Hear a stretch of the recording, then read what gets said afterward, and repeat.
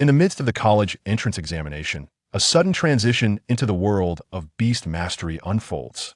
Astonishingly, a second talent awakens, synthesis evolution, allowing three spiritual beasts to merge and evolve. Powerful spiritual beasts emerge, shocking the entirety of the Beastmaster continent. For survival, for family, and for peace, Tang battles fiercely. Witness Tang's transformation from weakness to strength, his gradual rise to prominence, looking down upon launching, ultimately achieving the title of Beastmaster. Chapter 1. From the examination scene to the awakening site. The crossroads of life often begin unexpectedly. Wake up. In the college entrance examination. With a forceful blink, Tang struggles to regain his balance, realizing he is not seated in a classroom, but rather standing in a circular glass chamber. Illuminated by 8 spotlights above and around him, the lights gradually dimming and fading. Before him is an electronic screen displaying talent, insight, level 0 tier 1. Candidates are advised to keep their information confidential. With a sharp clap, Tang slaps himself, exclaiming, "Am I still dreaming?" Wake up quickly. Upon opening his eyes again, Tang finds himself still in the glass chamber. Oh no, have I really crossed over? Who would transport a good person during the final English exam? I was promised a scholarship of 300,000 if I topped the charts. Suddenly, an alarm blares throughout the room. Is this a case of unexpected success? A man in his 30s grumbles at the door and shouts inside, "Student, you truly possess the talent of a Beastmaster. Stop hitting yourself and come out quickly. Others finish in a minute, and you've been in there for 10 minutes. You're wasting time." Tang quietly opens the door and steps out, thanking the middle-aged man. As he raises his gaze, he sees a throng of students on the playground. Behind him, 10 glass chambers are lined up on the ground, each with 7 or 8 classmates still waiting in line. Outside each testing room, a large screen displays results. The one he just exited shows a green passed, while the other 9 are marked with red not passed. Tang walks slowly, supporting his head as his memories meld together. I've truly crossed over. Unlike his past life as an orphan, this new Tang has family and friends, with fewer cold stares and ridicule, and an abundance of laughter and happiness. What astonishes him further is that this is a world of beast masters, where certain humans awaken their beast mastery talent around the age of 16, forming contracts with spiritual beasts, growing stronger and gaining wealth, power, and status. Brother Tang, you've awakened your talent. You truly are a genius. A tall, burly figure bursts from the queue, wrapping an arm around Tang's neck. Why did you take so long to test? Are you all right? I'm the last one left. If I don't awaken, don't forget me when you're rich. You're a genius too. Believe in yourself. Tang recalls his longtime friend, Yang Fan, a towering and robust figure. You're right. I'm a genius too. Haha. We'll both attend Beastmaster University together.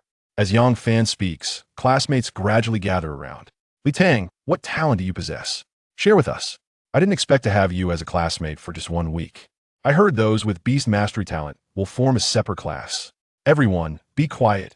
A striking woman clad in leather trousers, jacket, and shoes approaches with an air of authority, her exquisite features and striking figure capturing the attention of nearby boys.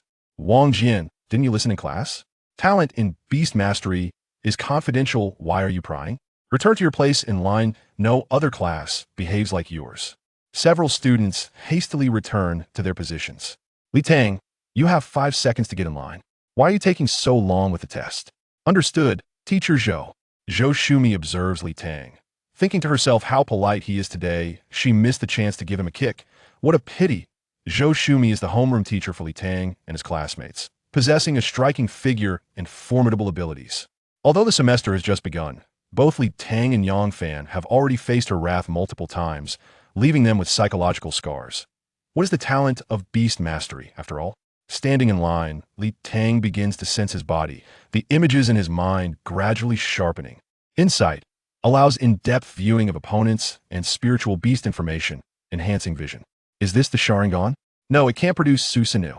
Ultimately, it's just an ordinary Byakugan. It seems I'm merely a bystander in this crossover. Simultaneously, a space of approximately 1 cubic meter presents itself in his mind.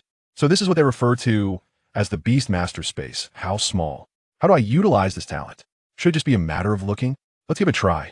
Tang gazes at Zhou Shumi, who is maintaining order, mentally invoking insight. His eyes seem to sparkle momentarily, revealing information before him. Name, Joshumi. Age, 28. Level, Tier 3, Level 6. Talent, damage amplification. Number of spiritual beasts, 2. Measurements. Joshumi senses something, abruptly turning her head to stare at Tang. How come there's strange key information? Before Tang can fully comprehend, he faints. This time our school performed well among the 1,056 new students, 85 possess talents. The speaker is Teacher Zhou.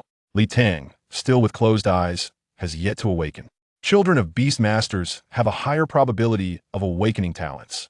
After all, Ana City is merely a county-level city. This data is quite impressive. That kid has awakened. Tang opens his eyes to see a jovial elderly man in his 60s gazing at him with a smile. Little one, your innate spiritual power is remarkable. Though you haven't reached Tier 1, you can still utilize Beast Mastery talent. Take a moment to check if you feel any discomfort. It's normal to have headaches for a couple of days. Don't be afraid. I don't have a headache, Grandpa. Tang begins to speak. Ding! A sharp pain pierces Tang's head, causing him to clutch it and roll onto the bed. Feeling a noticeable bump, peering through his fingers, he sees Joshumi's hand still raised in the air. This woman is terrifying. Before Tang can utter a word. You little rascal, you've got some nerve. Is your talent insight or X-ray vision to dare use it on me? Next time I catch you, it'll break your legs. Joshumi glares with displeasure, her right hand hovering threateningly above Tang's head, as if poised to deliver another blow at any moment. The elderly man beside her merely chuckles, unable to feign restraint. I'm sorry. I won't do it again. Teacher Zhou, my ability is insight, not X-ray vision. Please calm down. Tang shrinks back on the hospital bed, tilting his head backward to evade the impending strike of her delicate hand. Insight is quite a decent ability, although it's not a combat talent. It possesses strong auxiliary functions. The elderly man nods in approval. This is Vice Principal Liu, who also serves as the director of the school hospital. Joshumi remarks with a smirk. Lu Lao, you are too kind. Insight is a useful ability, but is indeed not as valuable before the introduction of the Spiritual Beast Encyclopedia. 30 years ago, after Master Qian Jinlai invented the Spiritual Beast Encyclopedia, this talent has been rendered almost obsolete. While speaking, Joshumi raises her left hand, displaying an electronic device resembling a wristwatch, presumably the Spiritual Beast Encyclopedia. You girl, what nonsense are you spouting? Vice Principal Liu responds helplessly. The Spiritual Beast Encyclopedia was also developed based on the Insight ability. Initially, Insight was rated as a grade talent, but later downgraded to grade. Vice Principal Liu suddenly shifts his expression from Joshumi to Tang. However, it is essential to understand that the same talent can exhibit varying degrees of strength and weakness. This depends on the beast tamer's development, utilization, and evolution, for ultimately, the true measure of a beast tamer lies in their practical combat ability. Vice Principal Liu seemed to recall something, pausing for a moment before resuming his cheerful demeanor. You are in good health now, so you and Teacher Zhou should promptly return. Chapter 2. Will the Beastmaster have a wife? Do you remember when you said home is the only castle? Tang followed Joshumi at a distance of 3 steps. Hastily exiting the school infirmary, the setting sun cast a golden hue upon them, elongating their shadows. As Tang observed Joshumi's graceful strides, he recalled the insights he had gleaned.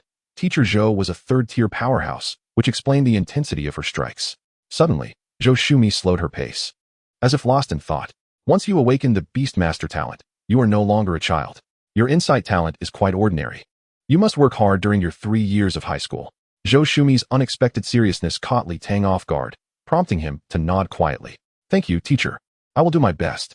Also, tomorrow at 7:30, all students who have awakened their talents are to gather in the school auditorium. Don't forget. You've already made me stay late. Hurry home. Okay. Tang's home was not far from the school, roughly a 20-minute walk. He meandered along the route etched in his memory. The closer he approached home, the more anxious he became. In his previous life, he had no family. But now his parents awaited him at home. Before his transmigration, Tang had been an orphan, sent to an orphanage by the police at the tender age of 3 or 4. In the early years, 4 or 5 families expressed interest in adopting him. But the young Tang always insisted that his biological parents would come for him, thus he never agreed. As he grew older and began to study, the number of potential adopters dwindled, perhaps fearing that he was too old to be nurtured. Fortunately, Tang consistently excelled academically, maintaining the top rank throughout high school. And he had applied early to a military academy. He had intended to dedicate himself to the nation. Who would have thought that during the final English exam? While listening to the audio, he dozed off. Upon awakening, he found himself here. Brother. A cheerful voice interrupted Li Tang's thoughts as a porcelain doll-like girl dashed toward him. Standing around 1.60 meters, with a well-proportioned figure, she wore a simple white t-shirt paired with jeans and sneakers, her hair tied back in a ponytail. Her heart-shaped face still bore the remnants of baby fat, exuding youthful charm and vitality. Who could resist pinching her cheeks? The girl jogged up to Li Tang, wrapping her arm around his, her small mouth chattering away. Brother, did you really awaken the Beastmaster talent? Our family is about to prosper. I heard you fainted from excitement after awakening. Brother, what does it feel like? Is it like a torrent of primal energy bursting forth from your body? Brother, say something. Li Tang, instinctively squeezing Li Yuanyuan's cheek, replied, Little one, why do you have so many questions? Wait until we get home to discuss with mom and dad. You pinch my face again. I'll become ugly. Li Yuanyuan retaliated by pinching Li Tang's waist. Ouch. Li Tang gasped. Is this a woman's passive skill? The two playfully bickered as they entered the house. Dad. Mom. I picked up brother. Is dinner ready? I'm starving. Li Yuanyuan swiftly changed into slippers and plopped down at the dining table. All right. Dinner will be ready shortly. Wang Na emerged from the kitchen with dishes in hand. Upon seeing Li Tang, she set the dishes down and hurried over to touch his forehead, then glanced over his body. Xiaotang, you're back. Are you feeling all right? Mom. Li Tang hesitated, having never called this word before, but a smile of happiness spread across his face. Don't worry, I'm in good health. Did Teacher Zhou call? Yes, around 6 o'clock. Teacher Zhou called to say you were fine and had left school. Earlier, Xiao Yangfan came by, saying you awakened your talent and fainted from excitement, and Teacher Zhou took you to the infirmary. I wanted to rush to the hospital, but your father stopped me, saying not to worry. The school would inform us if anything was urgent. Yangfan said he also awakened his talent and felt a torrent of primal energy during his awakening. So he was quite calm, unlike your excitement. Before Wang Na could finish, Li Yuanyuan interjected, Brother, you're so weak. Humph. He has no shame. Before the tests, he said to remember the poor when rich, but after the tests, he claims he has the potential of a great emperor. As they spoke, Li Yunlong emerged from the study and took a seat at the dining table. Dad. Yes, our family has someone who awakened their talent. Xiaotang, you must mature. No more teasing and playing around. You need to focus on your training. Li Yunlong worked at the City Inspection Bureau, where Beastmasters were employed, providing him with a certain level of understanding about them. Standing at 1.80 meters, with a well-built physique and a straight posture that suggested regular exercise. He had a buzz cut and a square face, exuding a stern demeanor. He appeared serious when speaking, and even more so when taking action. As Wang Na arranged the dishes on the table, she picked up 2 wine glasses and turned to Li Yunlong. Oldly, let us celebrate today. I'll have a drink with you. Haha, today I'm basking in Xiaotang's glory. Li Yunlong retrieved a bottle of wine from the living room cabinet, pouring himself a glass and half a glass for Wang Na.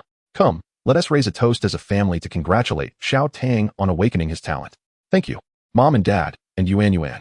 Dad, I heard Beastmasters belong to a privileged class, and the state provides them with funds, resources, and job placements. They say you must be a Beastmaster to even start a company. Li Yuanyuan, munching on a shrimp, asked curiously. Indeed, with privileges come responsibilities. 200 years ago, the 7 continents of the world merged, and fissures began appearing in the sky, allowing ferocious beasts to emerge and attack humanity. The original animals on Blue Star began to mutate. Humanity faced a crisis, and at that time, some individuals awakened their Beastmaster talents, forming contracts with spirit beasts and gaining formidable powers to engage in brutal warfare against the ferocious beasts. It took 30 years and the sacrifice of countless ancestors to seal the sky's fissures and drive the beasts back into the forests. That is how we achieved the peaceful life we have today. Li Yunlong clinked glasses with Wang Na, took a sip of wine, and looked at Li Tang.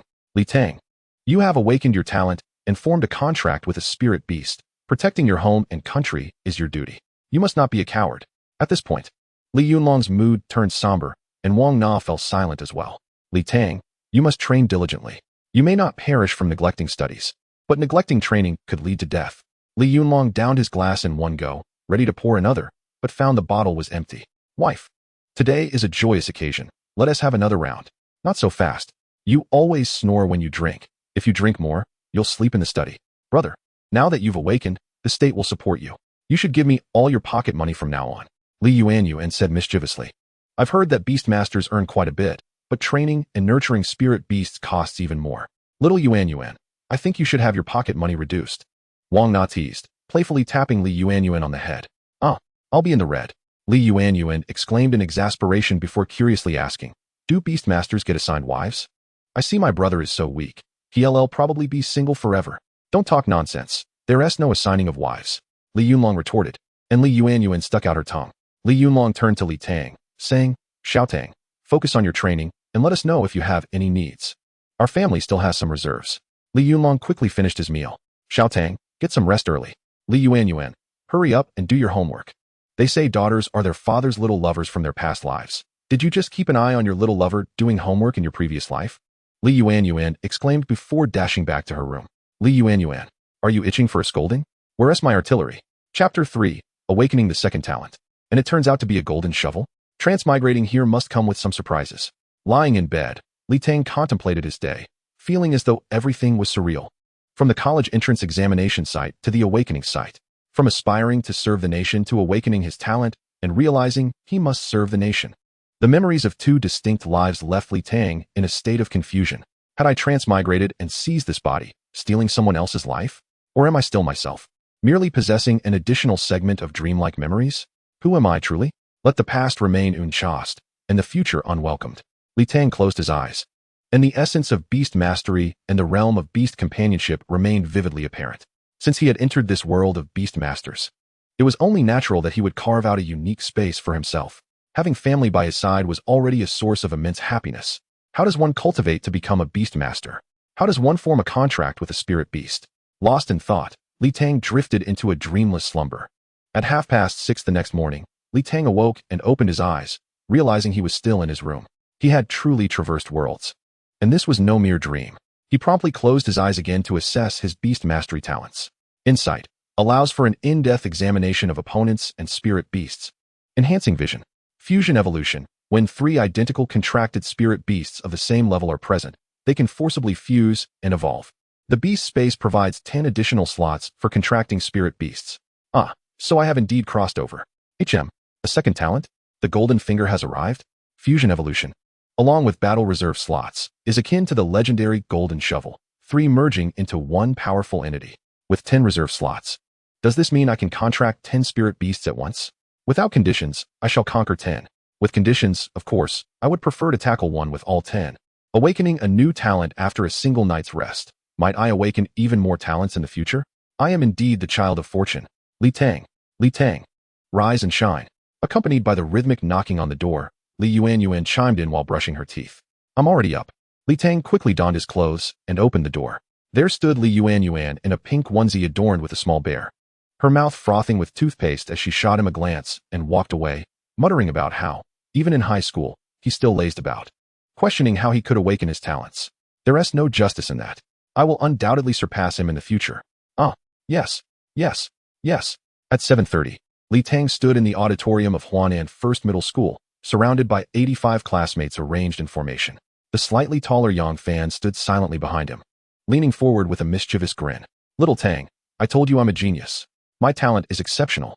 I'll let you in on it when no one else around. Puffed. Our school has no exceptional talents this time. And most of us are at the intermediate and basic levels. You too, the academic underachievers, awakening talents. What a travesty. Yang Fan's words were interrupted by the disdainful interjection of a chubby classmate, Wu Chong, who had attended the same middle school. Wu Chong, the son of the middle school's educational director, had always excelled academically and carried a somewhat arrogant demeanor. Over time, Li Tang and Yang Fan had dealt with him a few times, gradually forming a friendship. Hey, Wu Fatty, did you eat gunpowder today? Why the fiery remarks? Care for a spar? Yang Fan, with his straightforward temper, could hardly tolerate such provocations. Before Yang Fan could engage, Li Tang interjected, Brother Chong, do you know the talent situation for our cohort? Spill the beans. We're from the same middle school. The respectful address of Brother Chong eased Wu Chong's demeanor considerably. I'll let you in on a secret. This cohort has 4 exceptional talents, 16 intermediate talents, and 26 basic talents, with the rest being ordinary. I only found out because my dad has connections in the Education Bureau. Isn't it true that talents of the same level can vary in strength? Li Tang inquired. You're aware of that.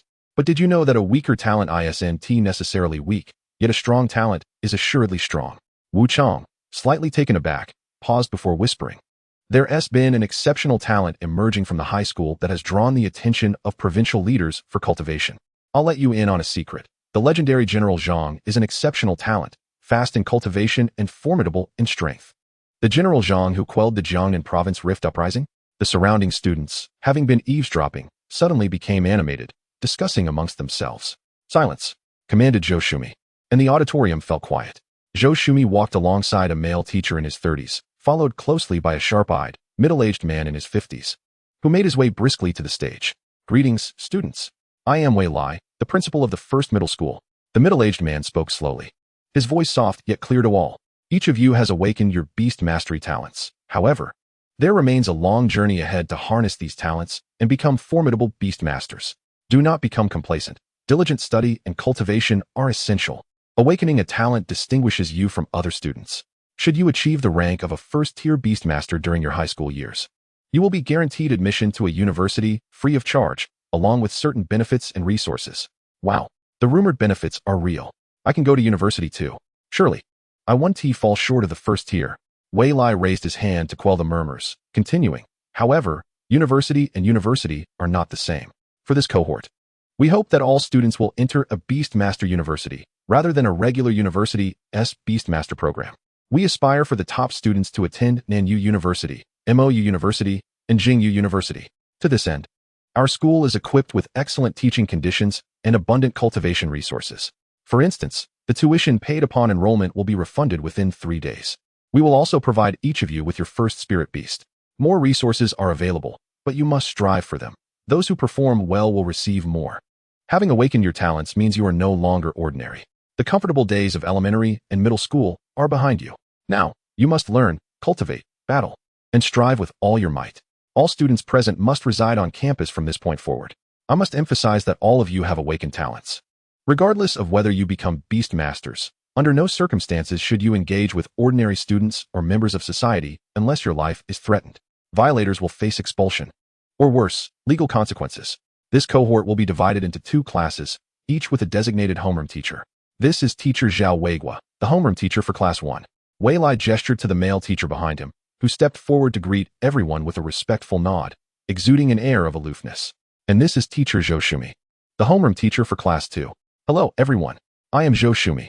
She stepped forward, introducing herself with a gentle voice and a wave, causing several unfamiliar boys in the audience to gaze in awe. Another act of demureness. Tang recalled the initial days of school, having been misled by her appearance, only to discover within a week that she had the entire class subservient to her. I'll now hand over the time to your 2 homeroom teachers. For the next 3 years of high school, should you have any questions, feel free to visit my office. With that, Wei Lai exited the auditorium with remarkable efficiency. Zhou Shumi stepped forward, stating, I will now call out names. Those assigned to Class 2, please stand to your right and follow me. Feng Rui, Lu Jie, Yang Fan, Li Tang. The 43 students of Class 2, please line up and follow me. Chapter 4. My life is too fast. How can you place me in the slow class? Have you ever truly given your all? In the classroom, all 43 students sat neatly at their desks, and not a sound could be heard. On the way here, those who had been whispering and failing to line up had received Zhou Shumi's firm reprimand, courtesy of her stiletto heels. Particularly after Li Tang and Yang Fan had spread the nickname Mother Tyrannosaurus, the entire class had swiftly fallen in line. During the journey, Li Tang realized that Huanan First Middle School was quite expansive, divided into teaching zones and a back mountain, with the teaching area designed primarily for ordinary students.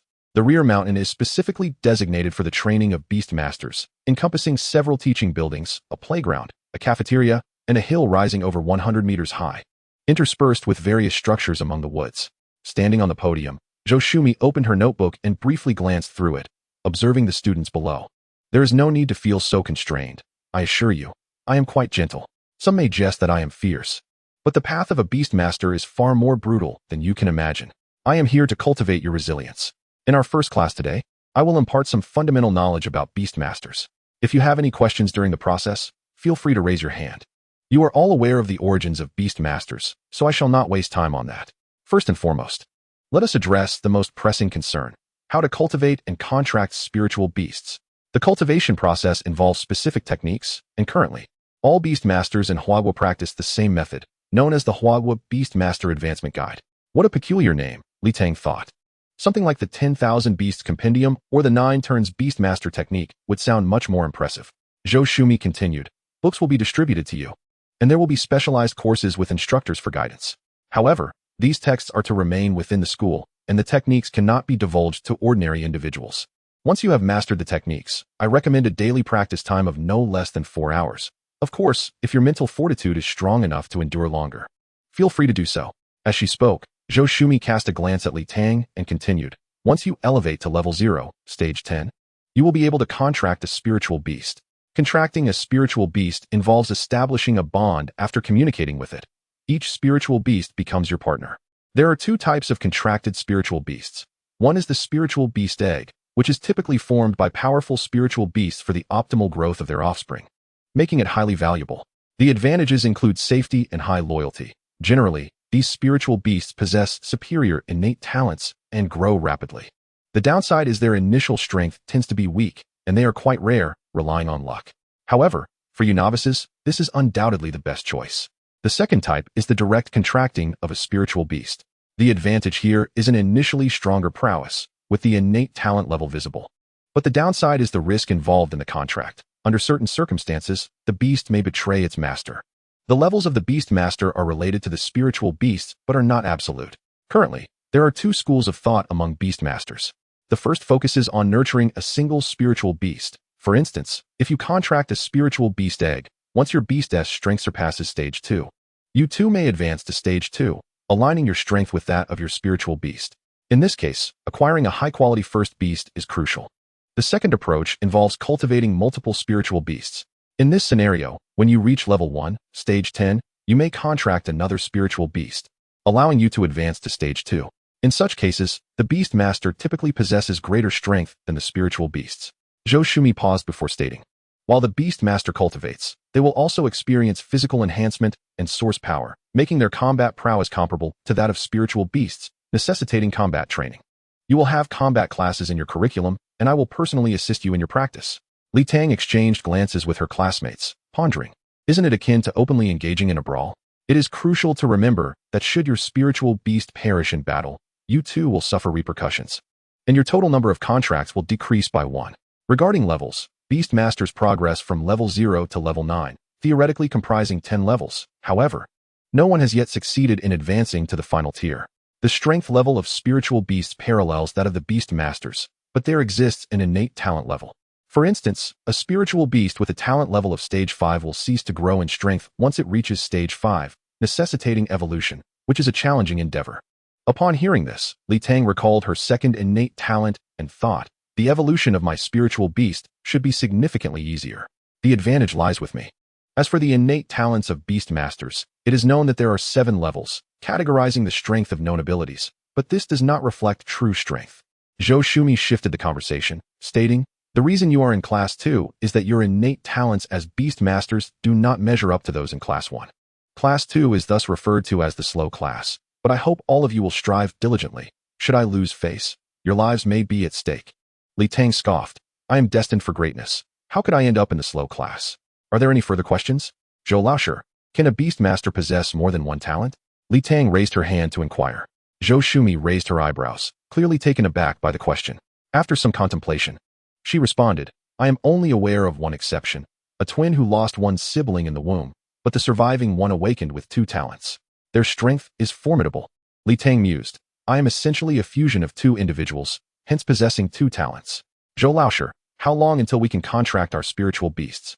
I am so curious about what my first spiritual beast will be. Yang Fan, seated behind Li Tang, quickly interjected. The timeline varies. On average, it takes about 1.5 years, around the 2nd semester of your sophomore year, for you to reach level 1. Zhou Shumi's face brightened with a playful smile as she added, however, let me disclose a piece of information. Each school year traditionally prepares 5 spiritual beast eggs. And this year should be no different. It is first come, first served. A single spiritual beast egg is worth over $1 million. The school is quite generous. I am an unparalleled genius. Only a spiritual beast egg is worthy of me. Yang Fan declared confidently. The students below began to envision their promising futures, chattering excitedly among themselves. Zhou Shumi continued. Now, let me discuss the benefits. The school charges no tuition, provides accommodation, and grants 2 days off each month. For those who have not yet reached level 1, each student will receive a low-tier source stone monthly for cultivation. The quantity is limited. It may not suffice for substantial cultivation. If you desire more source stones, the method is quite simple. I will now select a class leader and a vice class leader to assist in class management. These two will each receive an additional source stone monthly. How will the class leader and vice class leader be chosen? It is remarkably straightforward. Right now, everyone will run to the playground in the Beastmaster zone and run laps around it. Those who fall behind by 2 laps or cannot continue will be eliminated. The last one standing will be the class leader, and the second will be the vice class leader. It is as simple as that. Everyone, on your marks. Let us go. As Zhou Shumi's words concluded, the entire class stood and orderly ran out of the classroom toward the playground in the Beastmaster zone. 10,000 per piece. 10,000 per piece. 10,000 per piece. Yang Fan chanted behind her. Li Tang turned to ask, are source stones really that expensive? Indeed. But ordinary people cannot purchase them at all. Being class leader equates to an income of 10,000 each month. Li Tang thought. The position of class leader is mine for the taking. Chapter 5 today, I must become the class leader, even if it kills me. I will give it my all. The playground in the Beastmaster zone is considerably larger than a typical playground, with a circumference of approximately 800 meters. In front of the playground, Zhou Shumi had procured a chair from somewhere, comfortably sitting down beneath a sunshade while observing the 43 students running before her. The runners clearly divided into 3 groups, a leading pack of 5, the main contingent in the middle, and a trailing group of 7 or 8 who had fallen behind. Li Tang and Yang Fan were among the main group. In this world, although Li Tang's academic performance was average, she had a penchant for playing with cats and dogs and a love for sports, leading to her decent physical condition, making running quite effortless. Yang Fan, tall and strong, naturally exhibited superior athleticism. Initially, Yang Fan intended to break into the lead pack, but Li Tang urged her to remain in the second tier. This is a test of endurance. As long as we do not fall behind, we conserve energy, so let us not rush. After 30 minutes, in the third group, some could no longer endure. A girl and a chubby boy broke away from the group and collapsed onto the grass beside them. Chen Yu, eliminated. Man Chong, eliminated. Zhou Shumi's voice echoed in everyone's ears. As the first individual was eliminated, doubt began to creep into the hearts of many in the team. With only 2 positions available for the class monitor and vice monitor, what was there to compete for? Perhaps it was better to give up. An hour later, fewer than 10 individuals remained steadfast, with 3 ahead in the first echelon, 6 in the second, and 1 trailing behind, struggling to keep pace.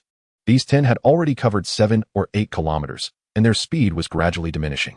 Among the second echelon, the girl in front of Li Tang was drenched in sweat, her white shirt clinging to her, revealing glimpses of her black undergarments, yet her steps showed no sign of faltering. Li Tang had no mind to notice this. As the agony in his muscles was overwhelming, each breath felt like a stab to his lungs. Beside him, Yang Fan was also panting heavily, sweat cascading down. I have always been first. I cannot give up. Li Tang continually encouraged himself, understanding that this race would eliminate those with poor physical fitness first, followed by a test of willpower. Once the thought of surrender took hold, he would be defeated. 10 minutes later, the girl ahead stumbled and fell to the ground. Others swiftly bypassed her, continuing forward. Li Tang halted, gasping for air, and helped her to the grassy side, where her knees and palms were scraped and bleeding, crimson running down her calves. With a cry, she sat on the grass, tears streaming down her face. Li Tang, too fatigued to say anything, returned to the track and resumed running, his head down. 3 minutes later, the last competitor was overtaken twice and eliminated. Only 8 remained, silently running, their heavy breaths and drenched clothing dripping with sweat. They were not professional athletes, but ordinary students. At this moment, their bodies had reached their limits, sustained only by their indomitable spirit. I have always been first. I will surely win. I have traversed here. I possess a golden finger. I must prevail. Even if I die running today, I shall be the class monitor. Initially the last, Li Tang kept uplifting his own spirits, slowly sensing strength returning to his leaden legs. As if gravity had ceased to exist, his speed began to increase, gradually overtaking those ahead. 7th place, 6th place, 3rd place, 2nd place, surpassing Yang Fan. The leader, Qin Rue, witnessed Li Tang closing in, his eyes filled with reluctance, yet his legs lacked the strength to accelerate. Helplessly watching as Li Tang passed him one step at a time. How infuriating, having led the entire race, to be defeated at the last second.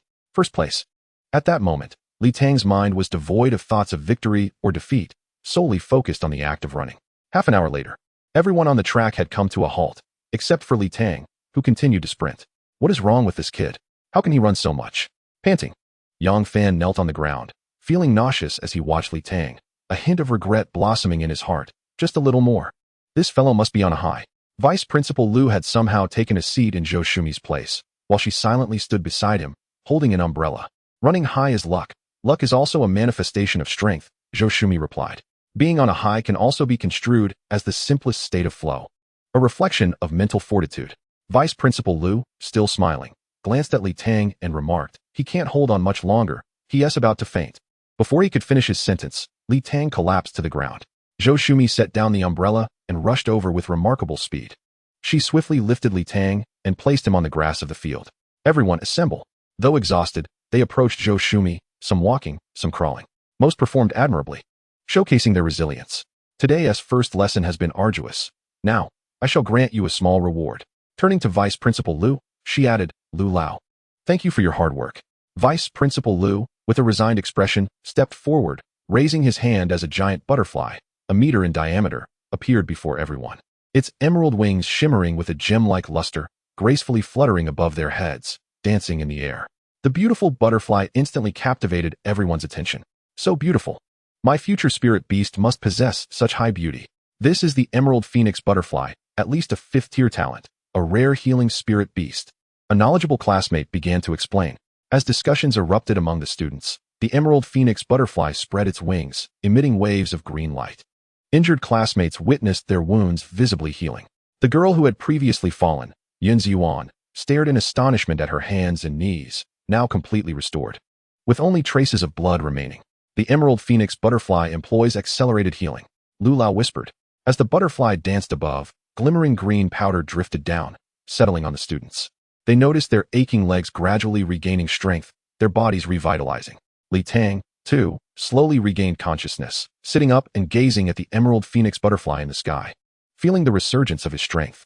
This was his first true encounter with a spirit beast, the enchanting Emerald Phoenix Butterfly. Akin to a beautiful dream that lingered in one's memory. Is this what a spirit beast is? How wondrous.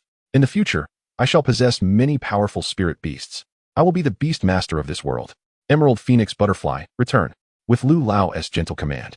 The butterfly transformed into a beam of light and returned to his body. Attend your class as well. I must return to the hospital, he stated, turning to leave. Everyone expressed their gratitude to Principal Liu. Zhou Shumi called out. Thank you, Principal Liu. Now, based on the results of the recent race, the class monitor is Li Tang, and the vice monitor is Qin Rue. Zhou Shumi pointed to Li Tang and Qin Rue, continuing, Li Tang. Please assign several boys to the library to collect this semester's books and distribute them to everyone's seats. At 1:30 in the afternoon, Li Tang will organize everyone in the combat classroom. I will teach you a martial arts class. Now, disperse, and hurry to eat, shower, and rest. Chapter 6. I am the class monitor, not a punching bag, thank you. Heaven bestows great responsibilities upon individuals. They must first toil and strain. Li Tang, accompanied by 10 boys, collected and distributed the books. After a morning of running, despite the Emerald Phoenix Butterfly's healing, they were utterly famished. Quickly calling Yang Fan, they dashed to the cafeteria. This morning, I almost cramped up. Otherwise, we would have been the exemplary duo of class monitor and vice monitor, a perfect match. On the way, Yang Fan began rationalizing to himself that when Li Tang was on a high, he had not noticed his condition, but reassured him, it's all right. Xiao Yang, with me, the great class monitor, how could you not reclaim your position as vice monitor? Brother Tang, you're absolutely right.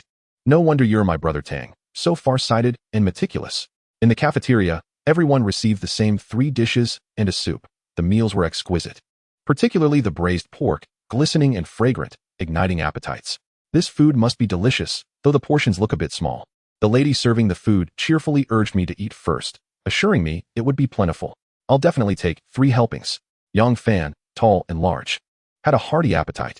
From a distance, Li Tang noticed Wu Chang sitting alone in a corner, eating, and he pulled Yang Fan over to join him. Who is this? Isn't that our young Master Wu? Why is he alone?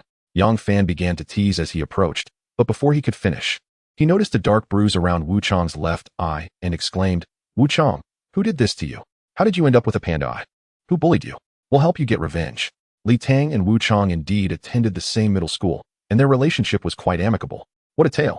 This morning, during the selection of the class monitor, our homeroom teacher arbitrarily decided to have the boys and girls engage in a mock brawl. The last one standing would be appointed as the respective monitors. Amidst the chaos, I found myself unprepared and was struck in the eye by a hulking brute. Wu Chang felt a tinge of regret, while Li Tang mused that both class teachers were no mere pushovers. Zhao Weigu's brutality rivaled that of Zhou Shumi's. It turned out to be quite the farce, as we lost the fight. If our class were to engage in a brawl, both of us would undoubtedly be the class monitor duo. Yang Fan, with her mouth full of braised pork and rice, chewed and remarked, "One should never hit the face." "Who was that big brute? Why did he strike your eye?" Li Tang inquired while eating. "Xiong Chu, our male class monitor, possesses a talent for physical enhancement. He is both resilient and immensely strong," Wu Chang explained. "Who is your class monitor?" "Right in front of you. Li Dabin, the monitor of class 2. "And you were unaware," Yang Fan exaggeratedly proclaimed. "What luck? What luck?" Li Tang responded graciously, gesturing for Yang Fan to continue. This morning, our Tang good dashed ahead, leaving everyone else gasping in defeat. They all conceded. Wu Chang, with his usual bravado, made a remark that caused Li Tang and Yang Fan to put down their chopsticks. "Xiao Chang, your eyes are not quite symmetrical. Let me assist you." As Yang Fan playfully restrained Wu Chang, Li Tang pretended to throw a punch. "I was mistaken. Please show mercy, esteemed warriors. Do not waste this meal. The ingredients are likely ferocious beast meat, and the vegetables are probably spirit plants, rich in energy, capable of nourishing our bodies." Sensing the precariousness of his situation, Wu Chang hastily shifted the conversation. Li Tang finished her meal, downed the last of the soup, and felt a warm sensation flowing from her abdomen to her extremities. Meanwhile, Yang Fan, who had proclaimed she was still hungry, unexpectedly let out a contented burp. At 1:30 in the afternoon, we arrived at the combat classroom. While it was termed a combat classroom, it spanned over 500 square meters and was equipped with various training apparatuses. The 43 students from Class 2 had changed into their training gear in the adjacent dressing room and lined up in formation according to height. Up front, Zhou Shumi had exchanged her leather attire for a sleek black training suit, exuding an aura of confidence. Some may believe that a beast tamer merely sends spirit beasts to fight, but that notion is fundamentally flawed. If a beast tamer is weak, any opponent with sense will swiftly eliminate them. Thus, a beast tamer must possess sufficient combat prowess. Although their physical strength increases with level, without adequate fighting skills, one is merely brutish. Class monitor, step forward. Yes. Li Tang emerged from the ranks. "Attack me in any way you wish." Zhou Shumi remained poised, not moving an inch. Aware of Zhou Shumi's formidable strength and extensive combat skills, Li Tang resolved to temper her power and employ feints. She could not afford to be overwhelmed. Without hesitation, she sprinted forward, feigning a punch aimed at Zhou Shumi's face, waiting for her response to shift tactics with a sweeping kick. However, before she could even perceive Zhou Shumi's move, her fist was caught in Zhou Shumi's grip, and with a mere tug, Li Tang was sent sprawling several meters forward, landing unceremoniously on the ground. "Come again." Zhou Shumi beckoned with a flick of her fingers. Li Tang, unwilling to concede, rose and charged at Zhou Shumi again, executing a side kick. Yet, Zhou Shumi's foot struck first, landing squarely on Li Tang's forehead. Such speed. Retrieving a thick shield, Zhou Shumi tossed it to Li Tang. "Hold it steady." Li Tang, wary, positioned the shield protectively before her. Zhou Shumi then took a step forward, delivering a punch that sent Li Tang soaring. After soaring 4 to 5 meters in low flight, she collided with a sandbag, which swung upwards like a pendulum. Li Tang, still on her feet, felt no pain initially, unaware that the sandbag was swinging back down, ultimately crashing onto her, resulting in yet another embarrassing tumble. "I am the class monitor, not a punching bag." This demonstrated raw power. I had been holding back, otherwise, that punch would have incapacitated me. Zhou Shumi then addressed the class, stating, in the subsequent lessons, "We will cover various combat techniques and even strategies in the senior year, but the fundamentals of combat remain unchanged. Strength and agility are the 2 core elements. Specifically, these include physical strength, endurance, speed, and flexibility. Today's lesson focuses on stance training." As she spoke, Zhou Shumi demonstrated, positioning her legs shoulder-width apart, half squatting, maintaining a straight back, bending her elbows, and holding her arms in a rounded position before her. This is the foundational stance training. Stance training serves 2 purposes. First, to strengthen our lower body and enhance our endurance, allowing us to maintain stability during combat. Second, to cultivate our muscular strength.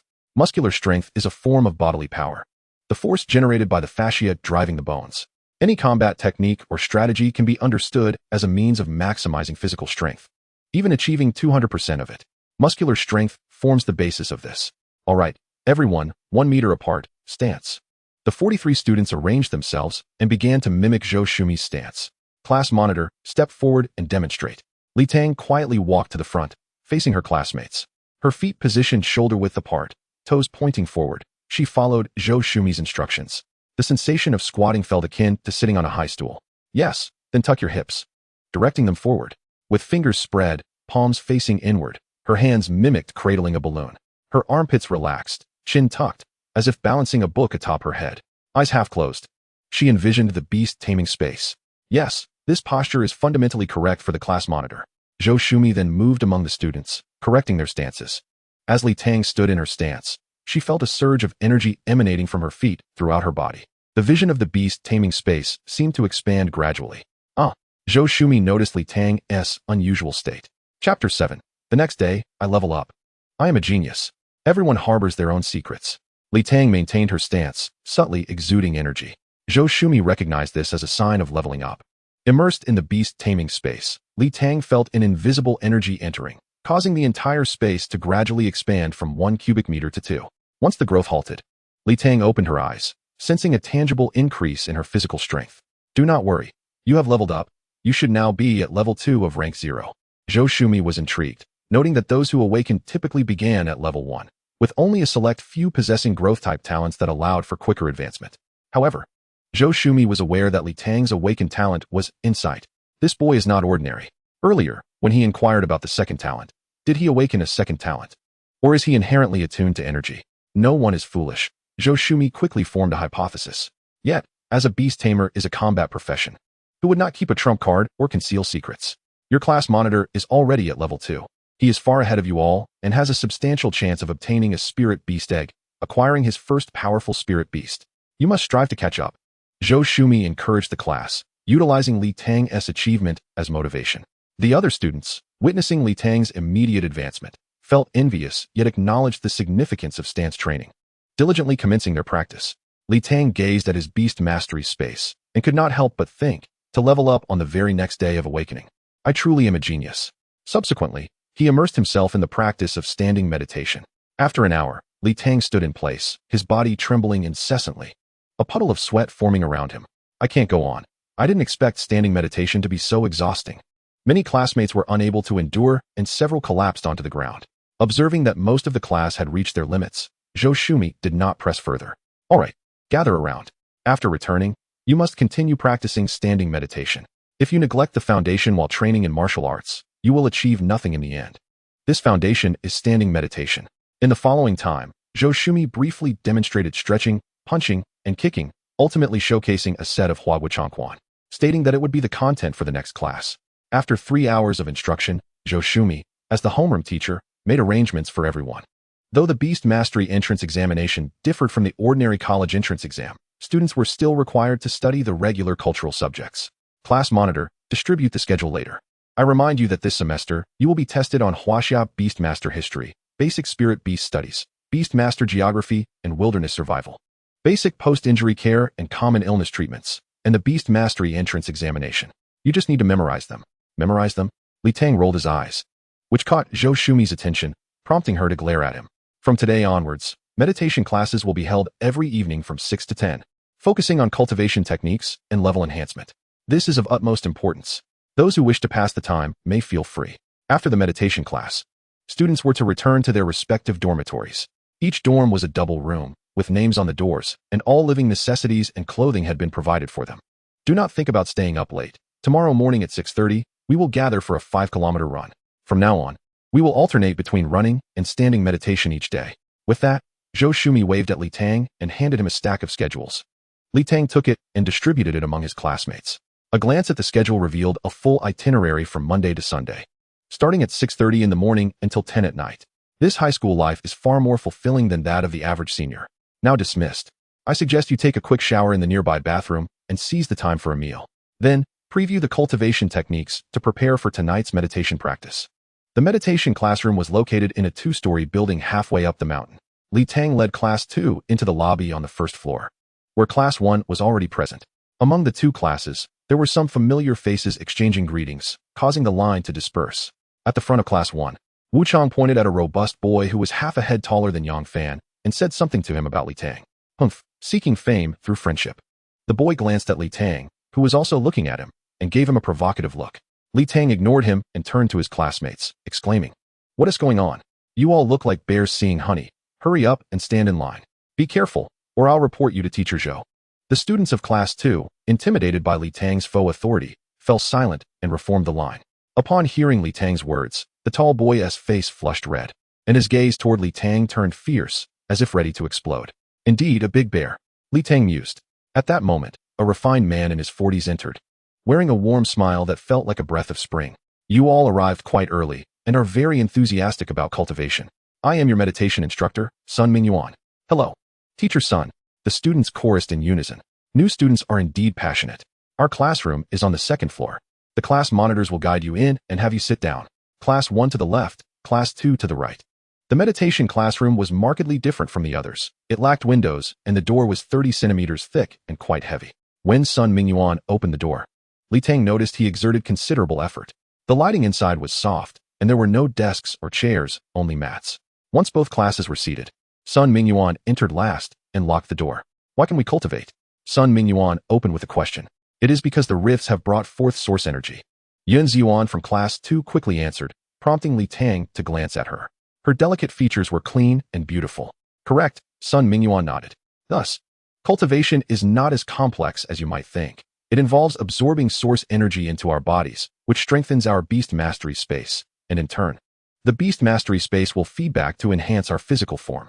The technique is designed to teach you how to absorb source energy more efficiently and how to utilize the feedback from the beast mastery space to improve your physical attributes. This book, Huahua Beastmaster Promotion Guide. I trust you have all previewed it? Sun Mingyuan raised the book in his hand, and upon seeing the nods from the students, he continued. Although the title may not be impressive, it is a compilation by the predecessors of the Ninth Order Grandmasters based on various techniques, characterized by balance and stability, with minimal risk in cultivation. Has anyone noticed something unusual about this classroom? Sun Mingyuan smiled and asked again.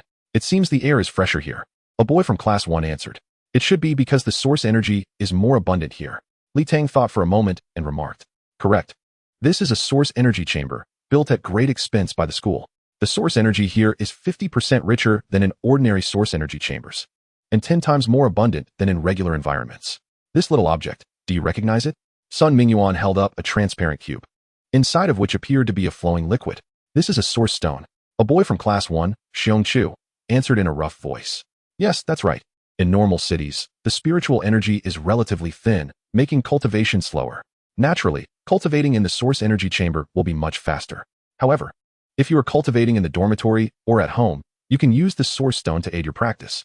Next, the class monitors stepped forward to distribute the source stones. In Class 2, Li Tang and Qin Rui approached, while Class 1 had Xiong Chu and a tall, slender girl. Each of your class monitors receives 2 pieces. Additionally, Li Tang, you receive 3, Sun Mingyuan announced. Upon hearing this, all eyes from both classes turned toward Li Tang, who was counting the source stones. Chapter 8. Planting small seeds, growing great trees. Sow a grain in spring, reap 1,000 in autumn. This is the reward for leveling up. At level 0, for each level gained, a piece of source stone is awarded, Sun Mingyuan explained. Upon hearing this, the students of Class 2 understood the situation, while those in Class 1 were still bewildered. Li Tang has already reached level 2 this afternoon. Sun Mingyuan continued to explain. This is quite extraordinary. The meditation class hasn't even started, and you're telling me others have leveled up? Is Li Tang perhaps a natural awakener? Surely not. You forgot that he awoke with us yesterday. It must be due to talent. The students of Class 1 began to chatter excitedly. Sun Mingyuan raised his hand to quiet them, his smile fading into a serious demeanor as he stated, Beastmasters seek their own growth. Others leveling up quickly is their own ability. Why must talent remain confidential? Many talents can be easily discerned by others. However, some talents have specific conditions. In future battles, if your talent, spirit beasts, and skill information are fully known to the enemy, it puts you at a considerable disadvantage. Of course, you may showcase your talent to gain more resources. However, you must also allow others to conceal their abilities and keep their cards close to their chest. Hearing this, both classes fell silent. Sun Mingyuan did not elaborate further, but restored his warm smile and continued the lesson. Earlier, we mentioned that source stones can accelerate cultivation. Source stones are precious minerals condensed from source energy, which we extract. Though what you hold is merely a small piece of low-grade source stone, once absorbed, you will nearly reach level 2. The talent of beast taming is the manifest potential recognized by all. In addition, energy affinity, the comprehension of techniques and combat strategies, and the coordination with spirit beasts also represent one's potential. Now, in the source energy chamber, there is no need for everyone to utilize source stones. The energy within is sufficiently abundant. Today, as training officially commences, everyone, sit cross-legged, close your eyes, and immerse your consciousness in the beast taming space. Breathe deeply, calm your mind, and focus. Use your consciousness to perceive the source energy surrounding your body, which which should appear as translucent particles of a light reddish hue. Those who can sense it, reach out with your consciousness to engage with it, drawing it into your body. Do not rush, take your time. Sun Mingyuan paused, observing the 85 new students present. His eyes glimmered briefly as he activated his beast taming talent, the Eye of Energy. Most students in Class 1 had already absorbed the source energy into their bodies. However, upon observing Class 2, he was taken aback. Tang was surrounded by a dense energy, with multiple source energy particles swiftly entering his body, while others absorbed them one by one. He was taking in several at once. Without even training, he had already advanced to level 2. Who was this child? Had a powerful figure traversed back to when he was 16? Regaining his composure, noticing that his classmates had absorbed some energy, Sun Mingyuan continued, "Dear students, we now approach the critical part. Feel the energy you have absorbed into your body. Do not allow it to linger within your physical form. Use your consciousness to transport it to your beast taming space. Aim to transfer a total of 10 source energy particles. Take your time. Then, within your beast taming space, compress these 10 particles into a single droplet. This droplet will serve as a seed, which you shall plant in the ground of your beast taming space. Continue to absorb the surrounding energy, transferring it to the beast taming space to nourish the seed. Visualize this seed sprouting, its roots and shoots emerging. Allow it to grow gradually. This concludes the introductory section of our Huaxia Beast Tamer Advancement Guide. Today, you will primarily focus on this segment. Continue your training. Let us strive for all seeds to sprout. After delivering this instruction, Sun Mingyuan settled cross-legged at the front, holding a piece of higher purity source stone, commencing his own practice. Meanwhile, within Tang's beast taming space, the seed had already sprouted, continuously absorbing energy particles from the space, subsequently producing a leaf. At that moment, Tang sensed that the second talent's preparation seed could also accommodate a seed. Without hesitation, he began digging within his small beast taming space, planting tiny seeds that would yield tiny sprouts. The first preparation seed, the second, the fifth, the 10th. Once all the seeds were planted, Tang felt that his rate of absorbing source energy had accelerated. Hundreds of energy particles surged into the beast taming space, absorbed by the 11 seeds. The seeds in the preparation seeds were also gradually growing, sprouting a second leaf. Why have the energy particles ceased? Murmurs began circulating among the classmates. Sensing the unrest in the classroom, Sun Mingyuan took a deep breath and halted his practice. Upon opening his eyes, he observed a vortex beside Tang, with hundreds of source energy particles swiftly entering his body. A minute later, yet another surge of hundreds of energy particles followed. The energy particles surrounding him were completely depleted. What was happening? His absorption rate rivaled that of a third-tier beast tamer. There was not enough energy in the classroom. Sun Mingyuan rose and approached the wall at the front of the classroom, pressing against it to reveal a hidden compartment. Inside were 10 small slots, each containing a piece of inferior source stone. He took one from a slot and, with some reluctance, placed a brand new piece of medium-quality source stone into another slot. Sealing the compartment again, the classroom lights dimmed momentarily, and soon the energy within the classroom was replenished swiftly. At 9:40 p.m., Sun Mingyuan awakened the entire class, stating, "Today, I will introduce you to the basics of techniques. The seed within your body is referred to as the beast tamer tree, which is the core of our techniques. By nourishing it with energy particles, dew will condense upon its leaves, and this dew represents source power. Source power has numerous functions, including nourishing the beast taming space, facilitating our advancement. It can strengthen our physical forms, augmenting our strength, and assist in recovering stamina and healing injuries. It enables us to utilize the active skills of our beast taming talents. Once you contract with a spirit beast, it can also aid in its advancement. Source power is the core strength of us beast tamers." After a brief pause, Sun Mingyuan glanced at Tang and continued, "At level 0. Source power is primarily used to upgrade the beast taming space. Once you reach level 1, the beast tamer tree will be well developed, and source power will have even more applications. Do you have any questions before we conclude?" "Teacher Sun, my seed hasn't sprouted during this lesson. Can I continue practicing at home?" inquired a tall, lean student from Class 1. It is normal for a seed not to sprout within one class. It typically takes 3 days for sprouting. The source stones provided are for your self-practice at home. When meditating, simply hold it in your palm. I must emphasize, meditation consumes mental energy, and when you feel fatigued, it is crucial to rest. Do not force your practice, as it may yield adverse effects. Chapter 9. Where's my source stone? Money is insignificant. It can be earned again. At 10:30 p.m., in dormitory 603 of the first middle school beast taming area. The living conditions are quite favorable. Although it is a double room, it is essentially a 2-bedroom suite with an independent bathroom. Tang gazed at Yang Fan, who was indulging in a midnight snack on the sofa, feeling utterly speechless. This fellow had restrained himself all day, and as soon as he returned, he whispered to Tang that his talent was enhanced digestion. Specifically, this meant that he and his spirit beast could absorb food energy at a 10% faster rate. A glutton? How impressive! Tang had initially played along, but upon reflection, he realized something was amiss. This was undoubtedly a high-level talent. Firstly, beast tamers cultivate through meditation. Merely eating serves little purpose. After all, one cannot digest source stones. Moreover, an increase of just 10% in absorption speed merely means he would become hungry a little quicker, requiring more food for nourishment. What else was there? Yet, he boasted that the more he ate, the quicker his strength would grow. He then hurried to the cafeteria to buy another midnight snack. The school provides 3 meals a day for free, but additional meals still incur costs. While Yang Fan was away purchasing food, Tang made a call home to inform them of his well-being. Observing Yang Fan devouring his meal, he felt incredulous but eventually asked, "Yang Fan, has your seed sprouted?" "No, I just planted it, and it hasn't reacted at all." "Are you mentally fatigued? Can you still practice at night?" "I was pretty tired.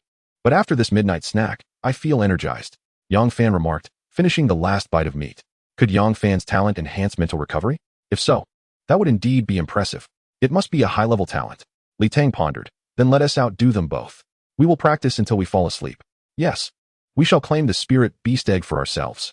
Tang's dormitory room was modest, containing a bed, a small wardrobe with 4 changes of clothing, a set of pajamas, a combat outfit, and 2 pairs of shoes. A desk equipped with a computer and some paper and pens was also present. Tang did not turn on the computer, but instead sat cross-legged on the bed, beginning to sense the beast taming space.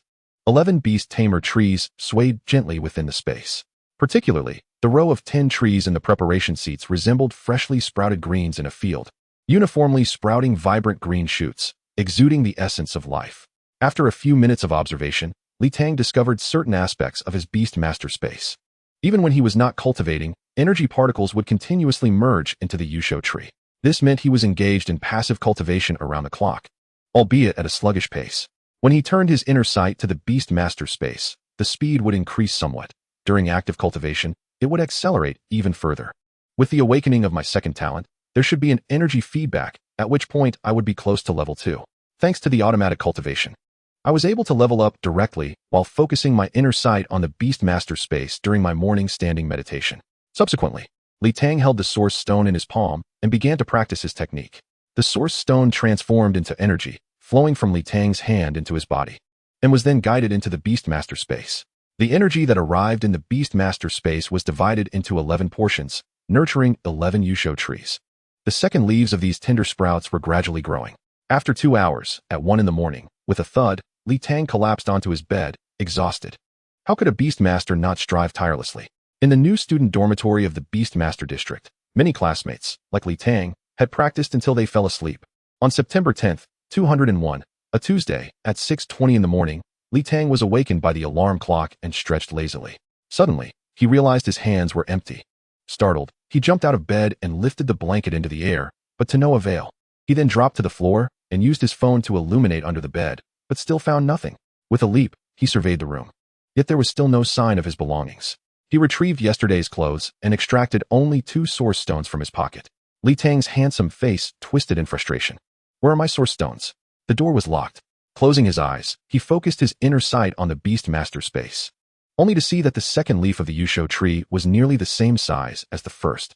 Had it absorbed everything overnight? 10,000 worth in a single night? If a Beastmaster doesn't train, it would be too costly. At that moment, Tang heard a man's voice echoing in his mind. "What is money? Money is a bastard. Indeed, money is a bastard. If it's gone, just earn more." Tang hurried downstairs to jog. He opened the door and rushed down with Yang Fan, sprinting all the way. As the class monitor, he could earn 1 source stone a month. He couldn't afford to let Zhou Shumi catch him off guard. At 6:30, they arrived at the playground on time. All the students were present and began to run. Tang's footsteps did not falter. With a command, the entire class started running. There was no time to allow Zhou Shumi to react. During the run, Tang inquired of Yang Fan beside him, "How much did your source stone absorb last night?" Yang Fan pulled out his source stone, which appeared to have undergone little change, merely lacking a tiny bit around the edges. With the pain mask donned, Tang sprinted across the playground. "My second talent absorbs a considerable amount of energy, so my source power will surely increase, giving me advantages in leveling speed and combat capability." The downside is that it is too costly. With classes from morning till night, I have no opportunity to earn money. By 7:15, the entire class completed the 5-kilometer run. Li Tang disbanded the group, rushed back to the dormitory for a shower, and grabbed 3 large meat buns from the cafeteria, bringing 4 for Yang Fan, eating as he walked. The morning classes consisted of regular subjects: Chinese, mathematics, biology, and chemistry. Li Tang opened his Chinese textbook and flipped through it from the beginning, then moved on to mathematics, followed by biology and chemistry. The contents of these books were quite similar to those from his previous life, with mathematics being considerably simpler and biology and chemistry differing only slightly. What was Li Tang in his past life? A perennial top student. His grades were sufficient for Beijing. He had entered a technological university through early admission. He had traversed from the examination hall, never fearing cultural studies. Thus, Li Tang began to focus his inner sight in his seat. Last night's experiment had shown that he could absorb source energy quickly while focusing inward. He refrained from cultivating, partly to avoid mental fatigue that might hinder his evening training, and partly to show respect to the teacher. After all, it was class time. In class, the Chinese teacher glanced at him but continued teaching silently. By the second mathematics class, the teacher was not so lenient, checking the seating chart. Li Tang, how do you solve this problem? Drawing a link to an auxiliary line allowed one to deduce that the final answer was 3 plus the square root of 3. Li Tang stood up, examined the problem for 5 seconds, and then spoke fluently. All right, sit down. Why have you been keeping your eyes closed in class? Teacher, listening is sufficient. Why must one use their eyes to see? After a morning of inner sight, Li Tang took stock. In the classroom's low energy density, without inner sight, each Yusho tree absorbed 1 source energy particle every 5 minutes. During inner sight, each tree absorbed 1 particle per minute. While in cultivation, each tree absorbed 5 particles per minute. In summary, 5 hours of inner sight equated to 1 hour of cultivation. Without inner sight, 10 hours of passive absorption equated to 24 minutes of cultivation. With this realization, Li Tang devised a plan. Chapter 10. There are no true scholars. Only those who are more diligent. Life is a stage, and the journey is long. Li Tang understood that he must utilize all his time in ordinary cultural classes for inner sight. Ideally, he would cultivate for 10 minutes every hour, allowing for approximately half an hour of cultivation in the morning. However, cultivation could not be halted as easily as inner sight. Plans must be tailored for different teachers. The challenge lay in the classroom's insufficient energy density for effective cultivation. So he would attempt to see how long he could cultivate during the day without affecting his evening practice, monitoring the recovery of his mental energy. Regarding exam scores, reviewing the textbook from cover to cover in ordinary cultural classes should pose no problem. After all, he had been a top student. As for the specialized courses in Beast Mastery, a quick review of the material before class, combined with a last-minute cramming session, should suffice to secure good grades. There are no true scholars, only those who work harder than others. In the realm of Beast Mastery, whether to practice inner sight during specialized classes now hinged on the teachers. After all, ordinary cultural classes were attended by regular students, who were not coddled. Teachers generally tolerated minor disruptions. They would simply pose questions to gauge understanding and then move on. Li Tang had ample experience. Before his transmigration, he had enjoyed studying physics during math class. The instructors for the Beastmaster classes were likely to be Beastmasters themselves. Although only a few days had passed since school began, Li Tang had already noticed that teachers who were Beastmasters tended to favor militaristic management and were not lenient with students. Like Zhou Shumi, who would resort to violence at the slightest provocation. It was said that Zhao Weigua from Class 1 was equally heavy-handed. Now, Li Tang faced another question. How much energy does a low-grade source stone contain? How had yesterday's low-grade source stone been completely absorbed? Li Tang, what time did you stop practicing yesterday? I saw you sleeping through class. Yang Fan asked, munching on a chicken leg. I lost track of time, practicing until I could barely stay awake and just collapsed into bed. Li Tang took another hearty bite of his meal. How did you manage to solve the math problem after just one glance? I still don't understand it, and you've already cracked it. Can we still be friends? I feel like becoming a Beastmaster has enhanced my intelligence. Don't you feel it? Li Tang playfully teased, leaving Yang Fan deep in thought. What should I do? I can't just say I came from another world. Spotting a familiar face from a distance, Li Tang stood up and called out, Wu Chong, there's a seat over here. Wu Chong, hearing the call, reluctantly carried his meal and sat down beside him. I can't compete with Xiong Chu and still need to survive in Class 1. Besides, I only mentioned that you are the class monitor of Class 2. We were in the same middle school before. Walk your own path, and let others find no way. Wu Chong directly and proactively explained, leaving Li Tang at a loss for words. I understand. Wu Chong, you practiced last night, didn't you? How much source stone did you consume? About 1/15, I suppose. I learned from a senior that a piece of low-grade source stone can last roughly half a month. After reaching level 5, it can last about 10 days. They can last half a month, and I only lasted one night? Li Tang donned a mask of anguish once more. What will happen to the remaining days in a month? Both the homeroom teacher and the beast taming course instructor have the authority to reward based on performance. Those with better conditions at home can also purchase from the school. I heard that big cities have beast tamer houses that specialize in selling beast taming related products, even pet eggs.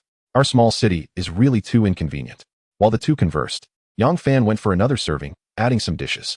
In the astonished gaze of Wu Chong, Yang Fan forcefully stuffed the food into himself, then slumped into a chair. Patting his stomach, he was in a foul mood, turning his sorrow into an increased appetite. Observing Yang Fan, who was so stuffed he could hardly speak, Li Tang offered an explanation. In the foundational course of spirit beasts, Fang Pingping was elucidating the common classifications of spirit beasts. Li Tang, shedding his earlier lethargy, sat upright in his seat, his eyes fixed intently on the teacher. As the teacher lectured, he couldn't help but nod in contemplation. When questions were posed, Li Tang immediately raised his right hand high, leaning forward with his upper body, his bottom barely touching his seat. His enthusiastic demeanor suggested that if the teacher didn't call on him, it would be a crime. Isn't this Li Tang, the class monitor from class 2? The first in this cohort to reach level 2. Such a commendable attitude in class, a true model student. Fang Pingping, who had taught the beast taming course for over a decade, found such an eager student in the field of spirit beasts to be truly rare. Should I record a reward for him? It's the first class, perhaps it's best to wait a bit. Life is like a play, heavily reliant on performance. After class, Li Tang immediately approached. Teacher Fang, your class was truly splendid, profound yet accessible. May I pose a question? Of course. Fang Pingping regarded Li Tang with the eyes of a sect elder gazing upon a prodigy. What type of spirit beast is most suitable for a first-level beast tamer? Possessing high innate talent and in the greatest numbers? That is a misleading question. Generally, the higher the innate talent, the fewer the numbers. If we speak solely of quantity, insects, pigs, dogs, and cats tend to be relatively abundant. For instance, the moonlight wolf is a pack spirit beast, widely distributed and numerous. In a pack, the lead wolf is typically of the 3rd level, while dozens of common wolves are at the 1st or 2nd levels. However, if the moonlight wolf evolves into the 5th level talent, the moon-devouring mad wolf, it will usually depart from the pack, living and foraging alone. The issue is, even among thousands of moonlight wolves, it is rare to find one that evolves. The weak tend to band together, while the strong often tread a solitary path. Teacher, your words are truly classic, a saying rich in philosophy. Li Tang flattered, then inquired, so, teacher, is it difficult for spirit beasts to evolve? This is a second-year topic. Let me briefly explain. Wild spirit beasts and ferocious beasts can evolve only upon encountering suitable heavenly materials and earthly treasures, coupled with battles for growth. Fang Pingping looked at Li Tang with affection and continued, of course, beast tamers are also continuously exploring the evolution of spirit beasts. Hence, attending a good university is essential. Reputable institutions often have research labs that have developed various evolution routes and methods for spirit beasts. Thank you, Teacher Fang. I have gained so much today. No problem. No problem. Fang Pingping pondered for a moment and said, Li Tang, next month, I will have a surprise quiz. You must prepare well. Certainly, teacher. I will surely rank first in the class. Li Tang confidently assured, then slightly bowed to Fang Pingping as he escorted him out of the classroom. Fang Pingping left the classroom with a sense of satisfaction, reflecting, a diligent student who is also polite, advancing swiftly. Although his innate talent may be at the level of insight, his abilities are substantial, not weak within Class 1. Seated, Yang Fan watched Li Tang, who humbly asked questions and displayed modesty and courtesy, astonished, unable to close his mouth. Is this the same Li Tang who used to pressure me in elementary and middle school? The mischievous one in the eyes of the teachers? Or merely an average student who did just enough to get by? Brother, you have changed. What a sycophant. The vice-class monitor, Qin Rue, sat disdainfully in his seat. Yun Zuan gazed at Li Tang ahead, her eyes growing resolute, as if she had found a goal. Her face slightly reddening as she lowered her head to rest on the desk. Chapter 11. A battle of such affluence I've never known. Each inch gained brings joy. In the teacher's office of the Beast Taming Department, Zhou Shumi listened to the continuous praise from 3 subject teachers for Li Tang, unable to suppress a smirk. He does possess resilience. Otherwise, he wouldn't be the class monitor. After all, he is a student from my class, and as a monitor, I cannot undermine my own authority. Zhou Shumi reminisced about her first encounter with Li Tang at the beginning of high school, when he led the class in whistling. Shortly after, during the first week of military training, He spearheaded requests for breaks. Later, he rallied the entire class and other classes for performances, encouraging the girls to dance. After she had beaten him up twice, he had become much more obedient, yet he was clearly a thorn in the side. The thorn has changed its ways. He probably has needs, but he has 3 source stones, which should be sufficient. At that moment, Sun Mingyuan approached her desk and pulled out a chair to sit down. Teacher Zhou, I need to discuss something. Your student Li Tang absorbs energy during cultivation at nearly 10 times the rate of his peers. Yesterday, the energy in the source energy room couldn't keep up with his absorption speed. I was compelled to switch to medium-grade source stones. At this rate, his progress to level 3 should be swift. I have already reported to the principal, and he indicated that as long as he is a good seedling, the school will provide support.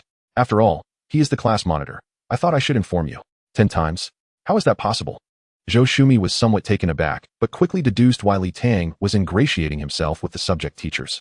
I find it strange as well. We can detect the talent for beast taming, but the specific abilities of that talent are known only to the beast tamers themselves.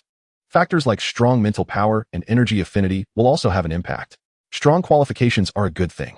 Teacher Zhou, you are a distinguished graduate of Jingyu University. You know how these years have been. Zhou Shumi interrupted him, saying, I am merely an ordinary student. There are countless prodigies in beast taming. Only those who grow are the true strong. All right, I will keep an eye on him. At 6 o'clock in the evening, in the source energy room, all 85 first-year beast taming students were seated on time. Everyone, immerse your consciousness in the beast taming space. Operate your techniques. Cultivate for an hour first, then listen to my lecture. Sun Mingyuan wasted no time and immediately led the students into their practice for the day.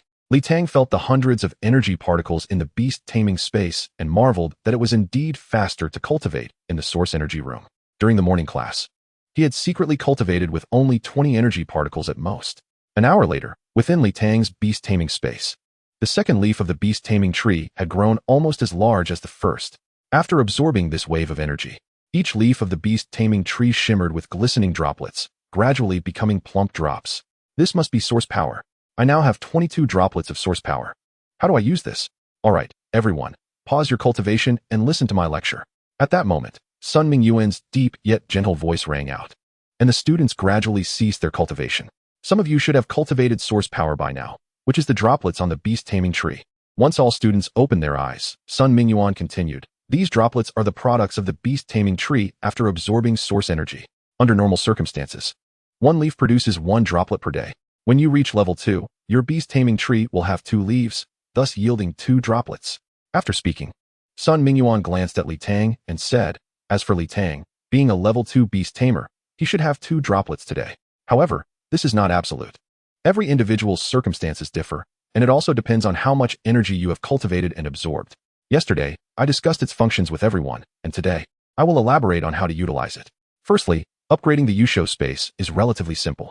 You merely need to disperse the source energy into the Yusho space with your consciousness, and it will absorb it automatically. Be mindful. The Yusho space will undoubtedly face bottlenecks apart from its elevation. During the upgrade, you may encounter obstacles as well.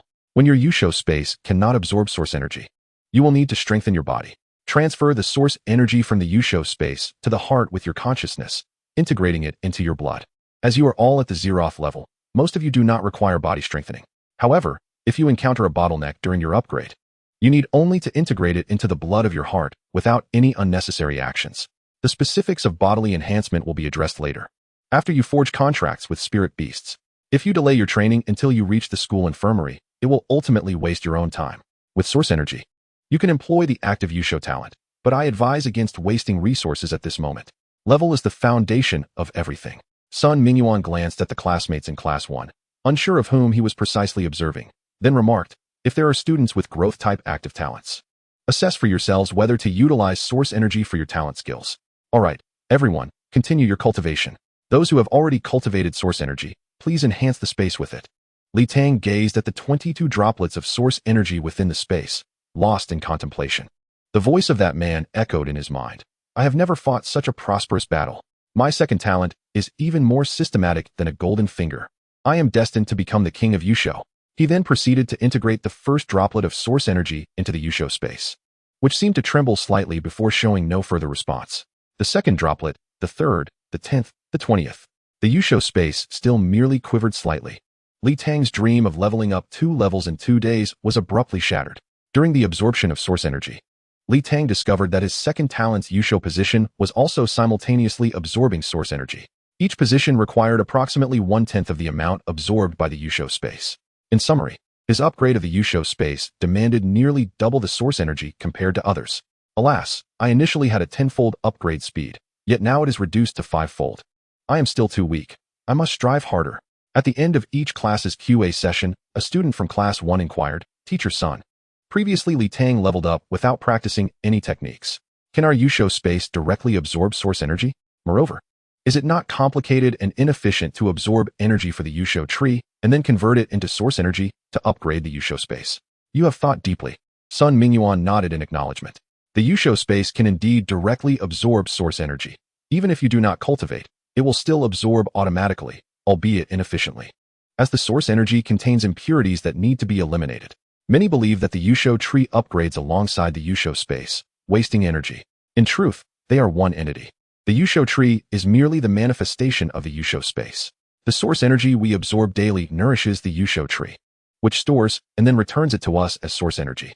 It can be understood that through techniques, the Yusho space efficiently purifies the impurities in the source energy, yielding a more refined and advanced energy, which is the source energy. Furthermore, each individual's source energy bears its own distinct mark, suitable only for oneself and one's spirit beast. This illustrates that your Yusho tree and Yusho space are interconnected. Teacher, is there source energy without a mark? Li Tang pondered and raised his hand to ask. Yes, the most exquisite source stones are said to contain unmarked source energy. Additionally, legends speak of rare spirit beasts and Yusho masters possessing talents that can generate unmarked source energy, though their yield is exceedingly scarce, as they can assist others in leveling up. Alright, this concludes today's class. Everyone, please return to your dormitories. Li Tang deliberately lingered until the others had left, then stealthily approached Sun Mingyuan to inquire. Teacher Sun, may I rest in the source energy chamber tonight? Get lost. Chapter 12. Good brothers, soar together. The bond of friendship is loftier than the heavens and broader than the earth. Upon returning to his dormitory, Li Tang gazed at the final Yusho tree in the Yusho space, where 2 droplets of source energy rested, intending to conduct some experiments. The subject of his experiment, his good brother, Yang Fan. Observing Yang Fan devouring a chicken egg pancake, Li Tang, drawing on his previous experience, silently chanted, Insight. As his eyes gleamed, data about Yang Fan materialized before him. Name, Yang Fan.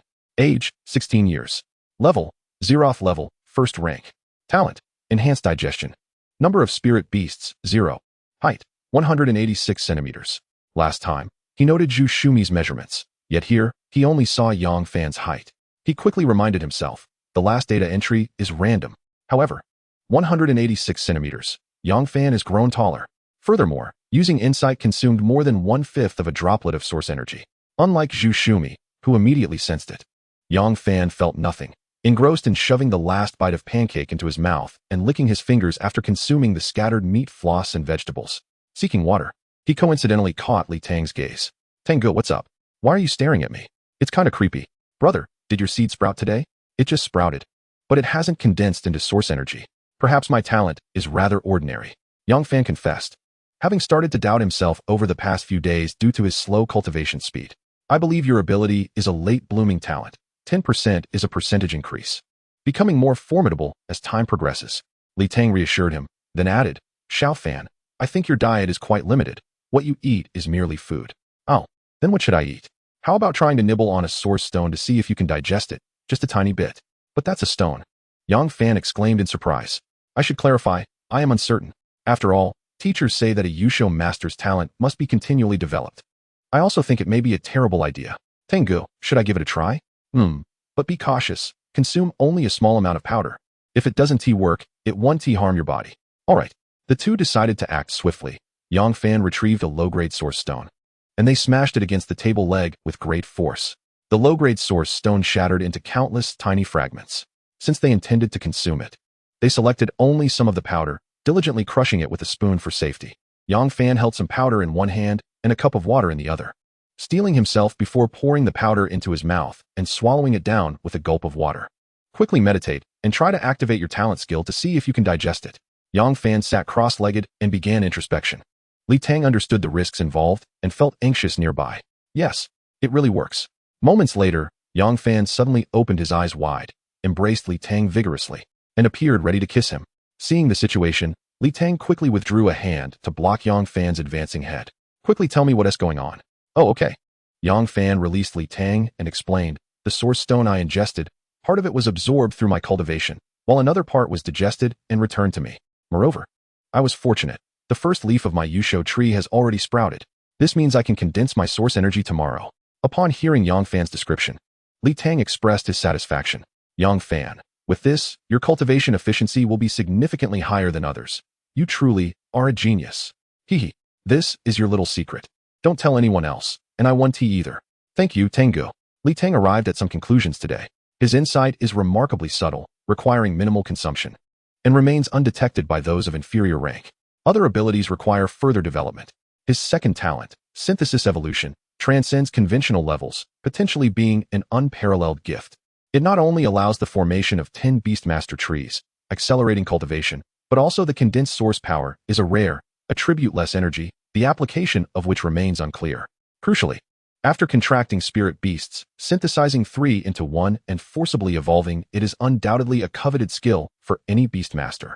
Brother Tang, do you lack source stones? Indeed.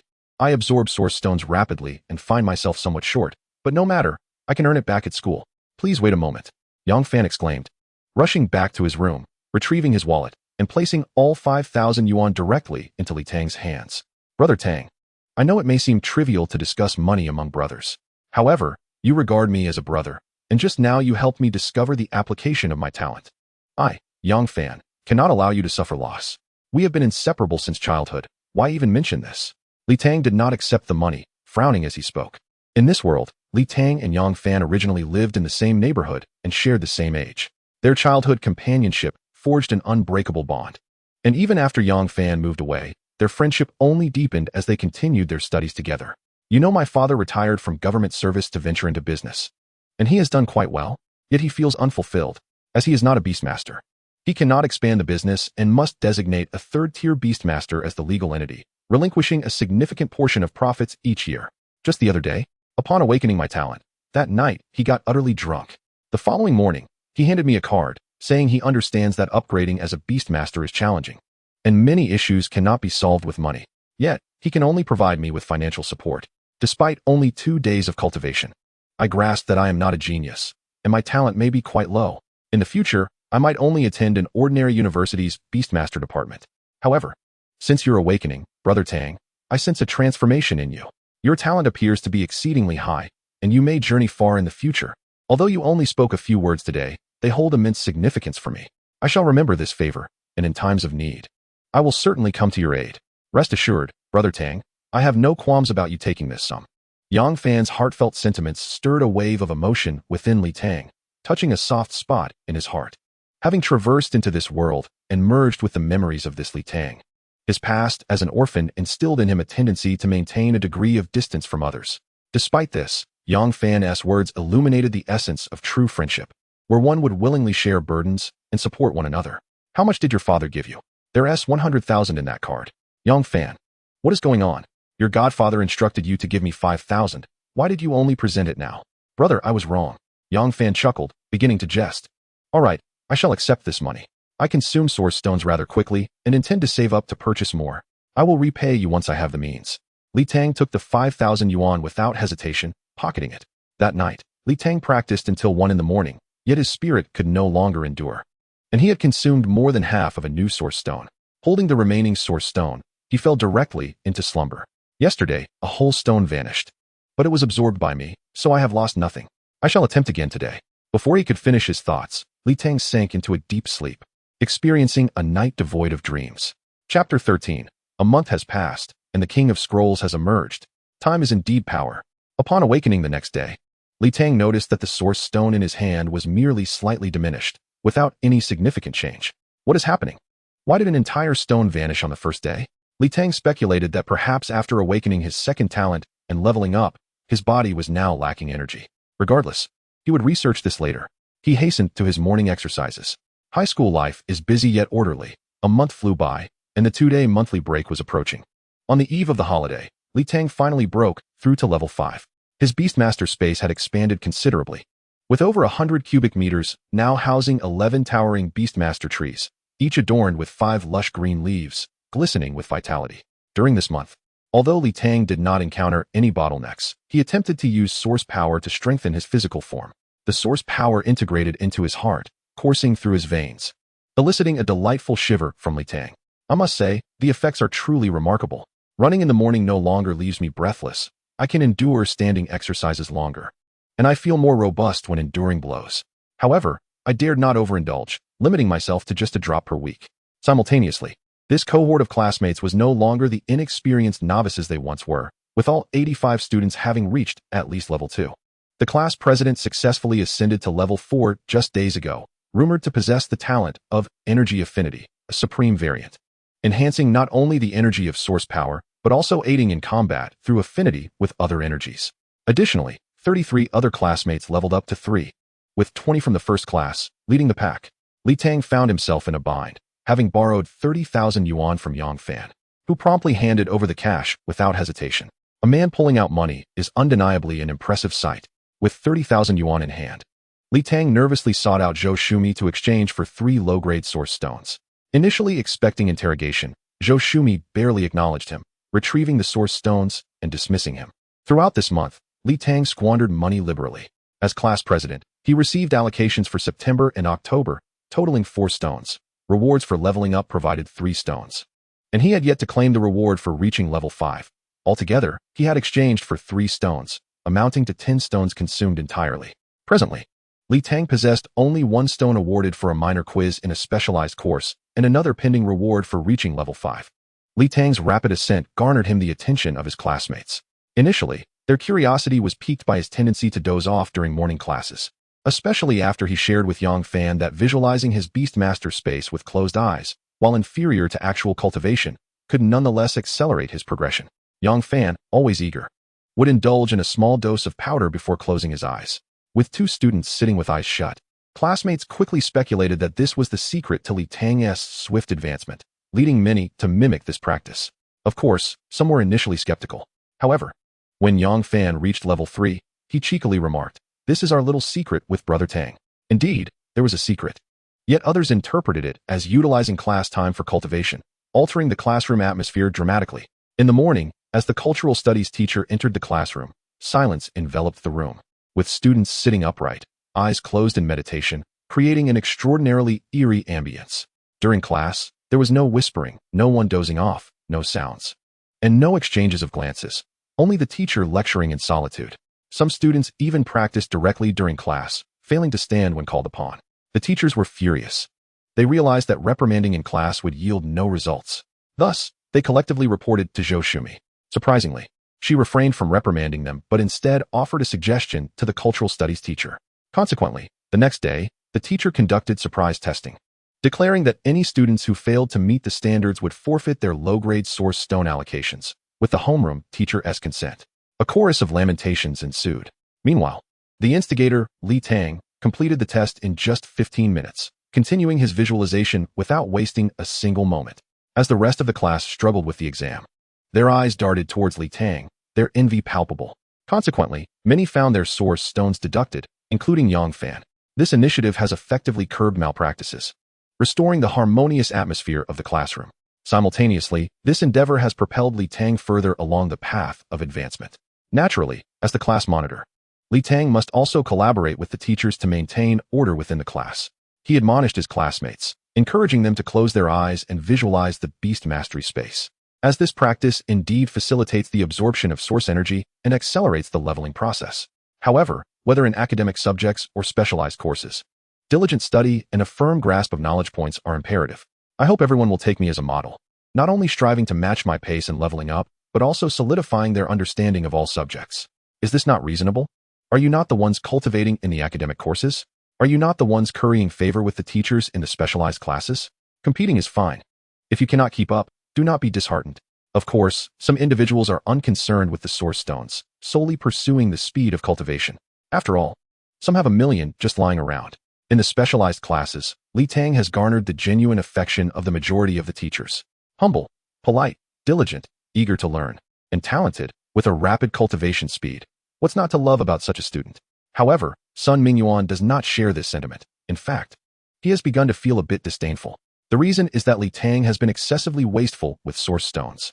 Due to the overconsumption of source stones in the source energy chamber, Sun Mingyuan has submitted 3 reports to the logistics department and provided 2 explanations to the principal. Fortunately, Li Tang's leveling speed is sufficiently swift, otherwise it would be difficult to justify. During the last class before the holiday, Sun Mingyuan observed his students' cultivation states with a hint of unease. Noticing the time, he stated, "Those living far from home may leave first." "Thank you, teacher." The classroom instantly became half empty. After a month at school, everyone was eager to return home. At 10 o'clock in the evening, only Li Tang, Yang Fan, Wu Chang, and a few other students remained in the classroom, persevering in their cultivation.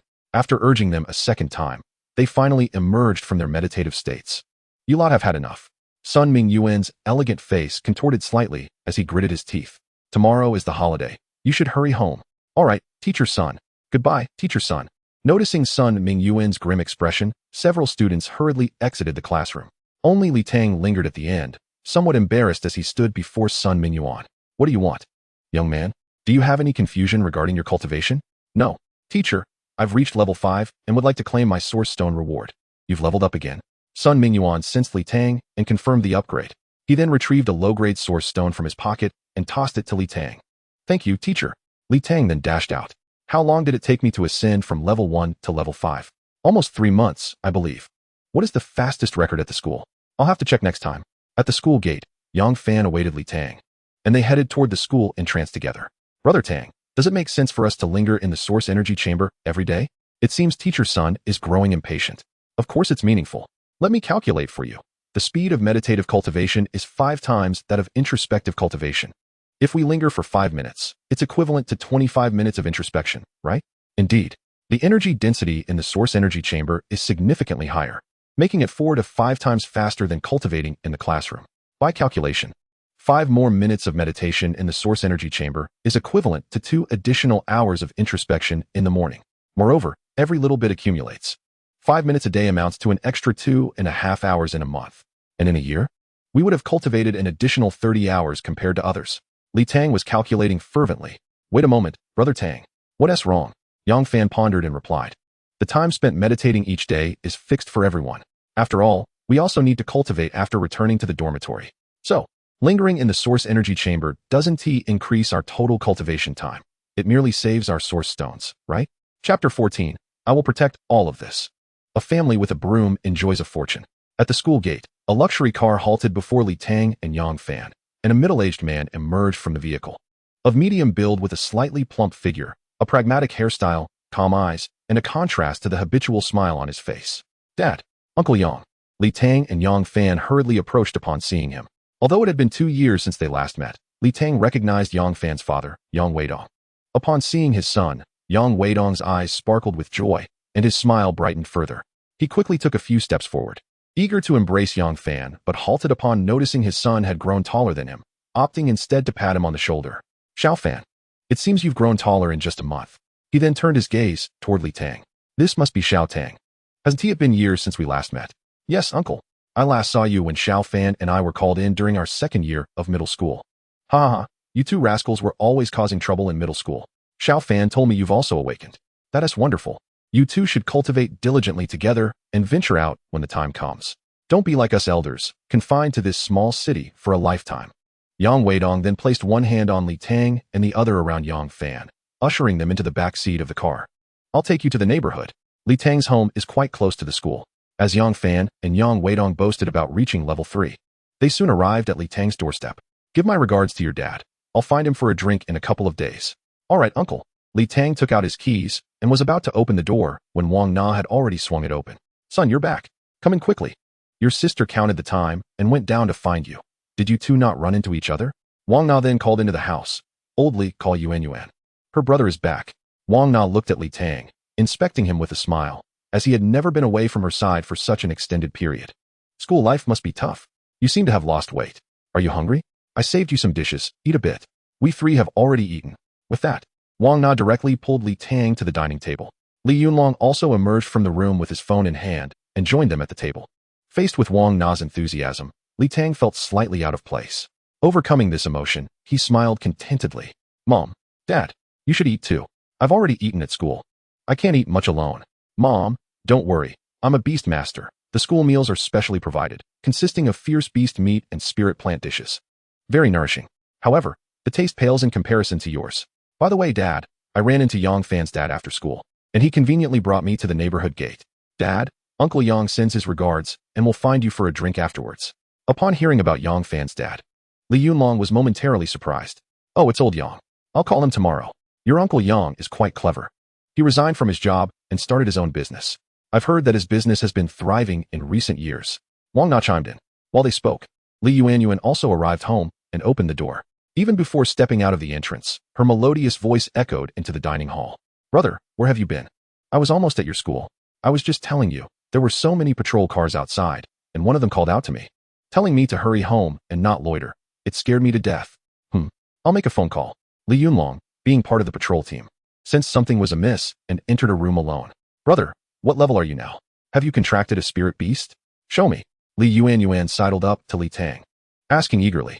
Li Tang playfully pinched Li Yuanyuan's cheek, smiling as he replied, I'm only level 5. I need to reach level 10 to contract a spirit beast. Li Yuanyuan swiftly swatted Li Tang's hand away from her face, expressing her disdain. Only level 5? Brother, you're so weak. What do you mean by that? I am the class monitor and have the fastest cultivation speed in the grade.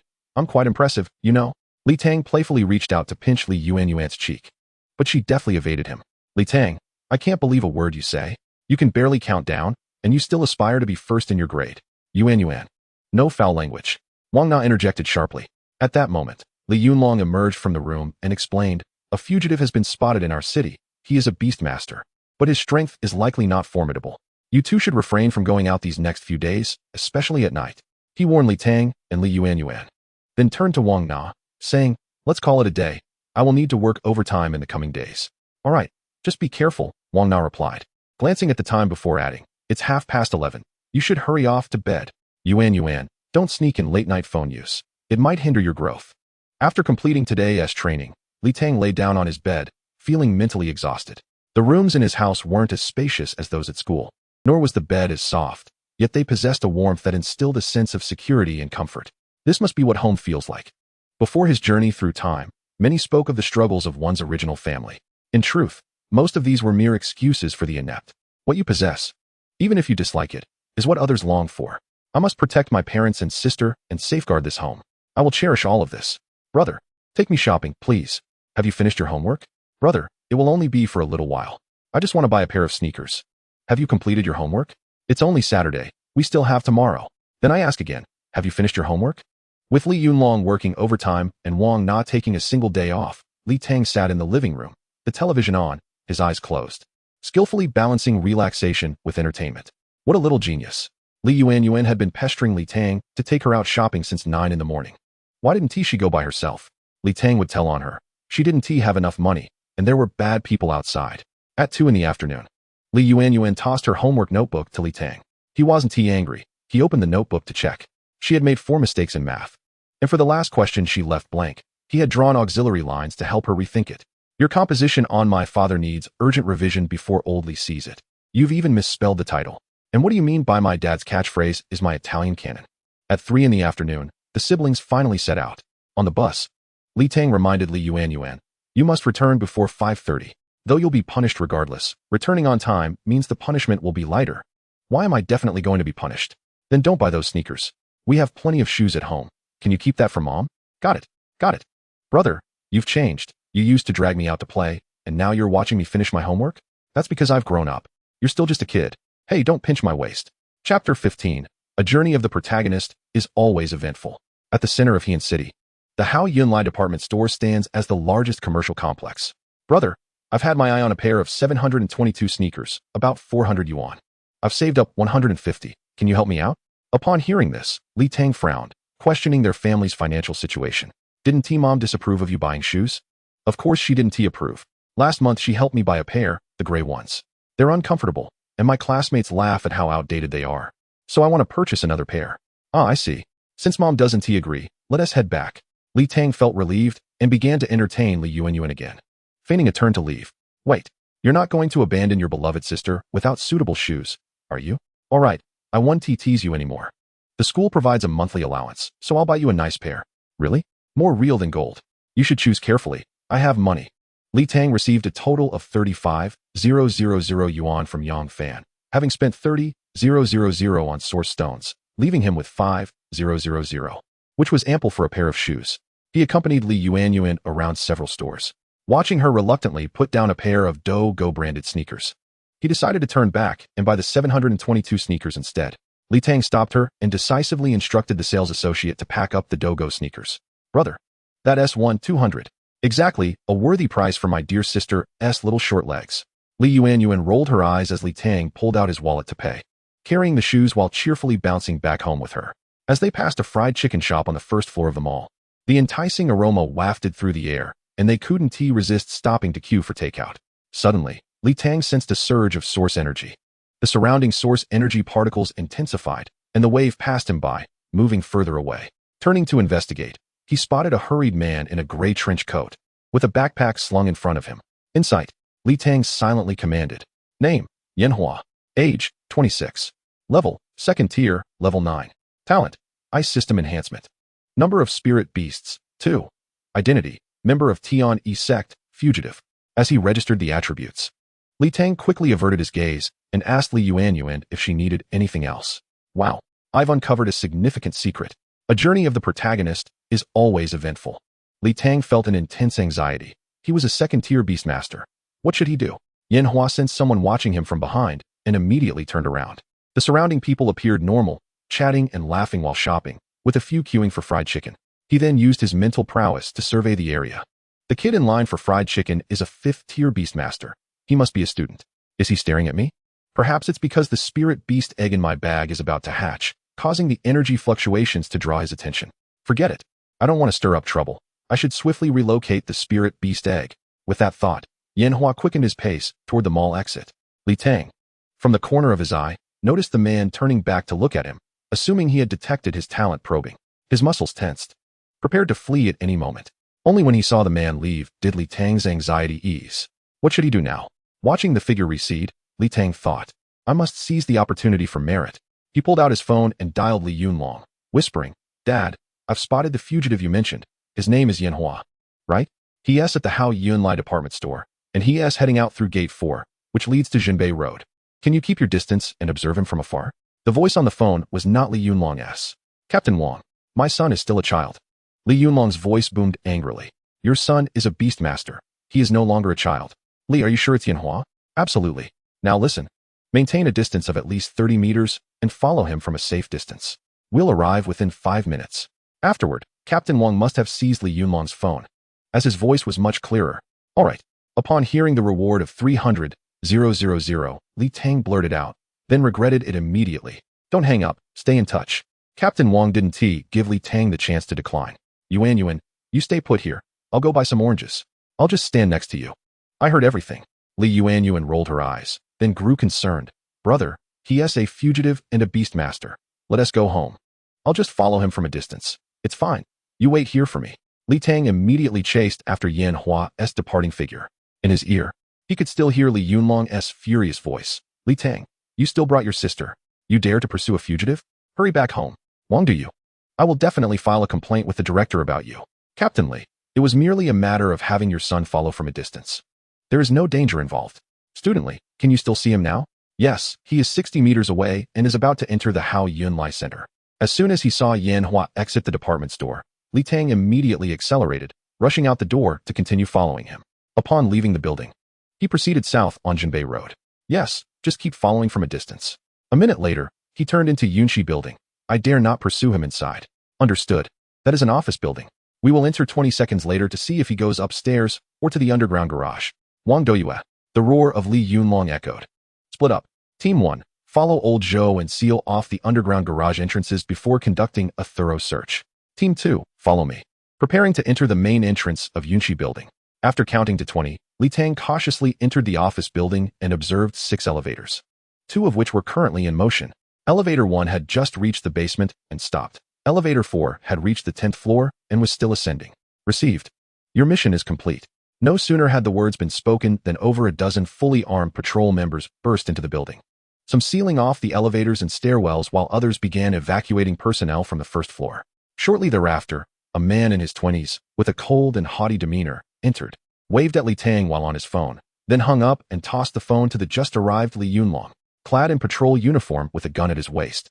Li Yunlong's serious countenance was as solemn as water. This elevator has reached the 33rd floor. Wang Doyue glanced at the elevator and then commanded that the office staff halt the other elevators, leaving only elevator 3 operational. Team 1, for individuals, ascend the stairs.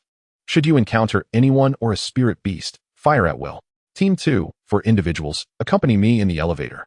The remainder will stay with Captain Li. Guarding the first floor elevator. The underground garage is of no concern, for old Zhou is there. We have wasted several days. Today, we will catch the turtle in the urn. The patrol members promptly began to execute their orders, advancing toward the upper floors with precision. The trio following Li Yunlong also surrounded the elevator, taking advantageous positions and preparing for action. Satisfied with their readiness, Li Yunlong cast a glance to see Li Tang still standing behind. Li Tang, what are you still doing here? I will settle accounts with you later. Hurry and get out. The roar of Li Yunlong made Li Tang shrink his neck and hastily exit the office building. He paused at the entrance and turned back to shout inside, "Father, please be careful." Chapter 16, A Fugitive Falls from the Sky. In a narrow confrontation, the brave triumph. Leaving the office building, Li Tang dared not linger and hurried to the Hao Yunlai Commercial Center to meet Li Yuanyuan. That Wang Doyue must be a Beastmaster, on par with Zhou Shumi. And old Zhou in the underground garage should also be formidable. Old Li guarding the elevator on the first floor should be safe. With these thoughts in mind, he arrived at Hao Yunlai, only to find Li Yuanyuan squatting beside the fried chicken shop, eating fried chicken while wiping away tears. Passers-by looked on with curiosity, but no one approached as they watched her fiercely bite into a chicken leg. Li Tang felt a mix of emotions, both touched and amused, and quickly approached. "Why are you crying like a little cat? Brother, are you all right?" Li Yuanyuan quickly stood up, one hand clutching her newly bought sneakers and fried chicken, while the other held a chicken leg. "I was just providing a clue. I wasn't fighting anyone." Li Tang casually took the sneakers and fried chicken, then pulled out a tissue from his pocket to hand to Li Yuanyuan. "What made you cry like this? Are you worried about your brother?" "Always. I brought you out today. If anything happened to you, I would be in serious trouble with Mom." He took Li Yuanyuan to the mall restroom to wash her face, and they happily went to the bus stop to wait for the bus. One was delighted with new sneakers, while the other was elated over making 300,000 in just a few minutes. "Look, there's someone in the sky." A passerby noticed something unusual and began to exclaim, prompting those around to look up. Li Tang glanced upward to see a person lying on a blue bird, rapidly descending from the sky. It was evident that the bird could not bear the weight of the individual, struggling to spread its wings to slow the descent and slightly adjust its trajectory. Realizing that someone was on the bird, Li Tang quickly deduced the situation and without hesitation, directed his insight toward the bird and the person. Type: Icewing Sparrow. Level: 2nd tier, 6th grade. Talent level: 4th tier. Talent skill: Frost Crystal Beak Strike. Skill: Ice Armor. Status: Severely injured. An ice-type spirit beast. Li Tang immediately realized it must be Yanhua, and he quickly pulled Li Yuanyuan to hide inside a nearby sports equipment store. Meanwhile, the bird and the person could no longer maintain their position and crashed to the ground. The Icewing Sparrow instantly transforming into a beam of light that returned to Yanhua's body. Struggling to stand, Yanhua anxiously checked his backpack and surveyed his surroundings to assess his position. Li Tang, with keen eyesight, immediately recognized Yanhua. At this moment, Yanhua was difficult to identify. One side of his face was swollen, and a bruised eye was barely visible, while the front of his clothing was soaked in fresh blood, indicating severe injuries. Stumbling yet swiftly, Yanhua rushed toward a parked private car, attempting to open the door to get in. However, he could not manage it. The driver inside was no fool. Upon seeing a bloodied man approaching, he promptly locked the car door. Panic-stricken, Yanhua raised his fist and smashed it against the side window. With a resounding crack, the glass shattered upon impact. Yanhua reached inside the car, grabbing the driver, attempting to drag him out through the window. But the driver was buckled in and could not be pulled out. "Open the door, or I'll kill you," Yanhua shouted. Trembling, the driver pressed the button to open the door, prompting Yanhua to abandon the front door and prepare to enter from the back. Bang! With a sudden jolt, Yanhua's head snapped sideways, causing him to collapse to the ground beside the car. It was Li Tang. At that moment, a mixture of fear and fury surged across Li Tang's face, as the baseball bat in his hand was stained with blood. With no time to hesitate, Li Tang stepped forward, raising the bat with both hands to continue striking Yanhua's head. Yanhua, still conscious, struggled to rise, but at level 5, Li Tang's strength was not overwhelming for him. However, having sustained severe head injuries previously, Li Tang repeatedly struck Yanhua's head with the bat, rendering him dizzy and unable to get up immediately, forcing him to use one hand to shield his head while the other protected his backpack. Yet Li Tang, with his agile movements, relentlessly continued to strike with the baseball bat. Yanhua could not fully cover his head, and Li Tang aimed for every exposed spot. Li Tang understood that he must not grant Yanhua any time to react. Gradually, blood seeped from Yanhua's head, and the injuries on his abdomen were torn open by the violent movements, blood spilling onto the ground. The crowd on the street dispersed at a distance, none daring to approach. All that could be heard was the dull thud of the bat striking flesh and Li Tang's heavy, labored breaths echoing in the ears of onlookers. Meanwhile, at the entrance of the sports equipment store, Li Yuanyuan stood in shock, her mouth agape. Just moments ago, she had seen Li Tang enter the store, grab a baseball bat, toss a wad of cash at the clerk, and rush out. As Li Tang emerged, noticing the fugitive with the left side of his face injured and an eye swollen shut, he crouched low and swiftly circled to a distance of about 10 meters behind the fugitive, poised to strike. He waited until Yanhua attempted to pull the driver out with both hands, then dashed forward, timing his move perfectly as Yanhua opened the door, swinging the bat down forcefully onto Yanhua's head. With the obstruction of vision, Li Yuanyuan could only see the bat raised repeatedly in Li Tang's hands, then crashing down with great force. Li Tang has killed someone. The bat that fell from the sky was suddenly caught in a hand. Strike again, and he will die? Li Tang whirled around. It was Wang Doyue. With a deep breath, Li Tang felt his legs suddenly weaken, and he collapsed onto the ground. Seeing the blood flow towards him made him feel a wave of nausea, prompting him to stagger back a few steps. What a fierce little rascal. Lao Wang. We cannot let him go unpunished this time. Another young man rushed over, appearing to be in his early 20s, with a somewhat youthful face clad in athletic attire. Li Tang found him somewhat familiar. This was Li Dui Zhang's son, a member of the Yusho class at Yizhong. In the midst of their conversation, Wang Due flipped the unconscious Yanhua onto his back, opening his backpack to reveal a spirit beast egg. The evidence is intact. Subsequently, Wang Due hoisted the backpack from Yanhua's body, placing it on the ground while restraining Yanhua's hands and neck. Your assistance has been invaluable to both me and Lao Zhou. The reward of 500,000 yuan and a commendation for bravery will be delivered to your school on Monday. Wang Due smiled at Li Tang as he spoke. Thank you, Captain Wang. You deserve it. No need for thanks. Li Tang glanced at the silent and somewhat evasive Captain Zhou, feeling a twinge of curiosity. In the meantime, the patrol team's vehicle arrived, and several individuals stepped out to escort Yanhua into the car. Li Tang kept his head down, hoping to blend into the crowd unnoticed. Li Tang, why are you still here? Li Yunlong's gritted teeth echoed in Li Tang's ears. I'm leaving at once. He dashed into a nearby sports equipment store, startling Li Yuanyuan, who gaped at him in surprise. He placed the blood-stained baseball bat on the counter and asked, Boss, is there a 7-day unconditional return policy? It's deformed. This is a quality issue. I'm returning it. The shopkeeper was straightforward, handing back the money Li Tang had previously tossed at him and giving him a thumbs up. Well done, little brother. Chapter 17. Mixed Doubles, The Weight of Parental Love. Every act of courage deserves recognition. Dad. Whack. Dad. Dad. I'm fine, really. Whack. Dad. I only acted when I confirmed it was safe. Whack. Dad, I promise I won't do it again. Whack. In the living room, Li Yunlong chased after Li Tang with a feather duster, while Wang Na stood by with slippers in hand, panting. Stop hitting your brother, Dad. Li Yuanyuan sobbed as she spoke.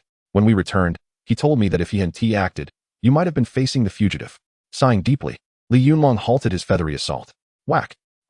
Mom. I wasn't even involved. Why are you hitting me? Woo-woo. Whack. Wang Na swung the slipper at Li Yuanyuan's bottom, scolding her. If it weren't for your shoe shopping, none of this would have happened. When your brother bolted from the store, why didn't you stop him? I'm getting angrier just thinking about it. Then she pointed the slipper at Li Tang. If anything happens to you or your sister, how are your father and I supposed to cope? At 10:30 in the evening, Li Tang finally dragged his aching body back to his room, reflecting on the beating he received earlier, yet a smile of happiness spread across his face. Even though I was hit, the feeling of being cared for is truly delightful. He then sat cross-legged on his bed to complete the remaining meditation training for the day. It turned out that Li Tang and Li Yuanyuan rushed home, yet they still arrived at 5:40. Wang Na, seeing them return with shoes and fried chicken, immediately panicked, grabbing a slipper to chase after them, primarily targeting Li Yuanyuan. Your dad said there was a fugitive on the loose, and it's dangerous. You just bought those shoes last month, Li Yuanyuan. Why couldn't you wear them instead of insisting on buying new ones? At that moment, even though Wang Na had taken action, seeing the two return safely eased her ire somewhat. However, Li Tang and Li Yuanyuan dared not mention their afternoon escapade. During dinner, Wang Na inquired of Li Tang, What is that little red dot on your shirt? Can't you pay attention while eating? It might be tomato sauce from the fried chicken. Li Tang and Li Yuanyuan initially planned to retreat to their room early. However, post-dinner, Wang Na launched into a lengthy critique for an hour and a half regarding their reckless outing. They nodded in agreement, daring not to retort, promising they would never do so again. Then, creak, the door opened. Li Yunlong, seeing Li Tang without having changed his shoes, seized the nearest feather duster to chase after him. Wang Na attempted to intervene, signaling that she had already dealt with him. Li Yunlong likely briefed her on the events following their shopping spree. Wang Na exploded with fury. Li Yunlong pursued Li Tang, while Wang Na chased after Li Yuanyuan. Oh, having 2 children at home is truly splendid. One for each, not a moment wasted. After the beating, there followed another 2-hour session of criticism, allowing them back to their rooms only at 10:30. On Sunday during the day, the siblings exchanged no words, only assisting Wang Na with chores and urging her not to be angry. Wang Na was successfully appeased. At the dinner table that evening, the 3 of them dared not speak much in the face of Li Yunlong's somber demeanor. After dinner, as Li Tang prepared to return to school, he exchanged a look with Li Yuanyuan, conveying a silent plea for good luck. Before leaving, Li Yunlong called him over, pulling a card from his pocket. The card held 150,000 yuan, a bit less than expected. Use this for now. Your mother and I have a few term deposits that will mature soon, and we'll provide you with more then. Dad, I don't need it. The school offers subsidies. Li Tang declined, hurrying to clarify. Uncle Yang called me. The school's free resources are simply insufficient for your training. The family will subsidize you a bit. The faster you train, the better your prospects for attending a prestigious UDI. I'm different from Yang Fan. I'm the class leader, and the school provides more resources. Plus, there's still 500,000 yuan, right? Upon hearing the mention of 500,000, Li Yunlong's expression darkened further. That's what you earned yourself. This is a gift from your parents. Take it. Li Tang accepted the card. Though it was just a simple card, it carried profound love, making his eyes involuntarily well up with tears. Dad, I will train earnestly. I'll make sure to attend the best UDI. Off to school with you. Teacher Qi, may I have a moment? Li Tang, come out. On Monday morning during Chinese class, Zhou Shumi suddenly entered the classroom, calling for Li Tang to step outside. After 2 days of rest, your life seems quite eventful. Zhou Shumi observed as Li Tang obediently followed her, stating, the commendation letter has arrived at school, and the patrol team is here. You need to meet with them. What a surprise. As your student, it is only natural to confront lawbreakers without hesitation. You certainly have some spirit. Zhou Shumi offered him a compliment, growing proud. Inside the principal's office, Wei Lai was conversing with 3 individuals when he noticed Zhou Shumi entering with Li Tang and rose, a smile adorning his face, exclaiming, our little hero has arrived. Thank you for the school's generous cultivation and the teacher's meticulous guidance. Li Tang flattered. Such eloquence. Wei Lai's smile broadened, crow's feet appearing at the corners of his eyes. On the afternoon of October 11th, Li Tang, a first-year student at Yizhong, promptly provided leads to the patrol bureau upon discovering traces of a fugitive and offered significant assistance in the subsequent capture. Hereby, the city patrol team recognizes Li Tang's bravery, fearlessness in the face of danger, and sense of responsibility, awarding him a certificate of commendation for bravery and a reward of 500,000 yuan. The middle-aged man leading the 3 offered an official statement before handing the certificate and a bank card to Li Tang. Li Tang received them with both hands. Hearing Principal Wei's introduction, this is Director Chen from the City Patrol Bureau. The 2 individuals beside him are Captain Wang Duyue and Comrade Zhou Shudan, who has come to assist. Heroes emerge from youth, and a tiger father never raises a dog. Old Li has a fine son. Director Chen, knowing he was Li Yunlong's son, offered further praise. At that moment, an unexpected voice broke the harmony. Sister. Li Tang looked bewildered, seeing Zhou Shudan cautiously speaking to him from behind. You, how did you end up in Heian City? On a mission? Yes, I took on a task from school. This is my unaccomplished younger brother. In Jiangnan Yusho University, this time it seems that a task has been assigned. Zhou Shumi noticed the perplexed expressions on everyone's faces and took the initiative to clarify. What a coincidence. It turns out that Zhou Tongxue is the younger brother of Teacher Zhou. Principal Wei remarked, Director Chen, Captain Wang, let us share a simple meal at noon. It has been quite a while since these siblings last met. In that case, I shall gladly accept. Zhou Tongxue, is there any change in the enrollment policy for this year's MOU University? The group began to engage in conversation, and Zhou Shumi cast a knowing glance at Li Tang, signaling him to leave promptly. Esteemed leaders, Principal, Teacher Zhou, I must return to my class now. All right, young hero, do your best. I look forward to hearing good news from you regarding your admission to a prestigious university. Director Chen waved him off. Isn't this my recognition? You all have gone off to dine. I shall have 2 bowls of rice in the cafeteria at noon. In the afternoon combat class, while the students were practicing, Zhou Shumi called Li Tang aside. Could you recount the details of your act of bravery? Li Tang was somewhat puzzled but did not dare to inquire further, narrating the events meticulously. So you're saying that the clue was provided by you. However, you were unaware of the reason that the fugitive escaped from above, and ultimately, you were the one who apprehended him. That individual also possessed a spirit beast egg. Indeed, during lunch, Wang Diyue mentioned that he had encountered 4 individuals resisting on the top floor. It seems he was somewhat inexperienced, and it took him a while to deal with the 4, allowing the fugitive to shatter the glass and leap down from above. Zhou Shumi waved her hand at Li Tang, saying, "You may stand at ease. I understand the situation. Await my news tomorrow." What news? Begone. Chapter 18. Long live Teacher Zhou. Teacher Zhou is majestic and powerful. The world of martial arts is not merely about fighting. It is about human connections. The next day at 6:30, Li Tang and his entire class were about to commence their running session. Today, Qin Rue will lead the running. Li Tang, come with me to the office. Furthermore, starting today, the running distance will be increased to 8 kilometers, and the standing time will be extended from 30 minutes to 45 minutes. Zhou Shumi's voice resonated from the back of the line. Indeed, Teacher Zhou is correct. I also believe that running 5 kilometers or standing for half an hour is a bit too easy. The difficulty should be increased. Li Tang, at the front of the line, guided his classmates in accordance with Zhou Shumi's remarks, and then hurriedly approached her like a sycophant. The other students dared not voice any objections, exchanging glances with one another, silently accelerating to begin running. In the office, Zhou Shumi observed Li Tang standing before her and gestured towards a chair, saying, "Have a seat. Would you prefer a medium-grade source stone or a low-grade one?" What do you mean? The fugitive you apprehended yesterday. The government's bounty was originally 3 million for providing a clue and 500,000 for capturing the fugitive.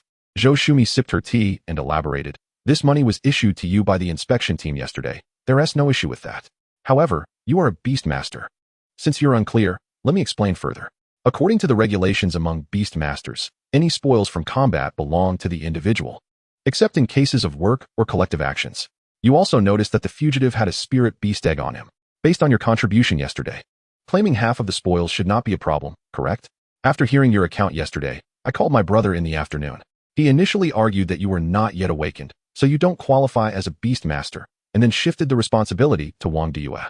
Subsequently, I visited the City Inspection Bureau and had a thorough discussion with Captain Wang. Captain Wang is quite reasonable. The fugitive's stolen goods are valued at about 1.8 million, and he agreed to give you 800,000. Zhou Shumi smirked and inquired, "This is a total of 1.3 million. Should all of it be converted into medium-grade source stones?" 800,000. Li Tang exclaimed in delight, and then shouted, "Long live Teacher Zhou. Teacher Zhou is majesty and power." Zhou Shumi was unamused, her expression growing increasingly irritable. Suddenly, Li Tang remembered something and said, "Wait, Teacher Zhou, if I take this much, 1 tea that reduce your brother's share? Teacher, is this fairness and helping reason over kin? How noble. You are my student. Furthermore, there are still 4 criminals upstairs, and he has academic credits to gain. By the calculations, his rewards will surpass yours significantly." Zhou Shumi remarked disdainfully. Moreover, he did not engage in battle. One could only say he was merely there to provide support. If I were in his position, I would feel embarrassed to claim this money. He essentially came here for a vacation, and he has been in Heian City for 3 days without making an effort to visit me. Li Tang felt that not visiting Teacher Zhou was indeed the core issue. For the 3rd time, will you convert this money into medium-grade source stones or low-grade ones? Zhou Shumi was on the verge of losing her patience, her irritation evident, as if she regarded Li Tang as a fool. "Teacher, please don't rush. What is the difference between medium-grade and low-grade? How much is each worth? Do you not read? Did Sun Mingyuan not teach you in class? The total energy of a medium-grade source stone is 10 times that of a low-grade one, but its energy purity is higher, and it absorbs more quickly. The school prices them at 150,000 each, and outside, you wouldn't find one for less than 180,000. Zhou Shumi managed to rein in her emotions and said, "Medium-grade source stones, you originally couldn't exchange for them, but the principal has granted you a special allowance of 10 pieces. I suggest you exchange for all medium-grade ones." Upon hearing this, Li Tang immediately produced 2 cards from his pocket. "Teacher, I have 650,000 here, and combined with the 800,000 you mentioned earlier, that totals 1.45 million. I still need to borrow 50,000 to complete it. I will not speak out of turn regarding the matter of you securing my reward. You need not worry about the money. It's just one. 45 million. I will write a note to the principal to clarify. Zhou Shumi gave Li Tang a knowing glance, and then retrieved a small bag from her drawer, tossing it to him. This is the medium-grade source stones. Take good care of it. You truly have funds. I originally intended to take only 3 million from you, yet you have offered 45 million. Li Tang left the office with a pained expression, feeling he had lost 150,000. However, upon reconsideration, he felt a surge of happiness. This money was secured with teacher Zhou's assistance, and it was already a profit. Moreover, since teacher Zhou mentioned writing a note, what if the principal did not approve? The difference in price was likely something Zhou Shumi had covered herself. Additionally, from Zhou Shumi's words, Li Tang deduced that Wang Diyue, being part of the inspection team, could not claim the stolen goods from Yin Hua, which is why he likely downplayed some of Li Tang's contributions in the report, attributing the main credit to Zhou Shudan. Zhou Shudan had come to assist with a task, taking resources without reporting back, making it difficult for the inspection bureau to address the issue. Zhou Shumi, upon hearing Li Tang's account, realized that the credit truly belonged to Li Tang, especially since Zhou Shudan had not even engaged in combat, leading her to suspect that Zhou Shudan and Wang Diyue were colluding.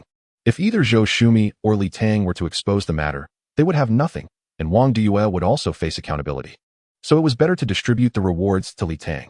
By executing this maneuver, Zhou Shumi not only ensured fairness for Li Tang, but also indirectly protected her brother. Such is the nature of fairness. It is indeed a game of strategy.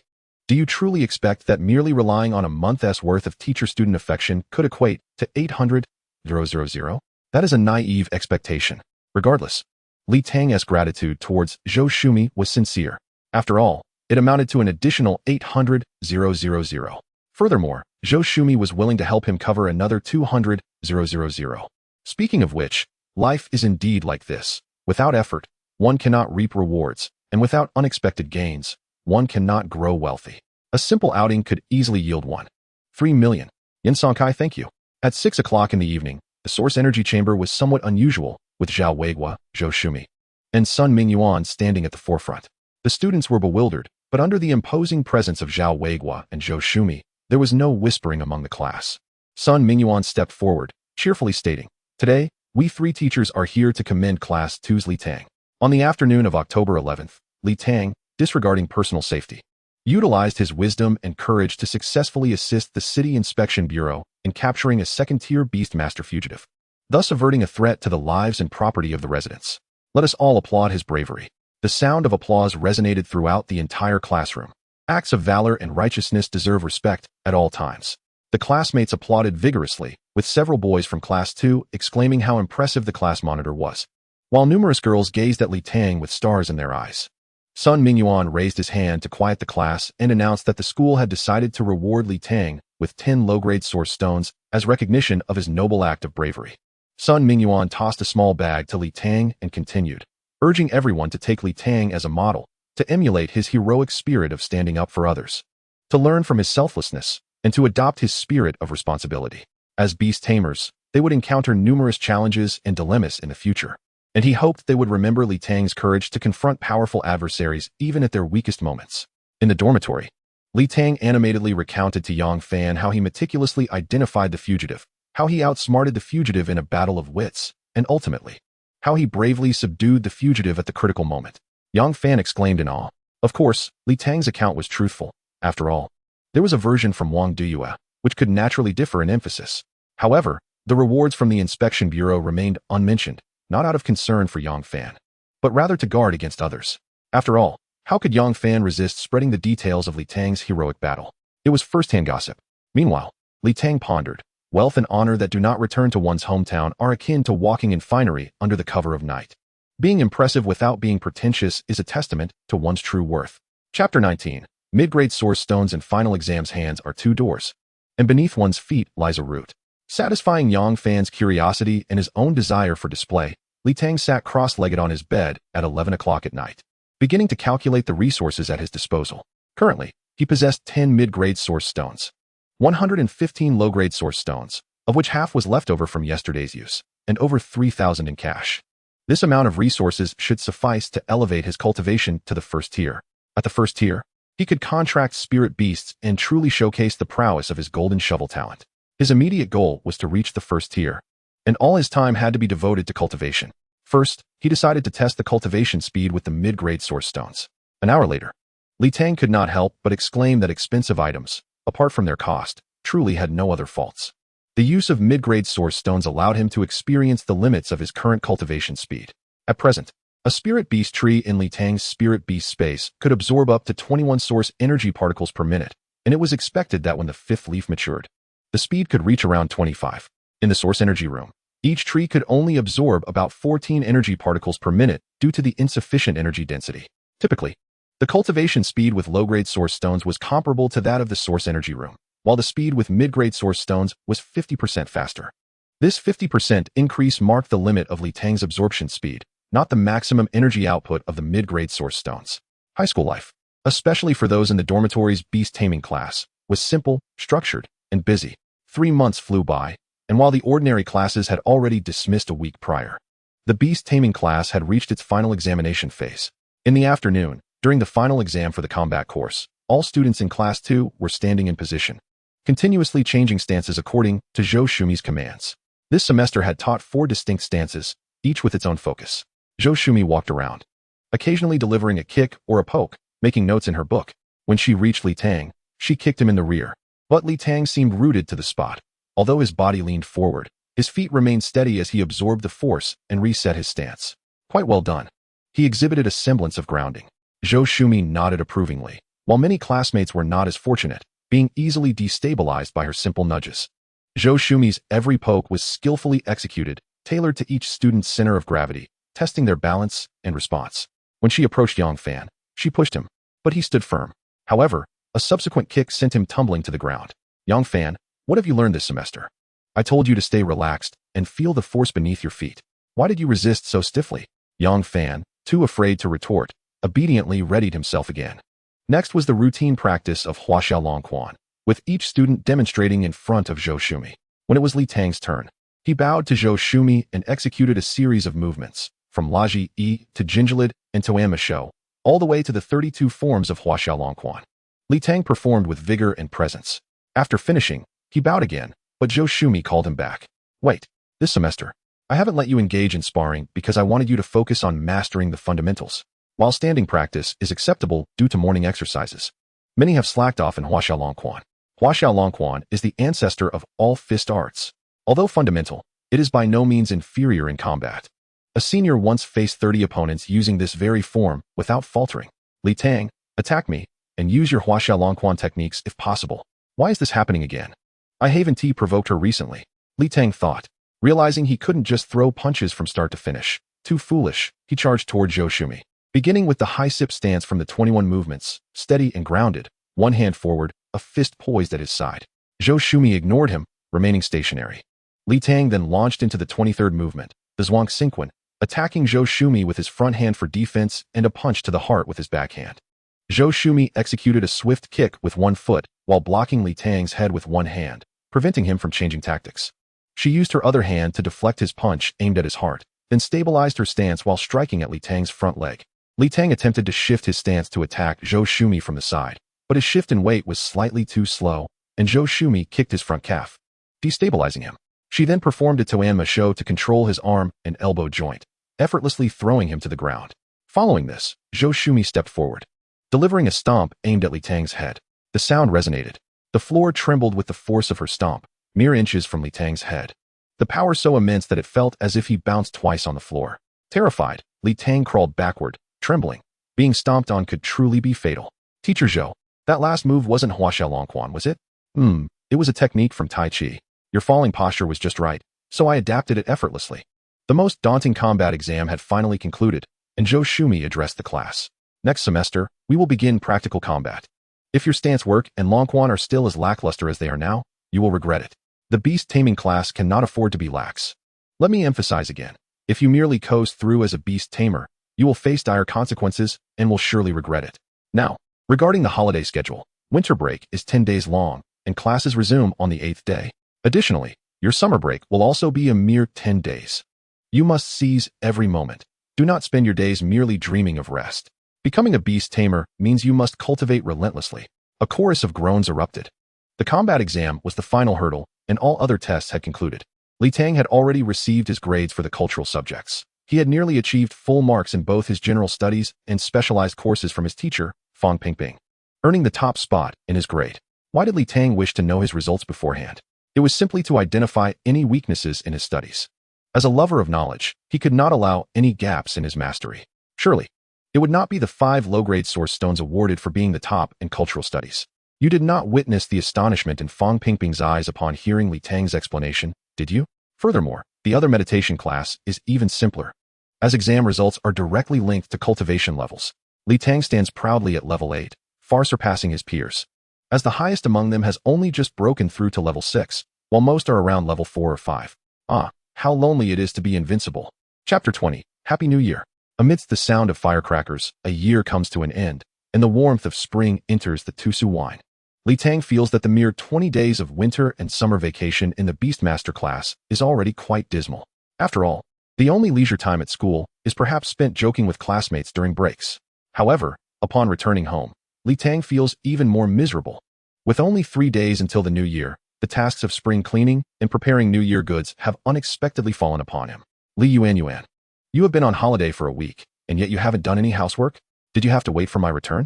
After receiving the tasks assigned by Wang Na, Li Tang, in his fury, pinched the flesh on Li Yuan's face to interrogate her. Let go.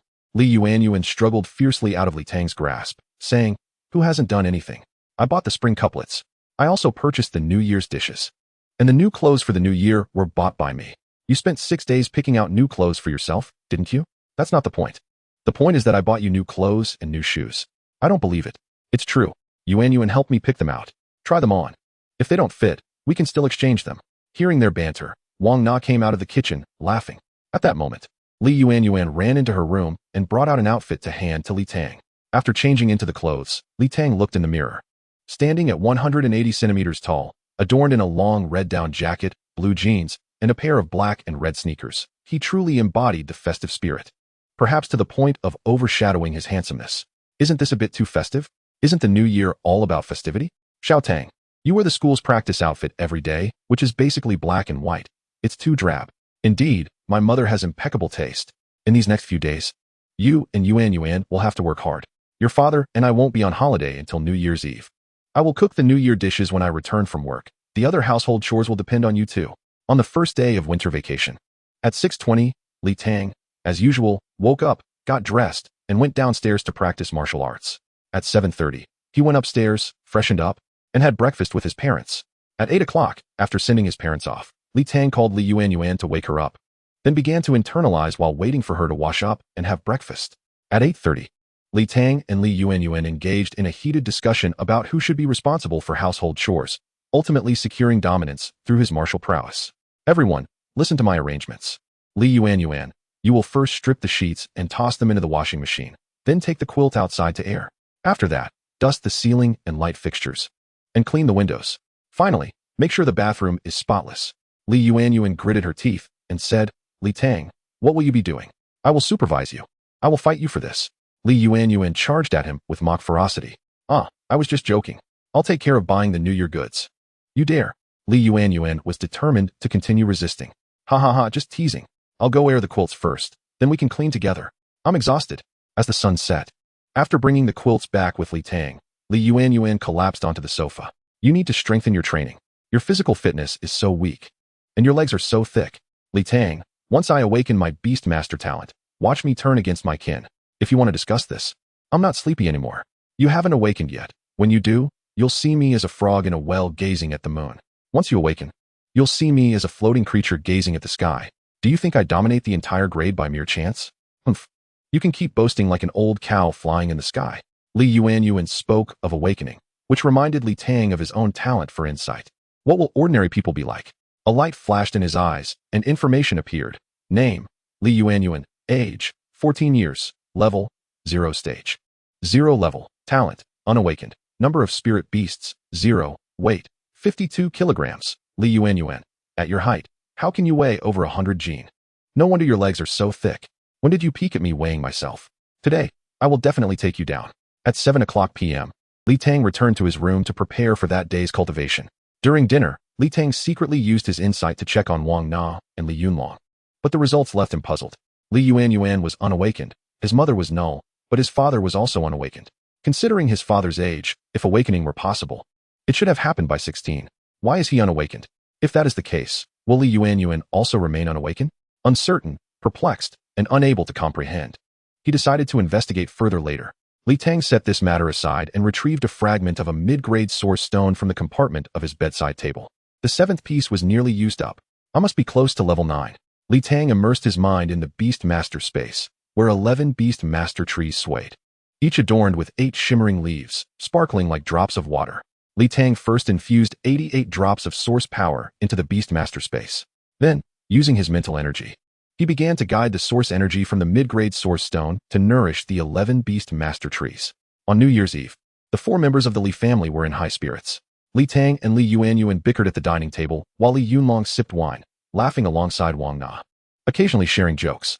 Knowing that one should stay up late on New Year's Eve, Li Tang isolated himself in his room to cultivate after finishing his morning exercises. After dinner, the family of 4 settled on the sofa, watching the Spring Festival Gala while snacking on seeds. Finding the program somewhat dull, Li Tang began practicing a method of tranquility. Li Yuanyuan continued to wait for her favorite celebrity to appear on stage. Wang Na emerged from her room, handing out red envelopes to both Li Yuanyuan and Li Tang. Thank you, Mom and Dad. Wishing you both good health. May all your wishes come true. Long life. Great fortune. Li Tang and Li Yuanyuan received their red envelopes, each offering a blessing, which elicited hearty laughter from Wang Na and smiles from Li Yunlong. Tomorrow, your uncle's family will come over. Make sure to be respectful. On the 2nd day, we will visit your grandmother. Li Tang's grandparents had long passed away. Li Yunlong had a younger brother whom he respected greatly, and they would celebrate the new year normally. Li Tang had a cousin who was a year younger, excelling in academics, though they had previously struggled to get along. Li Tang's grandmother was still alive, though elderly, and lived with his uncle. Traditionally, on the 2nd day of the new year, Li Tang's family would visit his aunt's family. His uncle had a cousin sister who was already working and a younger cousin who was still in elementary school, having been born later in life. His aunt's family had 2 younger cousins, one of whom was the same age as Li Yuanyuan and the other a year older. The 3 girls had a close bond, and Li Tang had often seen Li Yuanyuan chatting with them.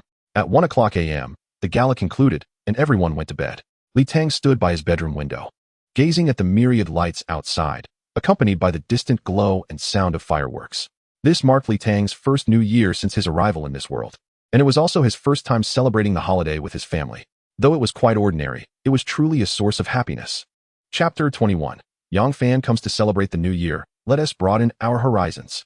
Genius is merely the threshold to meet me. On the first day of the new year, amid the harsh winter, Li Tang rose early to exercise, his body radiating warmth. After returning to change into his new clothes, he pulled Li Yuanyuan to extend New Year greetings to their parents.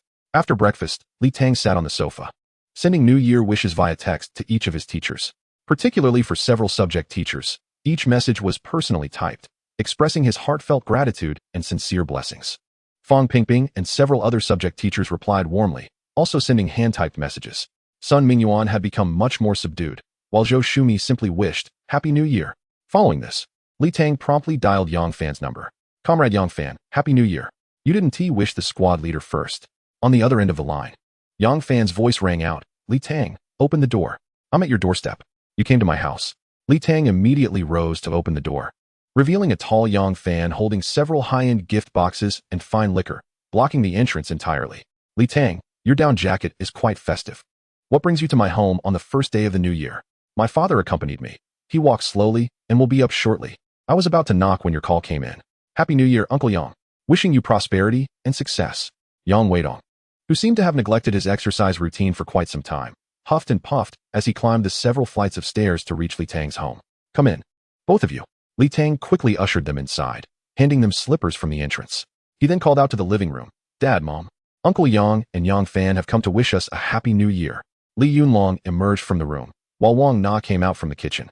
Both were somewhat surprised to see Yang Weidong. Old Yang, Happy New Year. What is the occasion for such a heavy load of gifts today? Li Yunlong, a member of the inspection team, cut straight to the point, guiding Yang Weidong and Yang Fan to sit down. He exchanged a glance with Wang Na, signaling her to prepare tea. He then asked, Oh, has Captain Li become so distant with me? What's wrong? Old colleague resigning means you can't come to wish me well? I welcome your New Year wishes, but I cannot accept such extravagant gifts. Please take them back later. Seeing Yang Weidong's somewhat ambiguous expression, Li Yunlong did not relent. They're not for you. I came primarily to express my gratitude towards Xiaodang. Yang Weidong nodded towards Li Tang and continued. This time, Yang Fan has already reached level 5 as a beast tamer. I initially didn't pay much attention, but a beast tamer friend of mine informed me that Yang Fan's cultivation speed is remarkably outstanding. Only a parent knows their child well. Upon asking him, Yang Fan attributed his rapid progress entirely to Li Tang's assistance. Without Li Tang, he would likely still be at level 4.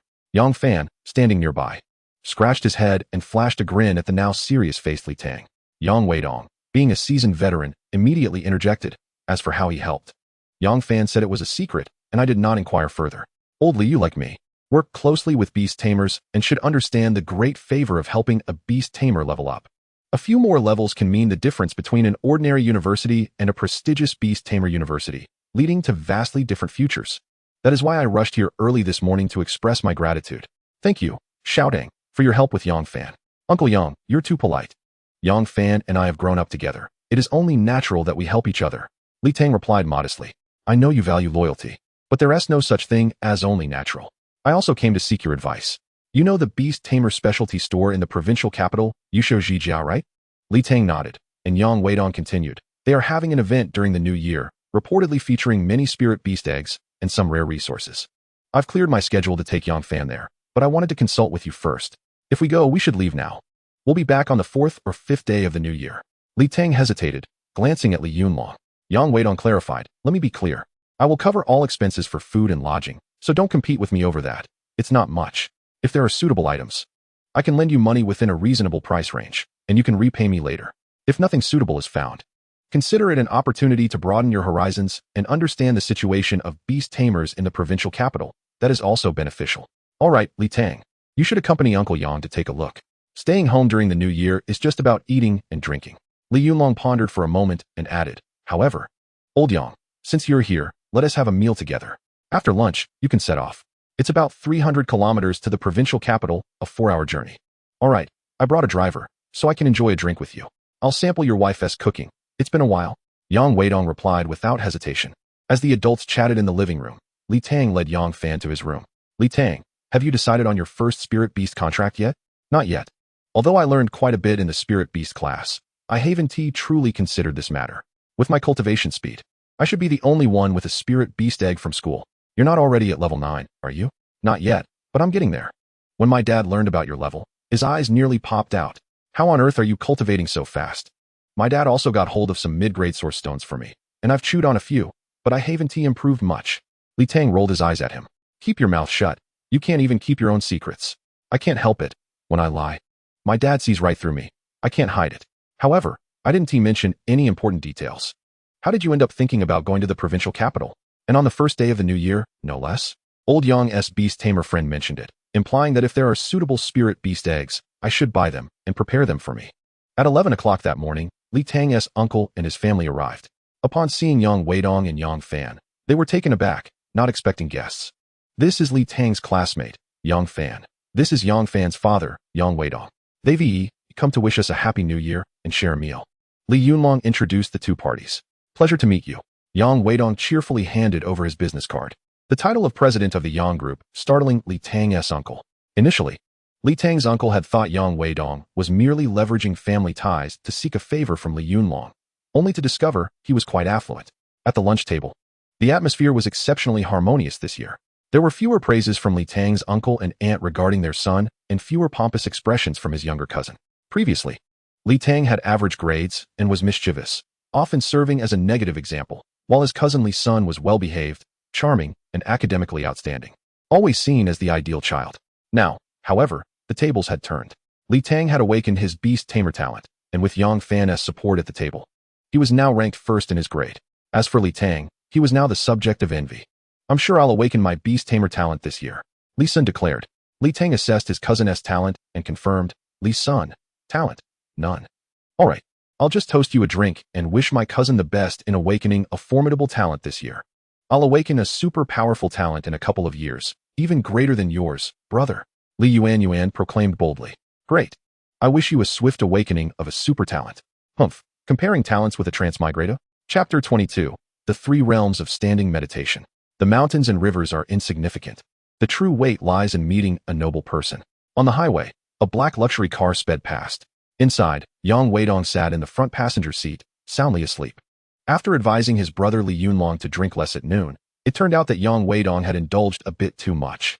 In the back seat, Li Tang and Yang Fan, two close friends, refrained from idle chatter and instead closed their eyes in quiet contemplation to ensure their cultivation efficiency.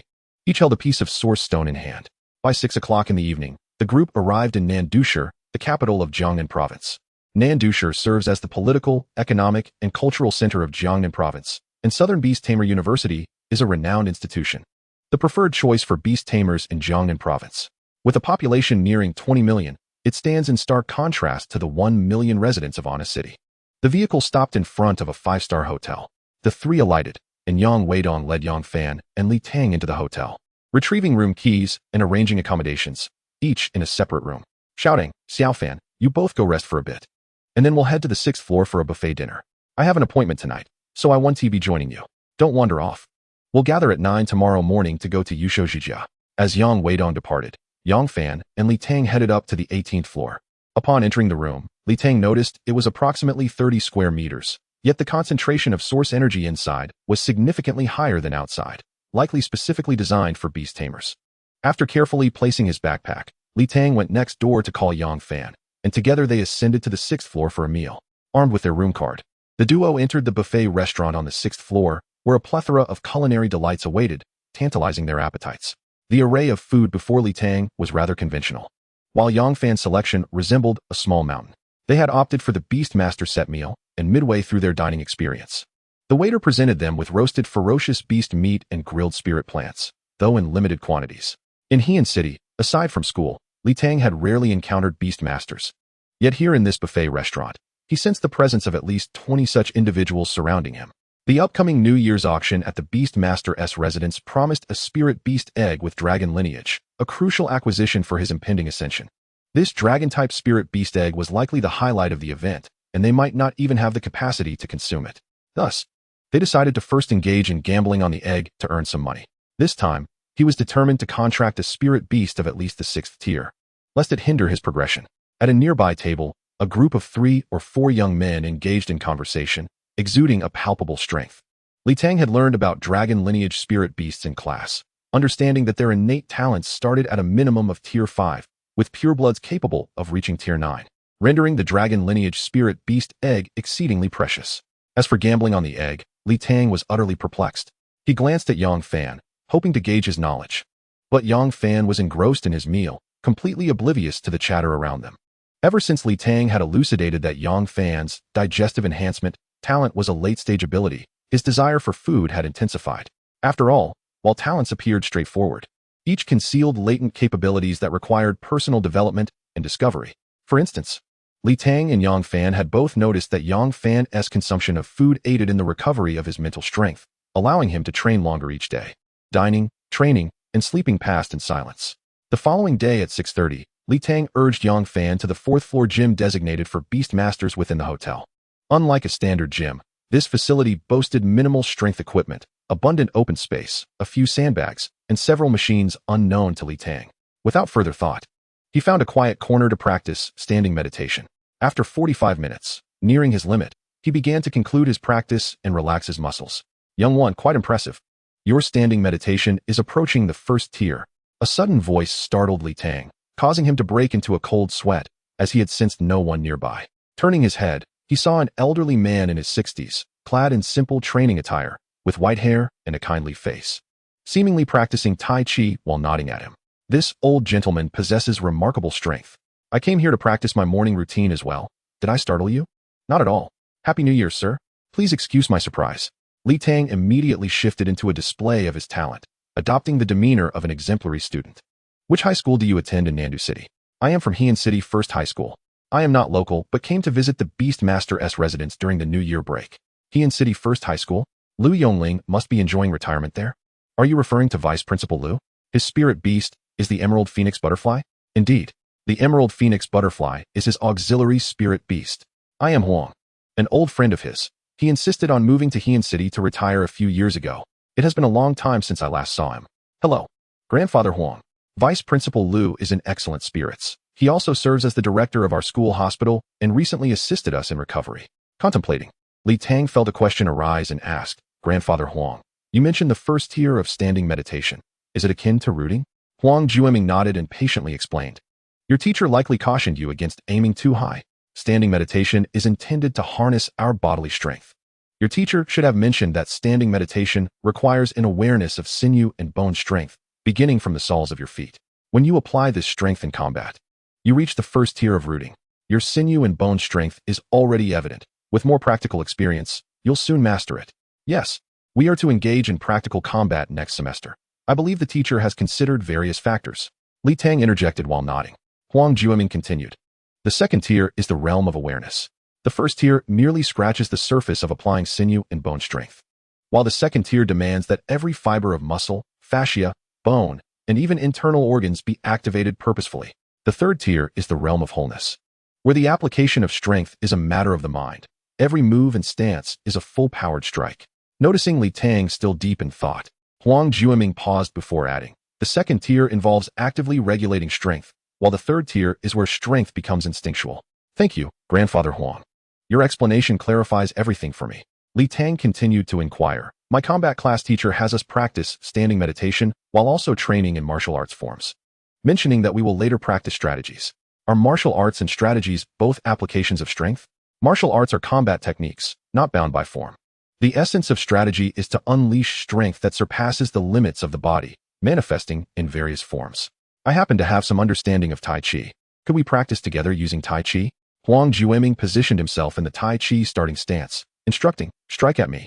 Li Tang performed a bow, then initiated the Huaxiao long fist stance, executing a high four-square strike, while one hand defended and the other delivered a punch aimed at Huang Jueming's chest. Unfazed by the assault, Huang Jueming simply waved his right hand, lightly making contact with Li Tang's punch. The moment their hands met, Li Tang felt his strength redirected, uncontrollably veering off to the side before Huang Jueming steadied him and placed him back on the ground. This is the martial technique of Tai Chi combined with standing meditation. Merely a combat technique. However, the strategy of Tai Chi is an entirely different matter. Huang Jueming then found a soft leather stool, placing his palm flat atop it without grasping, merely resting his hand. As he raised his hand, the stool seemed to adhere to his palm, moving gracefully with his gestures. Li Tang, astonished, stepped forward and grasped the leg of the stool, pulling back with all his might, yet could not dislodge it from Huang Jueming's hold. The surpassing of limits and the incomprehensible is what defines strategy. This is the sticky energy of Tai Chi strategy. By the way, Grandfather Huang, what does it signify when one stomps the foot down hard in Tai Chi?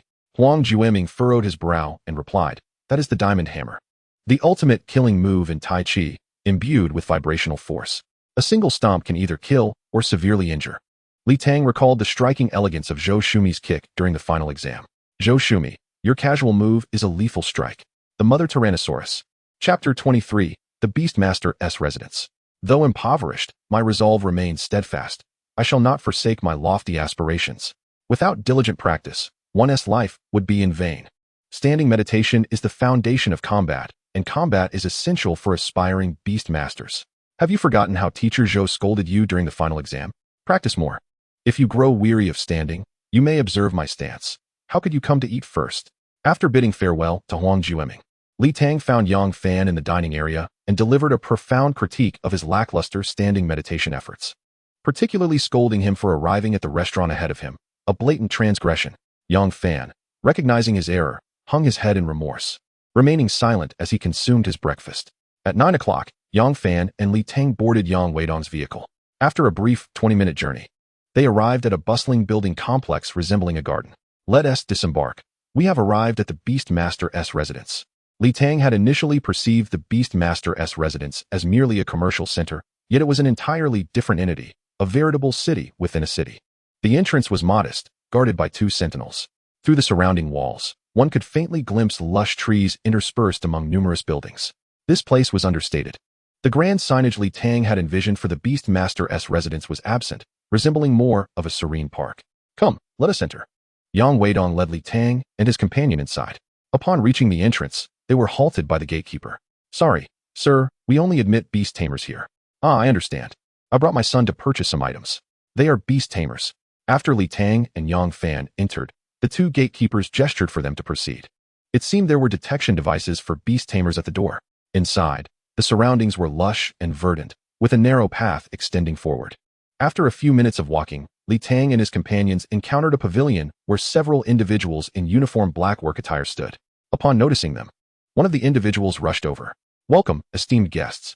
I am guide number 0251. What can I assist you with during your visit to the Beast Tamer's home?" "Hello, sir. This is my first visit. Could you please give me an introduction?" Li Tang inquired. "This is the Beast Tamer's home, dedicated to serving beast tamers.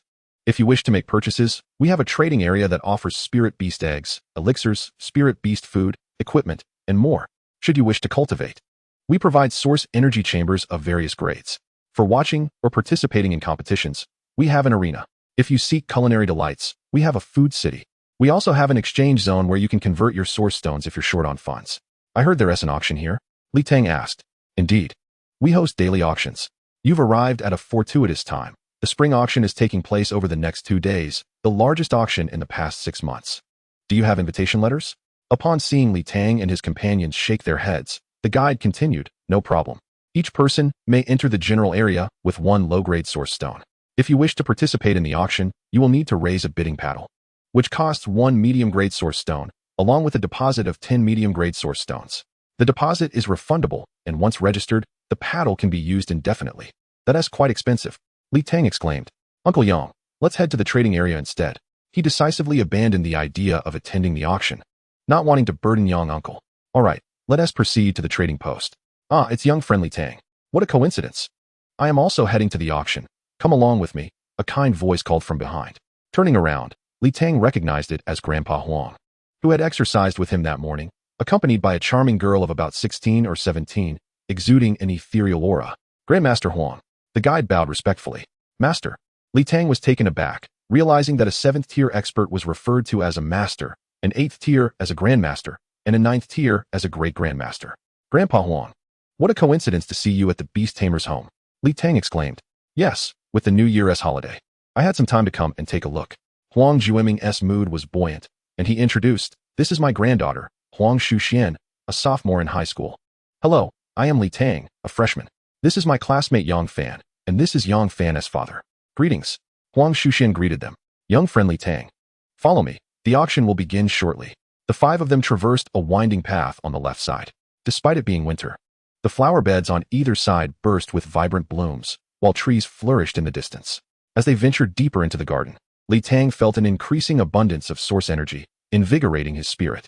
"Young friendly Tang, your talent is remarkable. You are quite attuned to energy," Huang Jueming remarked with a smile. "You're already at level 9 as a freshman.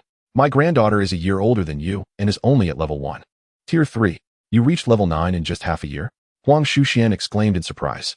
No, I'm only at level 8. Moreover, after contracting a spirit beast, my cultivation speed has slowed. By the time I reach sophomore year, it would be impressive if I could catch up to you. Young friend, there is no need for modesty. Your current cultivation speed is already among the fastest in my granddaughter's class. Moreover, you are only in Heian City," Huang Jueming advised.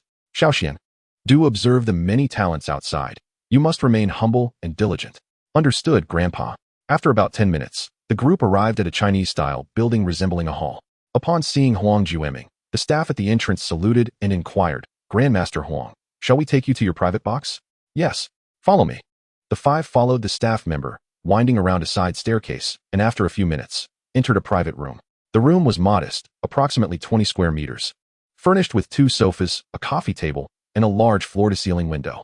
Through the glass, they could see the auction hall, which was a massive fan shape, with about 30 rows of tiered seating, allowing all to view the stage ahead. Surrounding it were 2 levels of private boxes, though the contents of the other boxes were obscured by the one-way glass. The staff soon brought in 3 more sofas, served tea and snacks, and handed Huang Jueming a pamphlet before exiting. Huang Jueming took a seat in the front row, beckoning Li Tang to sit beside him. "Grandpa Huang, I'll sit in the back, so I can be with my friends," Li Tang replied, and Huang Jueming did not insist further, with Huang Shuxian taking a seat in the front row. "Young friendly Tang, if you spot anything during the auction that catches your interest, let me know, and I will bid on your behalf." "All right, I will give you the money later." Li Tang did not feel awkward. He understood he couldn't afford anything. It was important to accept the kindness extended to him. "By the way, Grandpa Huang, everyone here knows you. You must be a local. Why are you staying in a hotel?" "Ha ha ha, I do not stay in a hotel. The top floor is my home." "What?" Li Tang was astonished. "Are you referring to Juming Hotel? That is my grandfather's property. We just happen to live on the rooftop," Huang Shuxian interjected. How extravagant. Chapter 24. The Auction, Three-Tailed Spirit Fox and the Fountain of Life. At 10 o'clock in the morning, the auction venue was filled with attendees in the general area. A beautiful woman clad in a simple yet elegant white qipao ascended the stage. Happy New Year, everyone. I am Nina, your auctioneer for today. As we celebrate the Spring Festival, I wish for everyone's strength to rise steadily and for you all to achieve the rank of Great Grandmaster soon.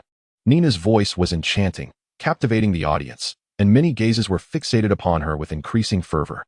For this spring auction, we have prepared many wonderful items. I hope you will bid generously in honor of Nina. Two staff members wheeled out a cart, and Nina unveiled a red cloth to reveal the first auction item. Today's first item is a small benefit from the Beast Tamer's home. Nina lifted a small vial, opened it, and poured out a pill. This is a second-tier chi condensing pill, which can accelerate the absorption of source energy and the condensation of source power. Such second-tier pills are hardly a mere benefit. These 10 are exceptional elixirs, their effects comparable to third-tier ones, making them perfect for younger generations. The starting bid is 10 low-grade source stones. Pills. They can enhance speed? Yang Fan exclaimed from the back, astonished. Each tier corresponds to specific pills. Did your school not distribute any? Huang Shuxian asked curiously. Displaying ignorance can be fatal. How frustrating. Xiaoxian, these pills are quite precious. Young friends Li Tang and Yang Fan come from Heian City High School. Even in Nandu City, your school distributes pills to freshmen. Huang Jueming remarked, prompting Huang Shuxian to playfully stick out her tongue. Huang Jueming continued, for both of you, Beast Tamers have corresponding pills for each tier. For Tier 0, there is the Qi Condensing Pill to accelerate cultivation. After Tier 1, there are the Meridian Cleansing Pill and the Energy Gathering Pill, which help clear meridians and condense energy and acupoints. These three types are for cultivation, while others serve special purposes, such as healing injuries or enhancing explosive power. As the group conversed, the price for the pills escalated to 230 source stones, ultimately being won by a middle-aged man in the hall for 245 low-grade source stones.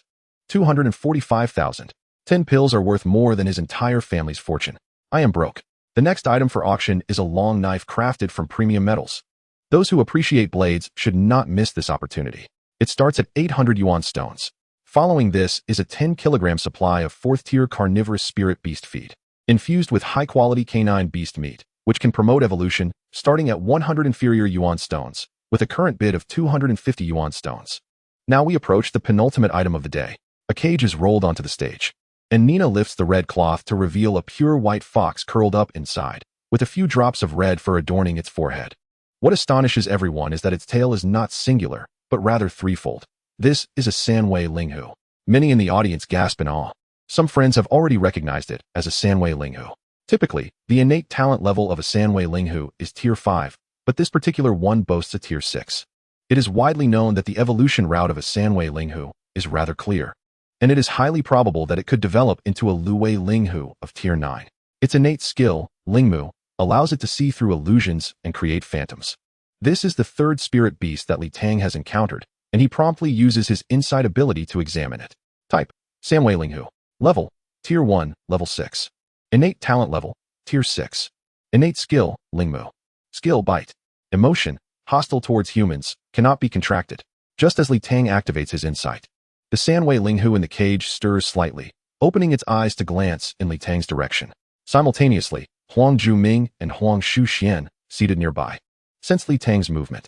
Huang Juming chuckles, stating, young friend Li Tang, your talent is investigative. I always assumed it was of the acceleration type. Your cultivation aptitude exceeds my expectations. Li Tang, possessing a second talent, feels that revealing his first talent is inconsequential, and he responds, Grandfather Huang, my talent is insight. Rather lackluster. Such frankness, young friend, puts me at a disadvantage. Huang Juming replies, the insight talent has consistently been a leader among investigative talents. Our understanding of spirit beasts, as well as, our understanding of spirit beasts, is based on over 2 centuries of data collected by predecessors with the insight talent. The Beastmaster's compendium, after all, relies solely on energy levels and existing data. In many cases, it lacks the convenience of insight. It is commonly believed that insight is a tiered talent, which is erroneous. From what I understand, insight is one of the few talents with a distinct grading system. Most can only perceive 3 pieces of information, which is indeed of little use. Those capable of seeing 4 pieces of information are considered tier talents, and 5 pieces denote a tier talent. Li Tang discovers that his insight talent allows him to perceive 6 pieces of information. Could this not be tiered? This cannot be casually stated. Young friendly Tang, I advise you not to use insight on others or spirit beasts during non-combat situations. If you must, it is best to avoid detection. Grandfather, look at you still chatting. Huang Shu Xian interjects anxiously. No worries, we have time. Huang Juming responds, retrieving a tablet from beside his seat and placing a bid of 130 medium-quality yuan stones for room 36. Nina's sweet voice fills the room. My goodness. It's 2 million. Li Tang exclaims, astonished at Huang Juming's extravagance. Grandfather Huang, is this Sanwei Linghu intended for Sister Xian? Indeed. This Sanwei Linghu complements Xian's talents well, and its quality is commendable. I am preparing it for her in advance. However, this Sanwei Linghu harbors animosity towards humans, making it challenging to contract. Huang Juming casts a meaningful glance at Li Tang, then tells Huang Shu Xian, let go of this one. There's no rush. I will help you find another suitable one. Congratulations to the esteemed guest of room 98 for successfully bidding on our Sanwei Linghu. Nina then presents the penultimate item, holding a small glass vial, and announces, the second to last item is a life spring produced by the Tree of Life from the Rift, with a quantity of 10 milliliters. Starting price, 100 medium-quality yuan stones. The mention of the life spring elicits surprise from Huang Juming. Grandfather, what is the life spring? Huang Shu Xian inquires with curiosity. In the Rift world of Jiangnan, there exists a Tier 9 Tree of Life, which, despite lacking any offensive capabilities, is jointly protected by fierce beasts and humans for the life energy it brings to the world. The life spring is a product of this Tree of Life. You may consider it a source of energy rich in life force. Not only can it rapidly restore strength and accelerate cultivation speed, but the life energy it contains can also heal injuries and prolong life. As Huang Juming explains, he increases the bid on his tablet. Grandfather, how much is the attribute-less source energy worth? Young Fan, seated at the back, hears about the attribute-less source energy and asks curiously. The attribute-less source energy is exceedingly rare, primarily used for rapid strength enhancement and recovery, valued at 1 medium-quality yuan stone per milliliter. Li Tang perks up, realizing that 10 drops equate to approximately 1 milliliter, and a single drop could sell for 15,000. Alas, this is not something I can let others know. I must devise another method of making money. Ultimately, the 10 milliliters of Life Spring are secured by Huang Juming for 320 medium-quality yuan stones. 50 million for 10 milliliters. Such extravagance. Chapter 25. Qi Yin Bao Long Spirit Beast Egg. Having more friends paves multiple paths, while having more enemies erects numerous walls. Huang Juming, having acquired the Life Spring, wears an even gentler smile, exuding warmth. Today's final item is one many have come to see. Nina's soft and enchanting voice announces, followed by the customary unveiling of a card, revealing an egg over 50 centimeters tall, entirely white, adorned with red patterns that seem to pulsate as if breathing.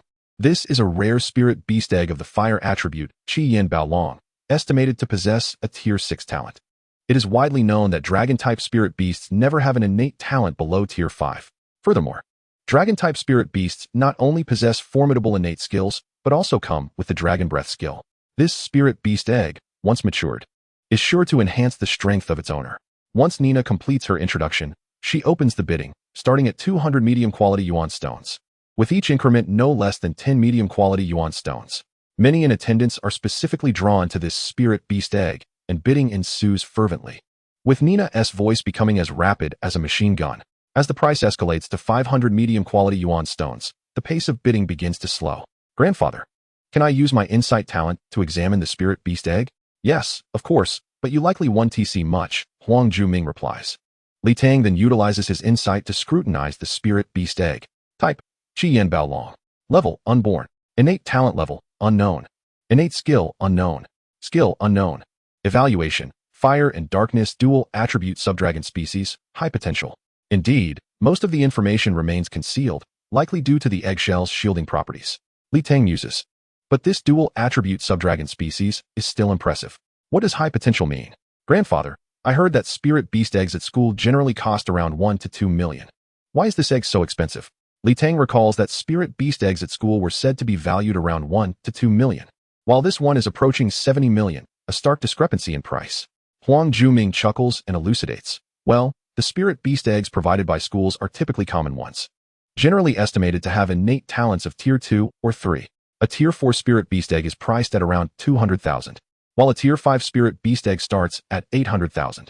Additionally, spirit beast eggs from the Rift are typically more expensive than those from Earth. For instance, This Qi Yin Bao Long Spirit Beast Egg, which normally ranks as a Tier 6 Fierce Beast, can reach Tier 8 in strength, making it top tier among its kind. Thus, at this price, if it were Tier 8, it would be considered quite a bargain. In the event that this Spirit Beast Egg suffers from malnutrition or incomplete development, if it hatches into a 5th tier creature, it would be a tremendous loss. Ultimately, this Spirit Beast Egg was purchased for 720 medium-grade source stones in Room 3, amounting to over 100 million. Upon exiting the auction house, Yang Weidong lamented that his fortune was less than that of a mere egg. After the auction concluded, Li Tang and the others bid farewell to Huang Jueming. Before parting ways, Huang Jueming asked Li Tang to add his granddaughter's contact information, mentioning that she could be reached for any future matters, although he himself was quite busy and seldom checked his phone. Son-in-law, grandfather, do you have high hopes for Li Tang? After getting into the car, Huang Shuxian glanced at Huang Jueming, who was engrossed in his phone. 5 months to reach 9th level. With an insightful talent that reveals at least 5 pieces of information, a solid first realm foundation, formidable mental strength, and high energy affinity. His talents are comparable to the prodigies in your class. Huang Jueming set down his phone, regarding Huang Shuxian with a knowing expression. Engaging with youth is beneficial. You lack neither wealth nor resources, so occasionally sending him a gift to foster friendship would be prudent. Being a Beastmaster is perilous. Having more friends opens more paths, and one day, it may save your life. Grandfather, you aren't seriously considering a son-in-law, are you? That depends on your father's efforts. Grandfather, why don't you focus on your own endeavors? Meanwhile, Li Tang and the others were indulging in a feast at the gourmet pavilion of the Beastmaster's residence. It must be said, the Beastmaster's abode is indeed a paradise for Beastmasters. The culinary offerings far surpass those of any school. Delicacies from all corners of the world are available, with distinct sections for ordinary food and meals tailored for Beastmasters from levels 0 to 6. One can either order la carte or choose a set meal, 3 dishes and a soup, for a complete dining experience. Yang Weidong opted for a regular strength-enhancing set. Li Tang chose a 0-level meal, while Yang Fan selected a 1st-level meal. After their meal, Yang Weidong felt invigorated, almost as if he had returned to his 20s. Observing Yang Fan, who was clearly stuffed yet still attempting to consume more, left the two of them speechless. Son, stop eating. It's just 10,000 source stones. We can come back tonight, Yang Weidong advised. Yang Fan, the 1st-level meal exceeds your digestive capacity, forcing it down instant-wise. Let us pack it to go? Li Tang suggested. Yang Fan, just 1 drop of the essence in the bowl. Yang Fan chewed vigorously and finally swallowed the last morsel. Beastmasters are indeed relentless. Some toil rigorously in training, while others indulge heartily in food. 10 minutes later, Yang Fan managed to force it all down, yet remained immobile in his seat. After half an hour, he finally stood up to depart. Where to next? Yang Fan inquired. Uncle Yang, let us head to the fighting arena to watch the matches. It'll also give Yang Fan a chance to rest. All right. The trio sought a guide and made their way to the fighting arena. The arena resembled a large sports stadium. Upon entering, they found themselves in a grand hall with a massive screen displaying various match times and locations. Contests ranged from 1st to 6th tier, with clear indications of battle styles, including physical combat, spirit beast battles, and mixed contests. Tickets were priced at 1 low-grade source stone each, but only 1 venue could be chosen, with viewing time concluding at 10 in the evening. After some deliberation, Li Tang and Yang Fan decided to attend the 1st-tier mixed battles in Venue 9, as the fights would be of comparable strength, allowing them to glean some insights. The 9th venue was spacious, with approximately 2,000 seats on the surrounding steps. The arena itself was about the size of 2 basketball courts, but elevated. A large screen at the center facilitated viewing for spectators in the back. Interest in 1st-tier battles was modest. Li Tang noted that only a few hundred spectators were present, with many seats unoccupied. The trio settled into empty seats in the 3rd row. The upcoming match featured the 1st-tier level 8 Wolf King Gale against the 1st-tier level 7 Most Adorable. Let us welcome the contestants. The announcer's voice echoed, yet the commentator was nowhere to be seen. What a ridiculous name. Do they really need to create nicknames for the fighters? The Wolf King Gale was a proud young man in his 20s, embodying the moniker of the Wolf King, while the Most Adorable was a round and charming girl, likely around 16 or 17. Wolf King Gale had a record of 10 matches with 9 victories, while the Most Adorable boasted 13 matches with 10 wins. Let us anticipate an exciting match. Both competitors prepared for battle. To clarify, life-threatening actions and deliberate maiming of the opponent are prohibited. Once a contestant surrenders, they must not continue to attack. The countdown commenced. 3, 2, 1. Match on. Wolf King Gale summoned his spirit beast, a fierce wolf-like creature, charging directly at the Most Adorable. Li Tang recognized it as the Tsangyue Quanglong, a third-tier talent. Meanwhile, the most adorable summoned a Yanju, a fourth-tier spirit beast that soared into the air, circling above.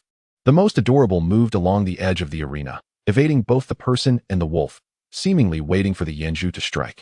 Wolf King Gale and the Tsangyue Quanglong disregarded the airborne Yanju, gradually cornering the most adorable into a tight spot.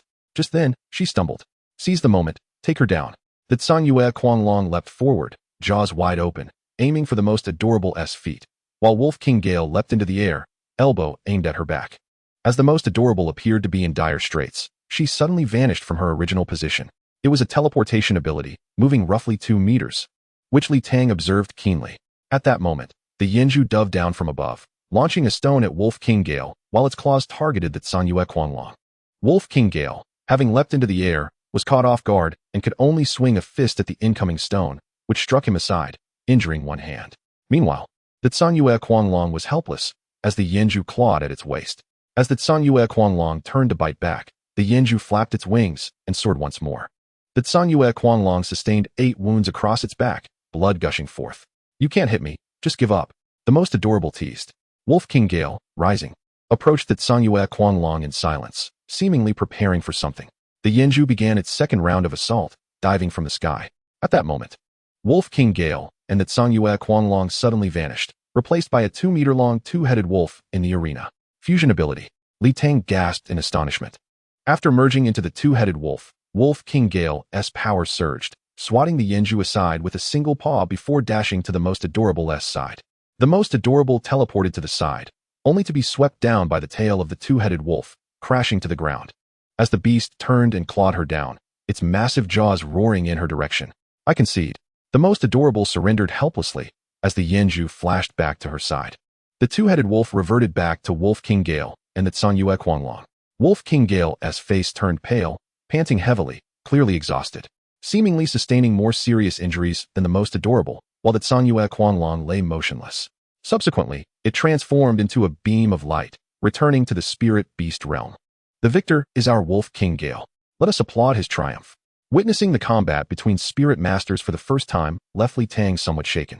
Both competitors adeptly utilized their innate abilities in conjunction with their spirit beasts during the battle. The most adorable exhibited more tactical finesse, cleverly feigning weakness to inflict damage on her opponent, albeit minimal.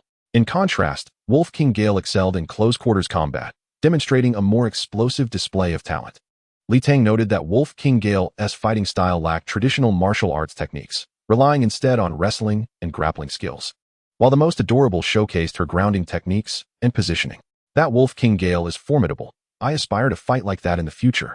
Yang Fan gazed at the Wolf King Gale, her eyes sparkling with excitement. After a brief half-hour intermission, the second round of the competition commenced.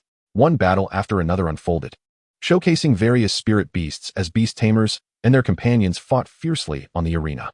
Notably, there was a match where 2 burly men, lacking any finesse, engaged in a brutal brawl, their spirit beasts clawing at each other nearby.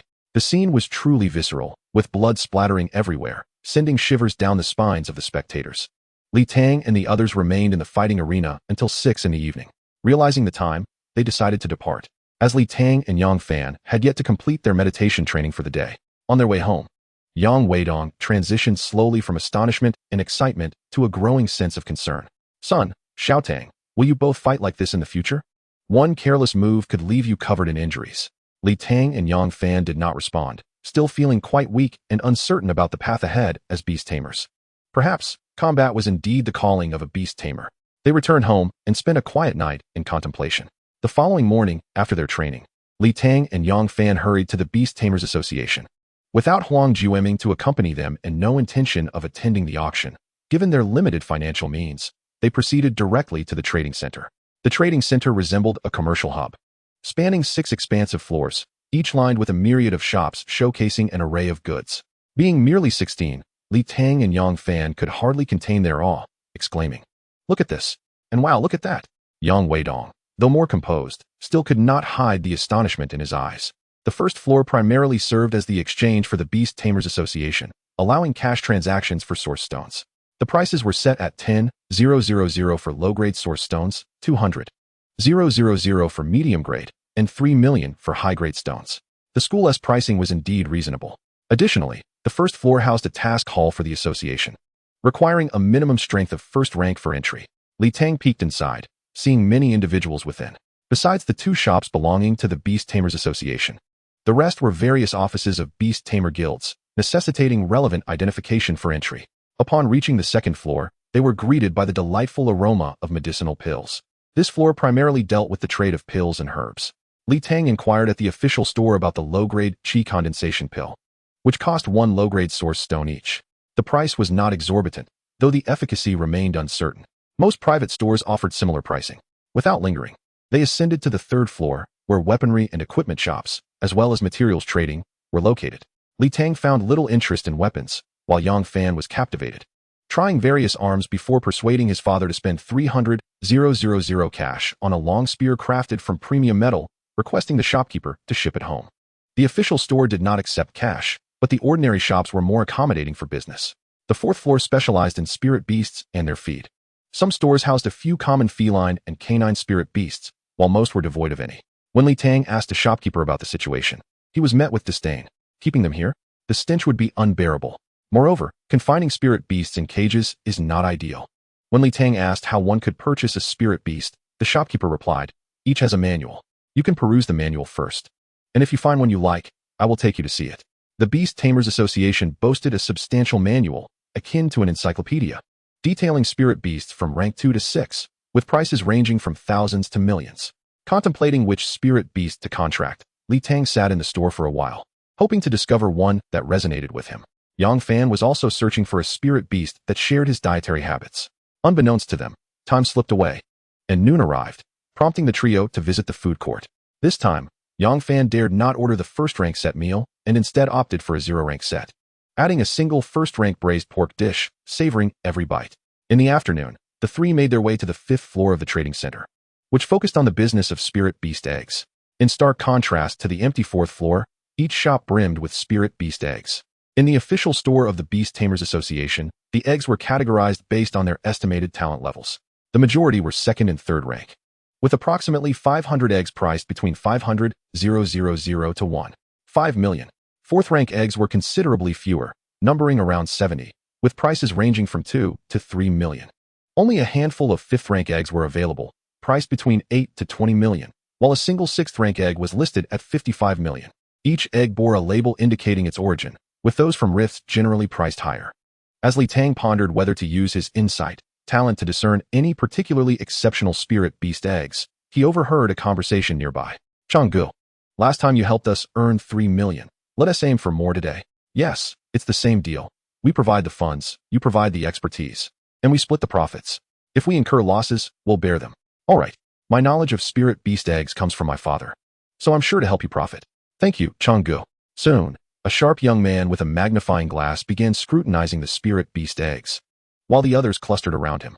After 20 minutes, the young man spoke again. "I believe we should choose from these 3 eggs. We shouldn't incur losses." As they deliberated, Tang refrained from interrupting and approached a store clerk instead, inquiring, "What do they mean by betting on eggs?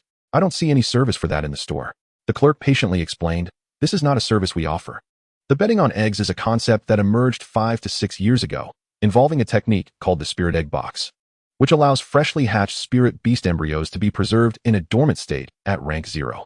In this state, they can be contracted similarly to spirit beast eggs, exhibiting high loyalty and visible talent levels. Consequently, many individuals opt to contract these spirit beasts directly. This has led to the emergence of betting on eggs. As the talent of a spirit beast remains uncertain until it hatches, they gamble that the spirit beast they select will exceed the anticipated talent level. There was a legend of a customer who hatched a 6th-rank spirit beast from a 3rd-rank egg, netting a profit of 50 million. However, the Beast Tamers Association does not endorse this practice, though we cannot prevent it. We recommend that Beast Tamers contract spirit beast eggs directly, as nurturing them with one's own source power leads to better development. Tang then realized that many shops on the 4th floor featured spirit beast manuals because they were often these spirit beasts. The spirit egg box can generally preserve a spirit beast for 1 year. Currently, the demand for spirit beast embryos far exceeds supply, and they are quickly snatched up. Typically, if you don't inquire, they won't disclose much information. As they spoke, the group of youths had already decided to purchase a spirit beast egg adorned with dark green patterns. Li Tang noticed the label indicated it was an egg of the green forest giant python, a 4th-rank spirit beast from Blue Star, priced at 250 low-grade source stones. One of the youths handed a bag of source stones to the clerk, and they hurried off to a nearby spirit beast egg shop. Li Tang signaled to Yang Fan and Yang Shu, following closely behind. "Boss Sure, please hatch this spirit beast egg." Upon entering the shop, the youth with yellow hair called out. "Certainly, just a moment," Boss Sure replied, taking the egg from their hands and placing it into a large machine at the back of the store. The machine doors closed as buttons were pressed, initiating the incubation process. Half an hour later, the shell of the spirit beast egg began to crack. The proprietor tapped a few buttons on the machine, and moments later, it opened. He retrieved a white box, its front made of glass, revealing a small snake inside, motionless. The young men, in unison, raised their left hands, aiming their spirit beast compendium at the small serpent for examination. It was still a 4th tier. What a loss. Would they still sell it back to me? Boss Sure. Your prices are fair, so it will be with you. A normal 4th tier LSEJM ing embryo after hatching is worth 2 million. And the incubation cost is 500,000. I should offer you 2 million. Since you are regular customers, I can give you 2,200,000. Good. Li Tang had observed the entire process in silence. Only after the young men sold the spirit beast embryos did he exit Boss Sure's shop. Li Tang contemplated that this was his opportunity to profit. His insight, though unable to reveal the detailed data of the spirit beast eggs, had provided him with the 6th piece of information, evaluation. The current issue was whether this 6th piece of information, evaluation, was fixed or random. Li Tang promptly returned to the YSHUZHG Spirit Beast Egg store and casually selected an egg for inspection. LITing NYing. Evaluation, Lightning Type Eagle, Normal Potential. Li Tang made a judgment. Currently, his insight revealed that the 6th piece of information was fixed, always the evaluation. There were normal and high potentials, and he aimed to find a high potential to test. 5 insights would cost 1 drop of source power. Li Tang set a goal for himself, to inspect 25 eggs, and if he found a suitable one, he would buy it. If not, he would let it go. Without hesitation, he began to choose from the spirit beast eggs priced below 1,500,000 in the LNX ing spirit beast egg section. TF ing BO. Evaluation, Wind Type Leopard, Normal Potential. SHUL ing ZH. Evaluation, Poison Type Spider, Normal Potential. On the 16th egg, Li Tang spotted something special. YUM ing L ing MO. Evaluation, Dark Type Cat, High Potential. Without hesitation, he decided on it, the YUM ing L ing MO, with a level 3 talent. This spirit beast egg had high potential. He wondered what talent level it would awaken. Li Tang approached Yang Weidong, who was resting nearby, and said, "Uncle Yang, I wish to purchase a spirit beast egg. Could you lend me 1,200,000? Money is no issue. Are you certain?" "Absolutely. All right. Wait here for a moment while I go to the first floor to exchange for source stones." Yang Weidong went to exchange the stones, and Li Tang stood guard in front of the YUM ing L ing MO egg to prevent anyone from buying it. At that moment, the 4 young men returned, noticing Li Tang guarding the egg. "Isn't that the kid who was with us earlier? Is he interested in that egg?" One of them, the blonde-haired youth, remarked. The sharp-eyed young man who had previously used a magnifying glass examined the egg and cautioned, "Little brother, are you interested in this spirit beast egg? The YUM ing L ing MO egg is clearly smaller than the others. It likely received insufficient energy from its mother and may not even reach the 3rd tier. I suggest you consider another one." This young man was quite kind-hearted, offering a well-meaning warning to Li Tang. "Thank you, big brother. I feel a connection with this egg. My elder has gone to exchange for source stones. I will purchase it shortly." The blonde youth scoffed. Good intentions met with ingratitude. "Do you know who our strong brother is? Many seek his help in examining spirit beast eggs. I kindly warned you, and you still do not appreciate it. It's obvious this egg is underdeveloped. Yet you insist on buying it." The blonde's words were harsh, but he spoke the truth. Li Tang, seeing the sharp-eyed young man's good intentions, chose not to respond. But he couldn't abandon this egg, so he remained silent. However, Yang Fan could not contain herself. "Heh, it's our first time gambling on eggs. If we lose, we lose. There are others who are quite skilled, and they lost earlier too." The blonde youth and his companions looked displeased, and the sharp-eyed young man also wore an unsightly expression. The blonde youth pressed on. Come, let us see how this kid suffers a great loss." Moments later, Yang Weidong handed Li Tang a black card and 2 yellow cards. The exchange hall attendant said that if he was certain to spend here, this would suffice. Simplifying the process, Li Tang was unconcerned, calling over a staff member, presenting the card, and pointing at the egg, declaring, "I want this spirit beast egg." Chapter 28. I will perform a handstand while eating dung. 1,000 words are no match for 1 silence. Li Tang embraced the spirit beast egg, with Yang Fan and Yang Weidong following him directly to Boss Shi's store. The four young men trailed behind, chatting idly. Strong brother, you don't even need to intervene. I can tell that egg is a circle smaller than normal, indicative of malnutrition. If it hatches, I'll perform a handstand while eating dung. Ha. This egg is bound to be a loss. As they spoke, Li Tang entered the shop. Boss, please help me incubate this egg.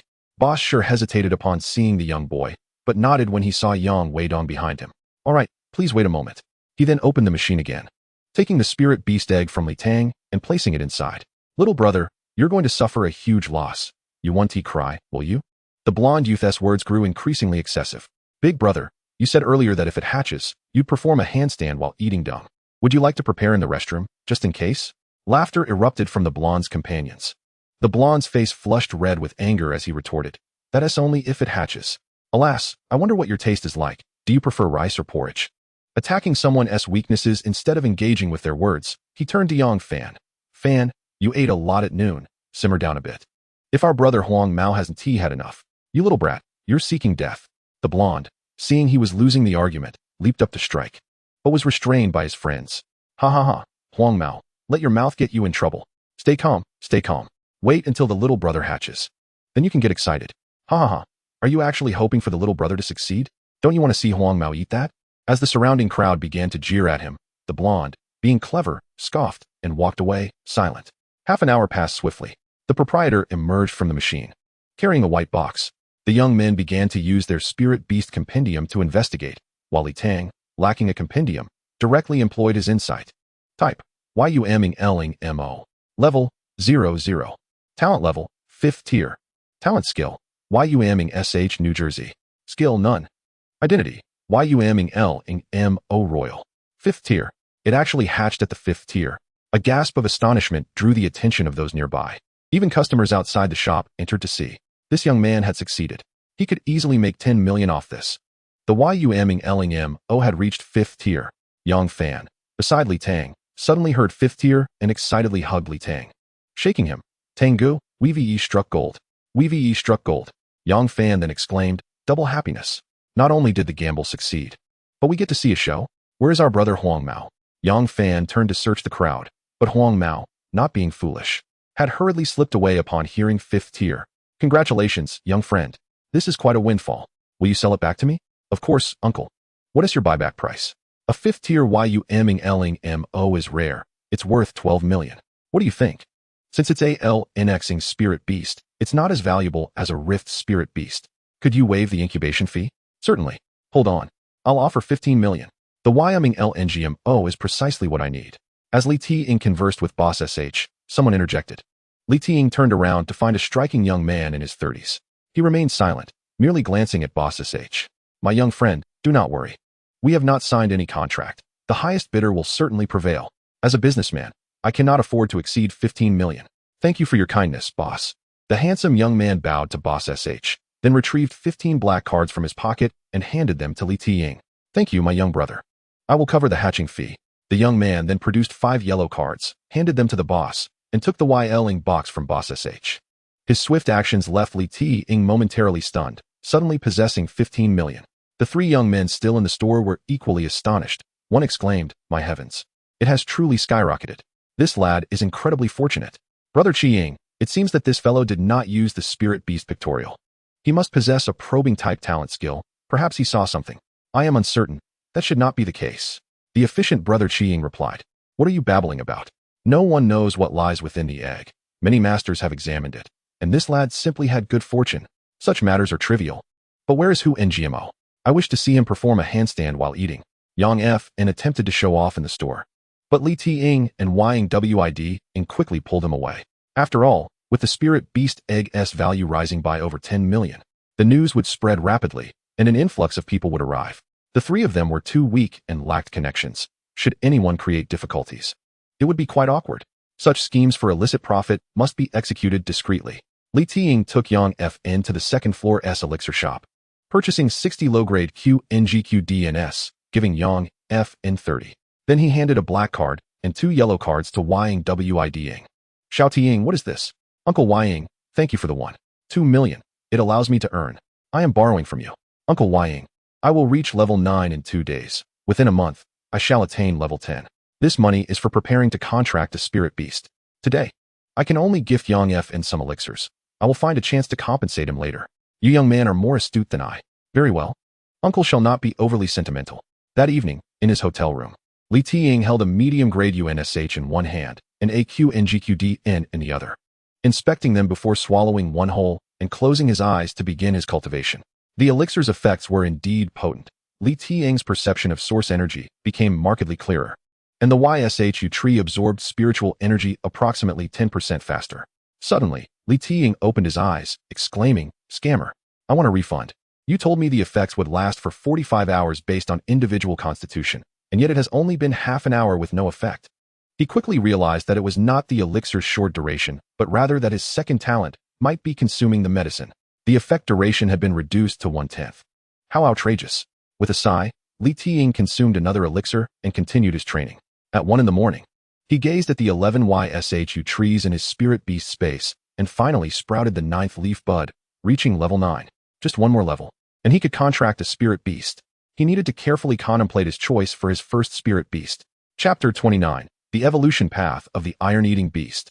On the 4th day of the Lunar New Year, it was Li Tiying's 3rd day in the provincial capital. In the morning, he and Yang FN completed their standing practice, casually chatting as they walked to the dining hall. "FNZ, did you use the QNGQDN yesterday? What were the effects?" "I did. My cultivation speed increased by about 20 to 30%, and the effects lasted over 5 hours. I plan to buy some more today." "Wait, over 5 hours, not just 5. "Yes, what about it?" Yang FN responded. "I believe I have discovered the correct way to utilize your talent." Following Li Tiying's hint, Yang FN came to a realization. "Brother Tiying, you mean my talent enhances the elixir's effects, extending the duration?" "Exactly. Moreover, there is an enhancement in efficacy as well. After taking the elixir, my cultivation speed did not increase as much as yours." With the newfound application of his talent, Yang FN's eyes sparkled. "Brother Tiying, from now on, please call me the Prince of Elixirs." At 9 in the morning, the three headed to YSHUZHG once more. This would be the final visit of their journey to the provincial capital. Last night, Wang WID had already discussed returning to NSH today. Li Tiying's objectives for this visit were clear. The first was to see if he could acquire another fortune. It would be foolish to pass up the opportunity. However, he would not return to Boss SH's shop. The second was to exchange for some medium-grade UNSH to ensure his cultivation speed. He did not intend to purchase any more elixirs. Spending 10,000 in half an hour for only a 10% increase was not cost-effective for him.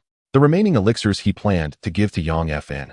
As for his first spirit beast, Li Tiying had not yet decided and intended to consult his teachers next semester to contemplate thoroughly before contracting. After all, his second talent could evolve, yet the effects of the evolution and the contract effects were unknown and required personal experimentation. Upon arriving at YSHUZHG, Li Tiying headed straight to the trading center, but first went to the 6th floor. He had intended to visit the 6th floor previously, but had been delayed and never made it. After ascending, he found that the 6th floor was primarily the VIP area of YSHUZHG, resplendent and magnificent. However, Li Tiying could not enter, suspecting it was reserved for those above the 7th tier. Other shops only served appointment holders, forcing Li Tiying to retreat to the 5th floor. At the official Spirit Beast Egg shop on the 5th floor, Li Tiying began from where he had purchased the YML-NGMO yesterday and continued to browse. After using Insight 23 times, he stumbled upon a delightful surprise. Type, Flying Mantis. Level, Unborn. Talent level, Unknown. Talent skills, Unknown. Skills, Unknown. Evaluation, would attribute insect type, High potential. The Flying Mantis, a Tier 3 talent pet egg, was purchased directly for 1 million without visiting Boss SH's shop. As he walked a bit further, he spotted a store named Zhang SH, She NGD Spirit Beast Eggs, and entered. The owner was a burly man with a buzz cut, sitting behind the counter engrossed in his phone. Li Tiying directly inquired, "Boss, can we gamble on eggs here?" "Certainly. Would you like to view the Spirit Beast Egg? Or are you interested in hatching?" "Hatching costs 500,000, no negotiation." The boss looked up, somewhat surprised to see a high school student. Li Tiying handed over the Spirit Beast Egg, saying, "Please, uncle, assist me in hatching it." Half an hour later, the boss returned with the YLing box. Upon using his insight talent, Li Tiying's expression turned awkward. Type, Flying Mantis. Level, 0 tier, 0 level. Talent level, Tier 3. Talent skill, Dual Blade Quick Slash. Skill none. Characteristic, Dual Blade Mutation. As he had feared, High potential might manifest in other aspects, not solely in talent level. This flying mantis displayed potential through its dual blades, mutated into size, enhancing its attacking power. Boss, will you buy this? Please quote a price. The boss examined the flying mantis closely and noted the mutation, stating, young brother. This flying mantis has some dual blade mutations. The price will be a bit higher, around 130. Agreed. Li Ting tossed 2 yellow cards to the boss, who returned a black card. Accepting a loss of 200,000, Li Ting said nothing more and prepared to leave. Young brother, wait. If you are gambling on eggs, we also have plenty of spirit beast eggs in our store. Would you like to take a look? Li Ting paused, glancing at the 10 or so pet eggs in the store, mostly tier 2, with only a few tier 3, and remained silent. Young brother. Our business primarily caters to familiar faces and custom orders. We do not display our best items publicly. The boss perceived Li Ting's concerns and said, in the realm of commerce, our success hinges upon our discerning vision, and you can trust in the quality of the spirit beast eggs. Follow me. The proprietor opened a door on the side of the shop, beckoning Li Ting to enter. After a moment's hesitation and reassured by the safety of Yushoji Jia, Li Ting stepped inside. The interior resembled a tidy warehouse, spanning 20 square meters, with 4 shelves, each boasting 4 layers, all filled with spirit beast eggs. Upon examining the labels, Li Ting noted that the majority were of the 3rd and 4th tiers, with a few of the 5th tier. In terms of variety, they were indeed quite rare, with a higher proportion of as compared to the common breeds found in official stores. However, the prices were slightly higher than those in the official establishments. Standing there, Li Ting felt hesitant to use his talent and opted to rely solely on his naked eye. After several minutes, he casually remarked to the proprietor, Uncle, I'm a slow picker. If I find something I fancy, I'll make a purchase. The proprietor, observing Li Ting's level of 9th rank, smiled and replied, take your time. Before stepping outside, Li Ting began to employ his, and after a few attempts, he had inspected all the 3rd-tier spirit beast eggs, all of which bore ordinary talents. He then moved on to the 4th-tier eggs. One particular egg caught his attention. High potential. This spirit beast seemed somewhat familiar. Type. Evaluation. A golden bear-type creature with high potential. A delightful creature adorned in black and white was indeed present in this world of spirit beasts. This evoked a strong sense of familiarity and affection within Li Ting. Perhaps the first spirit beast should indeed be the. After further contemplation, he emerged with the spirit beast egg, and the proprietor introduced it as a 4th-tier egg produced from. Priced at 2.5 million. Without hesitation, Li Ting handed over 3 black cards, instructing the proprietor to proceed with the incubation. Half an hour later, the proprietor returned holding the spirit box, within which the had yet to take on its black and white form, merely appearing as a pink lump of flesh. Upon inspection, Li Ting discovered its talent level to be 5th tier. What a fortunate find. Type. Level, 0 tier, 0 grade. Talent level, 5th tier. Talent skill, metallic skin. Skill none. Evolution path, can evolve by consuming metal.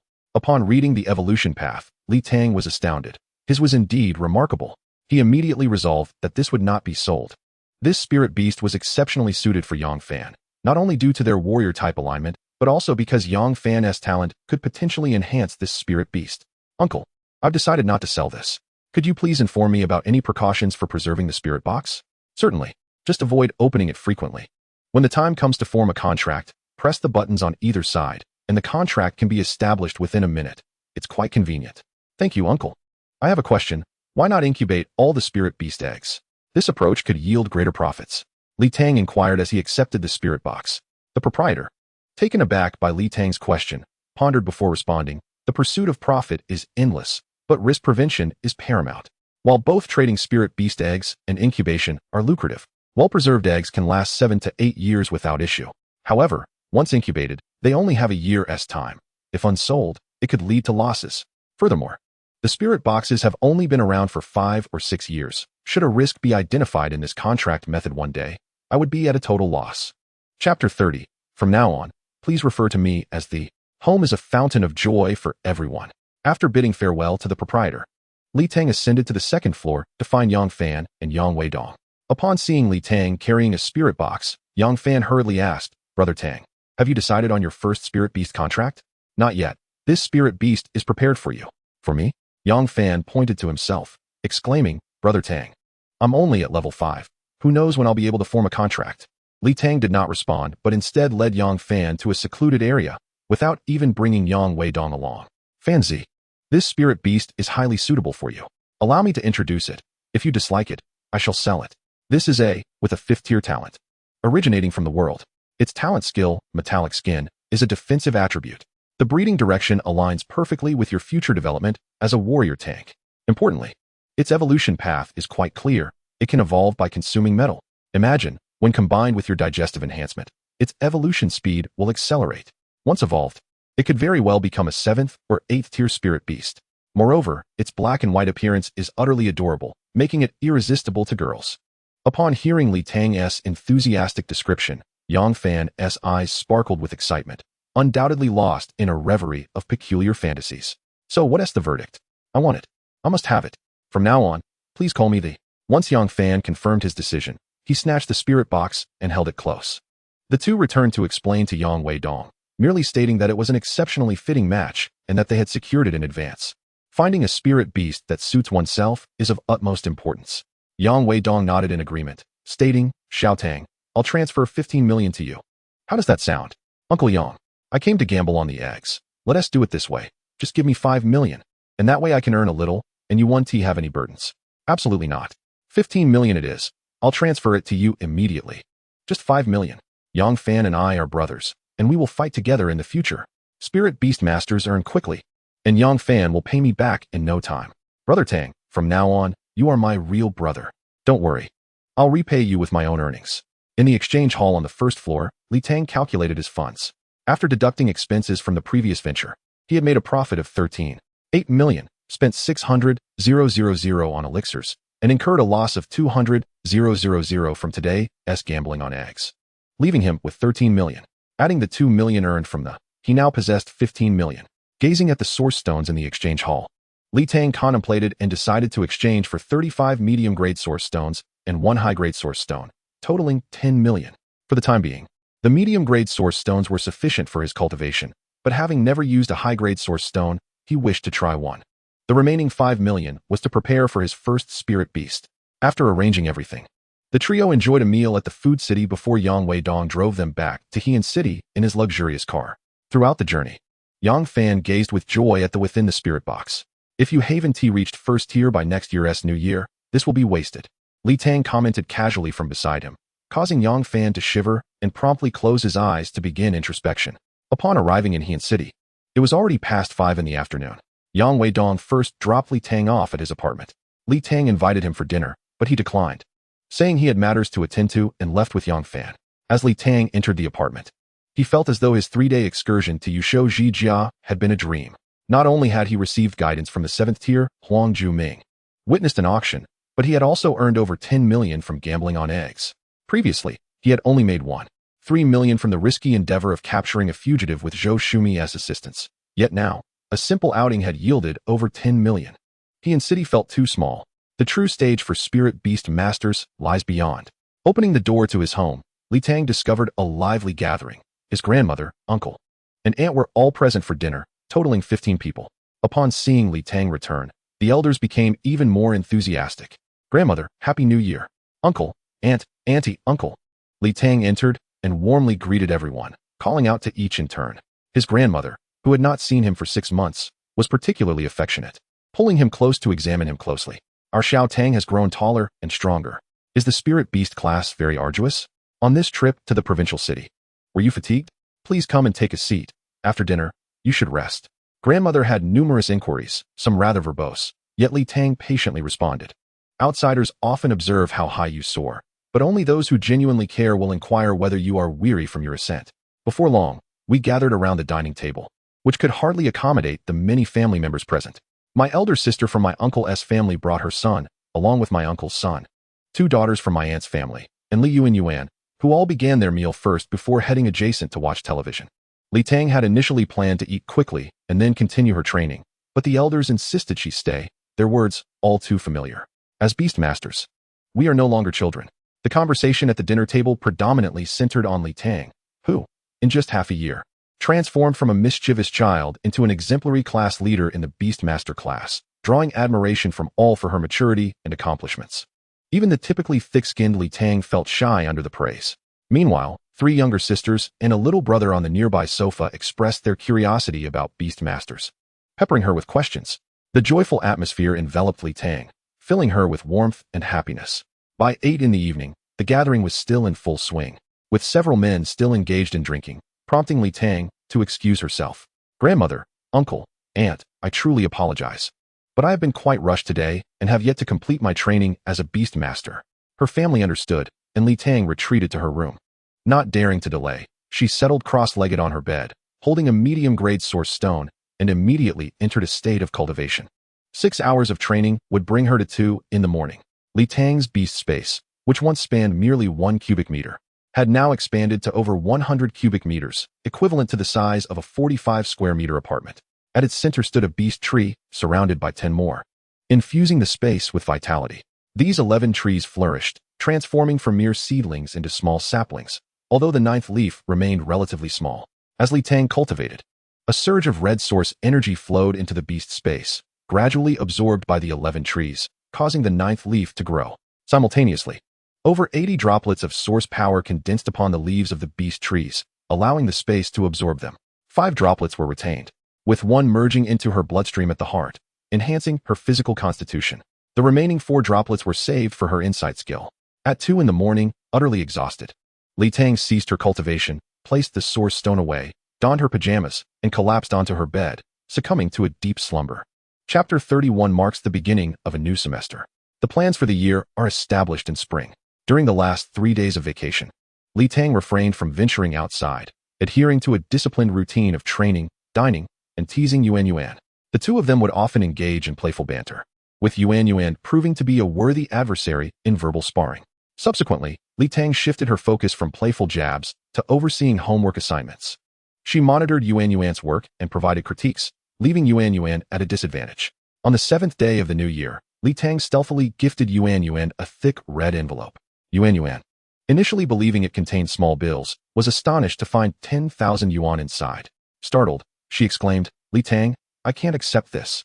You need this for your training expenses. I assisted someone at the Beastmaster's residence in the provincial city using my innate Beastmaster talents, and they expressed their gratitude with a payment of 100,000 yuan.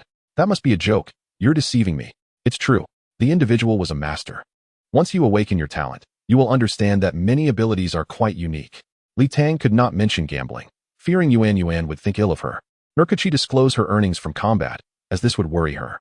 Thus, she concocted this story.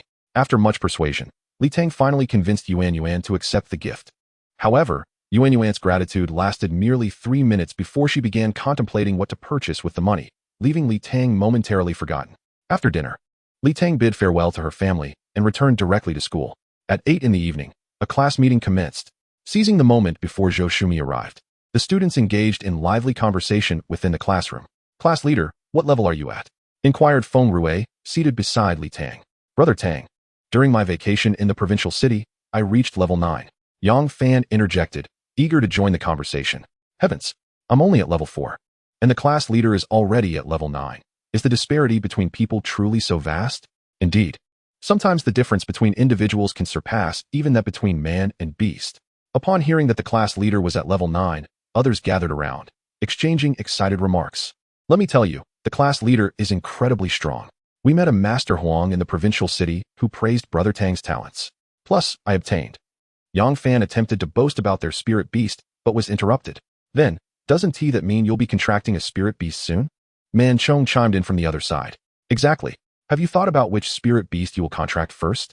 Feng Rui asked. Not yet. The school provides options, and I will consult with my teachers when the time comes.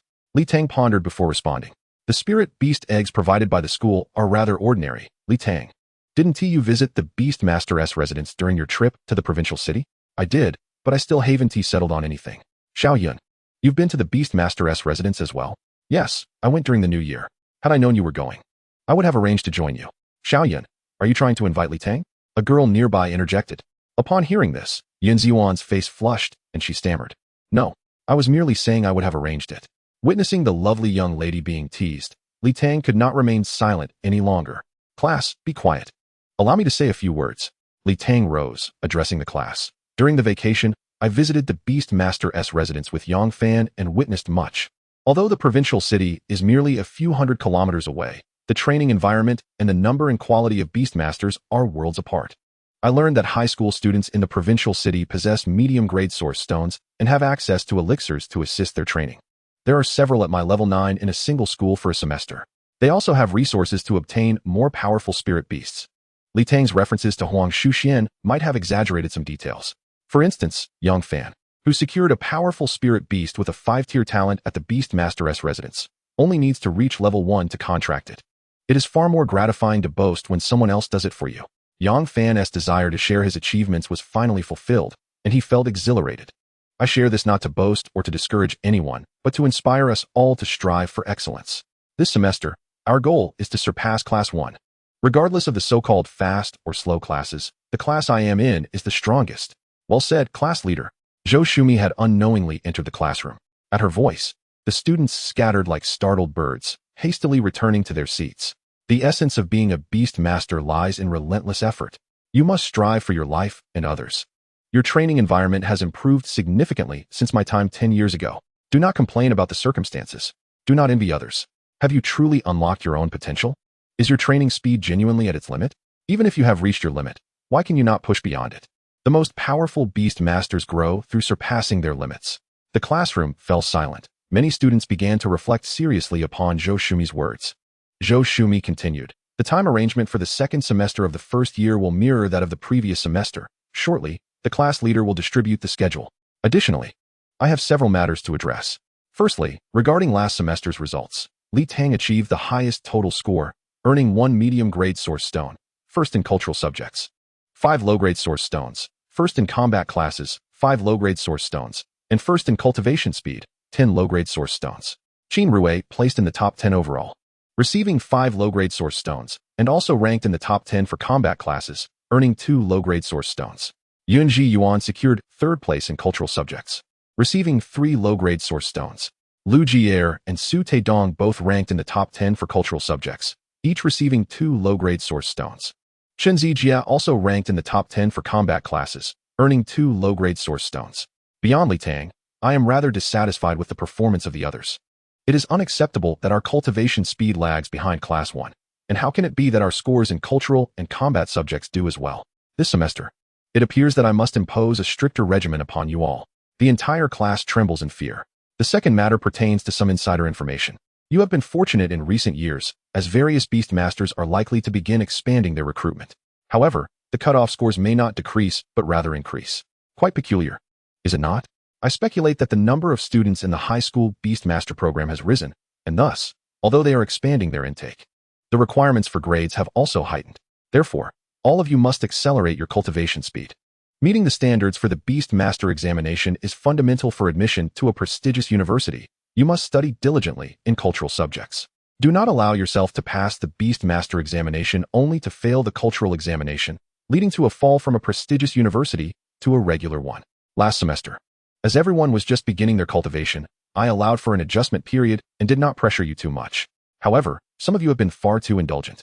I have told you before, once you embark on the path of a Beastmaster, you must only forge ahead. Is there anyone in the class who wishes to abandon their identity as a Beastmaster? I can assist you in transferring to a regular class. A profound silence envelopes the class. You must understand that being a Beastmaster signifies status, wealth, and identity. How could one possibly relinquish that? Since no one is willing to give it up, those currently at level 4 must hasten their pace, and those at level 5 must also step up their efforts. After all, we already have students at level 9 in our class. Chapter 32. A prodigy amongst geniuses. A life of unwavering effort must not be neglected. After the class meeting, Li Tang was summoned to the office by Zhou Shumei. Initially, Li Tang assumed it was merely to collect the course schedule and textbooks. To his surprise, Zhou Shumei gestured for him to take a seat beside her desk. Lost in her thoughts, Li Tang refrained from interrupting. Since the last encounter where Huang Ju-ming introduced Zhou Shumei's formidable golden spike, Li Tang had developed an even deeper respect for her. A woman capable of delivering such lethal strikes is truly formidable. You are now at level 9. How long do you anticipate it will take to reach level 10?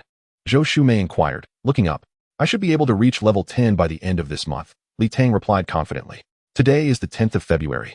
With 20 days remaining, Zhou Shumei nodded before continuing. I overheard outside the classroom that Yang Fan has already chosen his first spirit beast. Have you not selected yours yet? Yang Fan has opted for a 5th-tier iron-eating beast, which aligns well with his talents.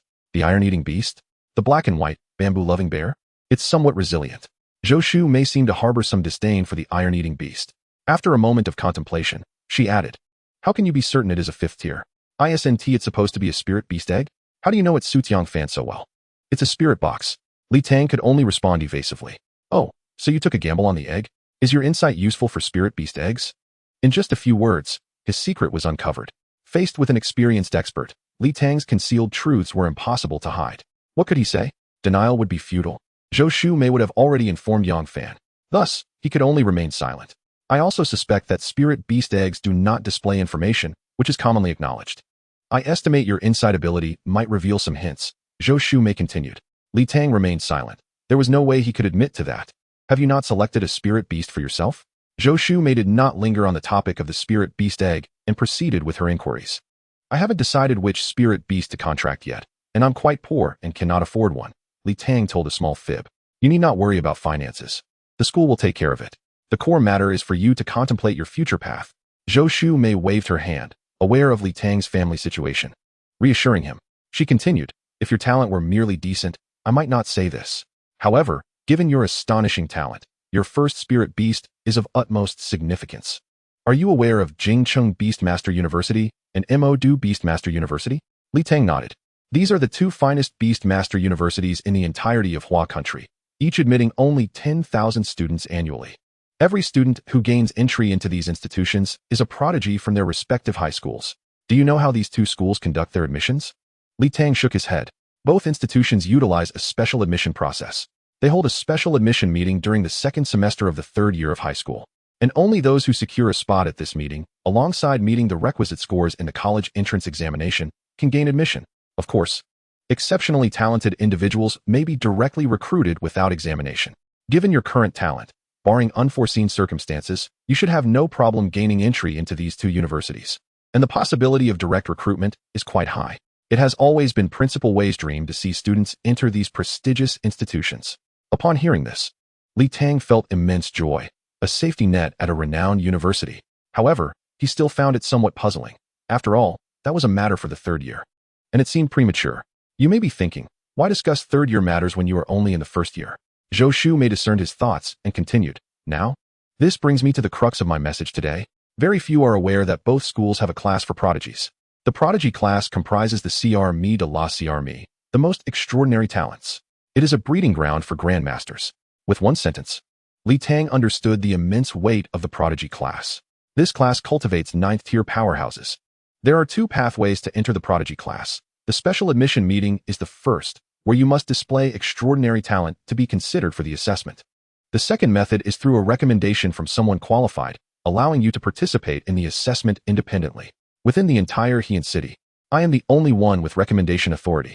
Li Tang gazed at her in astonishment. He had used insight on Zhou Shu Mei and had even been bested by her. "Sister, you are only at tier 3. What qualifies you?" Zhou Shu Mei, sensing his thoughts, felt a bit embarrassed and replied, "Because I graduated from the Jingyu to prodigy class." "And you?" Li Tang was even more astonished. "Earlier, it was hailed as a grandmaster's breeding ground. And now you are at tier 3? My situation is somewhat unique." Zhou Shu Mei shot him a glare, then organized her thoughts before continuing. "The prerequisite for my recommendation is that you must possess sufficient strength, surpassing your peers. I will set a standard for you. It is now February. By the end of May, you must contract a powerful combat spirit beast and elevate it to 1st tier. This is fundamental. In the meantime, you must also enhance your combat abilities, and your spirit beast's combat power must improve. Moreover, you cannot neglect your cultural subjects. Once all these conditions are fulfilled, I will recommend you. You must understand that the resources available in the prodigy class are unparalleled, far surpassing those available to university students from the same school, let alone those from ordinary high schools. I only have one opportunity to recommend. I did not even recommend my brother, Zhou Shu Dan. If I recommend you and you fail to gain admission, I will never have another chance.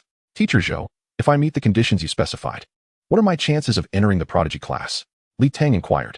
"About 10%. The assessment for recommendations will be even stricter. A 10% probability is rather low. This is a singular opportunity. It is equivalent to having 2 chances to strive for the prodigy class. I am also imposing a condition for my recommendation. I hope that when you become formidable enough in the future, you will assist me in completing a task. Of course, regardless of whether you agree or not. As long as you possess the requisite strength, I will recommend you." Zhou Shu Mei's words reached this point, leaving Li Tang with no choice but to agree. Teacher Zhou, rest assured that when I become powerful in the future, I will bravely undertake your tasks, even if it means traversing mountains of blades and seas of fire.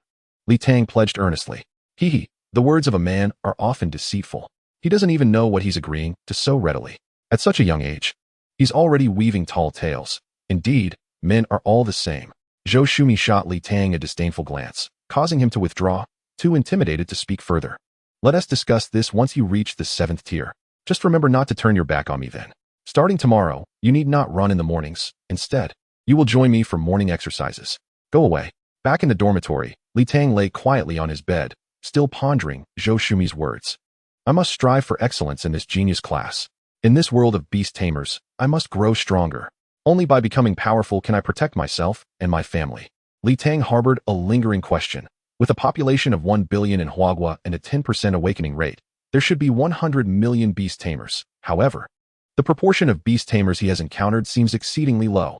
Either there are not as many awakenings as presumed, or the world of beast tamers may conceal many secrets. Chapter 33, Zhou Shumi's Special Training. Before learning to strike, one must first learn to endure blows. On the first day of the new semester, Li Tang gathered his classmates on the playground and began organizing them into stances. He then quietly approached the center of the playground, where Zhou Shumi was waiting, engrossed in her phone. Couldn't we find a more discreet location? Right in the middle of the playground? How embarrassing. What are you dawdling for? Hurry over. Zhou Shumi called out impatiently to Li Tang. Li Tang hurried over. Without further ado, Zhou Shumi began her introduction. Today, I will focus on enhancing your combat abilities through special training. Standing stances form the foundation of combat, and there are 3 realms in standing stances. The first realm, the rooting realm, involves applying the strength of your sinews and bones. Teacher Zhou, may I interrupt? I know about the 3 realms. The first, the rooting realm, involves applying sinew and bone strength in actual combat. The second, the knowing power realm, involves unleashing all bodily strength. And the third, the whole realm, transforms proactive movements into passive responses, making strength instinctive. Very well, your summary is quite insightful. I recall not having taught you this, did I? I encountered a master during the new year in the provincial capital who imparted some wisdom to me. I am now just a step away from reaching the first realm. Perceptive and astute, Zhou Shumi nodded and said, yes, that master possesses profound insights into combat. Our goal for the next 3 months is for you to advance to the second realm in your standing stance, at the very least. To grasp the threshold of the second realm, Zhou Shumi continued with her introduction. Starting today, we will practice combat every morning. You will attack, while I defend. You must apply sinew and bone strength to every offensive move. First, stand in your stance for 10 minutes to feel the sinew and bone strength, and then proceed to attack me. Li Tang positioned himself in the standing stance, today opting not to immerse his consciousness in the beast space, but rather to calm his mind and attune to his body. As he deepened his stance, a surge of power gradually rose from his feet. Even with his muscles fully relaxed, his fascia and bones supported his body, that force being the sinew and bone strength. Upon achieving clarity in his sensations, Li Tang no longer hesitated, opened his eyes, and declared, Teacher Zhou, I'm coming. Li Tang stepped forward and unleashed a punch aimed at Zhou Shumi's head. The punch was effortlessly blocked by Zhou Shumi's palm. Not bad, but the sinew and bone strength is still not prominent. Sinew and bone strength should lead, followed by muscular strength. Li Tang retracted his fist, exerted force with his left foot, and kicked towards Zhou Shumi's temple with his right leg, which was again effortlessly intercepted by her palm. Sinew and bone strength is a holistic entity. Do not merely think of using the sinews of your arms or legs, but rather all sinews together. Again, Li Tang immersed his consciousness in his body, feeling the power emanating from his feet, transmitting through his fascia and bones to his arms, and then coordinating the strength of all his muscles. He threw another punch, which Zhou Shumi caught with one hand. This punch felt as though it struck a wall, sending sharp pain through his fist. This punch was decent. It exhibited some sinew and bone strength. Let your body remember this sensation. Continue. With relentless punches and kicks, Li Tang gradually began to suffer. As he became increasingly adept at utilizing sinew and bone strength, the power behind each punch and kick intensified. Yet every strike against Zhou Shumi's palm and shin felt akin to hitting a steel plate, with her showing no reaction while he endured the immense pain from the rebound. But he could not stop, for Zhou Shumi was there urging him on. Keep going. Don't stop. Are you capable or not? Faster. Put in more effort. Teacher Zhou, spare me. I truly cannot continue. After half an hour, Li Tang was drenched in sweat, collapsing to the ground, gasping for breath, unwilling to rise. His hands, feet, and shins were swollen. When muscle power is exhausted, It is the best time to experience sinew and bone strength. Li Tang closed his eyes and summoned a drop of source power from the beast's space, infusing it into his bloodstream. As the source power flowed in, Li Tang's strength and injuries began to recover. Do not use source power for recovery. Save it for training. Zhou Shumi, sensing Li Tang's revival, frowned and commanded, "Stand up, continue." Li Tang gritted his teeth through the pain and stood, charging towards Zhou Shumi with renewed vigor. Continuing his assault, Li Tang's fists began to ooze blood. The classmates from Class 2, who were standing in their stances, and those from Class 1 who were running, watched in astonishment at the fierce exchange between Li Tang and Zhou Shumi in the center of the playground. Who is Zhou Shumi? She is the martial arts instructor for both classes, and everyone has witnessed her formidable prowess. She can punch through sandbags and shake the combat classroom with a single stomp, sending opponents flying with a casual move. A student from Class 1 had inquired with their homeroom teacher, Zhao Weigua, who affirmed that in pure combat, Zhou Shumi surpasses him. Today, Li Tang has been relentlessly attacking, circling around Zhou Shumi. Though all his strikes have been thwarted, it is nonetheless impressive. Will we have to do this in the future? A student from Class 1 murmured. This remark plunged the entire class into silence. Once both classes concluded their morning exercises, they went off to shower and have breakfast, but Li Tang persisted. The continuous pain had triggered a stress response in his body, rendering him numb, with only the urge to attack remaining in his mind. As his muscular strength waned, his perception of sinew and bone strength became increasingly acute, with his striking speed and power not diminishing, but actually increasing. Zhou Shumi nodded in approval of his performance. Noticing the time, Zhou Shumi stepped back and said, "That will be all for today?" Li Tang swung a punch into the air and collapsed onto the grass, gasping for breath. "Clean up and head to class. We will continue tomorrow." Zhou Shumi then departed. Li Tang lay on the ground for 5 minutes, realizing class was about to start. He struggled to rise and slowly made his way to the classroom. Tangu, are you all right?" Yang Fan rushed to Li Tang's side, one hand holding a bun while the other supported him. "I brought you a bun. Please don't help me. I'm in too much pain. Let me walk slowly." Li Tang replied, continuing towards the classroom, sweat dripping from his body as if he had just walked through a rainstorm. Upon reaching the classroom, the lesson had already commenced. The cultural teacher was taken aback by Li Tang's drenched and exhausted appearance, but said nothing more, allowing him to enter the class. At his desk, Li Tang accepted the bun handed to him by Yang Fan, his swollen hands trembling as he brought the bun to his mouth, taking a hearty bite and chewing vigorously. As the meat-filled bun entered his stomach, a wave of warmth spread through his body, bringing him immense comfort, followed by another bite. At that moment, a bottle of water was placed on Li Tang's desk, and he looked up to see Feng Rue in front of him, pointing towards Yin Ziyuan seated ahead. Yin Ziyuan turned her head to look at Li Tang, who smiled back at her before taking a sip of water. Feeling a bit shy, Yin Ziyuan turned away and rested her head on the table. If Li Tang could see her expression, it would be filled with concern. Chapter 34. Expand your horizons. The answer always transcends the question. After breakfast, Li Tang contemplated and decided to use a drop of source energy to initiate the recovery of his body. During training, he refrained from utilizing source energy, pushing himself to experience the essence of muscle and bone strength. If he continued to abstain, given his current physical condition, Li Tang feared he would be unable to recover by the next day, thus hindering his training. As the drop of source energy coursed into his heart, the soreness in his body gradually eased, and the swelling in his hands and feet began to subside. Subsequently, Li Tang started introspection, maintaining his training rhythm. At 6 in the evening, he arrived at the familiar source energy chamber. Inhaling the air suffused with source energy was exhilarating and refreshing. Finally, he no longer needed to spend his own money for training. As Li Tang entered a meditative state, the source energy within the chamber surged toward him. With hundreds of units of source energy converging in his beast mastery space, gradually absorbed by the Beastmaster tree, Sun Mingyuan observed the rate of energy consumption within the chamber and silently opened the hidden compartment to replace the second mid-grade source stone. Before training, Yang Fan discreetly popped a qi-condensing pill into her mouth, not far away. Yin Ziyuan glanced around to ensure no one was watching and stealthily consumed a pill as well. Several classmates from their class engaged in similar practices. After all, there were quite a few families with means. Others were also employing their own methods to enhance their training speed. Li Tang's rapid improvement inspired many, igniting their ambitions. A single catfish had stirred the entire tank of sardines. Let us rise together. During morning exercises on the following day, Li Tang continued his assault on Zhou Shumi, his fists and kicks slicing through the air with vigor. As his muscle strength waned, Li Tang became increasingly adept at harnessing the essence of muscle and bone. Indeed, he had begun to invoke this power, marking his entry into the first layer of foundational training. His task now was to merge this essence with his muscular strength, thereby achieving a substantial mastery of the first layer. Do not halt. Continue. Let the essence of muscle and bone blend with the strength of your muscles. Pain accompanied by pleasure.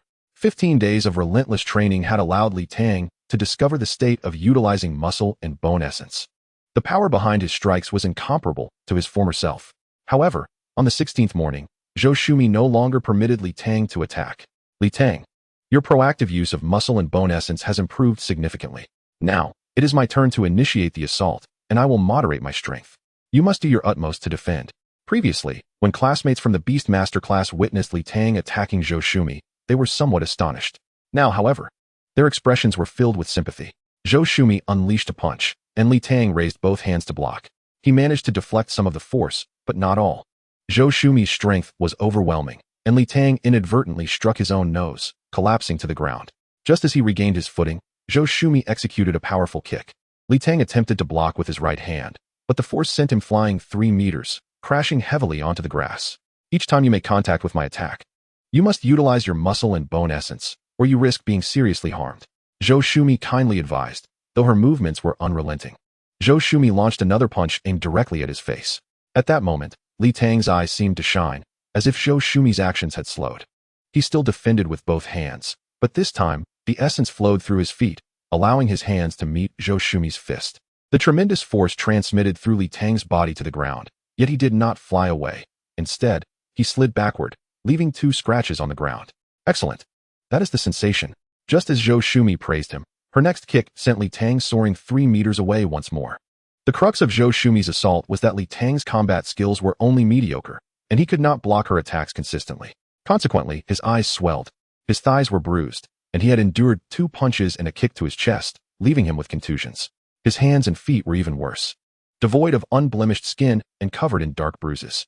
Afterward, Zhou Shumi, glancing at Li Tang's battered visage, felt a twinge of guilt and remarked, "I may have struck a bit too hard. You should head to the school hospital." She then briskly walked away. Li Tang, unable to move on his own, was assisted to the school hospital by Yang Fan and Qin Rui, who helped him rise from the ground. At the school hospital, Li Tang encountered Vice Principal Lu Yongling, and tears welled up in his eyes instantly. "Vice Principal Lu, you must help me. The elderly always possess such kindness." Lu Yongling smiled warmly at Li Tang and said, "Ah, is that not our little genius? Just a few days ago, Lao Huang called to praise you. How is it that you ended up in such a state today? Was it Zhou Shumi? Vice Principal, please spare the chit-chat. I am in excruciating pain.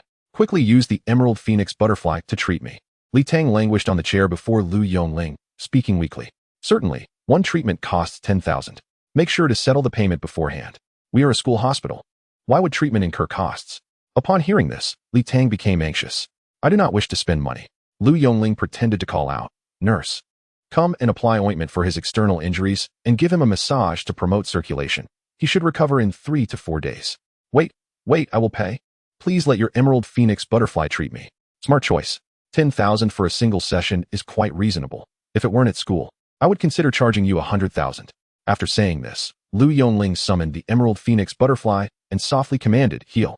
A green light emanated from the Emerald Phoenix Butterfly, visibly restoring Li Tang's external injuries. Minutes later, he regained his vitality. Lu Yongling, being a close friend of Master Huang Jueming, possessed formidable strength. Li Tang hurriedly inquired about his concerns. "Vice Principal, must I endure pain to elevate my standing in foundational training? Is there no alternative?" "Indeed, you may stand and train slowly. If you possess good comprehension, it may take a decade or so to reach a near-perfect state." "What? So I must endure pain?" Combat is intricate, encompassing 2 aspects, striking and receiving strikes. If you do not endure pain during foundational training, you will inevitably encounter it later in practical combat. It is an unavoidable reality. Is there a way to minimize the pain? Li Tang pressed. "There is. Being clever is sufficient. To put it bluntly, it is about comprehension." Lu Yongling patiently explained. During the first layer of foundational training, enduring blows is the fastest method of improvement. By doing so, you not only distribute muscle and bone essence throughout your body, but also transform martial arts techniques into latent potential. Throughout this process, you must ponder why you can utilize muscle and bone essence while attacking, but not when defending. Is it a matter of insufficient reaction speed? If so, find ways to accelerate it. Or is your essence unable to transmit? Then practice until it can. As for martial arts techniques, they are boundless. Myriad forms exist. Yet the core remains the same. to inflict harm on the opponent at minimal cost. All offensive techniques are feints, designed to expose the opponent's vulnerabilities. All defensive maneuvers aim to decipher the opponent's feints and evade or block genuine attacks, creating opportunities to counterattack. Understanding is one thing. Execution is another. Only through relentless practice and continuous engagement in both offense and defense can you attain mastery and establish your own combat style. In matters of combat, knowledge alone is insufficient. When Zhou Shumi instructed you to defend, did you simply stand there and endure? Did you ever consider evading? Did you think of counterattacking? Have you ever contemplated transforming Zhou Shumi's offensive prowess into your own? The primary objective of your foundational training is not merely to endure blows, but to cultivate a harmonious flow of strength throughout your entire being. As long as every muscle can harness this intrinsic power, what distinction exists between offense and defense? Expand your horizons. In Chapter 35, titled Double Happiness, a breakthrough to level 10 occurs. One may be blinded by a single leaf, failing to perceive the grandeur of Mount Tai. Upon exiting the school infirmary, Li Tang's mind buzzed, not from Lu Yongling's incessant chatter, but rather from the profound wisdom imparted by Principal Lu that left him enlightened. On his way to class, Li Tang pondered deeply. Throughout his journey from before to after his transmigration, he had always considered himself exceptionally intelligent, particularly with his outstanding beast mastery talent, truly a prodigy, the protagonist of his own tale. However, after reflecting on Lu Yongling's words, he realized he had been complacent and had neglected the importance of introspection and synthesis. This laziness was not about indulging in distractions during training. Rather, it was a reluctance to engage in thoughtful reflection and review. Temporary success had lulled him into a state of myopia, preventing him from stepping back to consider the situation from a philosophical standpoint, from a higher realm of understanding. Vice Principal Lu was correct. It was not solely about combat techniques, but also encompassed the training of Beastmasters, the bonding with spirit beasts, and unfamiliar strategies, all ultimately aimed at acquiring strength to vanquish opponents and ensure one's own survival. In the immediate context of his duel with Zhou Shumi, Li Tang found his reaction speed lacking, a consequence of his inadequate mastery over his intrinsic strength. To gain proficiency in this power, the solution was straightforward. Every action from now on should engage his muscles and strength. Why reserve this energy for combat alone? It could be employed in daily life as well. As he contemplated this, Li Tang's gait began to alter. If anyone were nearby, they would notice a peculiar shift. He appeared to struggle with walking, each step taken with deliberate slowness as he attuned himself to the fusion of his strength and muscle power.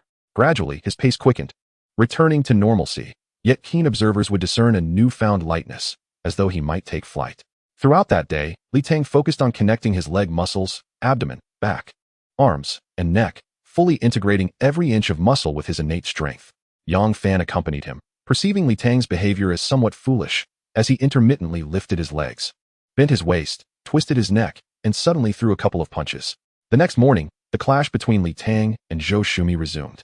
Zhou Shumi unleashed a punch, which Li Tang deftly sidestepped, immediately countering with a whip kick aimed at her knee. Instinctively, Zhou Shumi raised her calf to deflect his strike. Utilizing the force of her kick, Li Tang spun around, launching a kick at her head, which she blocked with her right hand. Due to Li Tang's use of Zhou Shumi's momentum combined with his own lower body strength, the impact was significant, causing her to retreat a step. Unwilling to relent, Li Tang propelled his other leg forward, executing another flying kick toward her head. Zhou Shumi, now alert, seized his leg and hurled him away.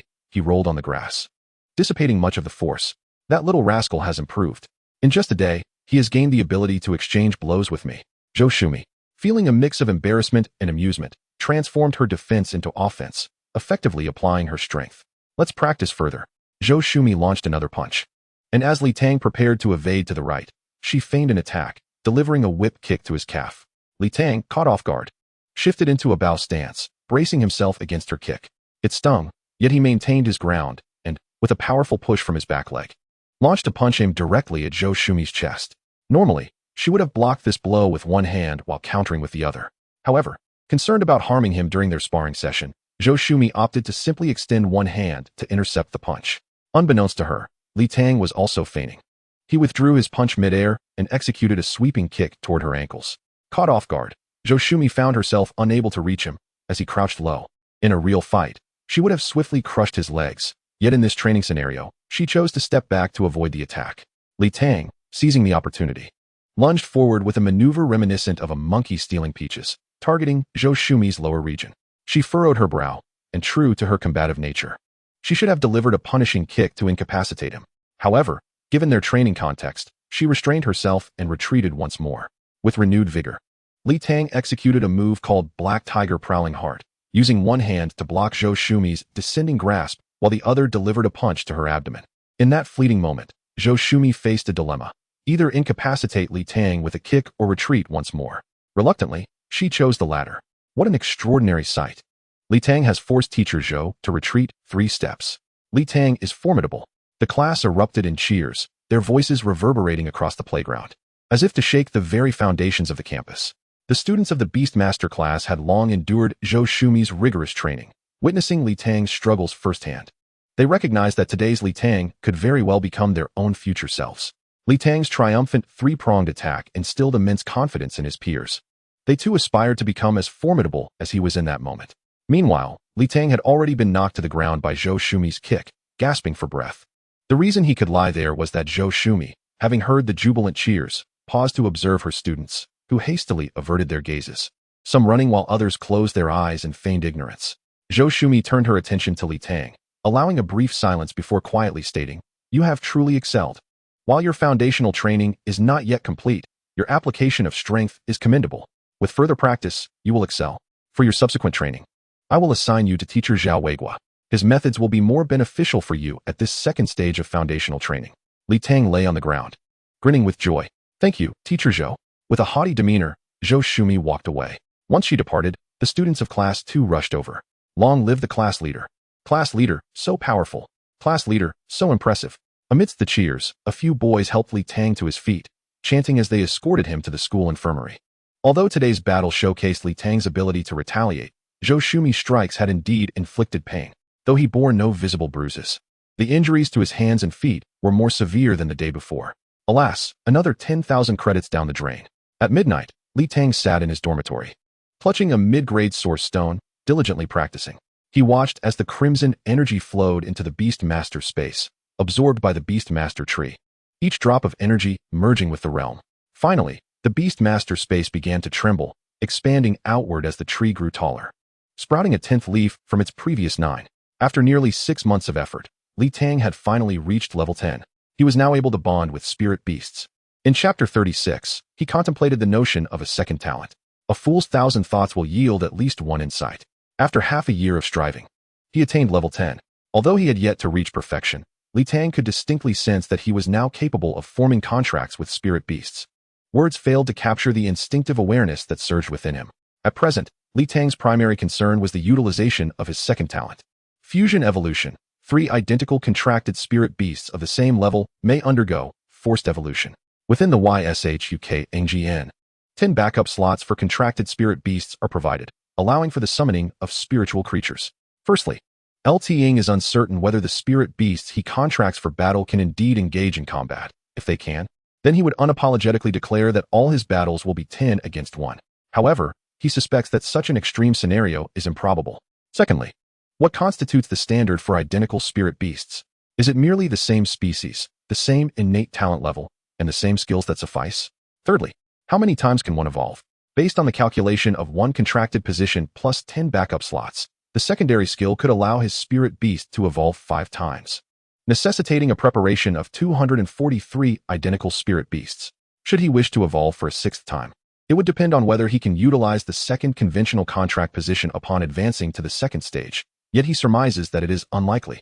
Currently, as LT Ying understands, the highest innate talent for a spirit beast is at the 9th tier, with each evolution potentially raising the talent level by 1 to 3 tiers. This number of evolutions is certainly sufficient, if the quantity is adequate. LT Ying could even cultivate a divine beast with a talent level exceeding tier 9. Fourthly, what are the limitations of the second innate talent? It should be that they must be of the same level to evolve.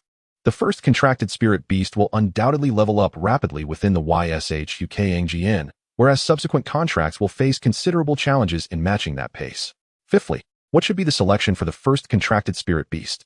Given the evolving potential of the second innate talent, it is certainly wise to choose a creature of the 2nd or 3rd tier, as these species are plentiful, allowing LT Ying to swiftly evolve it 2 or 3 times, thus achieving a strength around tier 6, which should surpass that of most spirit beast masters. Why not consider a 0 or 1st tier spirit beast? Currently, On LNXing, 0 or first-tier spirit beasts are primarily kept by humans as food or materials. Additionally, 0 and first-tier spirit beasts lack innate skills and are incapable of producing spirit beast eggs. LTing cannot foresee the evolution path. Selecting a 0 or first-tier spirit beast, if it evolves poorly, would render it utterly useless. That night, LTing pondered extensively, but succumbed to the exhaustion of his training and fell into a deep slumber. At 6:30 the next morning, LTing returned to the training ground. Although he is eager to resolve the spirit beast dilemma, he understands that contracting a spirit beast is not a matter to be settled in a day or two, and his combat training must not cease. Awaiting him in the center of the training ground was Zhow Igu. LTing hurried over. "Good morning, Teacher Zhow. I appreciate your assistance moving forward." Zhow Igu spoke little, merely nodding in silence. "What will we practice today?" Silence ensued. After 10 seconds, Zhow Igu broke the quiet. "The second realm of Zhuing, the ZHL realm, aims to unleash the full force of your body." After a brief pause, he continued, 3 steps. First, adjust your strength. Second, tense your body like a bow. Third, strike. LTing nodded, waiting for a demonstration. "Allow me to show you." LTing nodded again. Observing Zhow Igu sink into a horse stance, fists at his sides, his entire being coiled with latent power. Moments later, Zhow Igu unleashed a punch, and LTing felt a rush of wind, accompanied by a deafening sound. Zhow Igu's punch had created a sonic boom. LTing was taken aback, quickly covering his ears, as the surrounding students engaged in morning exercises looked on in astonishment. Zhow Igu retracted his fist and instructed, "Today, you will adopt the horse stance, channel your entire strength, and then strike." After that, he fell silent. LTing hesitated not, promptly assuming the horse stance, channeling his strength, and began to punch. The first punch was eerily silent. After gathering more strength, another punch followed, still quiet. 10 minutes later, Zhow Igu spoke again. "You must envision yourself as a bow, drawing your full power to release your punch as if it were an arrow." And once more, silence enveloped them. It was no wonder Zhow Igu seldom taught. Speaking was evidently a challenge for him. The abstract nature of his instructions left LTing with no choice but to decipher them independently. He envisioned his spine and leg bones as a bow, using the strength of his muscles to pull back before unleashing a punch. This time, the punch carried significantly more force than before and seemed to produce a sound. Well, perhaps merely the sound of fabric rubbing against itself. Another 10 minutes passed. Zhow Igu commented, "You must also rotate your muscles in the opposite direction. As you punch, let your muscles exert force in another direction." "Why didn't you mention this sooner?" LTing thought, suddenly enlightened. With this newfound technique, he threw another punch, creating a gust of wind that nearly produced a sonic boom. He committed this style of force to memory, relentlessly striking forward with one punch after another.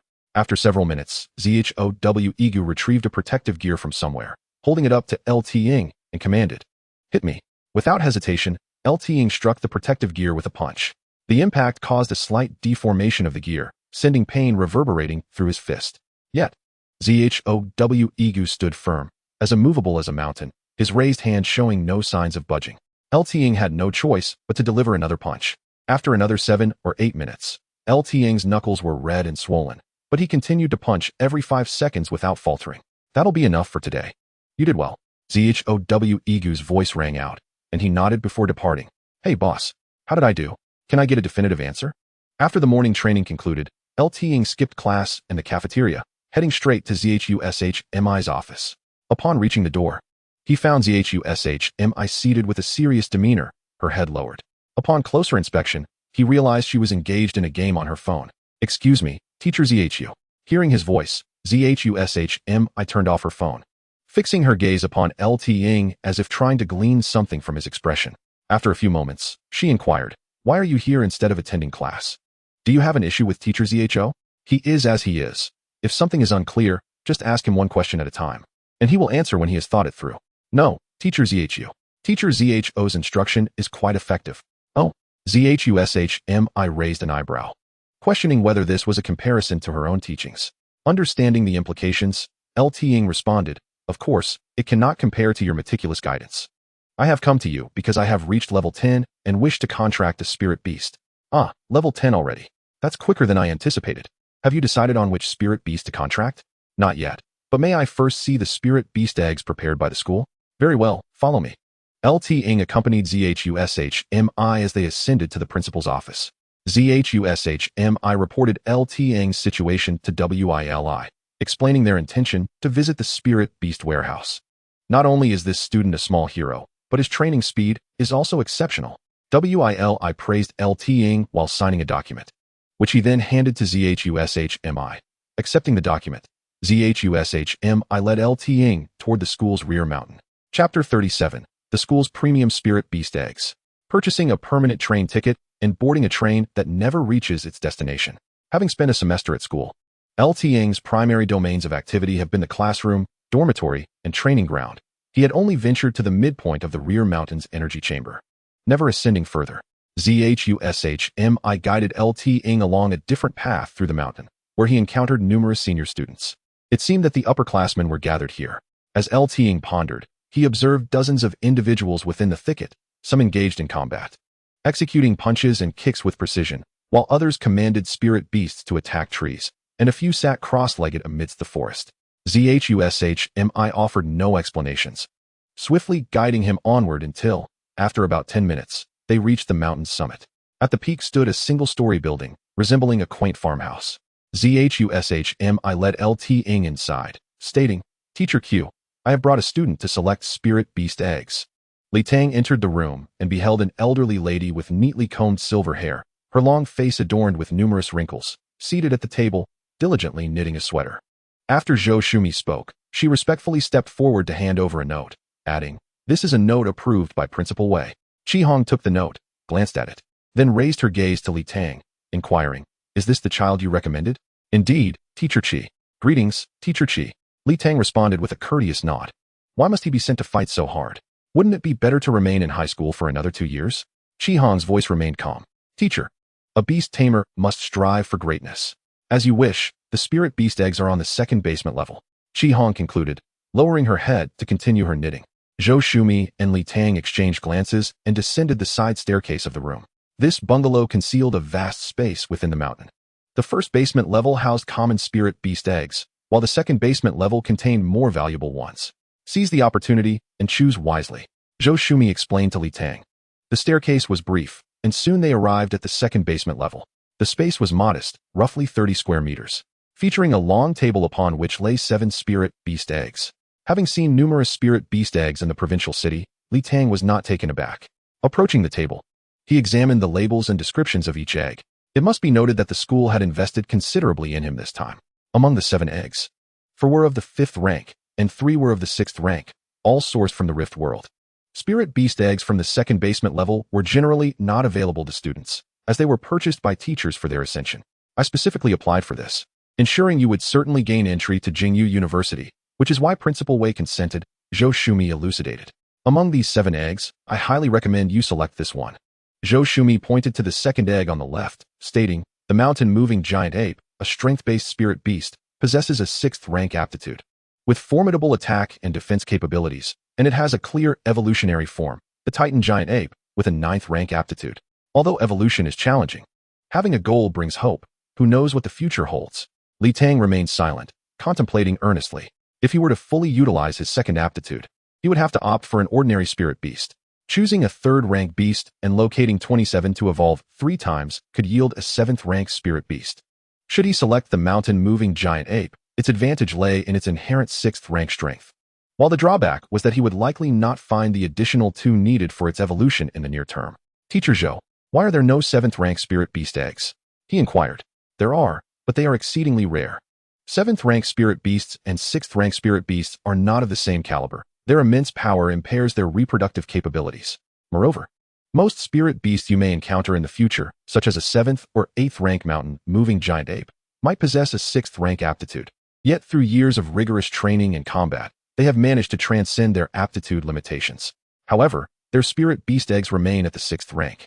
What if they evolve?" Tang pressed. "Breaking through is easier than evolving. Evolution is the transcendence of a life form. If a Titan giant ape were to have spirit beast eggs, they would be at least 7th rank, possibly even 9th rank. This is why 7th rank spirit beast eggs are scarce, and if someone were to acquire one, they would not sell it, let alone distribute it to high schools. Have you made up your mind? I suggest you select this mountain-moving giant ape," Zhou Shumi urged. "Teacher Zhou, May I inquire if I could liquidate the spirit beast egg should I choose not to select the school's egg? You are merely at level 10. Do not aim too high. Are you dismissing the mountain-moving giant ape? In the principal's office, Wei Lai and Zhou Shumi were fervently persuading Li Tang, or rather scolding him. Zhou Shumi, appearing frustrated, exclaimed, "Do you have any idea how much the principal sacrificed to acquire this spirit beast egg for our school? Do you understand that if this egg were to be auctioned, it would fetch no less than 150 million? And you dare to turn your nose up at it? What audacity!" Li Tang, scolded into silence, recognized the validity of Zhou Shumi's words. A dragon egg had sold for over 100 million at the Beast Tamer's auction. The problem was that Li Tang's second aptitude could not be disclosed. All right, Teacher Zhou. Enough. Everyone has their own aspirations. You previously speculated that Li Tang's aptitude for insight might be somewhat unique. He probably wishes to take a gamble at the Beast Tamer's home. Wei Lai, having calmed Zhou Shumi, addressed Li Tang. As for liquidating it for 100 million, do not entertain such thoughts. Li Tang, I can offer you a maximum of 15 million. This mountain-moving giant ape spirit beast egg must be returned to the Ministry of Education if a suitable contractor is not found. Principal, you too have surmised that I wish to take a gamble. 15 million is merely the price for a 5th-rank spirit beast egg, which I cannot afford to gamble on. I offer a flat price of 50 million. Upon noticing Wei Lai's slight concession, Li Tang seized the opportunity to negotiate for more funds. Impossible. It is 15 million, not a penny more.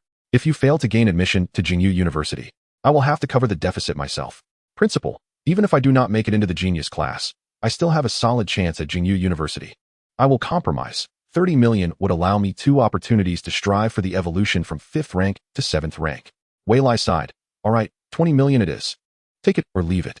Our school has not had anyone gain admission to Jingyu University for many years, yet we have managed to get by. If you continue to dither, I will wait a few more years. This world does not revolve around your singular genius. All right. Thank you, Principal. Please transfer the funds immediately. I will set off to the provincial city today. Li Tang also took care of the leave request in the principal's office. Having considered carefully, he decided on his first spirit beast, to select a common 3rd-rank beast, aiming to find at least 9 to evolve it twice, ensuring a baseline of 6th rank, striving for 7th rank. Without Yang Weidong's luxury car to escort him this time, Li Tang purchased a train ticket for the same day online. Upon returning to the dormitory, he packed a few changes of clothes into his backpack. Most importantly, he placed the source stones and his bank card into a small bag. Initially intending to conceal it within his underwear, the bulkiness of the source stones rendered it uncomfortable. Unable to do so, he opted to hang the bank card around his neck, while stuffing the source stones deep into the bottom of his backpack. Once prepared, Li Tang departed from the school, taking a taxi to the train station. The train was scheduled for 2 in the afternoon, expected to arrive by 7 in the evening. Li Tang, thick-skinned, sent a message to Huang Shuxian while in the taxi. Sister Xian, I will arrive in the provincial city tonight. Could you assist me in booking a room at the Juming Hotel? Half an hour later, Li Tang had arrived at the train station. Huang Shuxian replied, What time will you reach the train station? I will have someone pick you up at 7 at the South Station. We will have dinner together in the evening. We can discuss anything when you arrive. All right. Thank you, Sister Xian. No problem. No need to be polite. Grandpa has been asking about you as well. He might come over tonight. Chapter 38. A Grand Reception.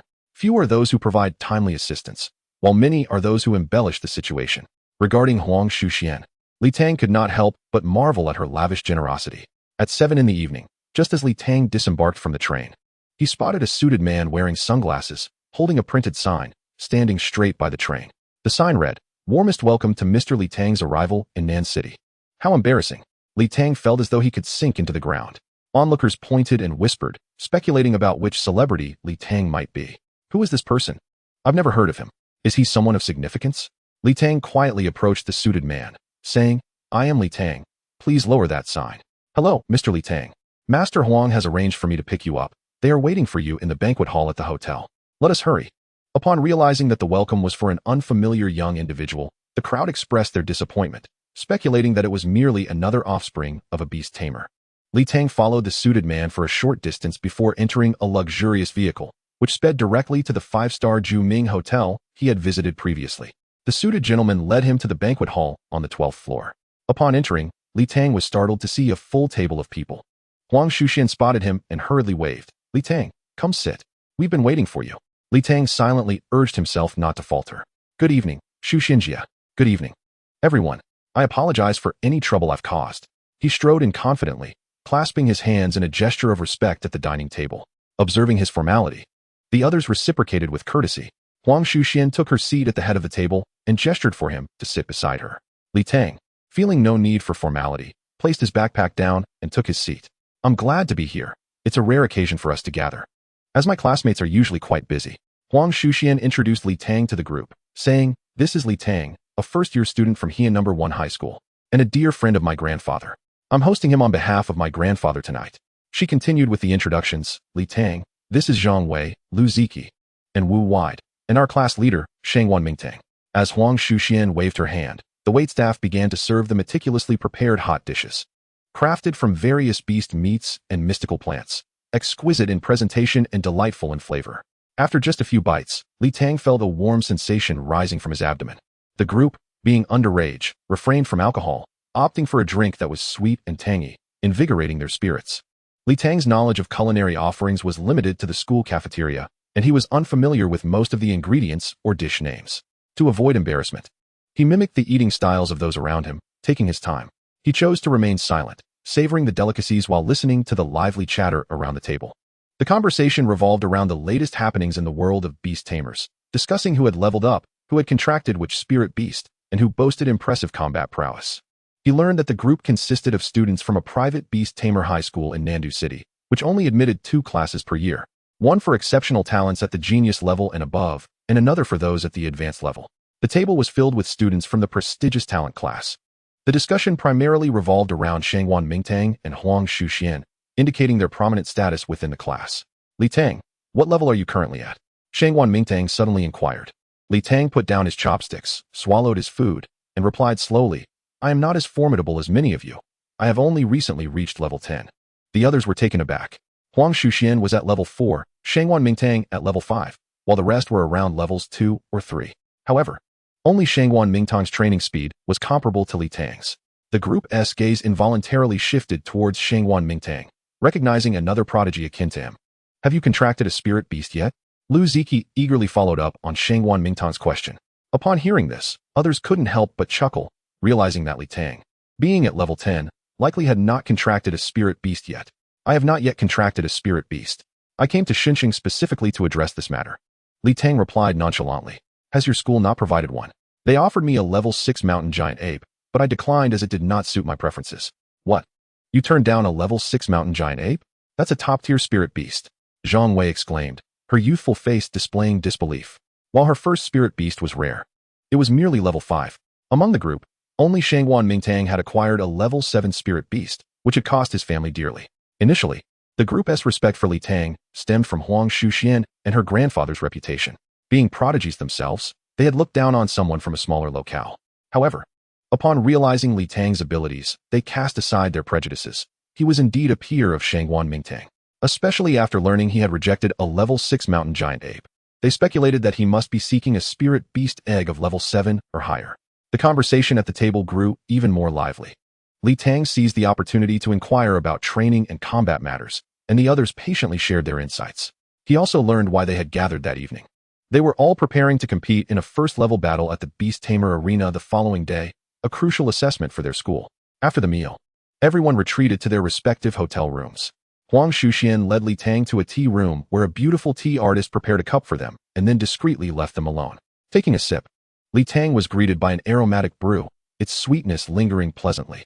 Just as he was about to compliment the tea, he was taken aback. Sensing a surge of pure source energy coursing into his beast tamer space, equivalent to several drops of attribute-free source energy. Noticing his astonished expression, Huang Shuxian playfully smiled. I secretly used my grandfather's tea leaves. They are said to be from an 8-level tea tree, and he only has a small amount. How extravagant. I am quite fond of it. Li Tang exclaimed. Let us express our gratitude to Grandpa Huang for this exquisite tea. Originally, my grandfather had planned to speak with you tonight, but something urgent came up, and he had to leave. May I ask if there is anything you need help with upon your arrival in Xinxing? Don't hesitate to ask. My grandfather has a certain standing here, and things can be arranged more easily. Thank you, Shuxianjia. I came partly to extend greetings from Vice Principal Lu to Grandpa Huang. Li Tang retrieved a carefully wrapped roasted chicken from his backpack, purchased at the train station after Huang Shuxian had responded to his message. This is a local specialty from Heian City, a small token of appreciation for your guidance and assistance. Huang Shuxian looked at the roasted chicken with a bemused expression, fully aware that Li Tang was about to get to the crux of the matter. However, She thought to herself, if you need a favor, at least bring something more valuable. What can I assist you with? Just speak plainly. Li Tang donned a flattering smile and said, thank you for booking the hotel. Could you possibly arrange a discount on the room rate?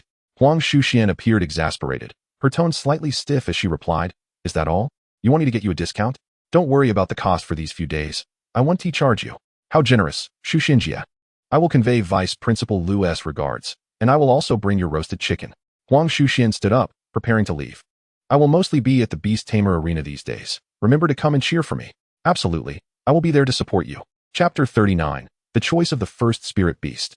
The choice is more important than effort. Doing the right thing outweighs merely doing things correctly.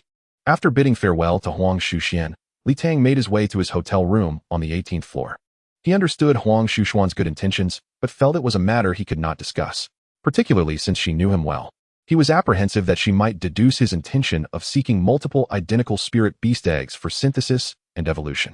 After all, could Li Tang truly avoid the notice of others regarding his spirit beast?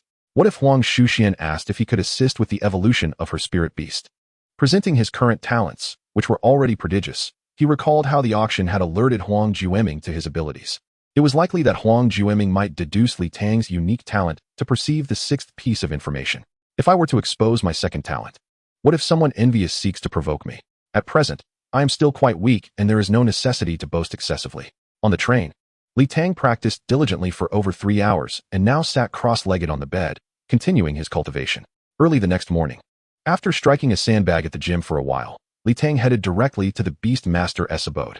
Without hesitation, he proceeded to the 5th floor of the trading center to the Spirit Beast Egg Shop, where he spent 600,000 to acquire a second-tier blue-pink butterfly Spirit Beast Egg. Subsequently, he requested the staff to prepare a low-grade source energy chamber. The low-grade source energy chamber is approximately 10 square meters, with a source energy density comparable to that of the school's source energy chamber.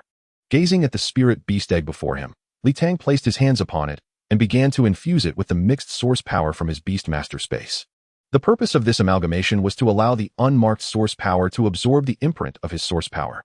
He had previously learned about contracting spirit beast eggs from Zhou Shumi, and today marked his inaugural attempt. As the source power continuously flowed into the egg, it gradually began to crack. At this moment, Li Tang ceased the contracting actions and focused intently on his feelings. Indeed, as he had surmised, for the first spirit beast, Li Tang could only contract it using the Beastmaster space, not the combat preparation seat. Consequently, he must first ascertain the spirit beast and then upgrade it using the combat preparation seat, rather than advance the preparation seat to evaluate its effects before officially contracting it. As Li Tang relinquished his efforts, the blue-pink butterfly emerged from its shell, gradually transforming into a 30-centimeter blue butterfly. He captured the blue-pink butterfly, placed it in a nearby cage, and exited the source energy chamber, requesting the staff to note the time. In the low-grade source energy chamber, the fee is 1 low-grade source stone for 8 hours. The source stone is non-refundable. However, if time remains unused, one may return within 7 days. Returning to the 5th floor, Li Tang casually found a shop and sold the newly hatched blue-pink butterfly. Alas, it was worth merely 50,000. The price of spirit beasts is determined by their talent level and current level. The blue-pink butterfly had just hatched, being at 0 tier and level 1. Thus weak and inexpensive. A loss of 550,000 ensued. Li Tang then visited the official spirit beast egg shop, perusing over 200 third-tier spirit beast eggs. With a discerning eye, he noted that none were duplicates. He approached a staff member and inquired, how many eggs of the same species do you have among your third-tier spirit beast eggs? Have you displayed them all? The staff member, slightly puzzled but patient, replied, we only display 1 egg at a time for each species. Common species spirit beast eggs have some stock in our warehouse. What are the species with the most stock among the third-tier spirit beast eggs? Li Tang asked. Please hold on, I will check. The staff member opened a tablet to examine the inventory and after a brief wait replied, Feng Liu dog, with 4 eggs, Gem cat, with 3, green flower snake, with 3, and Shuifan butterfly, with 3. These 4 have slightly higher stocks. Thank you, I will consider my options. Li Tang said as he sat on a nearby chair, pondering. These 4 spirit beasts were all common species produced on Blue Star, with ample numbers, and Li Tang had studied them in class. The Shuifan butterfly, though a flying spirit beast, was more of a support type with weak offensive capabilities, thus eliminated. The green flower snake, a non-venomous snake, had decent offensive capabilities. However, there are 5 known evolutionary forms discovered by humans. Although it was uncertain whether the evolution types in the combat preparation seat would be fixed, it posed too great a risk. The gem cat, with its talent for gem energy, could impact enemies with its energy, exhibiting strong offensive capabilities. However, the color of the gem on the gem cat's forehead varied, causing slight differences in the energy produced, and it was uncertain if they could synthesize for evolution, with only one known evolutionary type. The Feng Liu dog, gifted with wind blades, utilized wind attributes to form a blade of wind to attack foes. It possessed keen senses and rapid speed, with 4 eggs available in the shop, making the first evolution feasible. The downside was that the Feng Liu dog was a small breed with relatively weak offensive capabilities, known to have 2 evolutionary types. After much deliberation among the 4 spirit beasts, Tang ultimately resolved to choose the Feng Liu dog. He stood up, approached the staff member, and declared, "I want all 4 Feng Liu dog spirit beast eggs." The staff member hesitated briefly before responding, "Sir, to prevent reselling and monopolization, we generally cannot allow the purchase of so many eggs at once." Understanding, Tang replied, "Then I will buy 1 now and return later for the other 3. "Sir, I require a reason to report this," the staff member insisted. Tang furrowed his brow and remarked, "Isn't it normal to buy several eggs at once in this gambling egg context? Are you taking advantage of my youth? If you need a reason." "My justification is that I am researching the evolutionary forms of the Feng Liu dog, hence the high demand." "Very well, sir, I will register this and fetch your items." For eggs, priced at 1 million each, totaling 4 million, Tang handed over 4 black cards, taking 2 eggs in each hand and departing. Within the source energy chamber, Tang first employed insight to examine the eggs, discovering that one possessed high potential. Not wishing to contract a high potential egg, he opted to sell it instead. Without hesitation, he selected 1 egg, placed his hands upon it, and infused it with the previously mixed source power. The spirit beast egg absorbed the power, suddenly vibrating, and cracks began to form in the shell, first 1, then 2, and 3. With determination, Tang established a connection between the Beastmaster space and the spirit beast egg, which proceeded smoothly and swiftly. "Contract," he intoned, and a red contract formation appeared at the base of the spirit beast egg, flashing momentarily. Soon after, a small puppy materialized before Tang. Its entire body was covered in short black fur, emaciated, with a slender face and a frame that seemed almost skeletal, appearing as though it could scarcely muster any weight. "Are you capable, my frail little dog?" At this moment, a tremendous transformation occurred within Tang's Beastmaster space. With the completion of the contract, an energy surged into the space, causing it to tremor and expand nearly double in size. The Beastmaster tree within the space not only saw its 10th leaf grow rapidly, but also elevated significantly, sprouting a second branch and producing an 11th leaf. Tang sensed his level had increased to level 1. Not only that, but this pure energy also coursed into Tang's body, and he felt changes within himself. Having already developed a fine physique from a semester of training, his body was muscular and fit, a prime example of a well-toned individual. Now, he felt an enhancement in strength and speed, his muscles becoming more refined, yet his overall figure appeared considerably slimmer. "Am I also a frail dog now?" Just then, the newly born Feng Liu dog staggered over to Tang, extending its tongue to lick his palm. Tang felt a sense of closeness with this Feng Liu dog. He cradled it in his arms, fondling its head, and communicated telepathically, "I shall name you Frail Dog. Woof woof woof. You must strive diligently in your training. Woof woof woof. From now on, I shall rely on you, so do not let me down. Woof woof woof." With a mere thought, Tang summoned the Feng Liu dog into his Beastmaster space. Because the source power he had infused earlier bore his imprint, the Feng Liu dog felt a profound affinity for this space, joyfully exploring its surroundings, showing interest in the Beastmaster tree, licking it, and then lifting its leg to relieve itself. This time, there was no need for insight. Tang readily sensed the information about the Feng Liu dog. Species: Feng Liu dog. Level: 0 Tier 1. Talent level: 3rd tier. Talent skill: Windblade. Skill: Bite. At last, I have acquired my first spirit beast, Frail Dog. Chapter 40. The First Evolution. Fate is unpredictable, and fortune is shaped by one's own actions. After placing Frail Dog into the Beastmaster space, Tang turned his attention to more pressing matters, namely, hatching the other 2 eggs and preparing for Frail Dog's first upgrade. Tang took the second spirit beast egg, placed his hand upon it, and channeled his source energy. Gradually, the egg began to crack, and Tang invoked his second talent to forge a contract with the second spirit beast egg. The second spirit beast, resembling a slender hound, materialized directly onto the first battle preparation platform. However, upon sensing it, Tang found no connection akin to that with the slender hound. There was a distinct absence of warmth. This wind hound felt lifeless. merely a specimen quietly awaiting on the preparation platform. The spirit beasts on the preparation platform could not be summoned into reality, let alone engage in battle. Li Tang's hopeful dream of overcoming a challenge was swiftly shattered. He assessed the information. Type: Windhound. Level: 0 Stage 1. Talent level: 3rd stage. Talent skill: Windblade.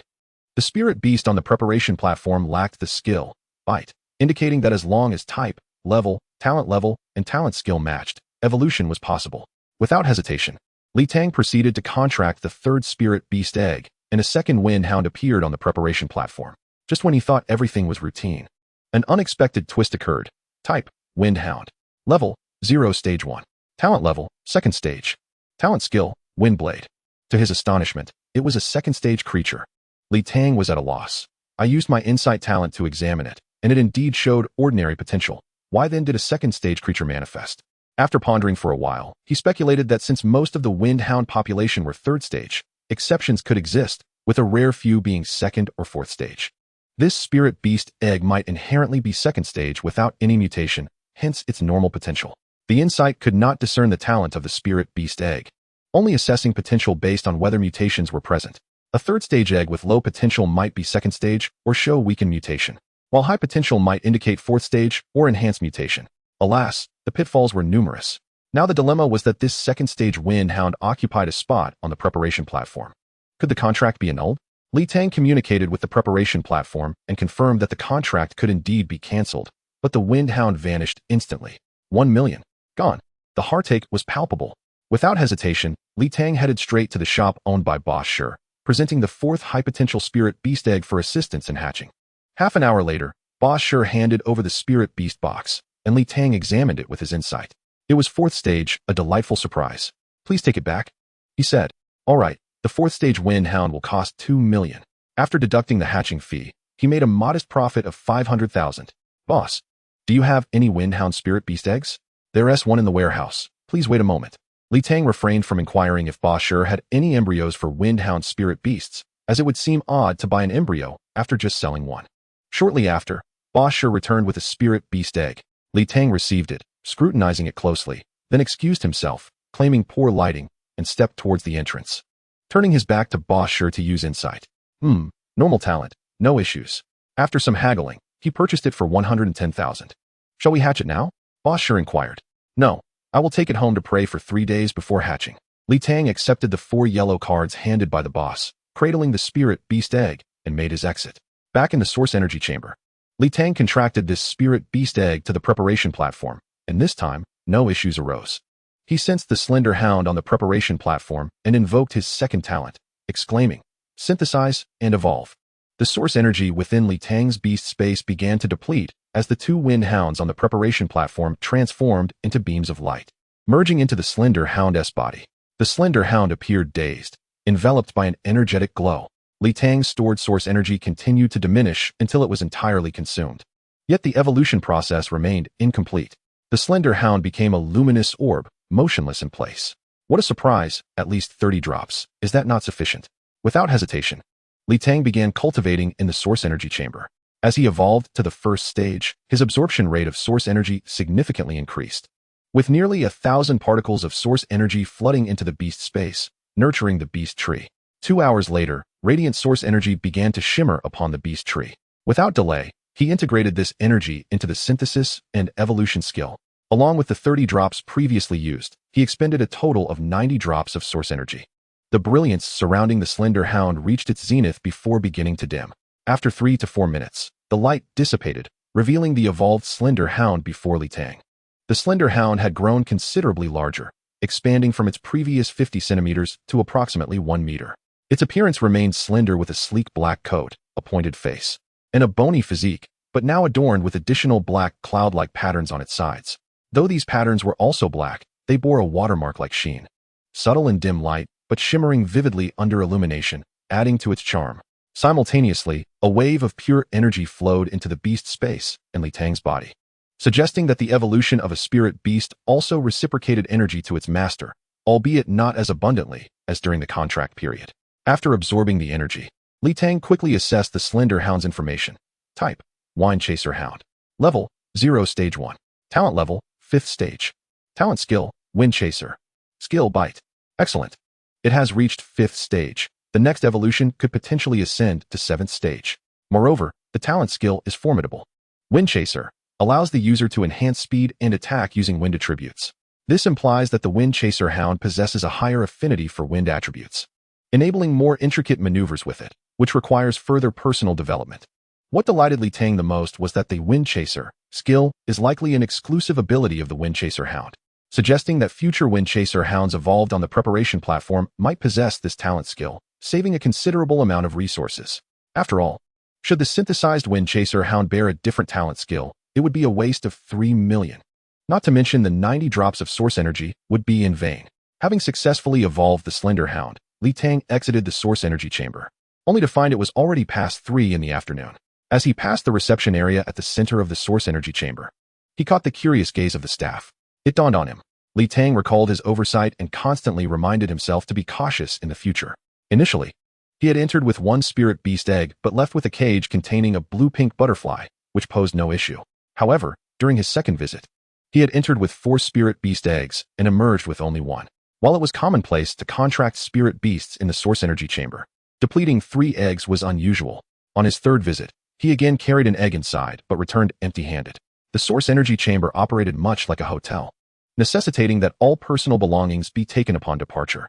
The staff, being spirit beast masters themselves, albeit at the 2nd or 3rd stage, naturally grew curious about Tang's repeated comings and goings, pondering the whereabouts of his several spirit beast eggs. Tang, of course, offered no explanations. With so many talents as a spirit beast master, who could dictate how many spirit beast eggs he used?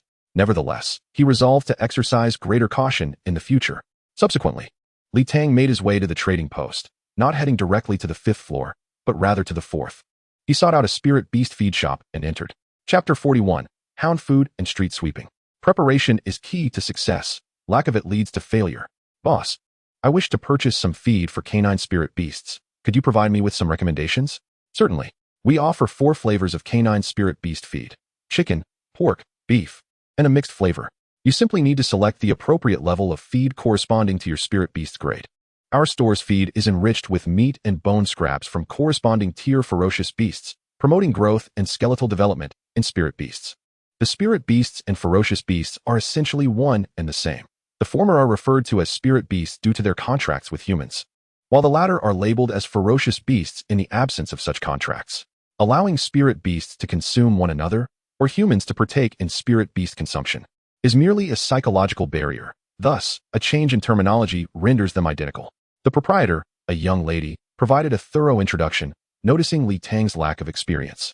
She remarked, "Young man, you may summon your spirit beast to ascertain its preferred flavor." Tang nodded, and with a mere thought, summoned the slender dog into the shop. Ah, it's a wind hunter dog, albeit somewhat mutated. The proprietor, upon seeing the slender dog, failed to identify its breed. Undeterred, she crouched down and gently patted its head. The slender dog, lowering its head, closed its eyes in delight. What a lovely creature. The proprietor stood up, retrieving 4 packages from a shelf behind her, pouring some contents into 4 bowls. She then placed the bowls before the slender dog, saying, "Little one, do enjoy your meal." The slender dog did not eat immediately, but looked up at Tang. "Your spirit beast is quite intelligent," the proprietor exclaimed, "as it is rare for spirit beasts to exhibit such understanding. Please eat, and let us see which of the 4 flavors you prefer," Tang encouraged. With a bark, the slender dog swiftly consumed all 4 flavors, leaving no trace behind. Tang observed, somewhat exasperated, "Could you not eat a bit slower? Which one do you find most palatable?" Through mental communication, he inquired. The dog seemed to grasp only the latter part of his question, indicating that the 4th flavor was the most enjoyable. "Boss, it favors the 4th flavor. Let us purchase 100 pounds of the 1st tier." The 4th flavor was a mixed variety, priced at 1,000 yuan for 100 pounds. Tang completed the purchase and exchanged contact information with the proprietor. He intended to check with his school about the availability of dog food. If none were provided, he would place an order with the proprietor later. The 100 pounds of dog food would remain in the shop until he departed. Instead of heading to the 5th floor, Tang continued browsing the spirit beast shop on the 4th floor, realizing he had fallen into a cognitive trap. While the contracted spirit beast eggs were indeed superior for summoning, there was no necessity for his preparation bench. Contracting spirit beast eggs carried a degree of risk. Directly purchasing spirit beasts or embryos allowed for the use of insight skills to confirm their innate talents, proving to be more reliable. At that moment, The most dependable method was to conduct a street survey, inquiring at each shop. Sometimes, the simplest approach is the most efficient. His first stop was the Yusho Jia Spirit Beast shop, where Li Tang knew they did not carry embryos and directly asked if they had any Wind Hunter dogs of level 0. Wind Hunter dogs are common, yet level 0 ones are rare, as they typically ascend to level 2 within days of birth. However, fortune smiled upon Li Tang. The shop had just received one. He immediately requested to see it. The Wind Hunter dog was not on site, but after a phone call, it was delivered within 20 minutes. Li Tang scrutinized the creature with his insight skill and found no issues. It was level 3 with the talent of Wind Blade, and he decided to purchase it without hesitation for a mere 150,000 yuan. This time, demonstrating wisdom, Li Tang bypassed the source energy room and took the cage directly to the restroom, ensuring that no one was around, and entered. 3 minutes later, he successfully added the Wind Hunter dog to his preparation bench. Li Tang then proceeded to the next Spirit Beast shop, inquiring about either the Wind Hunter dog's Spirit Box embryo or a level 0 Wind Hunter dog, while also disposing of the cage. While Wind Hunter dogs are common, only official stores tend to carry them in larger numbers. Private owners typically focus on rare or special spirit beasts to maintain profitability, as they cannot produce them at the lower costs of official stores. Fortune favored Li Tang once again. At the third store, he discovered a Wind Hunter dog Spirit Box embryo. Upon inspection, he found it satisfactory and promptly purchased it for 1.3 million yuan, with the owner refusing to budge on price. Embryos are indeed pricier than spirit beast eggs. Following the same procedure, Li Tang made another trip to the restroom to contract the embryo to his preparation bench. From 3:45 p.m., after acquiring the first Wind Hunter dog for his preparation bench at the official store, until 7:30 p.m., Li Tang visited over 40 private shops, discovering only 10 that had stock. Among those, only one had a level 0 Wind Hunter dog, which Li Tang acquired for 200,000 yuan, 5,000 more than the official price. The remaining 9 shops offered Wind Hunter dog embryos, 6 of which were satisfactory at level 3, while 3 had 2 with level 4 talent and 1 with level 5 talent. Li Tang purchased all 6 level 3 dogs for a total of 7.6 million yuan, averaging over 1.25 million each. Throughout the day, he made 7 trips to the restroom to contract the Wind Hunter dogs into his preparation bench. He exchanged contact information with the shops that had no stock, informing them that he would be in Modu for several days and requesting that they notify him if suitable Wind Hunter dogs became available, for which he was willing to pay a premium. With approximately 30 shops remaining on the 4th floor, Li Tang decided against further visits. He reasoned that since he had communicated with so many owners, they would surely inquire if any stock was available. The remaining 30 shops would likely yield results. Currently, Li Tang had accumulated 8 Wind Hunter dog specimens in his preparation bench, more than sufficient for his second upgrade, as he only required 6. The 2 additional specimens could be retained for future use. What remained was the source energy for his Spirit Beast space. Li Tang calculated that for the first upgrade, 3 level 3 dogs would merge into 1 level 5 dog, consuming approximately 90 drops of source energy. He needed 2 more upgrades, thus requiring an additional 180 drops. Merging 3 level 5 Wind Hunter dogs for the subsequent upgrade was expected to demand 150 drops of source energy, though Li Tang suspected this estimate to be conservative. At level 10, Li Tang could generate 110 drops of source energy daily. After reaching level 1 of Phase 1, the 11th leaf had yet to sprout, and the source energy produced had been roughly once a day. Now at Phase 1, he wondered if the production speed had increased. Thus, it appeared he would require approximately 3 days for the second evolution, assuming the Slender Dog did not level up in the meantime. Li Tang had specifically communicated with the Slender Dog to refrain from training, advising that it should expend energy using the Wind Blade skill once it accumulated enough. Nevertheless, he sensed that even without actively training, the Slender Dog, as a level 5 talent spirit beast, continued to absorb energy passively, hinting that its leveling speed would not be sluggish. Time was of the essence for Li Tang. Previously, while at level 0, he felt an abundance of source energy, generously sharing some with Yang Fan while ensuring his own leveling pace. However, upon ascending to Phase 1, he immediately felt the constriction of source energy, explaining why others experienced a significant slowdown in leveling speed after reaching Phase 1. Li Tang had nearly calculated the day's gains and resolved to return to the hotel, hoping to facilitate the Slender Dog's second upgrade. Chapter 42. Misunderstood. Misunderstandings are a norm in life. After indulging in a sumptuous meal on the 6th floor of the hotel, Li Tang returned to his room, cautiously retrieving the high-quality source stone from his bag. The high-quality source stone was noticeably larger than the medium-quality one, its crystalline clarity and radiant hues strikingly brilliant. During his time in the school's source energy room, He had inquired with teacher Sun Mingyuan about the advantages of high-quality source stones. They provide pure energy, accelerating the speed of source energy supply and enhancing the production rate of source energy. It was the perfect moment to utilize it. Li Tang summoned the slender dog, poured some dog food, and communicated mentally, "Stay quietly in the room." Without hesitation, Li Tang crossed his legs and began meditating to cultivate. The high-quality source stone cradled in his palm felt like a spring, with source energy flowing directly into Li Tang's spirit beast space. I am indeed clever. I summoned the slender dog in advance. Otherwise, it would have likely leveled up during this period. The tree of spirit beasts greedily absorbed the source energy, its newly sprouted branches gradually elongating, and the 11th leaf began to unfurl, continuously growing larger. Having practiced for 3 hours during the day, Li Tang found his mental strength waning during this particular session, despite the beneficial effects of the premium source stone. The essence of source energy had already condensed into droplets on 110 leaves of the Yusho tree, and the 11th newly sprouted leaf had grown considerably. Li Tang set aside the premium source stone and proceeded to evolve the 3 Feng Liao hounds in the preparation area. 3 minutes later, as the radiance dimmed, a sleek Ji Feng hound appeared in the preparation area. With the evolution of the Ji Feng hound complete, Li Tang felt a pure energy resonating back into his Yusho space and body, as the 11th leaf within the space gradually took shape. Although there was no energy feedback from the preparation area contract, the evolution itself yielded a response, a valuable insight to note. Li Tang sensed the Ji Feng hound in the preparation area with his mind, confirming its status as a 5th-tier talent with the skill of Ji Feng. There remained over 40 droplets of source energy in the Yusho space, preserved for the contracts of new spirit beasts and the consumption of the insight skill. He cradled the sleeping Ji Feng hound in his arms and drifted off to sleep.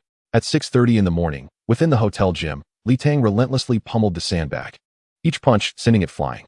Following the methods taught by Zhao Weigua, he continuously sought to unleash his full strength. After the energy feedback from yesterday's contract and 2 evolutions, Li Tang noticeably felt a significant increase in his physical power. Not only did the sandbag fly further, but his punching strength had also improved. After training, he took a shower and looked in the mirror, noting that he had likely grown taller. His muscles were firm and elongated, lacking any bulkiness, appearing fit albeit slightly lean. Even the flesh on his face seemed reduced, giving him a chiseled, masculine appearance. Would I end up resembling a Ji Feng hound? Good day, sir. Do you have any Feng Liao hound spirit beast eggs or embryos? No? Well then, could you possibly help me acquire some in the next couple of days? I will pay a premium. Let us exchange contact information. Call me if you have stock. After failing to procure a Feng Liao hound at the official store of the Yusho house, Li Tang proceeded to scour the 5th floor. By the time he had visited over 100 shops on that floor, it was already past 4 in the afternoon. Even as a first-tier individual, he felt parched. Finding a chair in the resting area, he assessed his meager haul of the day. Only 3 Feng Liao hound spirit beast eggs, one of which was of high potential, had been incubated at Boss Shi's shop, earning him 500,000. The other 2 were contracted in the restroom as he had done the previous day. He had acquired only 2 embryos, both 4th tier, and had not purchased them, spending 320,000 on the 3 eggs. He sold one for 150,000, which meant he had spent a total of 170,000 so far. Currently, the preparation area contained 1 5th tier and 7 3rd-tier beasts. Contemplating the meager yield of spirit beast eggs on the 5th floor, Li Tang resolved to visit the 4th floor, where he believed the odds would be more favorable. With some time still available, he ventured there, hoping for better luck. Upon entering a previously unvisited spirit beast shop on the 4th floor, he inquired directly, "Do you have any level 0, Tier 1 Feng Liao hounds, or Tier 3 embryos?" The shop owner paused his feeding of the beasts, scrutinized Li Tang, and said, "Ah, so you are the one acquiring Feng Liao hounds. Word spread in our group yesterday about a young man gathering them in large quantities. Everyone is asking who has stock." Li Tang was taken aback that his activities had become common knowledge. He chose not to explain, as doing so would only invite suspicion. "Yes, that was indeed me yesterday. Could you ask in the group for me? I will wait in your shop, and I will buy everything you have. I will also give you an additional 20,000 as a token of appreciation for your efforts." The owner, surprised by Li Tang's approach, chuckled. "You are quite the businessman. I will shout it out in the group for you." The owner retrieved his phone and began messaging. "Done. However, I am a bit curious as to why you are acquiring so many Feng Liao hounds. Is there a need for a reason when purchasing spirit beasts?" Li Tang responded, maintaining a composed demeanor. The owner laughed apologetically and replied, "I was presumptuous. What you say makes sense." Li Tang returned the courtesy, explaining, "It's nothing much. My teacher is researching the evolutionary forms of Feng Liao hounds, and the demand is quite significant." "Your teacher?" The owner studied Li Tang, who, although tall and handsome. Appeared to be merely a 16 or 17-year-old high school student, yet he had a teacher engaged in research. The owner, having seen much of the world, quickly deduced the possibility, a prodigy recruited by Nanyu University. You have clarified my doubts. Thank you. I apologize for my impertinence. The owner's demeanor shifted to a more humble tone as he pulled a stool beside Li Tang. I will help nudge in the group. Please have a seat and wait. Li Tang remained unfazed, internally astonished at how effective this reasoning was. Had the owner misunderstood something? Within a few minutes, people began to arrive at the shop, some with goods, and others simply out of curiosity. Li Tang was unaware of what the owner had communicated in the group, but the newcomers were all very courteous. This method proved to enhance efficiency significantly. By 5:30 in the afternoon, Li Tang had managed to acquire 4 level 0, Tier 1 Feng Liao Hounds and 4 Tier 3 embryos. Due to his promise of a high purchase price, Li Tang's expenses were considerable. He paid 840,000 for the level 0, Tier 1 Feng Liao Hounds, and a flat 130,000 for each embryo, totaling 520,000. He also gave the owner an additional 18,000, requesting the owner to keep the embryo spirit boxes for a day or two, which the owner readily agreed to. There was no telling when the level 0, Tier 1 Feng Liao Hounds might upgrade, so Li Tang hurried to contract them that night. Ji Feng Hound. Your third evolution is about to commence. Chapter 43, the second upgrade, 7th Tier Feng Shen Hound. Preparation is essential. Without it, one may falter. Li Tang returned to the hotel carrying 2 Feng Liao Hounds, while he dealt with the other 2 in the restroom of the Yusho house. Since Li Tang took charge of these 2 Feng Liao Hounds, they had been incessantly barking, attracting the attention of passers-by who turned to look and pointed. Finding a secluded spot, Li Tang summoned the Ji Feng Hound, which educated the 2 noisy hounds, and they fell silent, making no sound from the Yusho house to the hotel room. Currently, the preparation area in Li Tang's Yusho space was full, comprising 1 Ji Feng Hound and 9 Feng Liao Hounds. He planned to combine the 3 Feng Liao Hounds in the preparation area to evolve them into Ji Feng Hounds, subsequently contracting them to avoid any prolonged wait.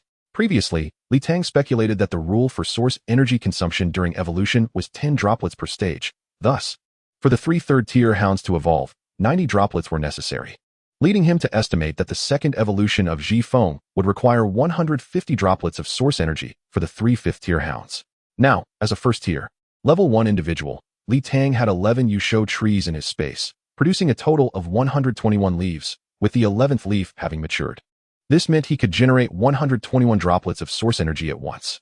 After discovering yesterday that using the premium source stone could save half the time, he planned to undergo a full 6-hour training session today, potentially yielding 242 droplets of source energy.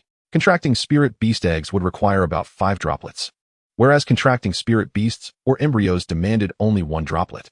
With the surplus from yesterday, it should suffice. Tonight, I shall witness the second evolution of the Ji Feng Hound.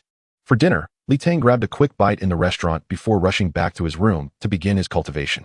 The energy from the premium source stone flowed abundantly, and the Yusho trees swayed gently in the space, despite the absence of wind.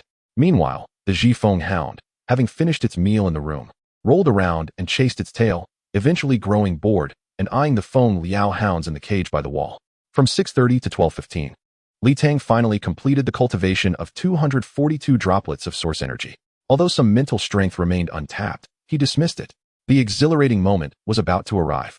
Li Tang, undeterred, focused his consciousness on the 3 Feng Liao Quan in the preparation area, silently reciting, "Fusion, Evolution." In a flash of light, the 3 Feng Liao Quan merged into a single Ji Feng Liao Quan. Subsequently, an influx of energy surged in, nourishing both the Beastmaster space and Li Tang's body. Exhilarating. Upon sensing the new Ji Feng Liao Quan with his consciousness, he found no issues. It possessed a 5th-tier talent and the unique skill of Ji Feng. Choosing the Feng Liao Quan as his first spirit beast yesterday was indeed a stroke of brilliance. He silently applauded himself. Next, it was time to upgrade the little dog. Li Tang opened his eyes, preparing to summon the little dog back into the space. He observed the little dog releasing 2 Feng Liao Quan from their cage, standing proudly before them. While the 2 Feng Liao Quan trembled and crawled on the ground in submission, the little dog tilted its head to the left, and the 2 Feng Liao Quan rolled left, tilting to the right. They rolled right. They were having quite the fun. However, being considerate, the little dog kept quiet, as Li Tang had instructed before his training session, and not a sound was made. Li Tang got out of bed and approached, gently stroking the little dog's head before recalling it back to the space. He then placed a hand on one of the Feng Liao Quan's head, and after a minute, a contract was established in the preparation area. A minute later, Li Tang's preparation area was once again full. Li Tang sat cross-legged back on the bed, immersing his consciousness into the space, enveloping the little dog and the two Zhifeng Liao Quan in the preparation area. Silently reciting, synthesis, evolution. The two Zhifeng Liao Quan transformed into a beam of light that merged into the little dog's body, while the source power within the Beastmaster space surged toward the little dog. 2 minutes later, Li Tang cursed under his breath. The source power was insufficient. The little dog remained stuck in the fusion process, leaving Li Tang helpless. Time to sleep. The next day at 6:20 a.m., Li Tang awoke promptly, feeling rejuvenated. He picked up a high-grade source stone beside him and continued his meditation training. By noon, Li Tang had amassed 242 drops of source power in the Beastmaster space once again. I refuse to believe this is still insufficient. Li Tang promptly directed the source power toward the little dog. As the source power continuously flowed in, the little dog's radiance flickered, and after 3 minutes, the glow finally dimmed. The little dog had successfully evolved. It had consumed a total of 300 drops of source power. With the little dog's evolution complete, a wave of energy much greater than before surged into the Beastmaster space and Li Tang's body. The second branch of the Beastmaster tree in the space grew longer, and a second leaf sprouted. Simultaneously, Li Tang's Beastmaster space trembled and expanded considerably. Li Tang had leveled up. On another front, Li Tang's physique was further enhanced. Having yet to learn any first-tier techniques, he dared not guide the energy himself, allowing it to integrate into his body autonomously. Once the energy absorption concluded, Li Tang quickly checked on the little dog.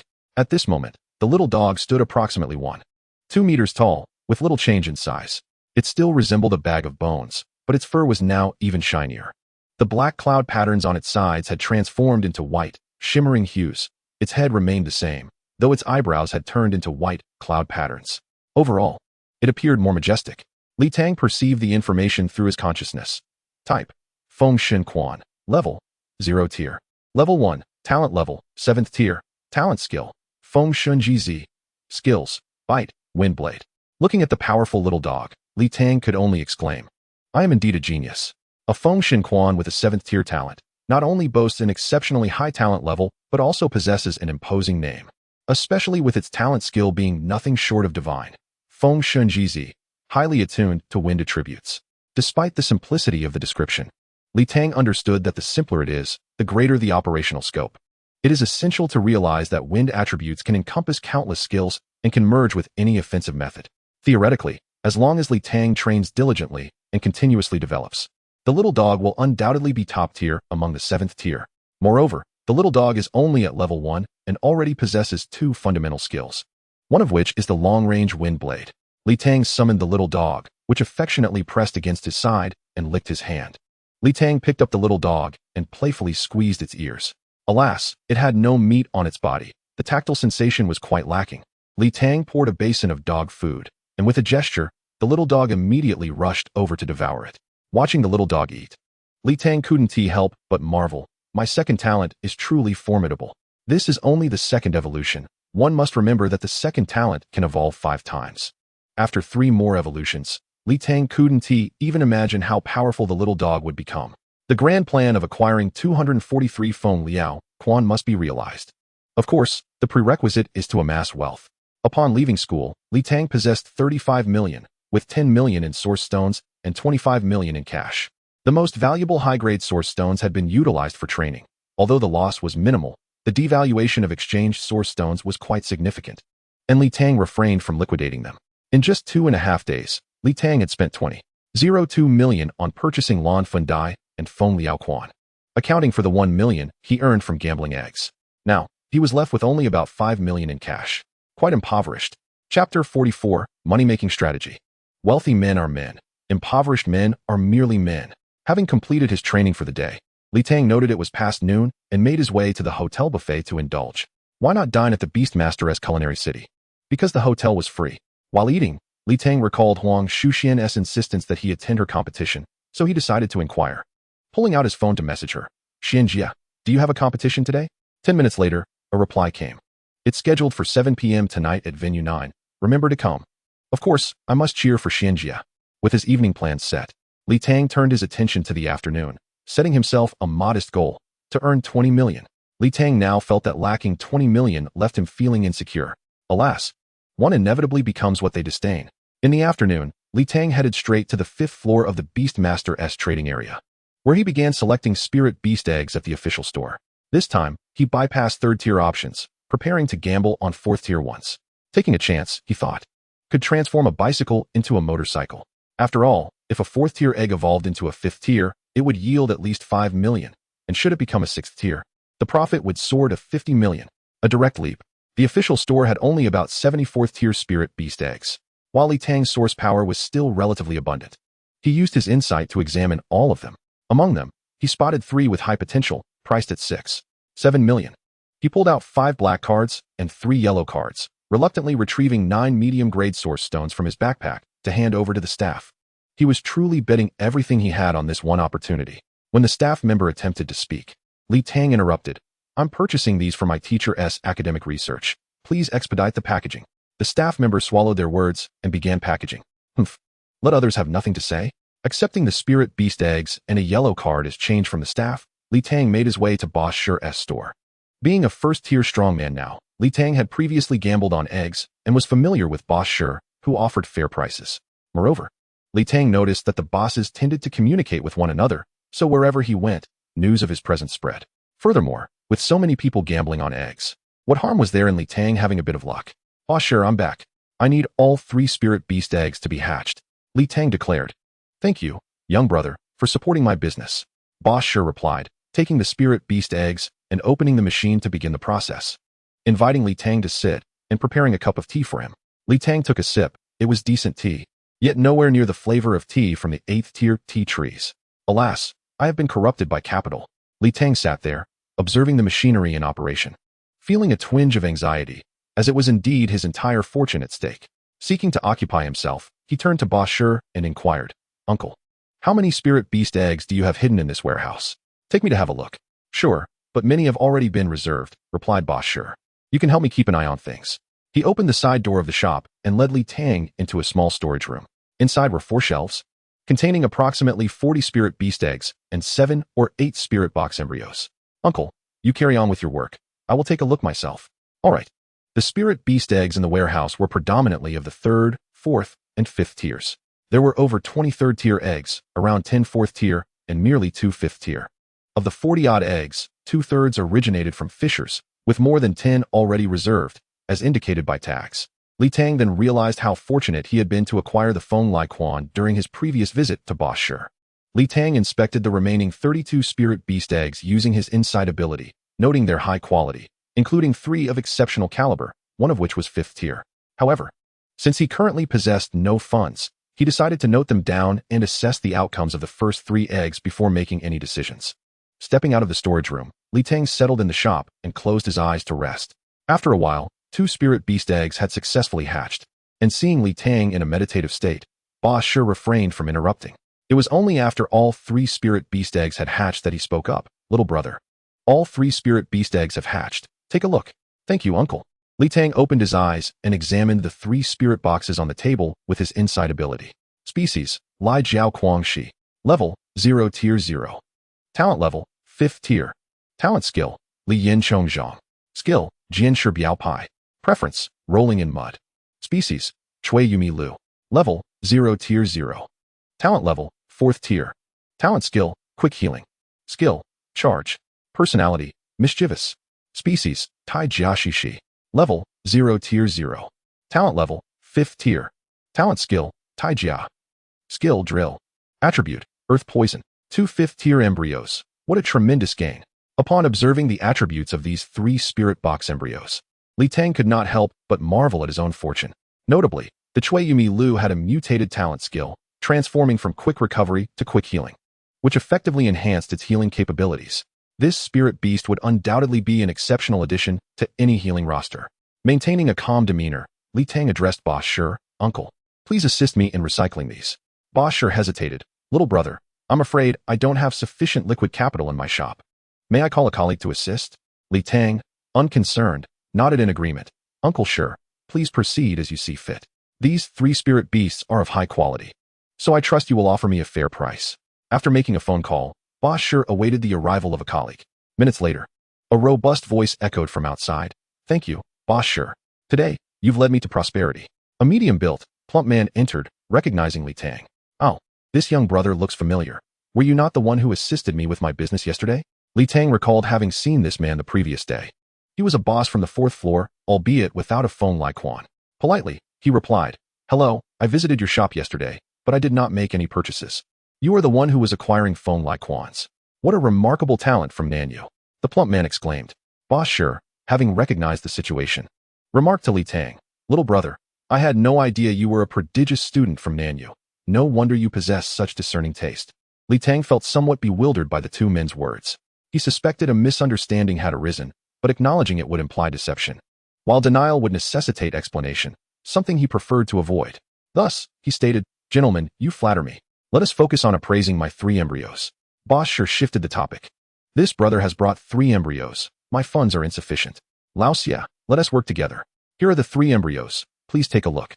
Without delay, Boss Xia lifted his spirit beast compendium to assess the embryos, then inquired, "Boss Sure, did this brother hatch these here?" "Indeed. They all appreciated in value. Truly remarkable taste, as expected from a genius of Nanyu." Chapter 45, 30 million in hand. There are always those stronger than oneself. One peak surpasses another. After some deliberation, Boss Xia addressed Li Tang. "For the Lai Jiao Kuang Shi and Tai Jiaxi Shi, we can each offer 13 million.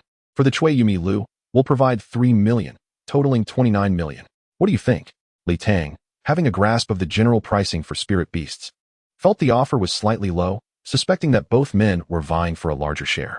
Thus, he countered, 15 million for the Lai Jiao Kuang Shi, and waived the hatching fees, totaling 31 million. At Boss Sure's shop, I have my eye on a 3rd-tier spirit beast egg for 1 million. So you can give me 30 million. Boss Xia glanced at Boss Sure, who hesitated momentarily before asserting, "All right, we shall proceed as the young brother suggests." With 30 black cards in hand, Li Tang bid farewell to the 2 bosses, clutching the carefully selected spirit beast egg.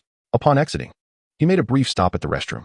Currently, his battle roster consisted of 8 3rd-tier phone like Quans, and upon checking, he found over 90 drops of source energy remaining.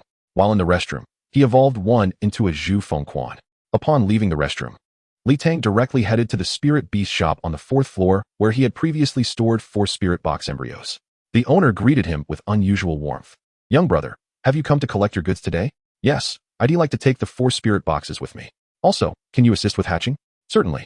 My machinery is in the back. Please follow me." Half an hour later, Li Tang used his insight to examine the spirit beast egg. Species, Rogu 2. Level, 0 tier 0. Talent level, 4th tier. Talent skill, Yao Gong. Skill, charge. "Boss, shall we recycle this embryo?" "Of course, though this Rogu 2, while 4th tier. ISNT particularly strong, I can offer 9 million. "All right. I also need to acquire 3rd-tier phone like Quans, so please keep an eye out for me." "Of course, young brother." Li Tang left his contact information, accepted a black card and 4 yellow cards from the owner, and departed with the 4 spirit boxes in hand. The battle roster now had 4 available slots. Li Tang made another trip to the restroom to contract the 4 phone like Quans to his roster. Since spirit boxes were single-use, he disposed of them in the restroom trash bin, finally freeing his hands. Checking the time on his phone, he noted it was nearly 6 o'clock. With the competition for Huang Shuxian set for 7, he decided to grab a bite before heading over. At the gourmet city of Beastmasters, Li Tang indulged in a 1st-tier meal. One must admit, the 1st-tier meals here were indeed nourishing.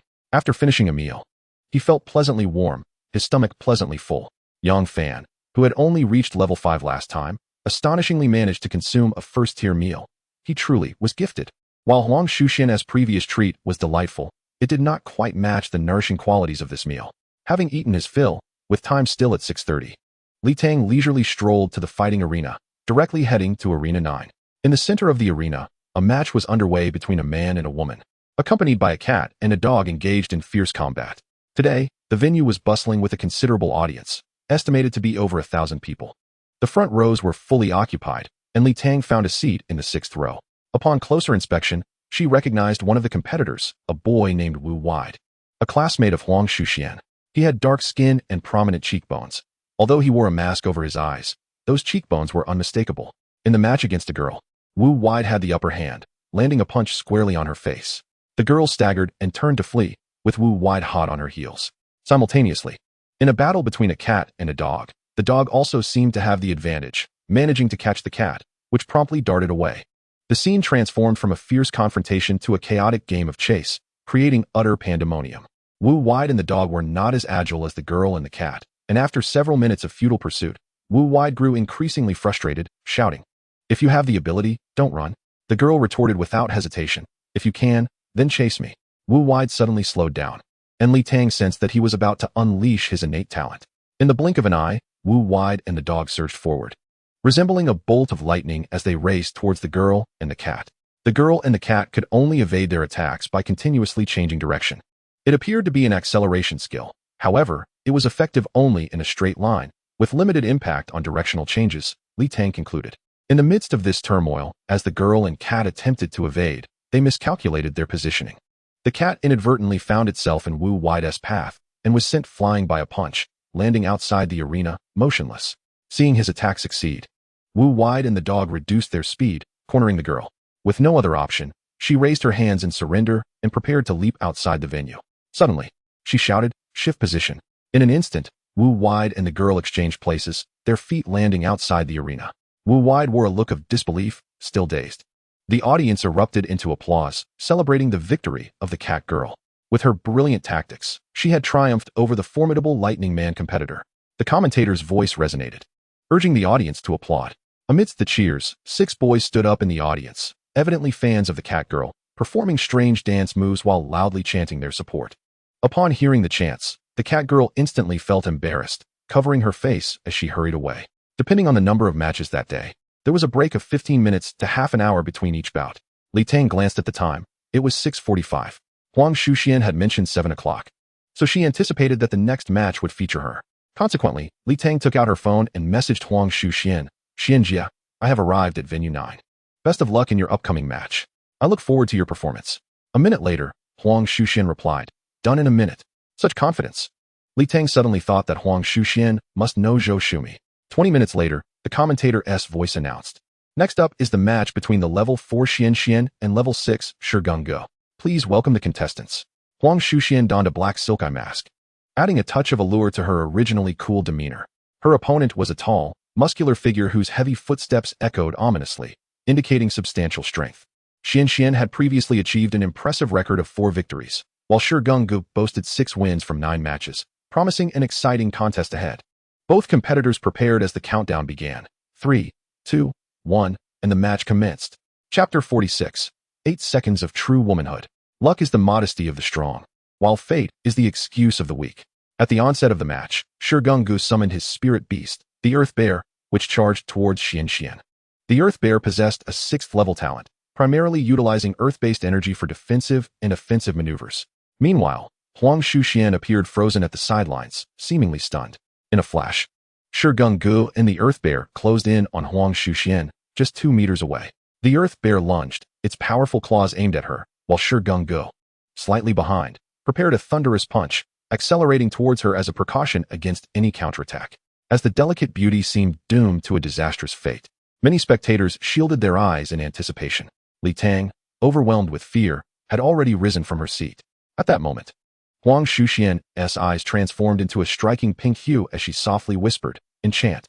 The Earth Bear and Shigang Go appeared momentarily dazed, their consciousness wavering. Yet their momentum could not be halted. Seizing the opportunity, Huang Shuxian initiated a Tai Chi maneuver, her waist guiding her arms as they made contact with both the Earth Bear and Shigang Go, using their force against them to effortlessly cast them from the arena. Without even summoning her spirit beast, Huang Shuxian had decisively defeated an opponent 2 levels above her in a mere 8 seconds. Li Tang slowly settled back into her seat, her mouth agape in astonishment, marveling at Huang Shuxian's sheer power. Not only was her enchantment talent formidable, but Li Tang also recognized that Huang Shuxian's proficiency in Tai Chi had reached a remarkably advanced level. She mentally rehearsed countless times, realizing that even with her own spirit beast, she currently posed no challenge to Huang Shuxian. Shigang Go and the Earth Bear remained dazed outside the arena for several seconds before regaining their senses, bewildered at their unexpected displacement. The arena fell silent for a brief moment before erupting into thunderous applause. Such a dramatic reversal ignited the audience's emotions. The commentator quickly acknowledged Huang Shuxian's victory, inviting everyone to offer her the warmest applause. A minute later, Li Tang received a text from Huang Shuxian. "Wasn't that impressive?" Li Tang replied, "Absolutely stunning. Xianjia, you are magnificent. I admire you. Hee hee. Where are you seated? Save me a spot. I'll come find you." Row 6, seat 42. The adjacent seats are unoccupied. 5 minutes later, Huang Shuxian appeared beside Li Tang, having changed into a different outfit. Xianjia, you didn't keep your word. Li Tang stated seriously. Huang Shuxian questioned. You promised it would take a minute, but you finished in 8 seconds. Hehe. That big oaf was too reckless. If he had attacked from a distance, I might have had to exert more effort. Huang Shuxian laughed heartily before adding, for the next match, pay close attention, it's Shangguan Mingtang. After it concludes, help me analyze the tactics. Sure. A sudden silence enveloped them as it was the intermission period. Many audience members went to buy snacks or use the restroom. Just as Li Tang contemplated fetching some popcorn, Huang Shuxian inquired, Li Tang, I sense your aura has strengthened since our last encounter. Have you formed a spirit beast contract? Li Tang nodded. Though the process was somewhat convoluted, I have indeed secured a contract. Level 6? After a moment of hesitation, Li Tang replied, perhaps even stronger. Huang Shuxian expressed surprise but refrained from probing further, gazing intently at Li Tang and stating, you are truly remarkable. In response, Li Tang humbly remarked, I merely possess some good fortune. Xianjia is the one who truly excels. That's different. I have familial support and never worry about cultivating resources. My spirit beast was meticulously chosen by my elders based on my talents, and my combat techniques were personally taught by my grandfather. I have yet to witness your prowess, but I feel I will soon no longer be your match. Xianjia, luck is also a form of strength. My mentors often say that beast tamers must be willing to fight relentlessly. Family resources are merely a foundation. The heights one can achieve ultimately depend on oneself. You are absolutely right. As she observed Li Tang's progress attained through his own efforts, Huang Shuxian felt a stirring within her. By the way, Li Tang, there exists a lucrative opportunity. Would you like to know more? I am not one to intrude, Li Tang said, somewhat bashfully. What? Huang Shuxian appeared perplexed and continued. Are you aware of the prize money for our combat participation? There is a prize. For each match, one receives a low-grade source stone, and for every consecutive victory, an additional one is awarded. After achieving 10 consecutive victories, each subsequent match garners a mid-grade source stone. This is merely a first-tier battle. So, Sister Xianxian, are you suggesting that I participate in the competition? You have just contracted, and your spirit beast has yet to evolve. What I mean is, with such generous benefits in the combat arena, can you guess how they profit? Li Tang pondered, perhaps through betting? Clever. In the next match, Shangguan Mingtang is bound to win. Shall we place a wager? Shangguan Mingtang, is that formidable? Li Tang expressed surprise, yet after contemplation, she replied, Sister Xianxian, I understand you are concerned about my resource scarcity and wish to assist me. However, I am accustomed to taking charge of my own fate. I cannot gamble my fortune on someone I barely know. Huang Shuxian suddenly adopted a serious tone. No wonder grandfather holds you in such high regard. The mere ability to resist temptation is something few can achieve. Initially, I intended for the winnings to be yours and the losses to be mine. If you are unwilling, then so be it. Sister, please speak more promptly next time. Promise me, will you? Li Tang and Huang Shuxian engaged in idle chatter. When Li Tang suddenly recalled something and inquired, Sister Xianxian, are you aware of the genius class in university? Yes, indeed. Half of our class aspires to join the genius class. So many? Li Tang thought. The disparity between Heian City and Nandu City is indeed vast. Precisely. Nanyu University was just established in the past 2 years. Huang Shuxian hesitated before adding, Shangguan Mingtang and I are essentially reserved for the genius class. You mean Nanyu University? Are you referring to the genius classes of Jingyu University and MOU University? Yes. Sister Xianxian, I have an opportunity and wish to take a shot at it. Huang Shuxian fell silent for a moment, contemplating, and then said, to be candid, my knowledge of the genius classes at these 2 universities is limited. My grandfather only urged me to aim for MOU Beast University. If that fails, then I may try Nanyu University. Li Tang, I have privately investigated Jingyu University and MOU University. These institutions are shrouded in mystery. Aside from knowing they are the best universities, I know nothing else. When I inquire, people remain tight-lipped. Both of these schools have been prestigious for over a century, with hundreds of thousands of alumni, all of whom are exceptional talents. Yet, it seems that after graduation, these prodigies vanish without a trace. At least within the Jiangnan province military system, governmental sectors, educational systems, and private enterprises, I have scarcely heard of any graduates from these 2 schools. Chapter 47. The Strength of Shangguan Mingtang. To capture a thief, one must first seize the king. To shoot a man, one must first shoot his horse. Sister Xianxian, I have always felt that the world of beast tamers harbors secrets. What secrets? There are far too few beast tamers, with a mere 10% awakening probability. Among China's 1 billion populace, there should be at least 100 million beast tamers, shouldn't there? Yet, in Heian City, aside from schools and patrol teams, I have hardly encountered any beast tamers. The low awakening population, I surmise, has its reasons.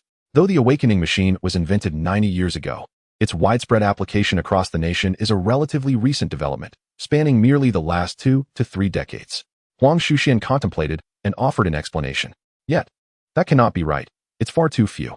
Even in these last 2 to 3 decades, there should be at least 20 to 30 million beast tamers. I feel as though most beast tamers remain confined in one location, seldom venturing into society. Thus, Sister Xianxian, it is no wonder you perceive that graduates from Jingyu University and Mou University have seemingly disappeared. Huang Shuxian chuckled. Why are we discussing this? As long as we are strong enough, we will eventually uncover everything. Sister Xian has captured the essence. As long as one possesses sufficient strength, that is all that truly matters. Amid their conversation, the venue erupted with lively, pulsating music, heralding the commencement of the next match. The upcoming duel features a first-tier level 5 Dragon King against a first-tier level 7 opponent. I am your father. Let us welcome both competitors to the arena. The Dragon King donned a silver mask, obscuring his face, yet Li Tang discerned from his physique that it was Shangguan Mingtang. Meanwhile, the I am your father contestant bounced onto the stage, adorned with a jester's mask. Dragon King? Li Tang mused. Sister Xianxian. Does Shangguan Mingtang's talent relate to the Dragon Clan? Indeed, his talent derives from dragon lineage, providing comprehensive enhancements to himself and spirit beasts of the dragon bloodline. Though the specifics of the enhancement remain uncertain, Huang Shuxian smiled lightly, recalling that the fiery dragon spirit beast egg auctioned previously was purchased by his family as a backup option for his second spirit beast. Li Tang remembered that the spirit beast egg had high potential and should prove formidable. The Dragon King had previously achieved 5 consecutive victories, while I am your father boasted a record of 7 wins out of 7 matches. Let us anticipate their thrilling contest today. The competitors prepare. Countdown. 3, 2, 1. The match commences. As the battle began, both summoned their respective spirit beasts. Shangguan Mingtang conjured a thunder tyrant dragon, standing 2 meters tall, with robust hind legs, a powerful tail, and a formidable head adorned with razor-sharp teeth that instilled dread. The thunder tyrant dragon is a standard level 7 spirit beast, known for its ferocity and propensity for backlash, rendering it too daunting for most individuals to contract. Conversely, I am your father summoned a white tiger, radiating a chilling, eerie light. It is none other than the nether white tiger, at least a level 6, possessing both dark and ice attributes, a truly rare specimen. Huang Shuxian gasped in astonishment. The two contenders approached the center of the arena, maintaining a distance of 7 to 8 meters between their respective beasts. At this moment, a faint red glow flickered around Shangguan Mingtang and the Thunder Tyrant Dragon as he commanded, Dragon Might. The Thunder Tyrant Dragon unleashed a fearsome roar that compelled Li Tang to shield her ears, as an invisible pressure emanated from the beast. The nether white tiger appeared to falter, collapsing onto the ground. I am your father swiftly retreated. Dragon Might. Huang Shuxian lowered her hands from her ears, recognizing this as the potent passive ability of a dragon spirit beast, exerting a suppressive effect on beasts of other lineages. You should concede. Shangguan Mingtang refrained from seizing the opportunity to attack, simply standing his ground. Once my tyrant dragon engages, I will be unable to restrain it. I am your father recalled the nether white tiger into the spirit beast space, observing Shangguan Mingtang and the thunder tyrant dragon with a conflicted expression. After a brief 10 seconds, I am your father summoned the nether white tiger once more, while Shangguan Mingtang remained stationary. At this juncture, Li Tang's eyes widened in astonishment as she witnessed I am your father raise his hand and inexplicably summon a greenwood iron bull. Isn't he a first tier? How can he summon 2 spirit beasts? Is this a hidden strength or a talent ability? The audience buzzed with speculation. It must be a talent ability related to enhancing the spirit beast space, allowing for the summoning of an additional spirit beast, Huang Shuxian conjectured. Li Tang thought to herself. This is the talent a transmigrator ought to possess. It seems far superior to my evolution. In the arena, the greenwood iron bull shimmered with green light, enveloping itself in a wooden armor, snorting heavily before charging at the thunder tyrant dragon. Simultaneously, the nether white tiger let out a ferocious roar and lunged towards Shangguan Mingtang. With preparations made, Dragon Might merely impacted their strength, yet they could still act. I am your father maneuvered to the side, also rushing towards Shangguan Mingtang, seemingly intent on collaborating with the nether white tiger to eliminate him first. To capture a thief, one must first seize the king. To shoot a man, one must first shoot his horse. At that moment, Shangguan Mingtang made his move. He dashed toward the greenwood iron bull, while the thunder tyrant dragon lunged at the side-sprinting nether white tiger, opening its massive jaws to bite down. In the instant Shangwan Mingtang engaged with the greenwood iron bull, he halted his steps, positioning himself sideways, colliding his shoulder with the bull's head. Iron Mountain push. Huang Shuxian gasped softly. In that fleeting moment, Shangwan Mingtang staggered back a step, while the greenwood iron bull, unsteady, toppled onto its side, attempting to rise. Shangwan Mingtang swiftly advanced, raining punches upon the bull's head, preventing it from standing. On the opposite side, the nether white tiger evaded the Thunder Tyrant Dragon's assault, delivering a powerful claw swipe, only to be countered as the Thunder Tyrant Dragon retaliated with a side slam. The Lei Jian Ba Wang Long swung its tail simultaneously, striking me as I charged forward. I Am Your Father attempted to block with both hands, yet the tail surged with electricity, paralyzing him momentarily and causing him to be flung away. The Yu Ming Bai Hu advanced, only to confront the gaping maw of the Lei Jian Ba Wang Long, narrowly avoiding having one of its claws bitten off. In a flash, it was kicked away by the Lei Jian Ba Wang Long, unperturbed by the lone man and tiger. The Lei Jian Ba Wang Long swiftly approached Qing Mu Tainyo, opening its massive jaws to bite down on its back. At that moment, Qing Mu Tainyo was under the subtle control of Shangwan Mingtang, leaving him no room for resistance. I concede. I Am Your Father shouted loudly. Suddenly, the Lei Jian Ba Wang Long vanished, having been instantaneously recalled by Shangwan Mingtang into the Beastmaster space. Shangwan Mingtang slowly rose, clutching his chest, blood trickling from the corner of his mouth. Injured? Shangwan Mingtang must have suffered a backlash from the Lei Jian Ba Wang Long, Huang Shuxian speculated. The Lei Jian Ba Wang Long, being excessively savage and bloodthirsty, had been on the verge of inflicting harm when it was summoned back. It was likely causing havoc in the Beastmaster space. Let us offer a round of applause to congratulate the Dragon King competitor on their victory. The commentator's voice rang out as Shangwan Mingtang silently returned to the resting area. Sister Xian, Shangwan Mingtang is truly formidable. The power of the Lei Jian Ba Wang Long is top tier, and his combat strategy is outstanding. Li Tang exclaimed from the side, only to swiftly change the subject. However, the drawbacks are quite evident. Chapter 48. Journey to Mo. Do rather than waiting idly, it would be more prudent to take the initiative. What drawbacks? Li Tang's words piqued Huang Shuxian's curiosity. Shangwan Mingtang acted too hastily. Li Tang patiently explained. Currently, he possesses only one Lei Jian Ba Wang Long, which he can manage. If he contracts a second spirit beast, it is highly likely that the Lei Jian Ba Wang Long will engage in fierce conflict with it. Should one spirit beast be gravely injured or perish, he may not even reach the third tier. If he progresses gradually and contracts the Lei Jian Ba Wang Long at the fourth or fifth tier, it would be the weakest among all his spirit beasts, making it easier to control. Presently, the Lei Jian Ba Wang Long is his strongest spirit beast. At the second tier, unless he directly contracts a spirit beast, any spirit beast egg or embryo he contracts will be at 0 tier level 1, and his second spirit beast could be eliminated by the Lei Jian Ba Wang Long at any moment. Huang Shuxian pondered for a moment and replied. The scenario you described is indeed plausible. Shangwan Mingtang must also have considered this. I wonder what solution he will devise. Li Tang mused, but Sister Xian, your charm should effectively restrain the Lei Jian Ba Wang Long, right? I can charm it. However, its mind is already simple. Once charmed, it becomes even more brutal and launches indiscriminate attacks. Huang Shuxian responded with a hint of helplessness. Without the charm, Shangwan Mingtang would hardly approach me. If I use the charm, he would ambush me. In terms of combat, I cannot overpower him. Neither humans nor spirit beasts could overcome this deadlock. And Li Tang found no better solutions. A Beastmaster is defined by how far they can go. We can strategize against him when we reach the second and third tiers. At the Yusho Jia Food City, Li Tang and Huang Shuxian each ordered a first-tier meal, relishing their feast.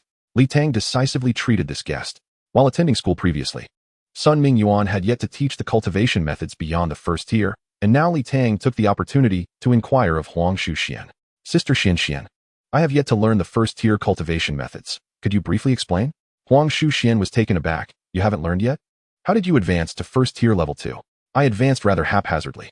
The first 3 tiers primarily involve opening and widening the body's meridians, allowing some source energy to reside in the body's acupoints, enabling the entire body to be imbued with energy as though it is one entity. The first tier mainly focuses on opening the run and do meridians. If not opened, one will be stuck at their level. It is sufficient to expand the Beastmaster space while simultaneously opening the meridians. Huang Shuxian provided a brief explanation. When you return, refer to the Huaxia Beastmaster Advancement Guide for the upper section. It contains illustrations and clear explanations. You can start nurturing your spirit beast with source energy. Get your spirit beast ready. Li Tang nodded in agreement. After finishing their meal, Li Tang hitched a ride back to the hotel, enjoying the spaciousness of the luxurious vehicle. Sister, I no longer wish to strive. Upon returning to his room, Li Tang summoned the little dog, pouring a large bowl of dog food and presenting it. The little dog devoured the meal with gusto before trotting over to Li Tang, nudging his leg with its face. Li Tang sat down on the floor, embracing the little dog and running his fingers through its fur. The little dog squinted contentedly as Li Tang continued to groom the little dog.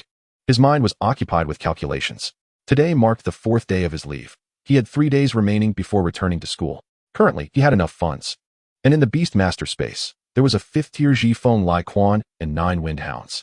If he wished for the little dog to evolve once more, he needed 6 additional wind hounds, which he must gather within these 3 days. Once the little dog evolves again, it would become a spirit beast with either an 8th or 9th-tier talent. The words of that man echoed in his ears. Who else is there? However, the entire Yusho Jia was out of stock. He was uncertain if he could manage it. With only 3 days left, there would be no time to evolve the little dog again. He could only hastily evolve the wind hounds in the preparation area into Zhifeng hounds. Li Tang resolved to return to school without informing anyone about his contracted spirit beasts, taking a week's leave to enter seclusion until the little dog had evolved, thus astonishing everyone.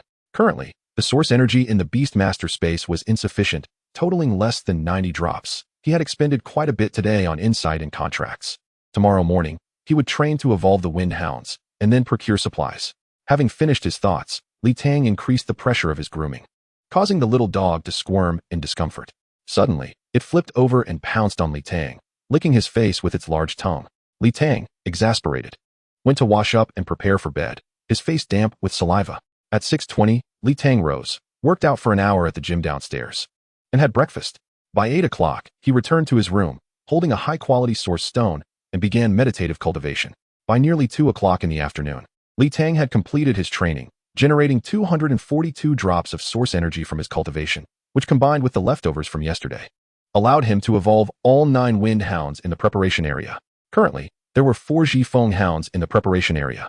Li Tang arrived at Yusho Jia, first visiting the 4th and 5th floors of the official stores. The 5th floor had new stock, and Li Tang found a wind hound spirit beast egg, which he inspected and found satisfactory before taking care of his needs. Exiting the store, he descended to the 4th floor and sat down in Boss Zhu's shop. Boss Zhu was the one who had previously assisted with inquiries in the group. Boss Zhu, please inquire in the group about how many wind hounds are available for purchase. I will offer you a commission if there is stock. I will send out the message again, but it is likely all gone. Everyone knows you need it, and many have already gone to stock up these past few days. It may take a day or two for more to arrive, Boss Zhu said, somewhat helplessly. He wished to profit, but there was simply no stock. Li Tang spent time in Boss Zhu's shop, drinking 3 cups of tea, yet no one came. He had no choice but to leave. What to do? The man's voice echoed again in his ears. Rather than waiting idly, it would be more prudent to take the initiative. The nearest major city to Nandu City was Mo-Do, a 5-hour train ride away. Without hesitation, Li Tang purchased a train ticket for the 5 p.m. train and set off. Li Tang's social circle had always been quite small. This was his first long journey since arriving in Nandu City for the new year. Returning to Nandu City this time was merely a familiar route, without any aimless wandering. As Li Tang gazed out the train window at the bustling crowd, a sense of bewilderment towards the unknown flickered in his eyes. His phone buzzed, and upon checking, he saw a message from Huang Shu Xian, safe travels. Seated on the train, with his hands clasping his bag and his eyes half closed, he began to introspect. At 10:30 p.m., Li Tang disembarked from the train station in Mo-Do, greeted by the dazzling lights of an unfamiliar city. Although it was late at night, the neon glow made it seem like a city that never sleeps. As a Beastmaster, Li Tang keenly sensed that the source energy in Mo-Do was significantly denser compared to Nandu City. He hailed a taxi and instructed the driver, "Take me to Yusho Jia." Which Yusho Jia? There are several. The young man must be from out of town. In the magical city, there are 2 Beastmaster houses, one located in Jiangnan and the other in Jiangbei. It is advisable to visit the closer one. An hour later, Li Tang found himself standing before a towering skyscraper, gazing upwards in astonishment. Is there such a stark contrast in architectural styles? Chapter 49, The Great Sword of Meridian Unblocking. Masters reside among the common folk. The Beastmaster house in Nandu is situated within a landscaped architectural area, in stark contrast to the Jiangbei Beastmaster house, which is a mere skyscraper. Upon entering the building, Li Tang was greeted by an expansive reception area.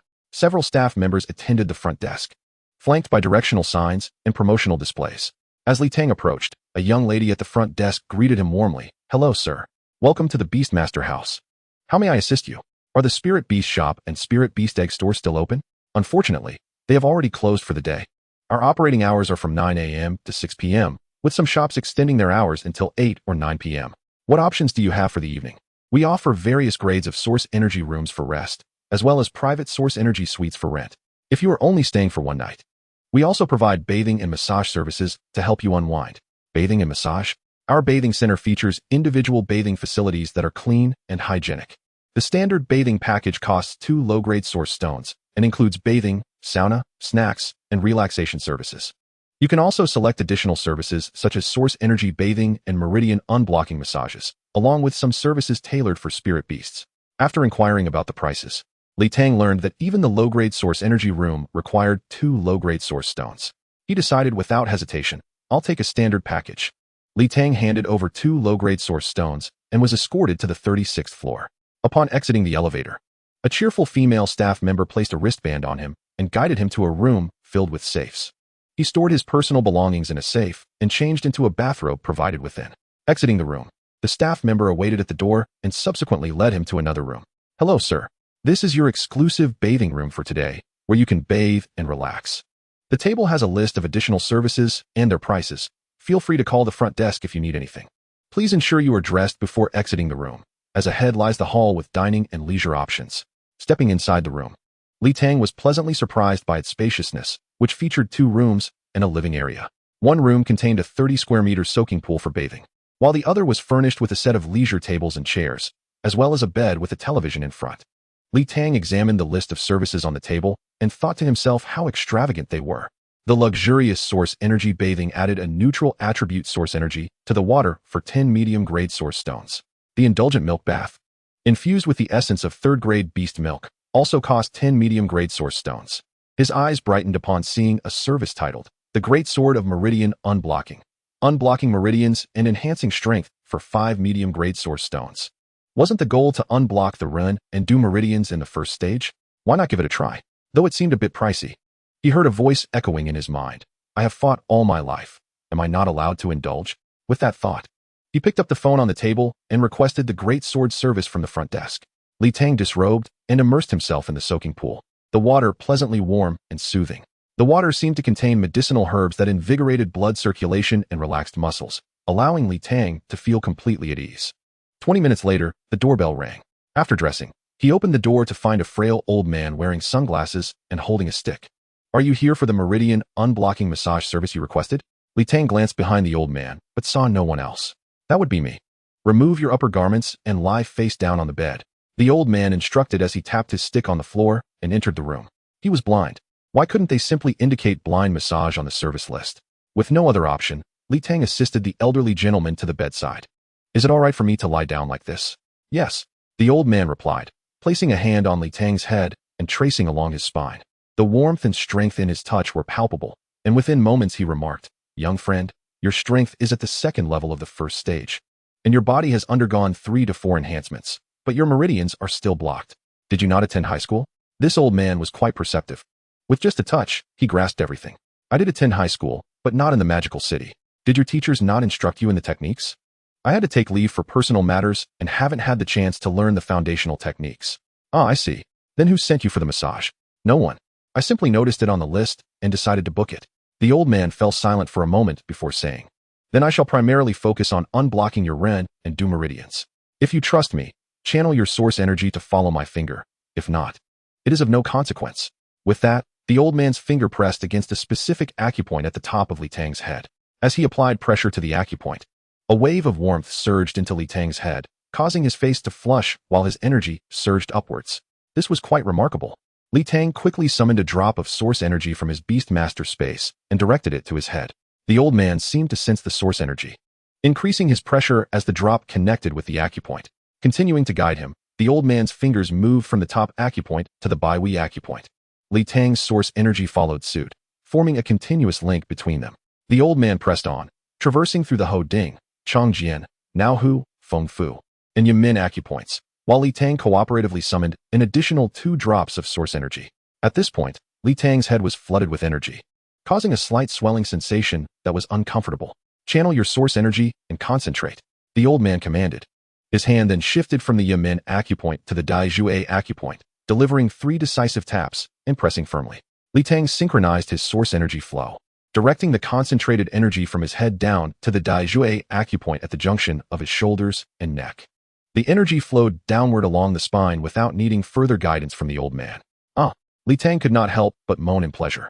This is a minor checkpoint that I have helped you surpass, the old man declared. With that, his fingers continued to traverse down the spine from the Dai to the Yeyu acupoint. Turn over. Li Tang obeyed and lay on his back. The old man began pressing on the Rin meridian starting from the Chu Gu acupoint, working his way up to the Chengjiang acupoint, passing through the Guanyuan, Shinkei, and Tanzhong acupoints along the way. After completing the massage, the old man paused and said, I have essentially unblocked your Rin and Du meridians. Since you have yet to learn the foundational techniques, I must advise you that the Huiyin acupoint and the Tianqi acupoint in the oral cavity are the connecting points of the Rin and Du meridians, which you must clear on your own. Furthermore, my acupoint massage is intended to expedite your progress, and the flow of energy is inversely related to the movement of your blood. Do not practice recklessly following my lead. Li Tang realized he had encountered a stroke of luck and quickly expressed his gratitude. Thank you, sir. I am truly fortunate to have met a master like you. Today, I am merely substituting for my apprentice. Make sure to diligently practice your techniques over the next few days. It could save you a month or 2 of effort. Otherwise, the energy will dissipate and your money will be wasted. May I ask your name, old sir? I would like to request your services again. Just call me a Bing. If you wish to book me directly, it's 3 high-grade source stones. If I cannot afford that, then so be it. Chapter 50. I want it all. Only a child makes choices. After the massage, Li Tang donned his outer garments and escorted a Bing out. He sensed that a Bing possessed a strength of at least the 4th stage, and his talent seemed to lie in energy control. This combination of talent and technique contributed to the effectiveness of the massage. Following this experience, Li Tang distinctly felt an enhancement in his physical strength, particularly the fluidity in his muscles and bones radiating from his spine. What remarkable fortune! He soaked for a while longer, rinsing off the sweat and comfortably lying on the bed to watch television, preparing to drift into slumber. In a recent news report on television, it was announced that chaos erupted in the second fissure space of Modu, with a small number of ferocious beasts escaping into the northern suburban forests of the city.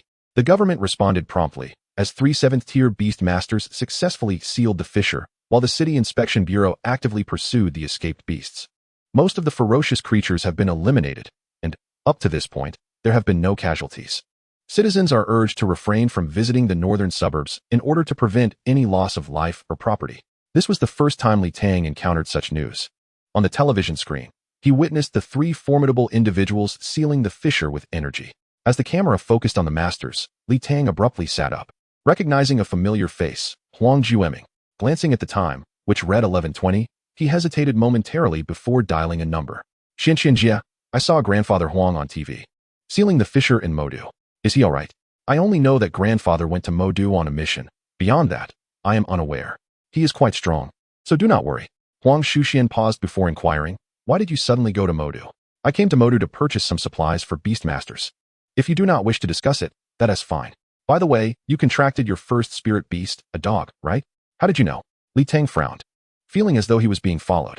Your dog food was left behind at the hotel. What will you do about it? I forgot about that. I'll see if I can return to Nandu City. If so, I'll get it from you. If not, could you please send it to my school? All right, I'll hang up now. Huang Shuxian ended the call, her teeth clenched in frustration, feeling overwhelmed by the trivial matters she had to handle for him. After a relaxing bath and massage, Li Tang slept soundly. He rose at 6 o'clock and, utilizing high-quality source stones, practiced for 3 hours, accumulating a surge of source power. By 9 in the morning, he awoke and proceeded to the front desk of the bathhouse to settle his massage expenses with source stones before heading to the Spirit Beast area. The Spirit Beast area spanned from the 11th to the 15th floor, a total of 5 floors. As per the usual routine, he began his exploration from the official store on the 11th floor. Hello, do you have level 0, rank 1 wind hunting dogs? 20 minutes later, Li Tang exited the restroom with 3 wind hunting dogs. Currently, he housed 5 Zhifeng hunting dogs and 1 wind hunting dog, with source power dwindling to just over 40 drops. However, during this evolution of Zhifeng hunting dogs, the energy feedback felt as though it had concentrated in his Guanyuan acupoint, warming his lower abdomen comfortably. From morning till evening, Li Tang traversed through the Spirit Beast shops on the 12th, 13th, and a portion of the 14th floors. as well as the official Spirit Beast Egg store on the 16th floor. He successfully acquired 3 level 0, rank 1 wind hunting dogs, all contracted and ready for battle. Additionally, he secured 10 embryos and 4 Spirit Beast eggs, which he stored in a safe. Li Tang's savings had diminished significantly, as he had spent over 21 million in a single day. The embryos cost around 15 million, while the 4 eggs totaled 4 million. One of the high-potential eggs hatched, yielding a profit of 400,000. 6 rank 1 Spirit Beasts amounted to 130,000, and the massage totaled 100,000. Li Tang could not help but lament the exorbitant prices in Modu, noting that overall costs were approximately 30% higher than in Nandu City. As evening approached, around 6 o'clock, Li Tang had a meal and reserved a low-tier source energy room for 16 hours at the front desk. He aimed to complete his remaining 3 hours of practice for the day. After setting an alarm, he fell asleep and did not awaken until 5 o'clock the next morning, continuing his practice until nearly 11 o'clock, amassing over 370 drops of source power in his Beastmaster space. He then directly expended 300 drops of source power to evolve 3 Zhifeng hunting dogs into 1 wind god dog. The energy feedback from the evolution surged from the Guanyuan acupoint, traversing through the Shi-Men, Qi-Hai, and Yin Jiao acupoints before converging at the Shun-Ke acupoint. Currently, his battle-ready roster consisted of 1 wind god dog, 2 Zhifeng hunting dogs, and 4 wind hunting dogs. The prospect of upgrading his Zhifeng hunting dogs again grew ever closer. With a renewed focus on earning money, Li Tang finished his lunch and made his way to the 16th floor official Spirit Beast Egg store, employing his insight to select from the Tier 4 Spirit Beast Eggs. The official Spirit Beast Egg store was significantly larger than that in Nandu City, boasting over 200 Tier 4 Spirit Beast Eggs alone. After inspecting over 60 eggs, he selected 4 of high potential to purchase. As he passed through the Tier 5 Spirit Beast Egg section, he noticed several individuals gathered around 6 or 7 Tier 5 Spirit Beast Eggs. These eggs, all produced in Blue Star, were reasonably priced at over 8 million. Li Tang casually employed his insight to assess them, spotting a high-potential Tier 5 Ice Crystal Tiger egg. Should he take the gamble? Li Tang calculated in his mind that the profit from upgrading from Tier 5 to Tier 6 could yield at least 40 million. However, if he lost, he would be left destitute. He weighed the 4 selected Tier 4 Spirit Beast eggs, estimating a profit of around 20 million. One was a high-risk, high-reward option, while the other was a low-risk, low-reward choice. What to do? A voice echoed in his mind. Only children make choices. Adults take them all. Li Tang summoned a staff member and purchased all 4 Tier 4 Spirit Beast eggs for a total of 960 million, reluctantly pulling out several medium-quality source stones. He then visited a nearby Hui Yuan Spirit Beast Egg store and inquired upon entering, "Boss, can I incubate eggs here? Do you also offer buyback services?" The owner glanced at Li Tang and nodded. "I'll leave these 4 Tier 4 eggs here for you to incubate. Could you lend me 850,000? I need to purchase another Spirit Beast egg." The owner, taken aback by Li Tang's request, chuckled incredulously. "Young man, you possess quite the audacity. Borrowing money to gamble on eggs. If you incur a loss during incubation, you won't be leaving my store easily." With little of value left on him, Li Tang mustered the courage to state, "It's up to your judgment whether I have the eye for Spirit Beast eggs. Interest will be 50,000. The owner replied nonchalantly, "Deal." Li Tang agreed, recognizing that business cannot be conducted without profit, and he did not dwell on the interest.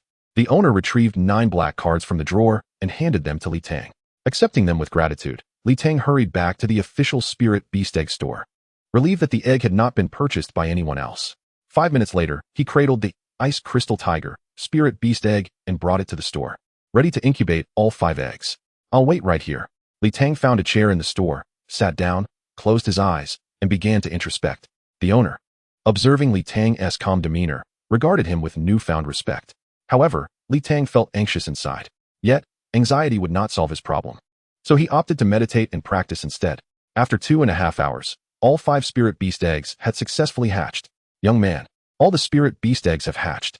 Chapter 51. Those who dare to compete will win. Being needed represents value. The owner placed the 5 Spirit Beast boxes on the table. Li Tang wasted no time and immediately employed his insight to inspect them. Species, Shadow Demon Leopard. Level, 0 Tier 0. Talent level, Tier 5. Talent skill, Shadow Kill. Skill Bite. Personality, Bloodthirsty. Species, Lightning Earth Lizard. Level, 0 Tier 0. Talent level, Tier 4. Talent skill, High Voltage Ball. Skill, Conductive. Preference, Hunting. Species, Thorny Rock Turtle. Level, 0 Tier 0. Talent level, Tier 5. Talent skill, Thorn Shell. Skill, Charge. Attribute, Rock Type. Species, Cloud Wing Wind Falcon. Level, 0 Tier 0. Talent level, Tier 5. Talent skill, Wind Blade. Skill dive. Personality, proud. 3 Tier 5 spirit beasts already represented a significant profit. Tang felt a twinge of tension as he gazed at the Tier 5 Ice Crystal Tiger Spirit Beast Egg. He promptly used his insight to examine the 5th Spirit Beast Egg. Species, Ice Crystal Tiger. Level, 0 Tier 0. Talent level, Tier 6. Talent skill, Frostbite. Skill Bite. Evolution path, Ice Energy, Tier 6. This was a major windfall. However, as Tang regarded the Ice Crystal Tiger, he felt a sense of regret. Like the SHTSHU, belonging to Ying FN, this, HN being Jing H, also possesses a distinct evolutionary path. However, this time Ying finds himself devoid of anyone to accompany him and must reluctantly part with it. Boss, please proceed with the buyback and calculate the total.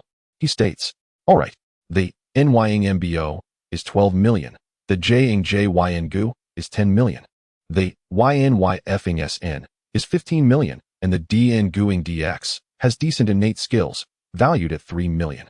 This 6th tier is worth 60 million. That brings us to a neat total of 100 million. What do you think?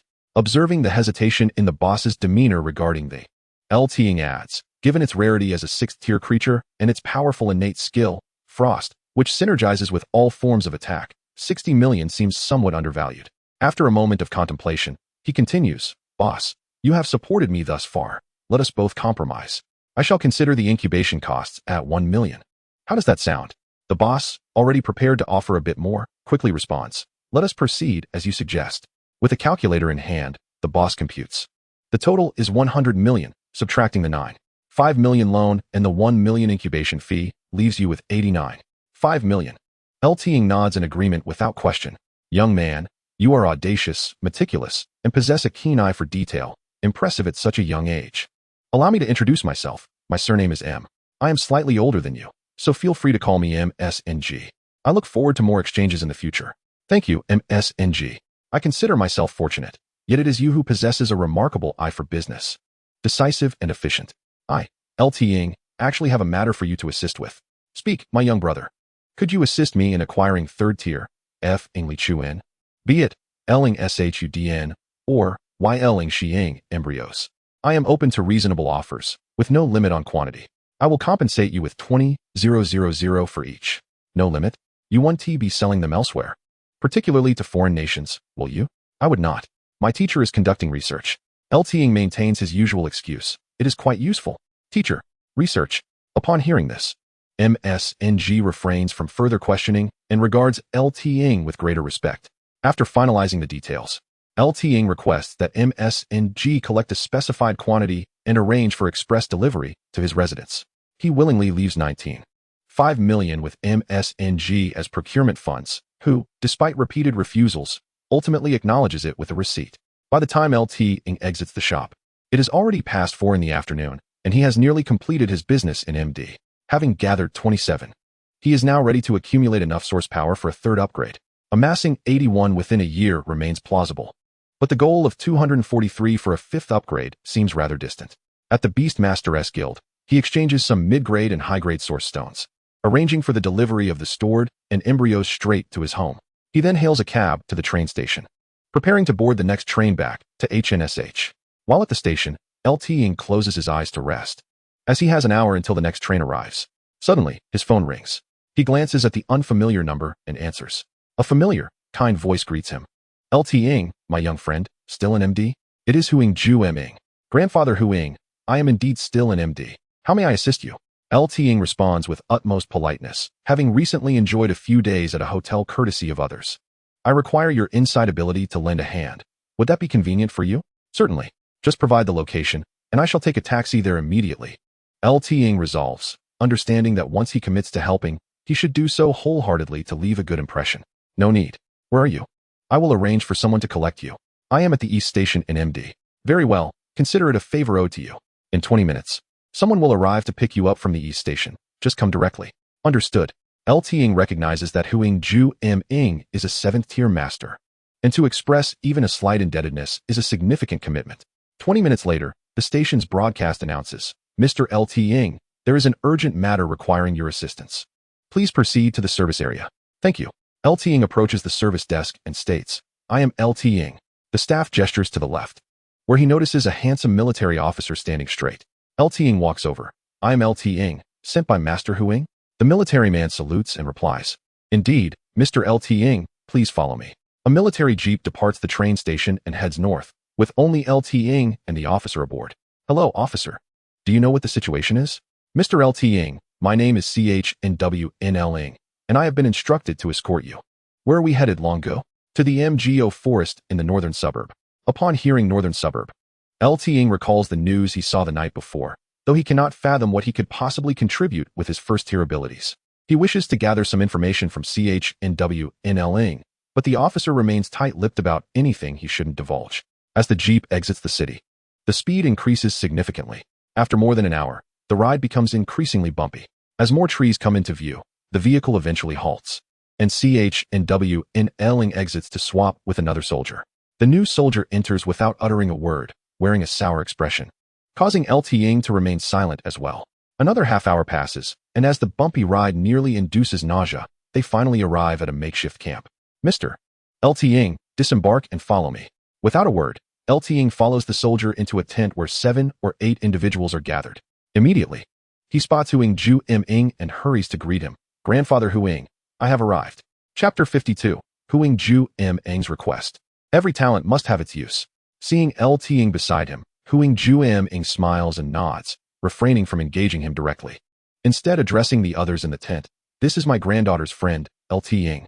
His insight ability is quite remarkable and may prove invaluable to us. Gentlemen, how shall we proceed? We must finalize a plan swiftly. I still propose we eliminate all the ferocious beasts in this area to prevent future troubles." A man in military attire, adorned with stars on his shoulder, speaks sternly, exuding an air of lethal intent. "The issue is that excessive slaughter might provoke the higher-tier ferocious beasts in the forest. I concur with Master Hu Ying's suggestion. It will only cause a slight delay." A tall, lean elder seated opposite Hu Ying agrees. "What is there to fear? If necessary, we can summon a grandmaster to resolve the issue. They create so much trouble for our military each year. Old L, let us temper our hostility. Grandmasters have their own duties, and summoning them is no simple task. Moreover, strategic cooperation with ferocious beasts is a broader direction that is beyond our control." Another elder with graying hair advises the general, "Currently, we have no better options. Let us try old Hu Ying's approach."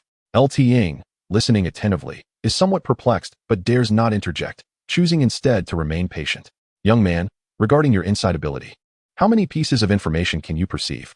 General L queries directly, somewhat lacking in courtesy. LT Ying hesitates, glancing at Hu Ying for guidance. The master nods encouragingly, prompting LT Ying to respond. "Greetings to all esteemed elders. My insight ability allows me to perceive 6 pieces of information." 6. The previously speaking tall elder exclaims, "Young man, what is your 6th piece of information?" "It is random and varies each time." LT Ying replies honestly. "Can you perceive information from Beastmasters of higher tiers than yourself?" LT Ying had never considered this, having assumed he could perceive freely. "I have not tried. I am unsure." "Then try to perceive my information directly." With another glance at Hu Ying, who nods in approval, LT Ying focuses on General L, silently invoking insight. A faint glow emanates from his eyes. General L senses the insight, but does not resist. Name, LZHN Hu. Age, 56 years. Rank, 7th stage, level 8. Talent, frenzied assault. Number of spirit beasts, 7. Number of offspring, for children. General Lu, your information is visible. Please speak directly. Lu Genhua, 56 years old, 7th stage, level 8. Talent, frenzied assault, 7 spirit beasts, and 4 children. Wait, old Lu, don't you only have 1 son and 1 daughter? How do you have 4 children? That last detail is definitely incorrect," exclaimed the tall, thin elder. Upon hearing the earlier information, the people in the tent nodded, but the last point raised suspicion. After the elder spoke, everyone turned their gaze towards Lu Genhua. Lu Genhua's face turned red, stammering for a moment before suddenly adopting a stern expression, stating, "I have another son and daughter outside. So what? That little brat. Isn't the 6th line supposed to be random? How could it land on this?" The colorful flags fluttering outside were discovered, and several people present struggled to suppress their laughter. Among them, another soldier spoke with a serious demeanor. "Old Lu, after the mission concludes, you will voluntarily disclose the matter." "Understood," Lu Genhua muttered. "All right, back to the main topic. This young friend possesses the ability to perceive at the 7th stage. Although we are uncertain of its efficacy, we shall give it a try.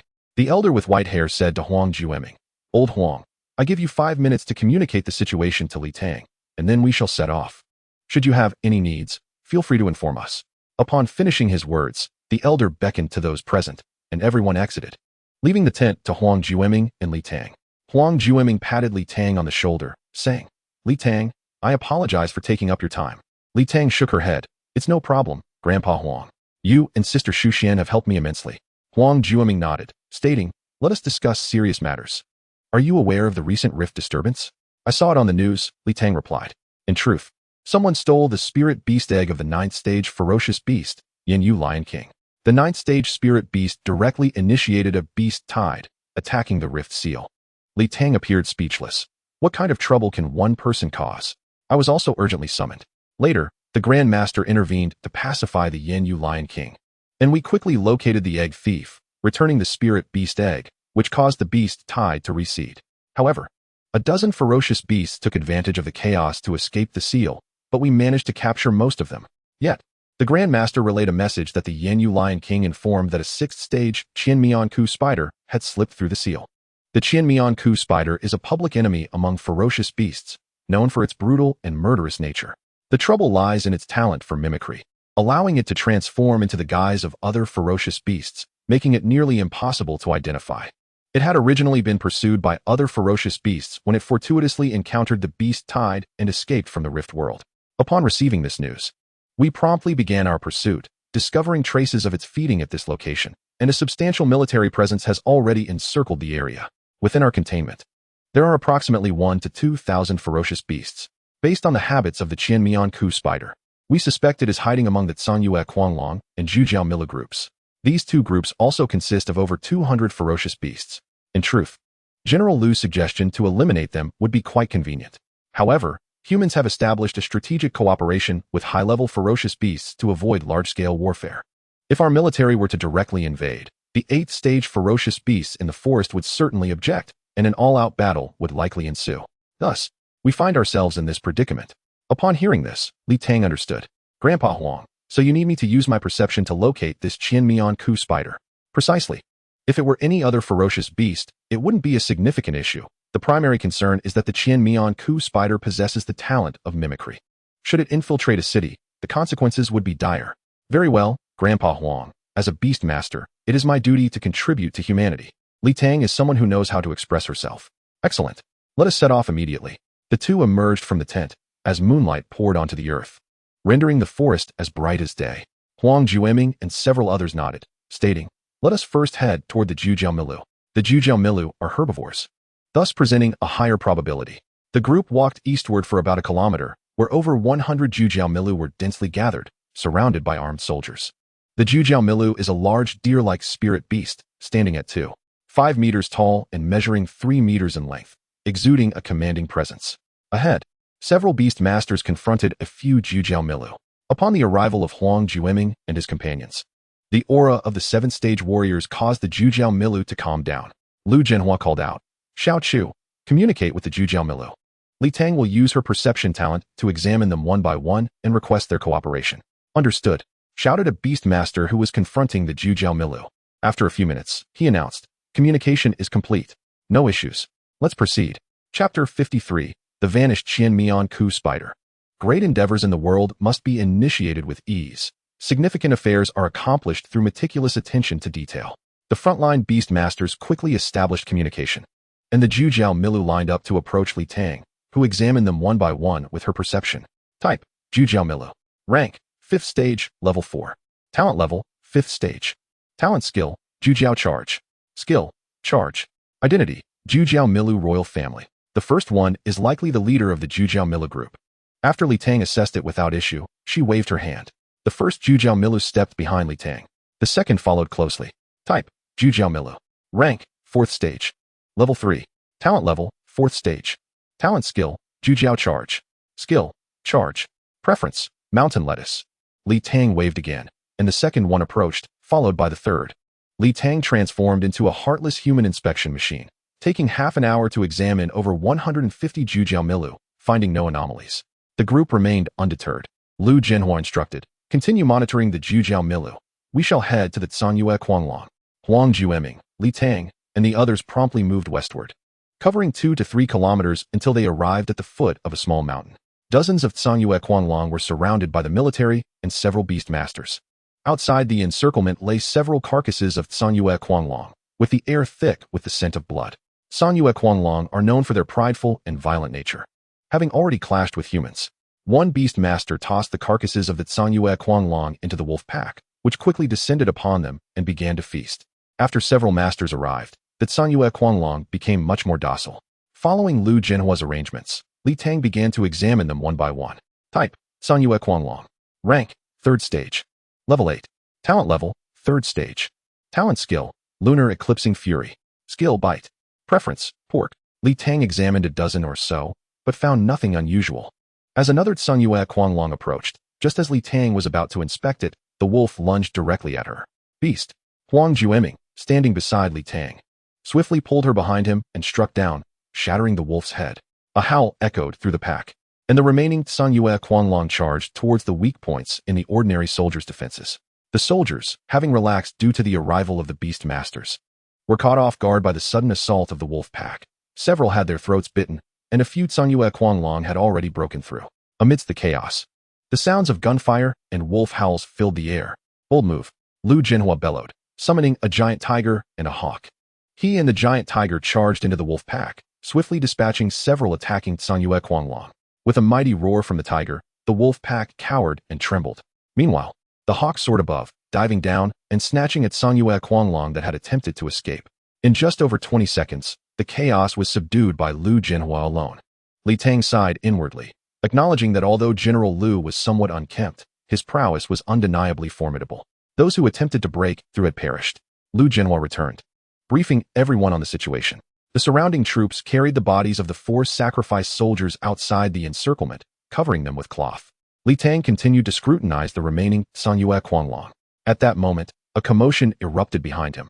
Huang Jueming's expression shifted dramatically as he turned to look back. His muscles tensed.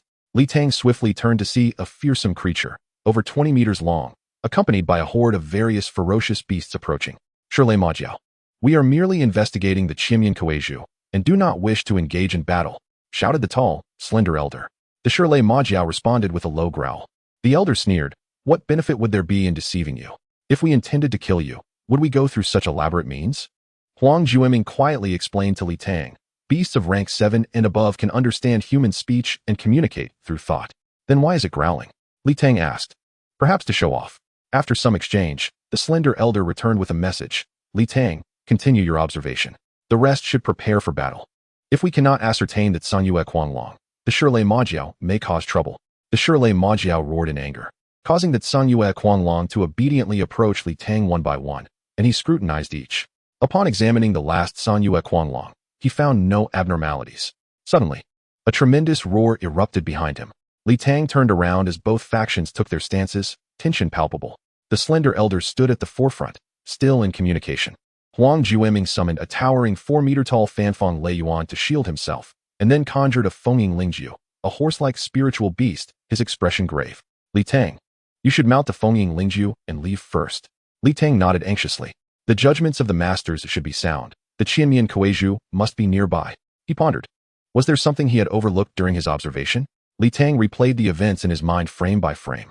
A crackling sound of electricity erupted as the Shirlei Majiao unleashed a bolt of black lightning towards the elder, who swiftly evaded. The negotiations had collapsed. Lu Jinhua, waiting for the opportune moment, charged directly at the Shirlei Majiao with a massive tiger. The beasts accompanying the Shirlei Majiao began to assault the others. Chaos ensued. Huang Jueming flung Li Tang onto the Fengying Lingjiu, urging, Xiao Bai, get him out of the forest. The Fengying Lingjiu snorted, its hooves pounding the ground as it sped away. Wait, Grandpa Huang, I know where the Chimian Kueiju is. Li Tang shouted from the saddle. He urged Huang Jueming to return the Fengying Lingjiu and yelled towards the battlefield, everyone stop. I know the location of the Chimian Kueiju. Hearing Huang Jueming's voice, the slender elder bellowed, we know where the Chimian Kueiju is, Shirlei Majiao. Do you still wish to act? With a roar, the Shirlei Majiao silenced both sides. All eyes, both human and beast, turned towards Huang Jueming, who in turn looked at Li Tang. Li Tang stroked his chin and announced loudly, during the upheaval with the Tsangyue Quanlong. How many of our men perished? 4. A soldier from behind responded. No, If my memory serves me correctly, that Sanyue Quanlong should have only killed 3. There is one more human corpse. Li Tang continued. Bring the bodies over. Lu Jinhua glanced back as several soldiers rushed forward. Only 3 bodies. They reported. Bring them here. Li Tang commanded. Maintaining his distance, he used his observation skill on the 3 bodies brought forth. The skill was ineffective. These 3 corpses are fine. Could the Qimian Kueiju have transformed into its Sanyue Quanlong's corpse? Lu Jinhua asked urgently. General Lu. That Sanyue Quanlong that died during the breakout has already been consumed by its kin. Li Tang pointed to some bloodstains at the foot of the mountain. I suspect the Qimian Kueiju was aware of the Sanyue Quanlong's habits and daringly transformed into a human corpse. This is a fortuitous sign. With 1 less corpse, it confirms my judgment. The Qimian Kueiju is indeed here. Li Tang surveyed his surroundings. It could not flee. Any movement in the opposite direction would immediately expose it. There were no spiritual beasts near the corpses. A voice echoed in his mind. There is but one truth. The Qimian Kueiju took advantage of the chaos and transformed into a human soldier, blending in with the troops. General Lu, instruct all soldiers to speak a word in their native dialect and identify one another. Upon hearing this, Lu Jinhua commanded loudly, everyone, the Qimian Kueiju is among you. All soldiers remove your helmets and speak a word in your native dialect. At the command, over 200 soldiers spoke in unison. It's him. He hasn't spoken. 2 soldiers pointed at a man in the center, quickly retreating. Chapter 54, Crisis Averted. When opportunity arises, one must act decisively. Hesitation leads to lifelong regret. After the 2 soldiers identified him, the man at the center showed a face of terror, nervously waving his hands. Lu Jinhua advanced towards him. Suddenly, the man vanished, transforming into a vibrant, over 1 meter long spider, darting in the opposite direction. Humph! Die! Lu Jinhua leaped into the air, adjusting his angle and bringing his foot down on the Qimian Kueiju. A piercing scream echoed as the Qimian Kueiju flailed its 8 limbs, quickly falling silent. Lu Jinhua seized one of its legs and dragged it to the front of the group, throwing it before the Shirlei Majiao with a thud. With a grunt, he glared at the ferocious beasts opposite. The slender elder then took the lead, a triumphant expression on his face. Shirlei Majiao, having found the Qimian Kueiju. You owe us an explanation. The Shirlei Majiao growled lowly. Ten Leisha Chui Suigua. It roared repeatedly. Then I shall invite Master Zhang to discuss this with you properly. Roar. 5. Do not haggle. So many ferocious beasts are watching you. How shameful. Minutes later, the Shirlei Majiao sent a gorilla carrying 5 blue, electrically charged fruits. The slender elder shouted, retreat. Li Tang followed Huang Jueming back to the temporary base. The 2, along with the slender elder and an elderly man with gray hair, boarded an off-road vehicle for immediate departure. A soldier drove. The slender elder sat in the front passenger seat, while the remaining 3 occupied the back. Grandpa Huang, are we not joining the troops? Li Tang inquired. The 3 of us are not part of the military. With matters settled, why remain here in the dead of night? The slender elder interjected. This is Su Sanshan, the second in command of the Magical Capital Inspection Bureau. Huang Jueming pointed to the elder beside him. And this is Fan Xianjin, the director of the combat department at the Magical Capital Beastmaster University. Greetings, Grandpa Su and Grandpa Fan. Indeed, young man, you have done well. Su Sanshan turned and tossed Li Tang a Lei Sha Chui Suigua, saying, this is your due reward. There will be more to come later. Let old Huang give you the details. Li Tang glanced at the fruit in his hand, then at Huang Jueming. Huang Jueming explained. The Lei Sha Chui Suigua is a fruit associated with the Shirlei Majiao, containing the power of lightning to refine bones and flesh, particularly beneficial for 6th-rank Beastmasters. Li Tang still looked at Huang Jueming with a puzzled expression, his eyes flickering with cunning. Huang Jueming understood Li Tang's implication. You should auction it off. It's worth at least 80 million. Although you may not need it now, someone will seek it. Do not settle for less than 30 high-quality source stones. How did you notice the extra corpse? Su Sanshan turned his head, curious about Li Tang, given that several 7th-rank Beastmasters present had failed to detect it. The timing of the Sanyue Quanlong's outbreak was amiss. They should have broken out before the masters arrived. Such anomalies led me to conclude that the Qimian Kueiju must be here. After observing all that Sanyue Quanlong, I realized something had been overlooked. My memory has always been quite good, and upon recalling the details, I discovered that only 3 had died, yet there were 4 corpses. After Li Tang explained, Fan Xianjin added, the observation talent grants enhancements to both mental strength and vision. Li Tang, my young friend, are you also from Nan Dumingda High School? Fan Xianjin was referring to the school where Huang Shuxian is enrolled. No, I am a first-year student at Heianshi No. 1 High School. I happen to know Grandpa Huang. Really? You're only a first year? Fan Xianjin fell silent for a moment and said, In that case, let us exchange contact information. I will reach out to you in June regarding a matter. Is it for the genius class assessment? Li Tang whispered. You actually know about it? My homeroom teacher recommended me, and in 2 months I will be taking the assessment for the genius class at Jingyu University. Who is your homeroom teacher? Zhou Shumi. Ah, it's her. She was quite talented back in the day. Li Tang, Jingyu University is located in the capital. It's somewhat complicated. You should come to MODU University instead. If you pass, I will be your mentor. Seeing Li Tang at a loss, Huang Ju-ming interjected. Old fan. Since the two schools don't have overlapping assessments, you can tempt Li Tang with benefits after he has successfully enrolled. Huh. Fan Xianjin couldn't help but laugh. Old Huang, are you underestimating the difficulty of the genius class, or are you overly confident in Li Tang? Don't look down on others. When I first met Li Tang during the new year, he was only at the 9th level in combat and had impressive training talent and mindset. In just over a month, Li Tang has already reached the first stage, 2nd level, which indicates that his contracted spirit beast is at least 7th level. Huang Ju-ming's eyes gleamed with mischief as he looked at Fan Xianjin.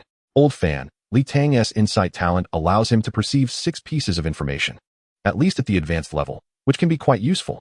Old fan, I advise you to directly recruit him into the genius class. If you wait until after the assessment, you won't be able to compete with Jingyu University. Fan Xianjin's expression was clearly swayed, yet he remained silent. As he was merely the department head, Xu Sinshan, who had been quiet until now, spoke up. Li Tang, listen to me. Go to MOU University. When you're in college, join our inspection team part-time. The compensation will surely satisfy you. After graduation, don't listen to their empty promises. Come directly to my inspection bureau, and I'll ensure everything is arranged perfectly. Unlike his usual domineering demeanor, Su Senshan spoke warmly this time. Come and lend a hand. The job is all set. Su Senshan, prioritize the bigger picture. Hearing the first part, Fan Xianjin nodded, but became somewhat irritated at the latter part.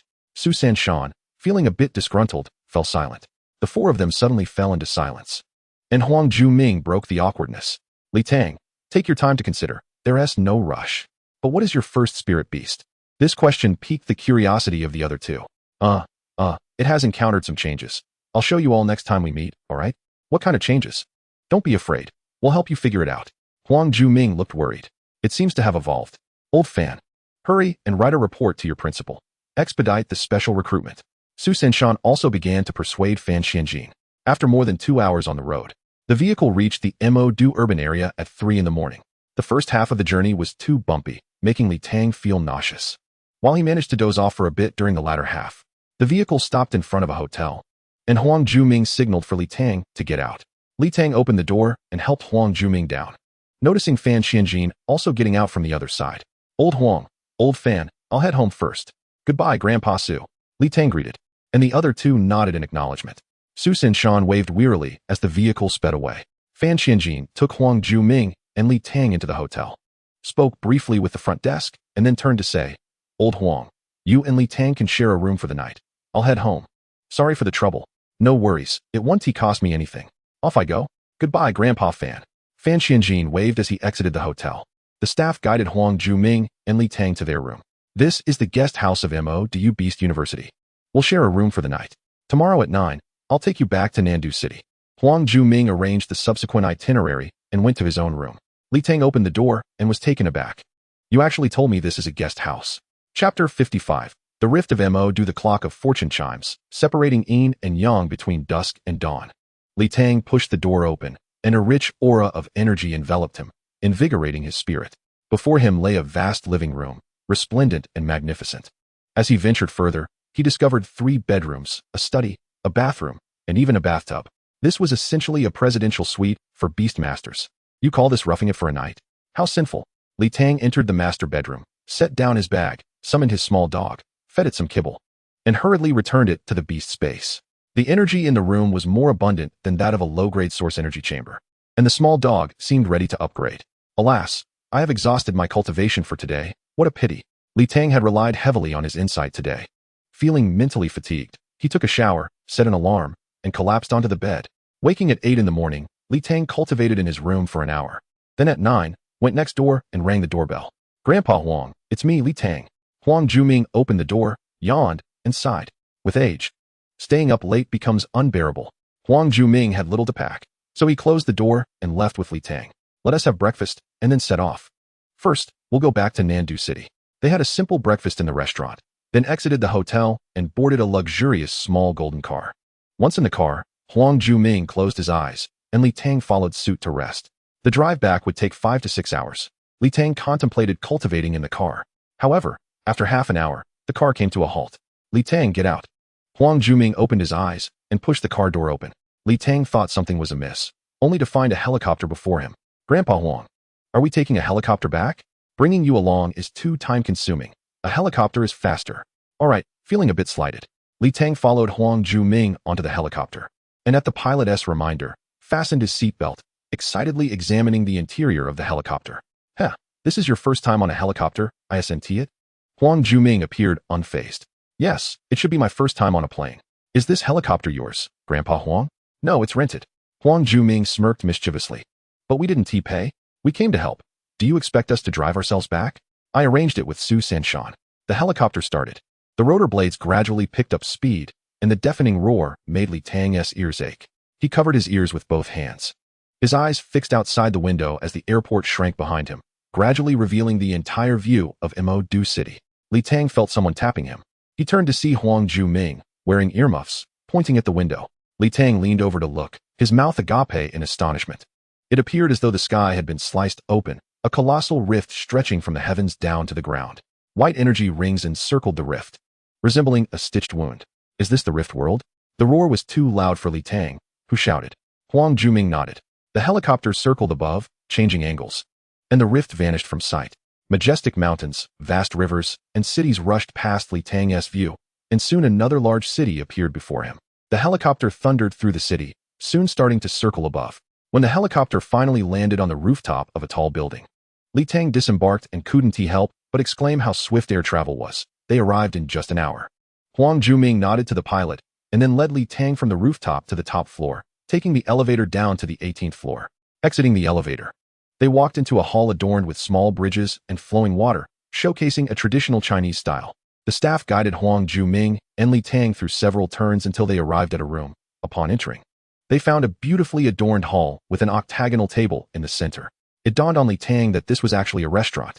Seated on a nearby wooden sofa were two individuals, with Huang Shuxian cuddling the arm of a square-faced middle-aged man, acting coyly. Upon the entrance of Huang Juming, both individuals rose to their feet. Huang Shuxian hurried over and embraced Huang Juming's arm. Grandfather, father, you're back. The middle-aged man slightly bent forward in a gesture of respect, and then turned his gaze towards Li Tang, who had just entered.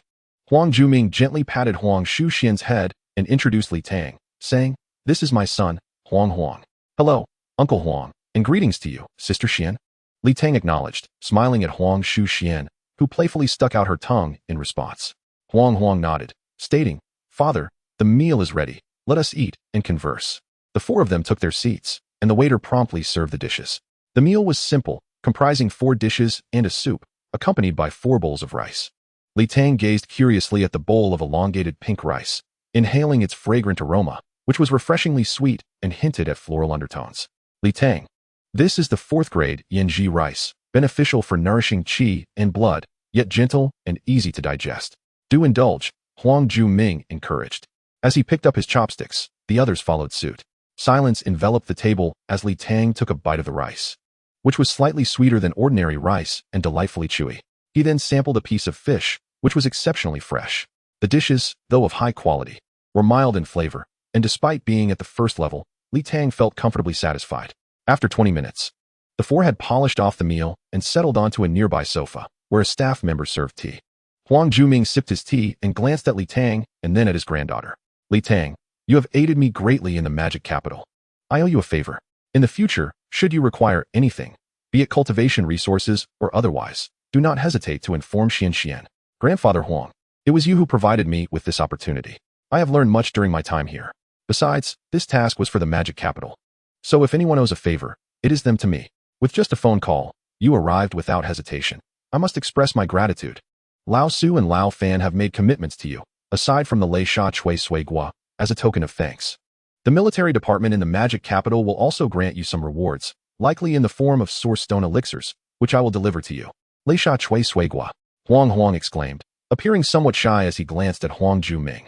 Is Uncle Huang at the 6th level? Li Tang inferred Huang's unease. Huang, Huang Zhuming admonished his son, sensing his impatience and feeling embarrassed. With a sigh, he conceded, indeed, Li Tang. You have deduced it. I shall speak plainly. Your uncle has just ascended to the 6th level, and he indeed requires the Lei Sha Chui Suigua. Ah, Grandfather Huang. I have no need for it at this moment. Why not give it to uncle? Li Tang suggested. Retrieving the Lei Sha Chui Suigua from his bag and handing it directly to Huang, who eagerly accepted it. 50 pieces of high-grade source stones. You must pay for it. I should also receive 1 piece, which I will give to you. Huang Zhuming firmly instructed his son, his tone serious. Li Tang and Huang Shuxian silently counted the tea leaves beside them, while Huang Zhuming wore an expression of exasperation. What is this? Earlier, I mentioned that someone would seek Li Tang to purchase the Lei Sha Chui Suigua, and now my own son appears. Li Tang, what do you currently need for your cultivation? Huang, having been chastised, regained his composure, demonstrating a level of resilience from frequent admonishment. Uncle, aside from high-grade source stones, please prepare some first-grade body refining elixirs. Very well. I shall make arrangements immediately. Li Tang, I find you quite likable and feel a strong connection. Would you consider becoming my godson? Be quiet. Huang Zhuming interjected, exasperated. What kind of nonsense is this? A godson cannot compare to a son-in-law. Chapter 56, Returning to Heian City. A singular falsehood necessitates a multitude of additional falsehoods to conceal it. Silence. What need have you for a godson? Who knows? Li Tang may become a master while you remain at the 6th level. Huang Zhuming scolded once more, his frustration palpable. Huang fell silent, while Huang Shuxian, sensing the tension, recounted recent events regarding Li Tang's trip to Nandu City and her competition in the fighting arena. Li Tang joined in, sharing tales of the 8-second true woman. Huang Zhuming listened with delight, pride radiating from him, clearly showing his fondness for his granddaughter. After a brief interlude, a knock at the door heralded the arrival of a delivery for Huang, who received 2 boxes. Li Tang, these are high-grade source stones and first-grade Chui Mai Dan and Zhu Qiao Dan. Thank you, uncle. Li Tang quickly took the boxes with both hands. Grandfather Huang, uncle. Sister Xian, today is my last day of leave. I must return to school this afternoon. Huang Zhuming nodded, producing a jade pendant from his pocket and presenting it to Li Tang. This is a storage artifact, containing 2 cubic meters of space. It is yours, Grandfather Huang. This is far too precious. I cannot accept it. Li Tang, aware of the significance of storage artifacts in any realm, protested. This item is indeed valuable. Huang Zhuming insisted, placing the pendant firmly into Li Tang's hand. You must safeguard it. It has no lock. If someone takes it, they can utilize it. Thank you. Grandfather Huang. Unable to refuse, Li Tang expressed his gratitude. Upon receiving the pendant, he sensed the internal space and placed the 2 boxes within it. With a mere thought, he summoned the boxes back into his hands. How wondrous. The vehicle is ready for you downstairs. The driver will take you home. Do come to visit often. Huang Zhuming arranged for Huang Shuxian to escort Li Tang downstairs. Li Tang, I apologize. I merely mentioned it to grandfather, not realizing it would lead to so many matters. Huang Shuxian said apologetically as they entered the elevator. Had it not been for Sister Xian's mention, I would not have received this jade pendant. This pendant, I have sought for ages, yet grandfather never gifted it to me. He gives it to you, indicating the dangers you faced in the magic capital, and acknowledges your invaluable assistance. Downstairs awaited another luxurious vehicle. How many of such cars does the Huang family possess? Li Tang waved to Huang Shuxian as he entered the car. As the vehicle sped along, Li Tang, noticing the driver's steady hand, fastened his seatbelt and began meditating with a piece of high-grade source stone. Upon arriving in Heian City, Li Tang first returned home. It was just 5 in the afternoon, and the house was empty. In the kitchen, he found a basin and poured some dog food, summoning his pet dog, who devoured the food in a whirlwind. After a brief moment of play, the door clicked open, and Li Tang dashed out of the room to find Wang Na returning with groceries. Mother! Oh my! Wang Na exclaimed in surprise, turning to see Li Tang, her eyes sparkling with delight. She quickly approached and urged him to sit on the sofa. Xiao Tang, what brings you back so suddenly? It's only Wednesday. Don't you have classes? You look so much thinner. Woof. The dog barked, startling Wang Na, who had a slight aversion to dirt. Why did you bring a dog home? How filthy. Mother, this is my spirit beast, named Shigo. Ah, you've contracted a spirit beast. My son, you are remarkable. This dog looks so lively. Wang Na's face lit up with joy, her smile nearly stretching to her ears. Sit tight. I'll prepare some food for you. Wang Na exclaimed, immediately bustling about in the kitchen. All right, mother, I'll head back to school after dinner. As the clock approached 6, the door opened again, and Li Yuan arrived home. Mother, I'm starving. Suddenly, 2 hands pinched Li Yuan's cheeks, and as she struggled, her eyes caught sight of Li Tang. Brother, What brings you back today? Oh no, you look so thin. Oh my, a dog. Li Yuan rushed towards Shigo, completely neglecting Li Tang. Shigo attempted to squirm away, but Li Tang restrained him with his thoughts. After a moment of playful torment, Li Yuan looked curiously at Li Tang. This is my contracted spirit beast, named Shigo. Li Yuan scrutinized Shigo, then turned her attention to Li Tang, gripping the dog's head. Are you alright, Shigo? Observing how emaciated Li Tang appeared, one couldn't help but feel a sense of vulnerability. With Li Yunlong working late, Li Tang shared a modest meal with the others. He instructed Wang Na to handle the numerous packages arriving for him with care, advising her not to open them, but rather to place them directly in his room. He also solemnly cautioned Wang Na and Li Yuan not to divulge any information regarding the situation with the small dog to anyone. Seeing the seriousness in Li Tang's demeanor, both women nodded in agreement, promising to keep his secret. At 7 o'clock in the evening, Li Tang returned to the school and headed straight to Zhou Shumi's office. Teacher Zhou, it's Li Tang, he announced as he knocked on the door. Come in, Zhou Shumi called. Upon entering, Li Tang noticed that she was dressed in her usual leather attire, her eyebrows arching in surprise upon seeing him. On her desk lay a teaching plan she had been drafting. Teacher Zhou, I'm back. I've successfully contracted a spirit beast, and I'm now at level 1, stage 2. Li Tang quickly reported. He was determined not to let Zhou Shumi speak first, especially since he hadn't called her even once in the past 7 days. What kind of spirit beast did you contract? Summon it for me to see, Zhou Shumi urged. Unfortunately, that won't be possible, Li Tang replied, sensing the inquisitive look in her eyes and the slight frown on her brow that hinted at her rising irritation. I've contracted a stage 7 spirit beast, but it's currently roaming the Mo-Du forest, seemingly undergoing evolution. I believe it will complete its evolution in about a week. Stage 7? And evolving? Zhou Shumi was taken aback, her voice sharp. Explain yourself clearly. Li Tang recounted the fabricated story he had prepared in advance. You mean to say that your insight works on spirit beast eggs, albeit to a limited extent, allowing you to gamble on the eggs? Li Tang nodded. I made a profit by gambling on a stage 6 egg, and succeeded in contracting a stage 7 canine spirit beast. Li Tang affirmed again. You went on a trip to Mo-Du, and were called by Master Huang Jueming to assist in the forest. Li Tang nodded once more. Your spirit beast is running amok, not knowing what it has consumed, and is evolving within the spirit beast space. Li Tang continued to nod. You seem to be a chicken pecking at grains, constantly nodding. Why does it sound so implausible? Li Tang shook his head like a rattledrum. Humph. If you are deceiving me, you shall face dire consequences.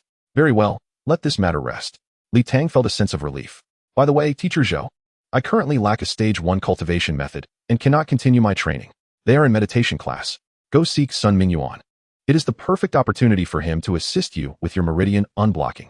By the way, Teacher Zhou, during my time in Mo-Du, I met Director Fan Xianjin from Mo-Du Show University. He suggested I apply for the genius class at Mo-Du University. Zhou Shumi seemed unwilling to engage in further conversation. If there is an opportunity for the genius classes at Jingyi University and Mo-Du University, certainly apply to both. Whichever one you get into, pursue it. Director Fan Xianjin mentioned that he might offer me a special admission slot, exempting me from the entrance exam. Get out. Chapter 57, Stage 1 Cultivation Method. Through every hardship, one perseveres, and with each step, one progresses. At the entrance of the Source Energy Room, Li Tang pressed the doorbell. Students often lock themselves inside during training to avoid disturbances, and while it was a doorbell, only Sun Mingyuan possessed a button that would vibrate. The door swung open, revealing Sun Mingyuan adjusting his gold-rimmed glasses. Upon seeing Li Tang, his expression brightened with delight as he patted Li Tang on the shoulder. You're back. Indeed. Li Tang nodded, eager to speak. Come in and train. We can talk after class, Sun Mingyuan said as Li Tang stepped inside and took his seat, entering a meditative state to begin his cultivation. After practicing for over 3 hours in the car earlier, he was utilizing his cultivation time efficiently. Noticing Li Tang's focused training, Sun Mingyuan pulled out a dark box and exchanged a piece of mid-grade source stone for 2 pieces, contemplating before adding another piece back in. After a few minutes of practice, Li Tang realized the source energy in the beast space was flowing too slowly. He retrieved a half-used high-grade source stone from his pocket, cradling it in his palm as he continued his cultivation. Oh, transitioning from extravagance to frugality is quite challenging, Sun Mingyuan noted, his eyes twitching. Is cultivation this lavish nowadays? Brother Tang, when did you return? At 10 o'clock, as class ended, Yang Fan withdrew from her meditative state, her eyes widening at the sight of Li Tang beside her. Ecstatic, she threw her arms around his shoulders. The other students in the classroom reacted differently to Li Tang's return. Qin Rui's expression darkened. Having just served as class monitor for a week without savoring the experience, Yun Ziwan's gaze remained fixed on Li Tang as she watched him playfully interact with Yang Fan. Class monitor Xiong Chu regarded him with a mixture of provocation and jealousy. Many students gazed at Li Tang. Inferring that he had reached stage 1 and contracted a spirit beast, their hearts filled with envy. They understood that Li Tang was no longer in their league. Li Tang exchanged few words with Yang Fan before following Sun Mingyuan to the office. Sun Mingyuan's position seemed to be superior to Zhou Shumi's, as the office was significantly larger. Sun Mingyuan observed Li Tang seated opposite him, assessing him with his mental energy. Stage 1, Level 2. You've contracted a spirit beast? You seek me regarding the Huaxia Yusho Shi promotion guide for Stage 1 cultivation methods? Li Tang nodded. Teacher Zhou mentioned that I would require your assistance in unblocking my meridians. Sun Mingyuan retrieved a booklet from his drawer and handed it to Li Tang. Opening it, Li Tang found the first page featured detailed diagrams of the body's meridian system, clearly marking each acupoint. As he flipped through, he discovered detailed illustrations of various meridians, each annotation exceptionally clear. Once Li Tang finished examining the booklet, Sun Mingyuan began his explanation. Stages 1 to 3 involve the distribution of source energy throughout the body's meridians, integrating the source energy into the flow of qi and blood. There are a total of 14 primary meridians. Stage 1 focuses on unblocking the Ren and Du meridians. Stage 2 involves 6 meridians, and Stage 3 incorporates another 6. Stages 1 to 3 essentially lay the groundwork, allowing the physical body to gradually adapt to the source energy. First, the Ren and Du meridians, which are the two most vital pathways in the body, converge here. The harmonization of yin and yang is essential for the flow of qi and blood. The Ren and Du meridians present two significant barriers, the Huin acupoint and the Tianqi acupoint. The Huin is situated between the two yin points, making it difficult for the source energy to reach. The Tianqi is located within the oral cavity and requires the tongue to press against the palate to establish a connection, making it equally challenging for the source energy to traverse. Li Tang listened attentively, finding the explanation similar to what the blind man A Bing had previously described. Yet Sun Mingyuan's elaboration was far more detailed. There are also minor barriers, such as the Dazhui acupoint, which connects the brain and spine, the Shinkei acupoint, which is present due to congenital absence, the Tanzhong acupoint, which connects the abdomen and chest, and the Changxiang acupoint, which must be accessed through the tailbone. Typically, we begin our training at the Guanyuan acupoint located in the lower abdomen. It is also known as the Dantian, as it can hold a greater amount of source energy. From the Guanyuan acupoint, we break through the Huin, surpass the tailbone, and travel up the spine, passing through the head and descending from the Tianqi to return to the Guanyuan acupoint in the chest and abdomen. Have you noted the acupoints of the Ren and Du meridians and the corresponding cultivation methods? Sun Mingyuan inquired. Li Tang nodded. Then you may lie down. Li Tang glanced around, noticing the absence of a bed. Sun Mingyuan approached the sofa, pulling it to reveal a bed. Having a bed in the office felt rather peculiar. Li Tang reclined on the bed, and Sun Mingyuan pointed to his Guanyuan acupoint, channeling source energy to this point. Sun Mingyuan concentrated, employing his energy eye to observe the state of source energy accumulation at Li Tang's abdomen. But he discovered that there was already a subtle flow of source energy within Li Tang's Ren and Du meridians, albeit not fully connected. Li Tang, what is going on with your body? Did you cultivate on your own, or did someone assist you in unblocking your meridians? I went to Mo Du and sought a blind masseur. After the massage, it ended up like this. Li Tang mumbled sheepishly. Sun Mingyuan looked utterly speechless. A blind massage? Are you trying to fool me? It's the truth, teacher Sun. At the Yusho house, the blind old man A Bing has remarkable skills. It was incredibly effective. Unblocking your meridians is a good thing. Now focus your source energy on the Guanyuan acupoint and try to transfer some of that energy to the Huin. Sun Mingyuan didn't dwell on it too much. Li Tang directed his energy downward through his abdomen, attempting to gradually push the energy through the lower meridians. The pathways here were already narrow and difficult to access, and as Li Tang infused the energy, he experienced excruciating pain. As the energy gradually increased, it felt as though a snap resonated within the body, with the energy slowly accumulating at the Huin point. Well done. The next phase is the most challenging, as the energy must gather at the Huin point, and then one must attempt to locate the Changxiang point beneath the coccyx. This is a significant hurdle, often fraught with discomfort. You must endure. Once the energy reaches the Changxiang point, you will observe the coccyx, a remnant of the human tail, which features a minuscule meridian that traverses from the Changxiang point to the Yaoyang point, thus overcoming this minor obstacle. Typically, these two challenges are faced simultaneously. Sun Mingyuan sensed Li Tang's impatience and reassured him. For this phase, take a moment to feel. If you cannot advance, it is perfectly fine to take your time. Li Tang continued to channel his source energy towards the Huin point, where the energy steadily increased, creating a sensation of swelling discomfort. Li Tang attempted to shift the energy backward but discovered, upon inward reflection, that no path was available. Teacher's son, there are no meridians emerging from the Huin point. I cannot proceed. Clenched tightly, Sun Mingyuan evaded Li Tang's puzzled gaze and turned his attention to the window, as if something outside captured his interest. Li Tang complied with Sun Mingyuan's instructions, tightening his grip, and astonishingly, the meridian indeed manifested. Li Tang hurriedly directed the energy along the meridian downwards. Suddenly, Li Tang's expression turned grave, cold sweat beading on his forehead. Indeed, this was a formidable challenge. The passage of energy was excruciating, and all Li Tang could do was grit his teeth and endure. After several minutes, Li Tang experienced a sudden relaxation. The energy had finally reached the Changqiang point. The pain was indeed intense, yet it was not insurmountable. Subsequently, Li Tang began to direct the energy upwards towards the due meridian, moving towards the spine.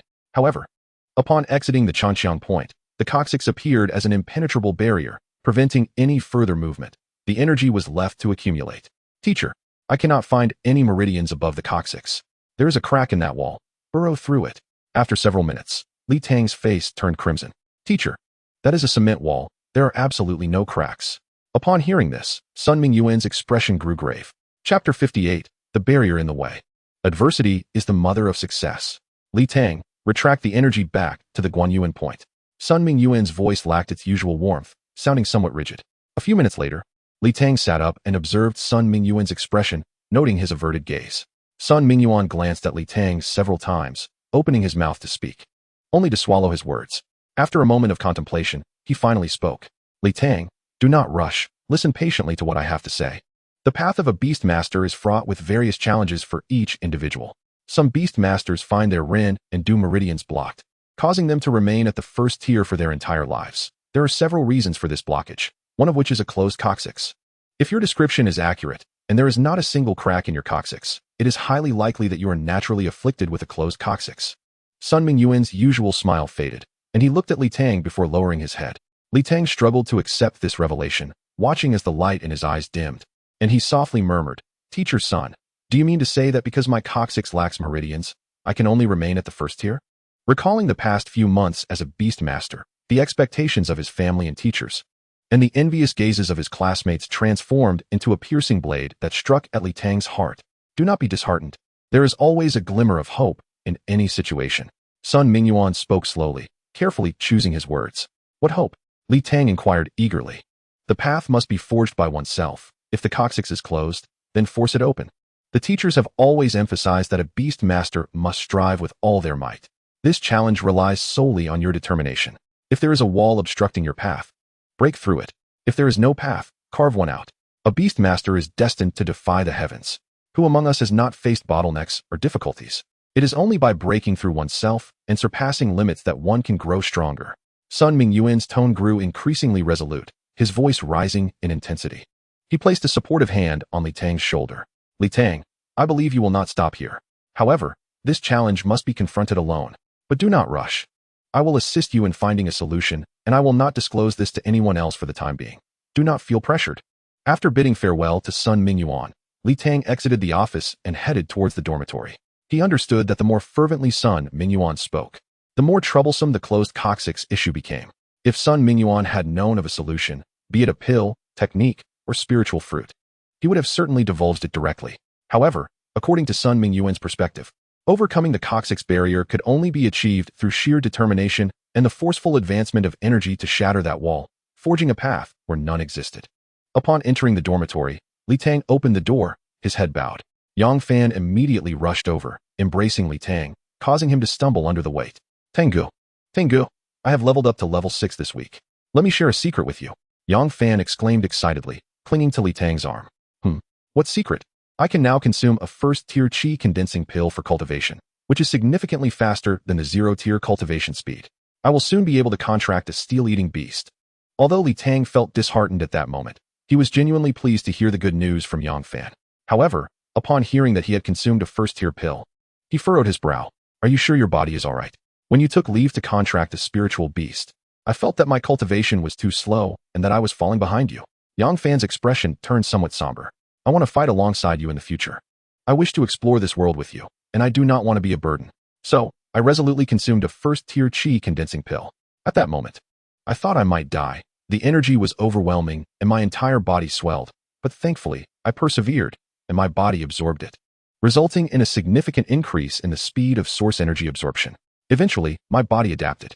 Yang Fan spoke with a hint of pride, then leaned in conspiratorially towards Li Tang. Most importantly, after that experience, my talent for enhanced digestion upgraded from 10% to 20%. Li Tang was genuinely astonished. The talent of a Beastmaster can truly be upgraded? He recalled how Yang Fan had initially felt disheartened upon discovering his talent and how, after listening to his encouragement, he had persistently worked to develop it. Time and again, he had forced himself to consume even when he could not bear to. He had truly resolved to risk it all. Ha ha, Tengu, am I not impressive? Truly my brother, a genius indeed. Li Tang sincerely praised Yang Fan. After Yang Fan shared his news, he began to insist that Li Tang accompany him to observe the contracted spiritual beasts. Li Tang, recalling his excuse regarding Zhou Shumi, managed to persuade Yang Fan to return to his room to cultivate. Upon returning to his room, Li Tang completed his final hour of cultivation. Lying on his bed and staring blankly at the ceiling, Yang Fan was striving desperately to level up, and now his talent had even upgraded. I am merely facing one barrier. Can it truly be more challenging than upgrading a talent? I am certain I can succeed. Inspired by Yang Fan's words, the confusion and anxiety in Li Tang's eyes dissipated, replaced by unwavering confidence.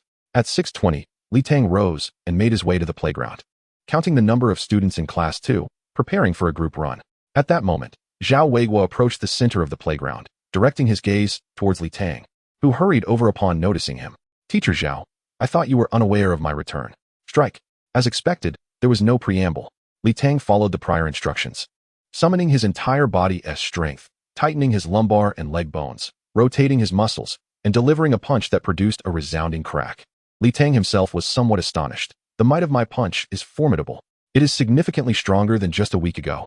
Zhao Weiguo observed Li Tang's punch, furrowing his brow in contemplation. You have been slacking. You haven't practiced lately. Cough, cough, cough. Li Tang initially interpreted this as praise, only to realize it was a rebuke, and he was momentarily taken aback.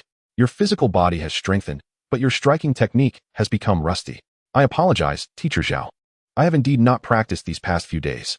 Li Tang hurriedly offered his apologies. Zhao Weiguo possesses remarkable strength, as evidenced by a single punch. Continue to strike. Li Tang hastily attuned himself to his physical prowess, unleashing punch after punch. The explosive sound of each blow startled his fellow students engaged in morning exercises. Has Li Tang grown so formidable? Their running speed noticeably quickened. Ah, truly, a day without practice makes one acutely aware of their own deficiencies. 2 days without practice, and peers will notice. 3 days without practice, and even outsiders will discern the difference. Li Tang had not trained for approximately 3 to 4 days, and Zhao Weiguo saw right through him with a single punch. Throughout the morning session, Zhao Weiguo merely observed Li Tang as he continued to unleash his punches. Li Tang understood that Teacher Zhao intended for him to recuperate today, but tomorrow he would likely intensify the training regimen.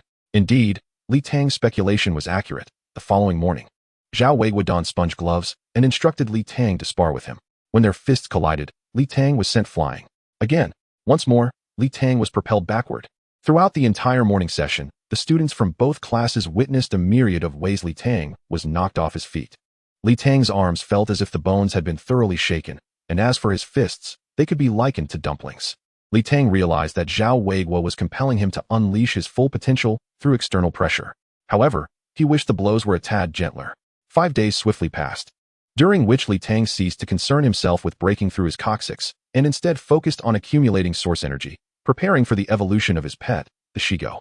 Initially, he contemplated waiting a couple more days, but on the night of the 5th day, he sensed that Shigo could no longer endure, if not evolve soon. It would level up on its own. Over the course of these 5 days, Li Tang had amassed over 1,400 drops of source energy. It was time to put it to the test. Currently, his beast mastery space was prepared with 1 Fengshen dog, 2 Zhufeng hunting dogs, and 4 Feng hunting dogs. The 10 embryos and 4 spirit beast eggs he had ordered previously had finally arrived at his home, as informed by Wang not 2 days prior. Li Tang first fused 3 of the Feng hunting dogs into Zhufeng hunting dogs, and subsequently merged 3 Zhufeng hunting dogs into a Fengshen dog, consuming 390 drops of his stored source energy. Next came the evolution of the Shigo. Chapter 59, the third evolution of Shigo. Li Tang enveloped Shigo and the 2 Fengshen dogs in his consciousness, silently intoning fusion and evolution. The two function dogs from the preparation space surged forth as beams of light into Shigo's body, which radiated a brilliant glow. Simultaneously, the source energy within Li Tang's Beast Mastery space transformed into a continuous stream, flowing toward Shigo. As the source energy incessantly poured in, the brightness emanating from Shigo intensified, transforming it into a sun within the Beast Mastery space, rendering it nearly blinding. After several minutes, a total of 630 drops of source energy were infused into Shigo's body, and the luminescence began to wane. Li Tang understood that Shigo's evolution was nearing completion. He had also discerned the pattern of source energy consumption during evolution. Each stage required 10 drops of source energy, and with each successive evolution, the demand multiplied. 3 function dogs at the 7th stage required a total of 210 drops. And for the 3rd evolution, the total consumption amounted to 630 drops. As the radiance diminished, an extraordinarily majestic canine spirit beast materialized within the Beast Mastery space. Shigo had successfully evolved. At this moment, Shigo's length grew from 1.2 meters to 2 meters, and when it raised its head, its height reached 1.6 meters. Exuding an overwhelming presence. No longer resembling a mere pet, it now appeared as a formidable spirit beast. Shigo's appearance remained lean and slender, but the white cloud patterns on its sides were enhanced with crescent-shaped markings, adding an air of mystery to its overall demeanor. Between its 2 white cloud-patterned eyebrows, a white crescent appeared on its forehead, further enhancing Shigo's noble presence. The claws on its 4 legs developed cloud patterns, suggesting an ability to soar at any moment. Its tail transformed from a solid black to a pattern of clouds and crescent markings. The completed evolution of Shigo turned its head to observe itself, and then let out a bark that reverberated throughout the Beast Mastery space. Shigo was far more powerful than when it was a function dog. With a mere thought, Shigo's information materialized in Li Tang's mind. Species, Shuriwa function dog. Level, 0 stage 1. Talent level, 9th stage. Talent skills, Son of the Wind God, Moon Devourer. Skills, Bite, Wind Blade, Wind Walk. From this evolution, Li Tang surmised that Shigo had likely reached the 8th stage, but to his astonishment, it had directly evolved into a 9th stage spirit beast. The first spirit beast he had acquired was a 9th stage one. Who else could boast such a feat? Moreover, Shigo still had 2 more opportunities for evolution, making transcending the 9th stage inevitable. In addition, this evolution had granted it an additional talent skill. Moon Devourer, capable of absorbing lunar energy to enhance itself and manipulate lunar phases. The ability to control the moon and absorb lunar energy would significantly amplify Shigo's combat prowess during the night compared to the daytime. Furthermore, the manipulation of lunar phases hinted at a celestial phenomenon akin to a Tengu consuming the moon, a potent talent akin to that of the Son of the Wind God. Now, with Shigo embodying both wind and moon attributes, it was undoubtedly a powerful dual-attribute spirit beast. At this moment, Li Tang did not dwell too long on communicating with the evolved Shigo. He had more pressing matters to attend to. After days of planning, today marked the execution of his strategy. A Beastmaster does not seek immortality, but seizes the present moment. My fate is in my own hands. It is time to shatter the barriers. With Shigo's successful evolution to the 9th stage, a surge of immense energy began to resonate within Li Tang. This energy divided into 2 parts, one bolstering the Beast Mastery space, and the other nourishing his physical form. Now Li Tang focused his mind, gathering all the energy and concentrating it at his Guan Yuan acupoint. His abdomen visibly expanded as he disregarded the pain, intent on consolidating all the energy. Charge. A torrent of energy surged from the Guan Yuan acupoint, traversing through the Huin, breaking through the Changxiang acupoint, and directly assaulting the coccyx. The energy was overwhelmingly vast. Yet Li Tang could only confine it within a limited number of acupoints and meridians. His meridians ruptured instantaneously, only to be mended by the energy, causing Li Tang to break into a cold sweat from the excruciating pain. The energy crashing against his coccyx found no escape, relentlessly assaulting it again and again. The impact on the coccyx, a bone within Li Tang's body, felt akin to self-mutilation. The repeated blows were akin to a chisel incessantly striking his bone. The searing pain caused Li Tang to tremble uncontrollably, and his clothes and sheets became drenched in sweat. The energy surged like waves, ebbing and flowing, gradually causing an abundance of blood to seep from his waist, and his entire body quivered involuntarily. Yet Li Tang remained undeterred, resolutely channeling energy for another round. The energy began to wane. Li Tang summoned the remaining 400 drops of source energy from his Beast Mastery space. The excavation continued with relentless strikes. The energy was insufficiently potent. Li Tang opened his eyes and reached for the box beside him, filled with the elixirs gifted by Huang Huang. He grasped a handful of pulse-cleansing pills and chi-gathering pills and swallowed them whole. After ingesting several pills, a surge of medicinal energy coursed through his meridians, mending the damage and reaching the Changxiang acupoint, transforming into a chisel that struck heavily against the coccyx. If there is no path, I shall forge one. If there is no life, I shall alter my fate. Crack! The coccyx finally could not withstand the energy, and a fissure opened in the center. The instantaneous pain caused Li Tang to convulse, and his consciousness began to blur. Gritting his teeth, he bit his tongue, tasting the metallic tang of blood. Yet he steeled himself to channel energy through the crack in the coccyx. The pain of drilling into the bone washed over him. But Li Tang's expression remained impassive as he continued to infuse energy, the relentless agony rendering him numb. The mere 1 centimeter long coccyx felt like a colossal iceberg within his body, and Li Tang could only painstakingly excavate it bit by bit. Another pill was swallowed, and the energy surged into the internal fissure once more. With the source energy depleted, he grasped a high-grade source stone, channeling its energy into the flow. One must go mad to survive. The slender dog incessantly barked within the Beastmaster space, sensing that Li Tang's body was on the verge of collapse. With a low growl, a glimmer of moonlight enveloped the slender dog as it activated the newly evolved skill. You sure? The moonlight streaming through the window transformed into the essence of the moon, merging into Li Tang's body. The essence of the moon possessed both destructive and restorative powers, delving deep into the meridians of his tailbone while simultaneously healing the injuries at his waist, proving far more effective than other energies. Slender dog, continue. Do not stop. Are you capable, slender dog? Li Tang communicated with the slender dog, which relentlessly unleashed, you sure, until it collapsed, utterly exhausted. With no other options left, Li Tang disregarded everything and swallowed the last remaining pill, channeling the residual consciousness to surge energy once more into his tailbone. However, Li Tang's consciousness could no longer hold on, and he fell unconscious on the bed. At that moment, a crack echoed. Chapter 60, Breaking the Barrier. My fate is determined by me, not by heaven. Another crack sounded as a narrow path appeared at Li Tang's tailbone. The final surge of energy pierced through the tailbone, causing the energy that had accumulated around it to find an outlet, seeping through the fissure and expanding the narrow path. The energy traversed through the tailbone, arriving at the Yaoyang acupoint, and ascended through various acupoints of the governing vessel, directly reaching the head and then spreading to the face. Li Tang's upper jaw began to accumulate energy, swelling gradually. In his unconsciousness, he instinctively licked with his tongue. The energy transferred directly from the upper jaw to the tongue, causing it to stiffen as if struck by lightning. The energy autonomously opened the meridians on Li Tang's tongue, flowing into the Rin vessel of his body, racing downward, passing through the Tanzhong and Shun Ke acupoints, and returning to the Guan Yuan acupoint. At that moment, the Rin and Du meridians were finally unblocked. All the energy circulated within the Rin and Du meridians, wreaking havoc on the meridians, while the effects of the refining pill repaired them, gradually widening the pathways. Each acupoint the energy traversed transformed into a pond, slowly filling with water. Clap, clap, clap. Li Tang, it's time to wake up. Clap, clap, clap. Hurry up, Li Tang. You're going to be late for morning practice. Yang Fan knocked on the door while calling out to Li Tang. Receiving no response for a long time.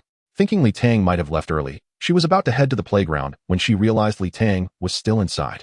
If he weren't, the door wouldn't be locked. Yang Fan immediately crouched down to peek through the crack of the door and saw nothing. What is that smell? It's blood. Something has happened to Li Tang. Yang Fan dialed the phone. Teacher Zhou, something has happened to Li Tang. I called him to wake up but got no response, and there is a smell of blood in the room. Yes, I'm certain he is inside. Something must have happened. All right, I'll be there shortly. 5 minutes later, Zhou Shumi and Zhao Weiguo arrived at Li Tang's door. Still no response. Zhou Shumi looked at Yang Fan, who nodded. Zhou Shumi kicked the door open. The three entered the room and were startled to find Li Tang lying on the bed, covered in blood. Zhou Shumi hurried forward to check Li Tang's heartbeat, examined his breathing, and opened his eyes. He is not dead. He is just unconscious. Zhou Shumi said, pulling out her phone to dial. Principal Liu, something has happened to Li Tang. I'm afraid to move him. Could you come to the boys' dormitory? Sun Mingyuan. You have 3 minutes to come to the boys' dormitory. Something has happened to Li Tang. 3 minutes later, Sun Mingyuan burst into Li Tang's dormitory, his jacket still half on. Upon seeing Li Tang's condition, he was taken aback. Teacher Zhou, are you aware of Li Tang's tailbone closure? You're not aware? A few days ago, while teaching Li Tang the first level technique, I discovered his tailbone was closed. Advancing to the second level might be very difficult. Given this situation, he must have forcefully broken through the tailbone, resulting in an accident. You didn't tell me. Zhou Shumi retorted. How would I know? This is a student's secret. I am his homeroom teacher. Yuan Go, use your energy vision to check on Li Tang. Zhao Weigua seized the opportunity to prevent further argument. Sun Mingyuan silently invoked his energy vision, and a light flickered in his eyes. Oh, Li Tang has indeed unblocked his tailbone closure. The circulation of the Ren and Du meridians appears fine, but the energy is somewhat chaotic. So why is he still unconscious? At that moment, Lu Yongling entered, still clad in pajamas. Principal Li Tang. Zhou Shumi began to explain, but Lu Yongling raised a hand, pushing past everyone to the bedside. Grasping one of Li Tang's hands to check his pulse, the others refrained from interrupting. After a minute, Lu Yongling lifted Li Tang's clothing slightly to examine his body. According to Teacher Sun, Li Tang must have forcefully broken through his tailbone, and the intense pain likely caused a mental collapse, leading to his unconsciousness. Fortunately, he has already unblocked his tailbone, and currently, his Ren and Du meridians are functioning well, and his meridians are largely restored. There are no major issues. We just need to wait for him to wake up naturally. Forcing him awake might affect his mental state. One minor issue is that the energy he used to impact the tailbone is rather chaotic and is now accumulated in the acupoints. When he wakes up, Xiao Zhou, you will need to guide him through some practice. Hearing this, Zhou Shumi nodded. As long as he is fine, I am proficient in guiding practice. Teacher Sun, haven't you been reviewing papers lately? Lu Yongling suddenly questioned Sun Mingyuan. What? Sun Mingyuan was taken aback. 2 years ago, Director Chui from Jingyu University wrote a paper specifically addressing the issue of tailbone closure. The paper proposed 2 methods for resolving tailbone closure, either through persistent effort to gradually unblock it, which the paper detailed, typically taking 1 to 2 years, or by bypassing the tailbone to create 2 meridians connected to the governing vessel. Though this approach does not align with the body's operational principles and will never reach the 4th level. Lu Yongling shot Sun Mingyuan an accusatory glance before continuing. When you discovered Li Tang's tailbone closure, I suspect you frightened him, saying he couldn't normally break through to the 2nd level and could only forcefully penetrate. Uttering some empty motivational phrases, Li Tang, that stubborn boy, didn't he mention it, and forcefully penetrated the tailbone. If he had failed, the chaotic energy would have destroyed his meridians, rendering him useless. Sun Mingyuan, feeling somewhat ashamed, dared not speak. Li Tang could have gradually penetrated. It would only have delayed his training speed. Even if you are unskilled and unaware of this, you could have brought him to me or Principal Wei Lai. At your age, still so self-righteous. Is this how you take responsibility for your students? I will report this to Principal Wei Lai. Do you have any objections to this disciplinary action? No objections. I should have considered it more carefully.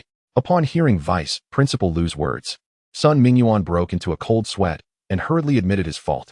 Regarding Li Tang's situation, you should write a paper. You don't study or research daily. Your training speed is slow. You are wasting your talents. As Li Tang slowly opened his eyes, he could not help but close them again. Feeling a throbbing pain in his temples and forehead, instinctively placing his right hand against his temples. After a moment of adjustment, Li Tang began to observe his surroundings. His left hand was attached to an 4, and he lay on a hospital bed. This was a private room, with a bouquet of white lilies in a vase on the bedside table and a fruit basket squeezed beside it. A middle-aged nurse entered, holding an 4 bag. Upon noticing Li Tang had opened his eyes, she smiled. Young man, you're finally awake. You've been lying here for 2 days. Don't rush to speak. Take your time. I'll go call the director. The nurse hung the 4 bag on the stand, increased the flow rate, and hurried out of the room. A few minutes later, Lu Yongling entered with a cheerful expression. He came over to take Li Tang's right hand to check his pulse, then gently touched Li Tang's forehead. You're fine.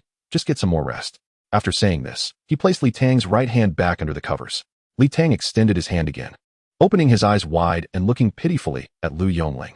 Principal Lu, despite your reckless behavior, your coccyx has been pierced, and the Ren and Du meridians have begun to circulate. However, this does not impede your cultivation. In the future, remember to communicate with your teacher about any issues instead of acting impulsively. Principal Lu, I need to use the restroom. Chapter 61, The Perfect Beastmaster. Without accumulating small steps, one cannot reach 1,000 miles. Principal Lu, feeling helpless, could only assist Li Tang from the bed, supporting him with one hand while maneuvering the 4 stand with the other, guiding Li Tang to the restroom. After a considerable pause with no sound, he peeked in and couldn't help but chuckle. Young man, still shy, are we? After Li Tang finally finished, Lu Yongling helped him back to the bed, chuckling. During the day, just rest your eyes.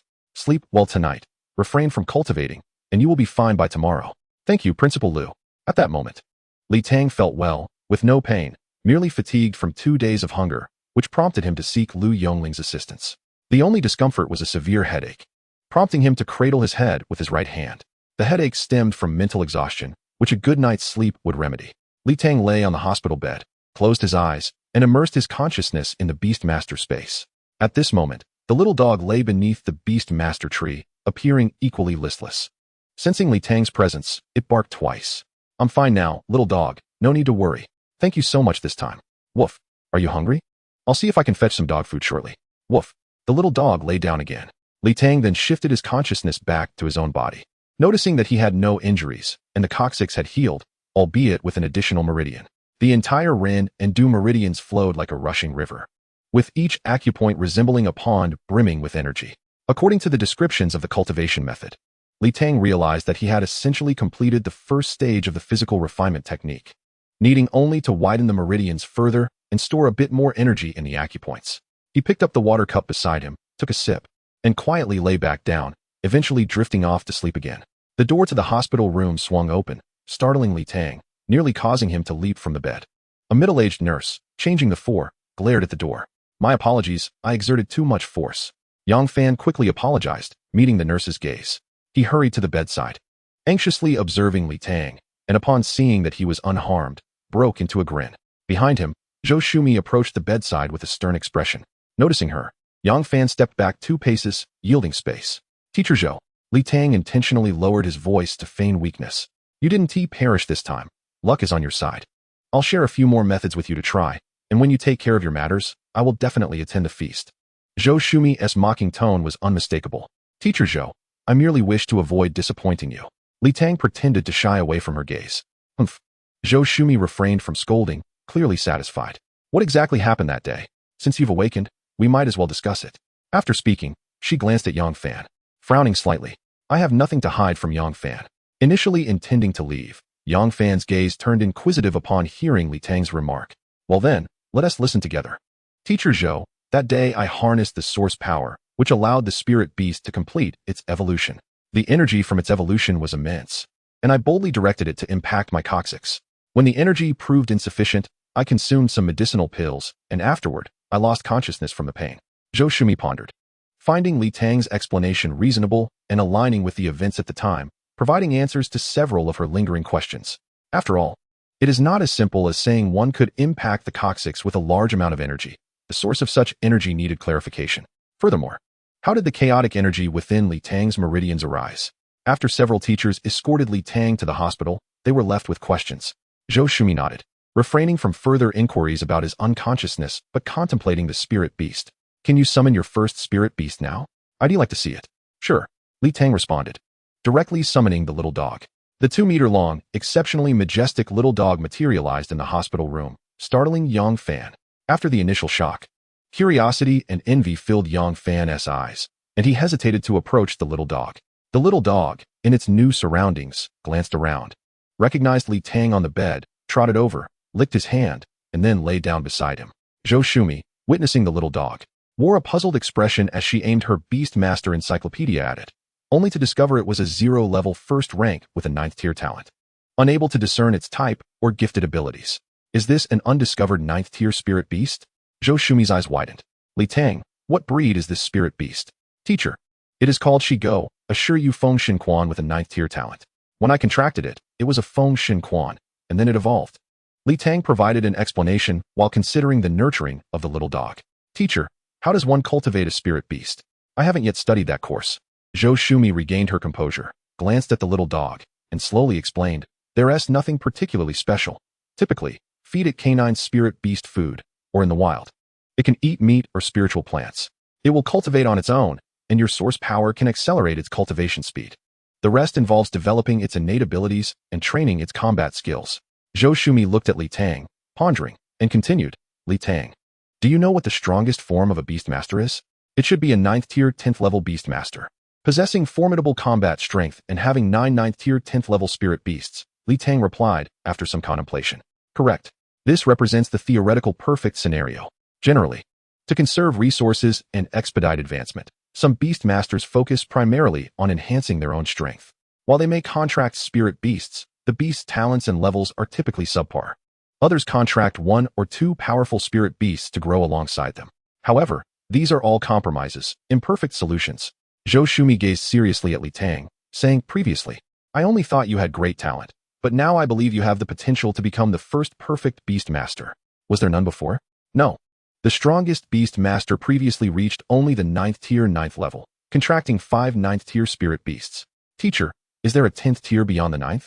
Zhou Shumi chuckled helplessly. Perhaps if you become a perfect Beastmaster, you might reach that. It feels distant. Who can say for sure? After hearing Zhou Shumi's words, Li Tang felt a lofty aspiration arise within him to become the first perfect Beastmaster. Looking at the little dog, an idea suddenly struck him. Teacher Zhou, may I ask for your assistance? What is it? The little dog has not eaten since its evolution. Could you possibly? I wondered why your spirit beast appeared lethargic and unmotivated. I will have someone deliver some canine food shortly. Zhou Shumi glanced at the time. It was already 5:30 p.m. I must take my leave. You should rest well. There's no need to rush your cultivation. After speaking, Zhou Shumi turned to Yang Fan, who hesitated to leave but remained silent. Yang Fan, you and Teacher Zhou should depart first. Please help me fetch some dog food afterward. Upon saying this, Li Tang winked at Yang Fan, who instantly brightened. Absolutely. Chapter 62. A glutton meets another glutton. Being able to eat is a blessing. In the hospital room, Yang Fan cradled a 50-kilogram bag of dog food, carefully pouring it into a wash basin filled to the brim. Then gingerly presented it to the little dog. The little dog sniffed, saliva dripping from its mouth, yet it refrained from eating, turning to look at Li Tang. Li Tang nodded. The little dog lunged at the wash basin, startling Yang Fan, who fell back onto the floor. The little dog's tongue whipped out, and a large mouthful of dog food was swallowed whole without chewing, followed by another hefty bite. The entire basin of dog food vanished in merely 20 seconds. Yang Fan watched, swallowing hard. Was this dog food truly that delicious? Should I give it a try? After finishing the meal, the small dog lifted its head, fixated on the dog food bag in Yang Fan's hand.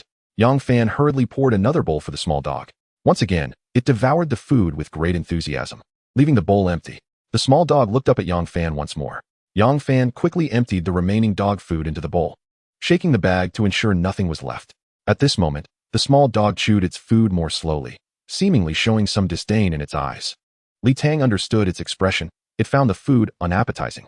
Li Tang sighed in exasperation, remarking that if it was so unappetizing, why was it eating so much? After finishing, the small dog stretched lazily and approached Li Tang, licking his hand and rubbing its mouth against the bedspread. This made Li Tang's eyelids twitch. Could the small dog eat that much? Yang Fan, nearby, took the bowl away. Indeed, it is a spiritual beast, and having gone hungry for 2 or 3 days, it is quite normal for it to eat more. I believe I have considerable room for improvement in my talents, Yang Fan asserted with determination. It truly seems that a foodie has met another foodie, with thoughts solely revolving around food. What a fine person you are. Why compare yourself to a dog? By the way, Li Tang, may I pet the small dog? Yang Fan inquired hesitantly. Upon hearing this, the small dog turned its head and gave Yang Fan a disdainful glance. No worries, feel free to pet it. It is only at the first level and cannot overpower you. Just as the small dog was about to protest, Li Tang restrained it with his thoughts. Yang Fan stepped forward slowly, cautiously extending his hand towards the small dog's back. The small dog glared at him but did not dare to resist. As Yang Fan's hand made contact, noticing the small dog's lack of reaction, he gradually grew bolder. The small dog is so handsome. Its fur is incredibly smooth. I no longer want an iron eater. I wish to contract a canine spiritual beast. Yang Fan attempted to pat the small dog's head, but the small dog swiftly dodged. Yang Fan, do not say that. The iron eater is quite suitable for you. Do not give up. Well, then I shall contract a canine spiritual beast as my second. Having petted enough, Yang Fan sat at the edge of the bed. Brother Tang, why is it called a small dog? Because it is small. The small dog's eyes expressed deep resentment. Brother Tang, the morning before yesterday, I woke up and called you to get up.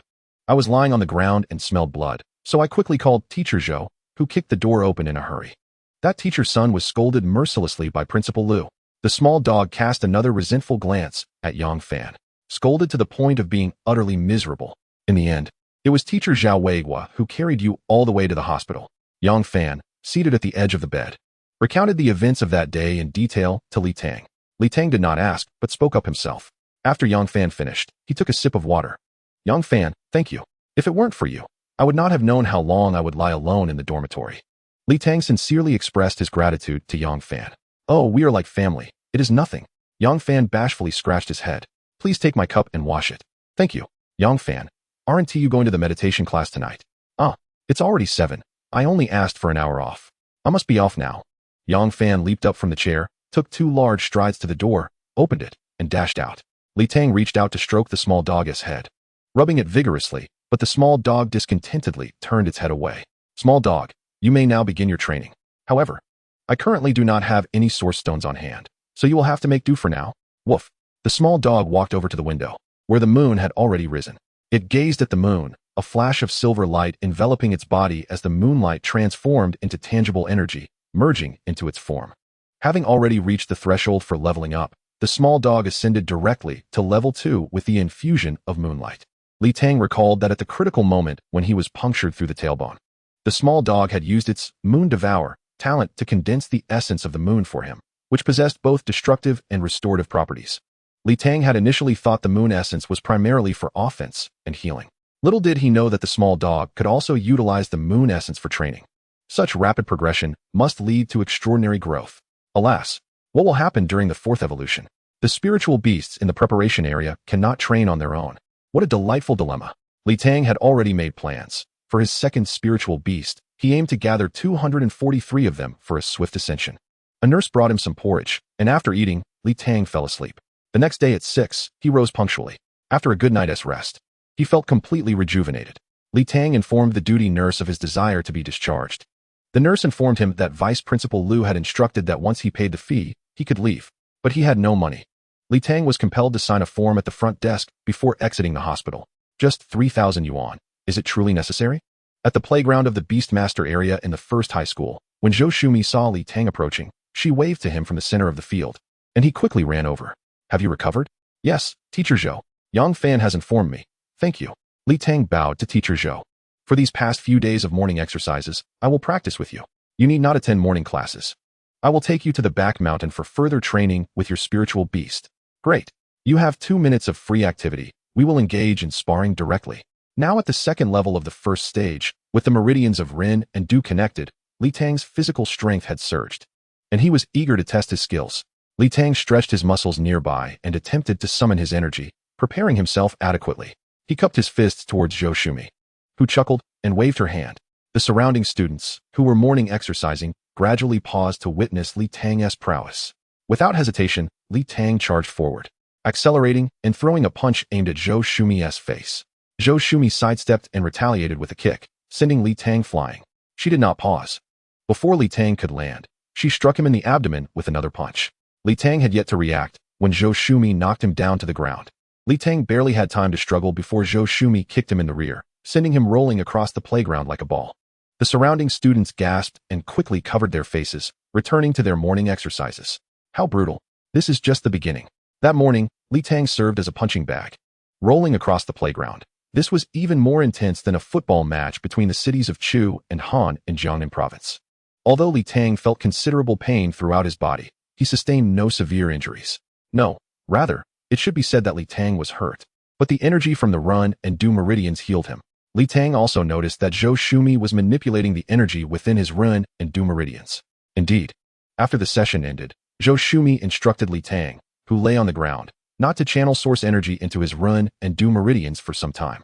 Trembling, Li Tang managed to eat breakfast, limping his way to Zhou Shumi's office. Small dog, your training in hell has begun. Chapter 63, the training of the small dog begins. Those who do not plan for the future are unworthy of planning for the present. Li Tang, are you a tortoise? Hurry up. At your current pace, you won't reach the back mountain by tomorrow.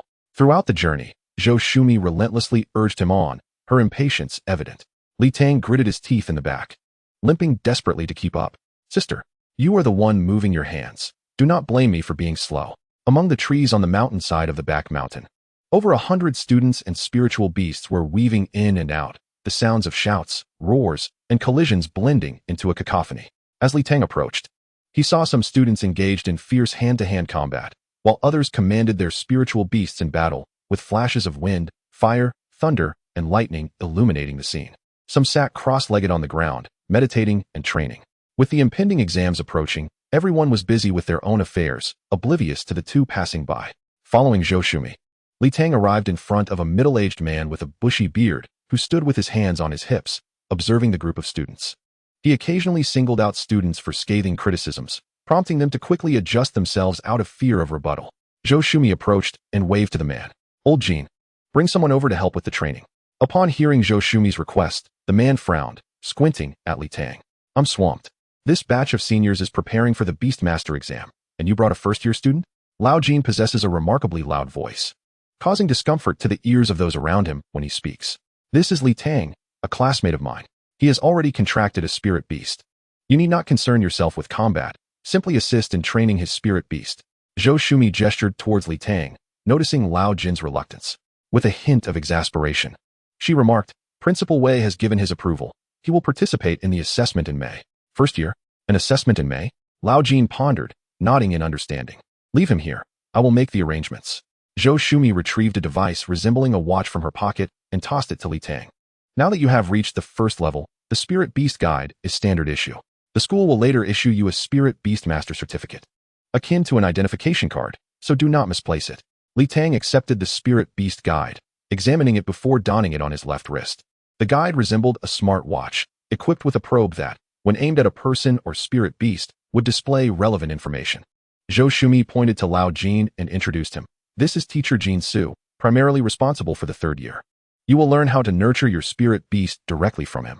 From now on, you need not attend the regular cultural classes. Simply come here. With that, Zhou Shumi departed decisively, navigating through the trees, nearly colliding with a group of sparring students, whom she shoved aside with a kick. Both Jin Su and Li Tang stood there, watching Zhou Shumi until her swift motion caught their attention, prompting them to withdraw their gaze. Sit over there for now. I will come find you shortly. Jin Su instructed before striding purposefully towards the engaged students, delivering a swift kick to one individual and reprimanding him. He then moved to the spirit beast combat area, gesturing and explaining how things should be done. Li Tang, feeling sore and unable to stand, sought a stone to sit upon, but the discomfort persisted, compelling him to rise again and lean against a tree. Jin Su was indeed busy, darting through the woods, guiding students one by one, occasionally demonstrating techniques himself. Just as he finished instructing one group, another called him over with questions. After half an hour, as the third-year students were allowed to engage in free activities, he finally approached Li Tang and plopped down beside him. Li Tang, is it? Have you sustained any injuries? Yes. During morning practice, Teacher Zhou provided some guidance on combat. Jin Su raised an eyebrow, scrutinizing Li Tang. Have you contemplated the direction you wish to take with your spirit beast? Li Tang, feeling uncertain, shook his head. Spirit beasts can primarily develop in the realms of strong attack, support, control, assassination, ranged attack, and tanking. It is best to choose one or two directions for each spirit beast development. As a spirit beast master, you must also align your choices with your talents, planning your spirit beast contracts and cultivation paths accordingly. For instance, if you have 9 spirit beasts, you could have 1 tank, 2 main attackers, 2 controllers, 2 ranged attackers, 1 assassin, and 1 support. Of course, you could also opt for all 9 to be controllers.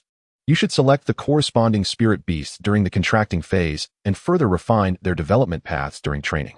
For example, a bear-type spirit beast can serve as both a tank and a main attacker. In combat, the spirit beast master and their spirit beast must coordinate, with spirit beasts collaborating amongst themselves to achieve peak personal combat strength. In the future, spirit beast masters can also cooperate with one another, pairing with compatible partners for enhanced efficiency. Li Tang nodded and replied, I understand, Teacher Jin. I will focus my first spirit beast on the main attack, assassination, and ranged attack. Do you believe your spirit beast is at the 9th level? You wish to pursue 3 directions right from the start. Jin Su exclaimed incredulously, startling Li Tang with his booming voice. Summon your spirit beast. With a theatrical flourish, Li Tang raised his hand, and a slender dog materialized before them. Having trained late into the night, the creature was still groggy from sleep and gazed bewilderingly at Li Tang and Jin Su. Upon seeing the slender dog, Jin Su was taken aback. It was a spirit beast he had not encountered before, yet it exuded strength. He raised his left hand, aiming the spirit beast guide at the creature. Species unknown, level 2, talent level 9th. Jin Su mumbled softly as he examined the guide. Wait, 9th level, Jin Su exclaimed, jumping up in astonishment, drawing the attention of nearby students. He approached the slender dog, inspecting it from head to toe and circling around it. The dog, feeling uncomfortable, edged closer to Li Tang. Remarkable, a 9th level talented spirit beast. No wonder Zhou Shumi sent you here so promptly. Jin Su smirked at Li Tang, aware he had lost his composure. He sat back down, feigning calmness as he asked, what species and attributes does your spirit beast possess? Teacher Jin. The slender dog is a Shiryu Feng Xinquan, likely possessing both wind and moon attributes. An extraordinary dual attribute 9th level spirit beast. A canine with wind attributes, an excellent choice for an assassin route. The moon attribute typically leans towards support, offering diverse functionalities. Jinsu pondered, stroking his chin. Has your spirit beast engaged in battle before? Li Tang shook his head. Jinsu considered this, stating, your spirit beast is indeed surprising. Wind attributes excel in speed and attack power. Moon attributes generally enhance recovery. Therefore, I recommend initially designating your spirit beast for the assassin route, allowing adjustments based on actual circumstances later. Li Tang, without hesitation, nodded in agreement. Its name is Slender Dog, correct? Next, have it utilize its wind attribute to accelerate and run at full speed, then attack that tree. I want to observe the outcome. Slender Dog. Use wind walk to accelerate and circle the tree twice. Aim at that tree first with wind blade, then leap and bite. As Li Tang commanded, the Slender Dog surged into action, wind energy swirling around it as the wind walk skill activated, enhancing its speed. The dog transformed into a fleeting shadow, its paws dancing upon the ground as it weaved through the trees. Suddenly, a wind blade sliced through the air, striking the target tree and leaving a 1 centimeter deep gash. Moments later, the Slender Dog exhaled another wind blade, which sped toward the tree with precision. After 7 or 8 wind blades, the tree bore numerous scars, and the Slender Dog darted in from the side, sinking its teeth into the trunk, leaving several punctures. The Slender Dog halted, trotting back to Li Tang, its mouth spitting out tree bark. Jinsu's eyes widened in astonishment. Your spirit beast has never battled before. Chapter 64. The Slender Dog's First Combat. Not in silence does one erupt. Rather, it is in silence that one perishes. Your spirit beast is only at level 2 and possesses 3 skills. Jinsu mused, retracting his jaw. Indeed, the Slender Dog has Bite, Wind Blade, and Wind Walk as its ordinary skills.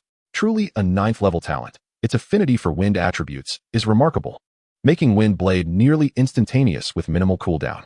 Its combat instincts are also exceptional, achieving high accuracy while sprinting. Jinsu gazed at the Slender Dog, his eyes almost glazing over with envy. What it lacks now is combat experience. This can be easily remedied. I will call someone over. Zhang Chong, come over here. Jinsu shouted towards the distance, and a sturdy young man of average height approached briskly. Teacher Jin, what can I do for you? Zhang Chong inquired, glancing at Li Tang and then at the Slender Dog. This is Zhang Chong from the 3rd year, level 6, with an extreme cold ice bear spirit beast. Talent level 5, primarily focusing on tanking and control. Hello, senior. Li Tang greeted, and Zhang Chong returned the smile. Zhang Chong, use your extreme cold ice bear to spar with Li Tang's spirit beast. It is only at level 2, so keep it light. Jinsu deliberately withheld details about the Slender Dog's species and talent. All right, Zhang Chong replied cheerfully, and the 3 ventured deeper into the woods to give the 2 spirit beasts ample space. Zhang Chong summoned a massive white bear, standing at a height of 2.5 meters on all fours. The appearance of the extreme cold ice bear caused the surrounding temperature to drop significantly. Zhang Chong guided the Jihan Bing Xiong to the center of the forest and addressed Li Tang, reassuring him, Junior, rest assured to let your spirit beast attack. I have instructed Da Bai to focus solely on defense. Li Tang gently patted his companion, the Shigo, and commanded, Go ahead, Shigo. Utilize your speed to maneuver and primarily employ wind blades for ranged attacks. The Shigo darted forth, nimbly weaving through the trees, circling around the Jihan Bing Xiong continuously. The Jihan Bing Xiong, fixated on the Shigo, spun in place, its gaze locked onto the agile creature. In a fleeting moment, the Shigo managed to dart behind the Jihan Bing Xiong and unleashed a wind blade at great speed. However, just as the Jihan Bing Xiong turned around, it effortlessly swatted the wind blade aside with a paw. The Jihan Bing Xiong tilted its head to inspect its paw, seemingly unfazed by the attack. The Shigo's low level rendered its wind blade too weak to inflict any significant damage. Ceasing its spinning, the Jihan Bing Xiong sought out a sturdy tree, positioning its back against it while watching the Shigo with an air of indifference. With this maneuver, the Jihan Bing Xiong forced the Shigo to attack from the front. As a barrage of wind blades flew toward it, the Jihan Bing Xiong shifted its paws from left to right, then braced itself with its chest and belly to absorb the blows, seemingly yearning for more. Its eyes brimmed with mockery as it gazed at the Shigo, as if taunting. Can you even manage, Shigo? Frustrated, the Shigo ceased its retreat, standing 4 meters away while continuously emitting wind blades. The Jihan Bing Xiong withstood a series of attacks, relishing the sensation of the wind blades striking its body. It turned around, sitting on the ground with its back to the Shigo, occasionally glancing back as if urging it to hasten. It appeared to be enjoying a peculiar form of massage from the wind blades. Observing the Shigo panting in exhaustion, the Jihan Bing Xiong stood up and began to sway its rear end toward the Shigo in a teasing manner. Faced with the sight of the swaying posterior, especially the short little tail that bobbed up and down, the Shigo was infuriated and let out a furious bark. While the Jihan Bingxiong could tolerate it, the Shigo could not. The Shigo opened its mouth wide, channeling wind attribute energy within, a silvery glow enveloping it as it infused the essence of the moon into its wind blade. Moments later, a wind blade, twice the length of the previous ones, hurtled toward the rear of the Jihan Bingxiong. By a stroke of luck, the wind blade found its mark, striking true. The Jihan Bingxiong let out a pained roar, its body jolting upright as it stood on its hind legs, bellowing loudly. Its front paws attempted to scratch its rear, but could not reach. Li Tang, keen-eyed, noticed blood seeping from the Jihan Bingxiong's backside. The enhanced wind blade had penetrated its weakness. Though only a minor injury, the pain and humiliation ignited rage within the Jihan Bingxiong, which swiftly turned to glare at the Shigo, its eyes ablaze with fury. It charged at the Shigo, each paw thudding against the ground, shaking the earth beneath. Realizing the peril, the Shigo turned and fled, using its agility to dart through the trees, evading the Jihan Bingxiong, which, in its frustration, smashed several trees in its wake. All right, that's enough. Stop the battle. Jinsu called out, suppressing a laugh. Zhang Chong hurried to the Jihan Bingxiong, patting its shoulder in a soothing manner. The Jihan Bingxiong continued to roar, its fierce gaze fixed on the Shigo, which had sought refuge behind Li Tang. After a moment, Zhang Chong withdrew the Jihan Bingxiong into the Beastmaster space and approached Jinsu with a resigned expression. Zhang Chong, Yorda Bai's arrogant demeanor needs to be adjusted, and it has underestimated its opponents. Jin Laoshe remarked. I am at fault. I will train it diligently. Zhang Chong replied earnestly. Very well, go train. Jinsu instructed, and Zhang Chong returned to the previous gathering point. Li Tang, your Shigo exhibits commendable abilities in identifying weaknesses and has a better grasp of wind attributes than I anticipated.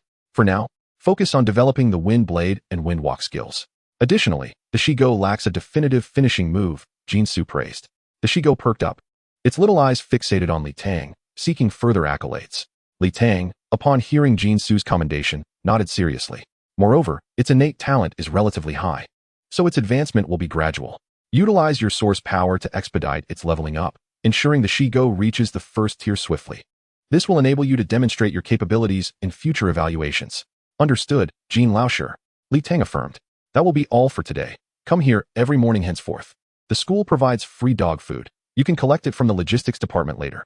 After the meditation class concluded in the evening, Sun Mingyuan specially retained Li Tang. Standing obediently before Sun Mingyuan, Li Tang gazed at him with innocent eyes. After a moment of silence, Sun Mingyuan spoke. Li Tang, regarding the closure of your coccyx, I must apologize for not making myself clear, inadvertently leading you to take risks in your breakthrough. Having said that, he slightly bowed, startling Li Tang into stepping back. Sun Mingyuan's apology was heartfelt, leaving Li Tang flustered. He fumbled with his hands, wanting to support Sun Mingyuan, yet repeatedly gesturing in refusal. Sun Laoshe, you are being too harsh on yourself. Your advice was entirely correct. There is no need for you to apologize. Li Tang, I know you are still harboring resentment toward me, Sun Mingyuan remarked, pulling a high-grade source stone from his pocket and forcefully placing it in Li Tang's hands. I see your previous source stone is nearly depleted. Consider this high-grade source stone as my token of apology. Li Tang promptly shoved the source stone back, retreating 2 steps to create distance. What a sight! 2 grown men tugging at each other. After a brief pause, Li Tang organized his thoughts and spoke earnestly. Sun Laoshe, I heard Principal Lu's words relayed by Yang Fan. I understand your intention. Time is of the essence. I seek to seize every moment. Should I be given another chance, I would choose neither of the 2 paths. I will undoubtedly force another breakthrough. Therefore, I harbor no resentment toward you. Rather, I am immensely grateful. A sly smile graced Li Tang's face. As for the high-grade source stone, it is truly unnecessary. Li Tang reached into his inner garment, grasping his jade pendant, and with a thought, produced a handful of items. The dazzling brilliance of several high-grade source stones dazzled Sun Mingyuan's eyes. Chapter 65. Alas, humans are inferior to dogs. Time flows like a river, unceasing day and night. With Sun Mingyuan's astonished gaze upon him, Li Tang stifled a laugh as he exited the source energy chamber. Success in showing off. What a thrill. However, the cost was that for the following month of meditation classes, Li Tang felt the energy in the source energy chamber was not as abundant as before. On April 23rd, Li Tang, as in the previous month, accompanied the Shigo for battles. The Shigo had reached level 9, effortlessly defeating a first-tier, second-level Yuming Lingmao. Currently, the Shigo had over an 80% win rate against ranged and assassin-type spirit beasts, while it was evenly matched against strong attack-type spirit beasts, though it struggled against tanks. After all, other spirit beasts do not expose vulnerabilities like the Jihan Bingxiong. which stood still and absorbed blows. Before the class concluded, Li Tang received a text from Zhou Shumi, instructing him to complete the lesson and then meet her in her office. In the office, Zhou Shumi wore a serious expression, remaining silent, while Li Tang stood by, hesitant to speak. With her fingers lightly tapping the desk, she glanced at Li Tang and smiled. You have made significant progress this past month, especially with old Jean praising you continuously. Oh, Jean Lauscher is too kind. I merely performed as expected. Your Shigo is indeed clever and possesses strong combat awareness, truly deserving of its 9th tier innate talent. What a waste of expressions. However, your personal combat skills still require improvement. I had hoped you could touch upon the threshold of the 3rd realm, but it seems unlikely now. Li Tang sheepishly rubbed his nose. Nevertheless, it's not all bad. At least you have solidified the 2nd realm. Thanks to the feedback from the Shigo, your physical strength is commendable. Thus, my excellence is attributed to the Shigo. In a week's time, strive to elevate the Shigo to the 1st tier. Also, make sure to thoroughly review the 1st-year materials. Li Tang nodded in agreement. Zhou Shumi hesitated for a moment before quietly speaking. Li Tang, let me be frank. During my time studying and working at Jingyu University, I have offended quite a few individuals. When I take you to the assessment at Jingyu University, you may encounter numerous difficulties. You met a teacher from Moyu University during your last visit to Modu City. You must decide for yourself whether you wish to attend Jingyu University. Li Tang sighed. Teacher Zhou, my encounter with Director Fan during my last trip to Modu City was merely a fleeting one. How can I ascertain if his words were genuine? You have been teaching me for a year, so I naturally trust you more. Besides, I will participate in the assessments for both schools and will choose the one with the better conditions. Teacher Zhou, which school is superior, Jingyu University or Moyu University? There is no debate. Jingyu University ranks first and possesses greater strength. Then let us proceed to Jingyu University. Rest assured, Teacher Zhou, regardless of the challenges I face, I will certainly persevere. I cannot bring you shame. Ultimately, we will assess based on the results from both sides. Very well. We shall depart for Jingcheng on May 1st to participate in the assessment. Zhou Shumi's tone was serious, her gaze resolute. Teacher Zhou, what does the exam typically entail? Practical assessments involving beast tamers and spirit beasts are certain, while cultural subjects and temperament analysis will depend on the circumstances. Your performance will undergo a comprehensive evaluation. However, the assessment format is random. You may be required to battle against others, or perhaps test your survival skills in the wilderness, depending on the examiner's mood. Given my 9th tier spirit dog, I should be able to pass with ease, right? The strength of a 9th tier spirit dog has little to do with you. A spirit beast level cannot exceed that of its beast tamer. You can only advance to the 9th tier if you, as a beast tamer, reach that level. Thus, the competition ultimately revolves around one's own abilities. While a 9th tier spirit dog is a sign of potential, it merely serves as a supplementary advantage. As Li Tang exited Zhou Shumi's office, he pondered her words. Given Zhou Shumi's temperament, it was likely she had offended many classmates. So he decided to keep a low profile once he enrolled at Jingyu University. Nevertheless, Jingyu University was indeed superior, and he felt compelled to give it a shot. After all, why attend a lesser institution when he had the opportunity to enroll in the top university? Li Tang sensed the presence of the beast space and noticed his spirit dog sleeping soundly within. Frustration welled up within him. Over the past month, he had been quite dissatisfied with the speed of his spirit dog's advancement. His own source power had not increased at all, as most of it had been allocated to his spirit dog. It was essential to note that Li Tang's source power was 10 times greater than that of an average person. Yet his spirit dog had only just reached the 9th level after a month. 2 weeks prior, Li Tang had urged his spirit dog to refrain from sleeping at night, instead holding a high-quality source stone while gazing at the moon to properly cultivate. As a spirit beast, it, too, needed to strive for improvement. If there were to be blame, it could only be attributed to the excessive energy consumption required for upgrading as a 9th-tier spirit beast. Aside from the slumbering spirit dog, 5 Zhifeng hunting dogs stood motionless in the preparation area. Last month, during the break, Li Tang had returned to contract all 14 wind hunting dogs he purchased from the Modu Beast House into the preparation area, simultaneously synthesizing 5 Zhifeng hunting dogs to save space. Additionally, the owner of the spirit beast shop in Modu, Mu Sango, had sent over 8 embryos, which Li Tang stored in the space of his jade pendant. Regarding the storage space, Li Tang had taken a risk and conducted an experiment. While placing a spirit box inside posed no issues, putting a spirit beast egg in caused it to emit energy.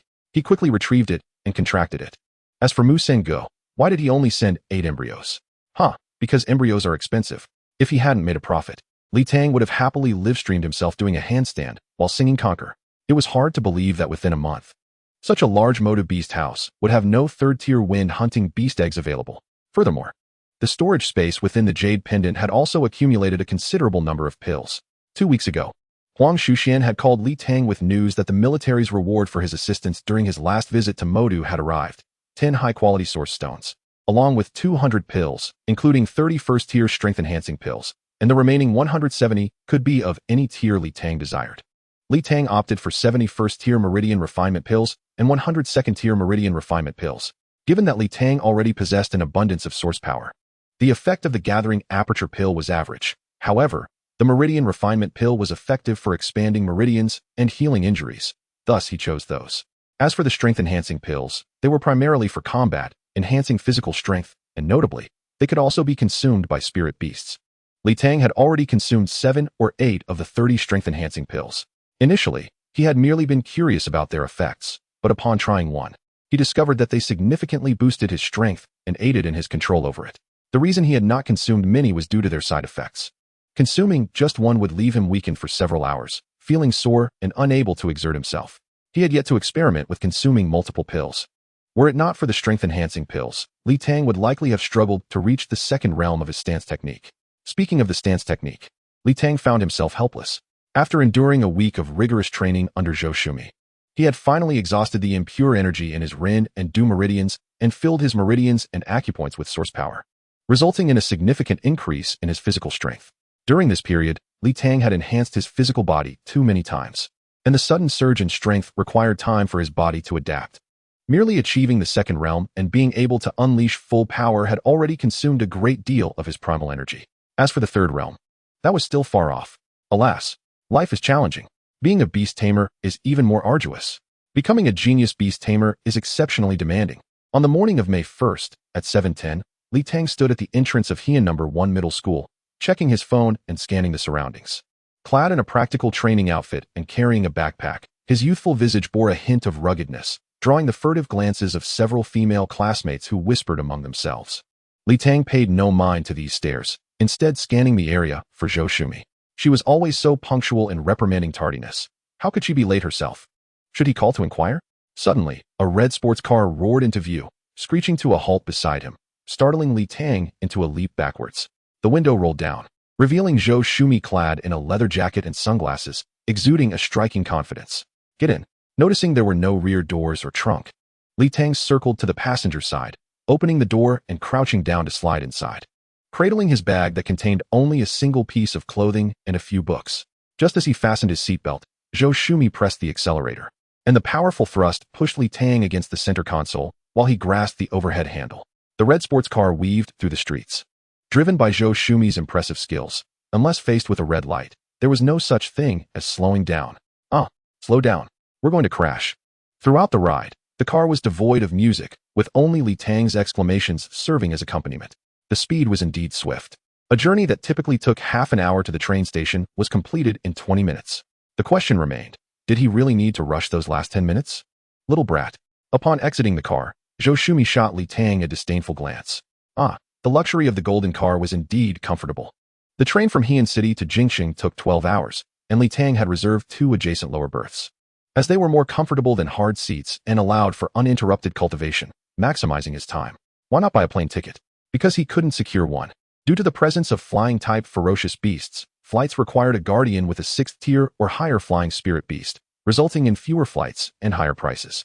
Although the train traveled slowly and would circumvent forested areas, the route was relatively secure due to military presence. Li Tang stowed his luggage, placing his bag on the head of his bunk. He sat cross-legged, while Zhou Shumi lay on the lower bunk, emotionless, engrossed in her phone, her long legs awkwardly resting on the floor. Speaking of luggage, Zhou Shumi's small suitcase was the only baggage. Li Tang learned for the first time that the storage space of the sports car was in the front compartment. Teacher, what are the arrangements upon our arrival in Jingxing? I haven't thought it through. We'll decide once we arrive. Zhou Shumi stared at her phone, her expression impassive, not even lifting her head. Li Tang took a deep breath, mentally preparing himself, and inquired, So, Teacher Zhou, we will arrive in the capital at around 8 in the evening. Where shall we stay tonight? Find any place. You should focus on your cultivation. Once you finish, read your books. Do not disturb me. Li Tang's mental fortitude crumbled. Why am I even here with Zhou Shumi? Can't I go to the capital alone? Can't I take the assessment by myself? No, I must endure. After 3 hours of cultivation in the morning, Li Tang returned with lunch from the dining car. They ate together at a small table in the middle, though the meal was ordinary. At the age of 16 or 17, Li Tang was ravenous, devouring his box lunch. Opposite him, Zhou Shumi picked at her food with chopsticks, giving her chicken leg and sweet and sour ribs to Li Tang, merely having a few bites herself. Teacher Zhou, is the food not to your liking? No, I'm just in a bad mood. What a foolish question. Li Tang gathered courage once more. Isn't Teacher Zhou cultivating on the train? I'm stuck at a bottleneck. Cultivation is no longer effective. Why am I asking questions? Li Tang lost his courage again. After finishing their meal, Li Tang took a short nap, stood in meditation for an hour, cultivated for another 3 hours, and then pulled out his books to read for 2 hours. When the time seemed right, Li Tang went to the dining car for dinner, returning only because Zhou Shumi said she wouldn't eat. As the train gradually decelerated and approached the station, they finally arrived in the capital. The capital city, Beijing, is the heart of Huaghua, a center for culture, politics, economy, and military affairs, boasting a large population. It is not only rich in historical landmarks, but also hosts the headquarters of numerous departments and companies. Li Tang was particularly intrigued by the headquarters of the Beastmaster Association, as he still had a long way to go before reaching the level of 243 wind hunting dogs. Teacher, what are our plans next? Let's head directly to the Kyoto Beastmaster University. I need to inquire if my mentor is at the school. Can't you just call your mentor? Are you instructing me on what to do? Li Tang dragged his luggage while carrying his backpack, taking a taxi, and sitting in the front seat. As the taxi gradually departed from the train station, the city of Beijing unfolded before Li Tang's eyes, where skyscrapers intertwined with ancient architecture, showcasing the emergence of modern civilization from a profound cultural heritage. They passed many buildings and landmarks that Li Tang had only seen on television. As the taxi continued, the skyscrapers began to diminish, and the trees lining the road grew taller and denser, obscuring the view. The taxi came to a stop beside a crossroad shaded by trees. Li Tang paid the fare, stepped out, and looked at Zhou Shumi. Zhou Shumi remained expressionless, burdened with thoughts, silently moving forward along a 5-meter-wide sidewalk. The road was lined with ginkgo and water fir trees, their sturdy trunks difficult to embrace. The tall water firs pierced the clouds, while the ginkgo branches extended overhead, casting a canopy over the path. A gentle breeze rustled the leaves, creating a lingering sound. Zhou Shumi's pace slowed, and Li Tang quietly followed behind. Minutes later, amidst the trees, a grand archway measuring over 30 meters long and 10 meters high came into view. As they drew closer, the full splendor of the archway revealed itself to Li Tang, with 6 octagonal granite pillars soaring skyward, supporting 3 layers of crossbeams, their eaves curving gracefully. The roof resembling tiled ridges. Each of the 6 stone pillars bore distinct relief carvings of 6 mythical creatures: dragons, phoenixes, cheetahs, deer, tigers, and bears, all vividly lifelike. The 3 layers of crossbeams were intricately carved with various figures and mythical beasts. At the center of the arch, crafted from white jade, were the 7 characters proclaiming National Kyoto Beastmaster University in bold script. The entire archway exuded a majestic aura, leaving Li Tang entranced, unable to tear his eyes away. Although the inscription of National Kyoto Beastmaster University was clear, it had weathered over time, and many reliefs had been worn smooth, indicating its ancient origins. Is this truly the foremost Beastmaster University? Gradually regaining his composure, Li Tang turned to Zhou Shumi, only to find her standing silently beneath the arch. Gazing up at the inscription, tears cascading down her cheeks. Li Tang stood quietly, unwilling to intrude. After a few minutes, Zhou Shumi softly murmured, "Kyoto University, I have returned." Chapter 67, Tang. The door opens to reveal Bamboo, as if an old friend had come. Magia. Upon hearing the voice, Zhou Shumi quickly wiped her tears, restoring her proud demeanor. A girl in the distance sprinted towards Li Tang and Zhou Shumi, her ponytail swaying behind her. Magia, is that really you? I missed you so much. The girl dashed closer, confirming Zhou Shumi's identity, and leaped into her arms, excitedly bouncing. Then released her embrace only to hug her tightly again. Li Tang observed that the girl, in her 20s, had a round face, a small nose, little mouth, and large eyes, exuding cuteness. At that moment, she held Zhou Shumi, laughing and crying, jumping with joy. Zhou Shumi, her restrained tears now spilling anew, was touched by the girl's enthusiasm. Initially taken aback by the girl's fervor, she eventually reciprocated the embrace, gently patting the girl's head. The two shared a heartfelt moment of tears before gradually calming down. Magia, now that you're back, don't leave again. Both the teacher and I have been thinking of you. The girl managed to halt her tears, but her sobs persisted. How is the teacher now? Zhou Shumi asked cautiously. The teacher has broken through to the 8th level, but she has more responsibilities now, so I see her less often. Though she doesn't mention it in front of me. I know she misses you dearly. I have let the teacher down. Is the teacher at the school? Zhou Shumi's face was filled with remorse. The teacher is. The girl glanced at Li Tang beside them, then continued, the teacher is not at the school. She is on rotation. I am unsure when she will return. The girl's gaze towards Li Tang reminded Zhou Shumi of the matter at hand. She pointed at Li Tang, saying, this is Li Tang. I brought him to apply for the genius class. Then she turned to Li Tang. This is my junior sister, Tang Tang, with Tang meaning candy. You can just call her Teacher Tang. Upon hearing the name, Li Tang stifled a laugh, striving to maintain a composed expression. Hello, Teacher Tang. If you want to laugh, go ahead. I've been laughed at since childhood. I'm used to it. Li Tang's slight smile did not escape Tang Tang's notice, but she graciously chose not to comment. Mei Jia, your student looks thin and frail. Is he all right? Who says I don't care? I'll settle the score right here. Mei Jia, let's discuss the assessment tomorrow. I'll take you both to your accommodation first. Tang Tang linked her arm with Zhou Shumi's, and they walked through the archway. Li Tang quietly dragged his luggage, following behind. Mei Jia, why did you come through this old school gate? It's so far. There are 13 gates at the school, and other entrances are much closer. When I was at school, I thought it was far. Now that I'm back, I wanted to see this archway. Mei Jia, when I received your message, I couldn't believe it and rushed over here. You've been gone for over 2 years without a word. I went to teach at a high school in another region. Li Tang is my student. Is that so? Mei Jia, you are so kind to your students. Mei Jia, it's too far. There are campus bicycles ahead. Let's ride to the guest house. All right, what about me? Li Tang exclaimed, still dragging his suitcase. Gripping the handlebars with one hand and steadying his suitcase with the other, he wobbled slowly along. Looking up, he saw Zhou Shumi and Tang Tang chatting and riding faster, both high-level Beastmasters with innate strength, unknowingly leaving Li Tang far behind.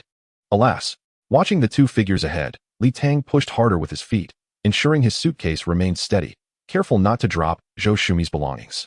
The school was indeed vast. Li Tang rode for a full hour before finally reaching another main gate of the school, arriving at the guest house of Kyoto University. Fortunately, at every turn, Zhou Shumi and Tang Tang would pause to wait for him before speeding off again, making Li Tang feel as if they were intentionally avoiding him to share secretive whispers. The guest house is a tall building with over 10 floors. In contrast to the opulence of MOU to guest house, its overall style leans towards simplicity. Tang Tang approached the front desk to present her identification, obtained a key card, and took Zhou Shumi and Li Tang to the 12th floor via the elevator. Upon entering the room with her key card, Tang Tang invited the two to step inside. Fortunately, having seen the world in MOU, Li Tang deduced that it was likely a suite and wisely refrained from asking why she was sharing a room with two girls. The interior featured a modest two-bedroom layout, both rooms equipped with private bathrooms, and the ambience was filled with ample source energy. Sister Mei, I will keep you company tonight, just like old times. Tang Tang clung to Zhou Shumi, linking her arm with hers, and said to Li Tang, Little Li, you can sleep in that room. There are two beautiful ladies here. So you needn't come out. Zhou Shumi, finally regaining her composure, brushed Tang Tang's hand away and apologetically addressed Li Tang. Li Tang, you've worked hard on this trip. You should rest early. We will arrange your matters at school tomorrow at 9. All right, Teacher Zhu. I will take my leave now, Li Tang replied, placing her suitcase in the living room before heading into her room, locking the door behind her, and collapsing onto the bed. What an exhausting day it has been. After lying down for 2 minutes, Li Tang summoned her canine companion, Xiao Go, retrieved its dedicated bowl, and filled it to the brim with dog food. Hurry and eat. After you're done, you can practice at the window. Woof. Do you have any objections? You're only at level 10 now. Did you spend the whole day sleeping without practicing your skills? Have you begun to attempt the spiral sphere technique I mentioned last time? Woof. Woof. Why is that impossible? I've taught you the method. You also possess wind attributes, so you can surely do it. Woof. Woof. Woof. Are you going to eat that food or not? If you do, you'll follow my plan. We have an assessment tomorrow, so tonight, just practice for 3 hours. With tears in its eyes, Xiaogo reluctantly ate the dog food. If you mess up during the assessment, I will withhold your dog food for 3 days. Woof. If you perform well, I will buy you 3 different flavors of dog food. Woof. Woo. Li Tang squatted down and patted Xiaogo's head. Alas, Xiaogo, don't blame me for being strict. If you don't work hard while you're young, you will only regret it when you grow old. Do you understand what that means? Woof. It means if you don't diligently train now, you might get defeated later, and I will only be left reminiscing about you with sorrow. That night, Xiaogo stood by the window gazing at the moon, eyes filled with fear and sadness. Woo. Why the tears? Because you have a top-quality source stone in your mouth. The capital city Beastmaster University is indeed grand. With mountains, rivers, and woods, there are indeed many buildings, yet the students are nowhere to be seen. Tang seemingly procured a small vehicle from somewhere, driving for over 20 minutes before stopping in front of a 4-story building. Sister May, I will take Li Tang to the special admissions office. You can stay in the car. Why? Don't you trust me? Speak. Su Rue is now the deputy director of the admissions office, overseeing the special admissions group. Something's up.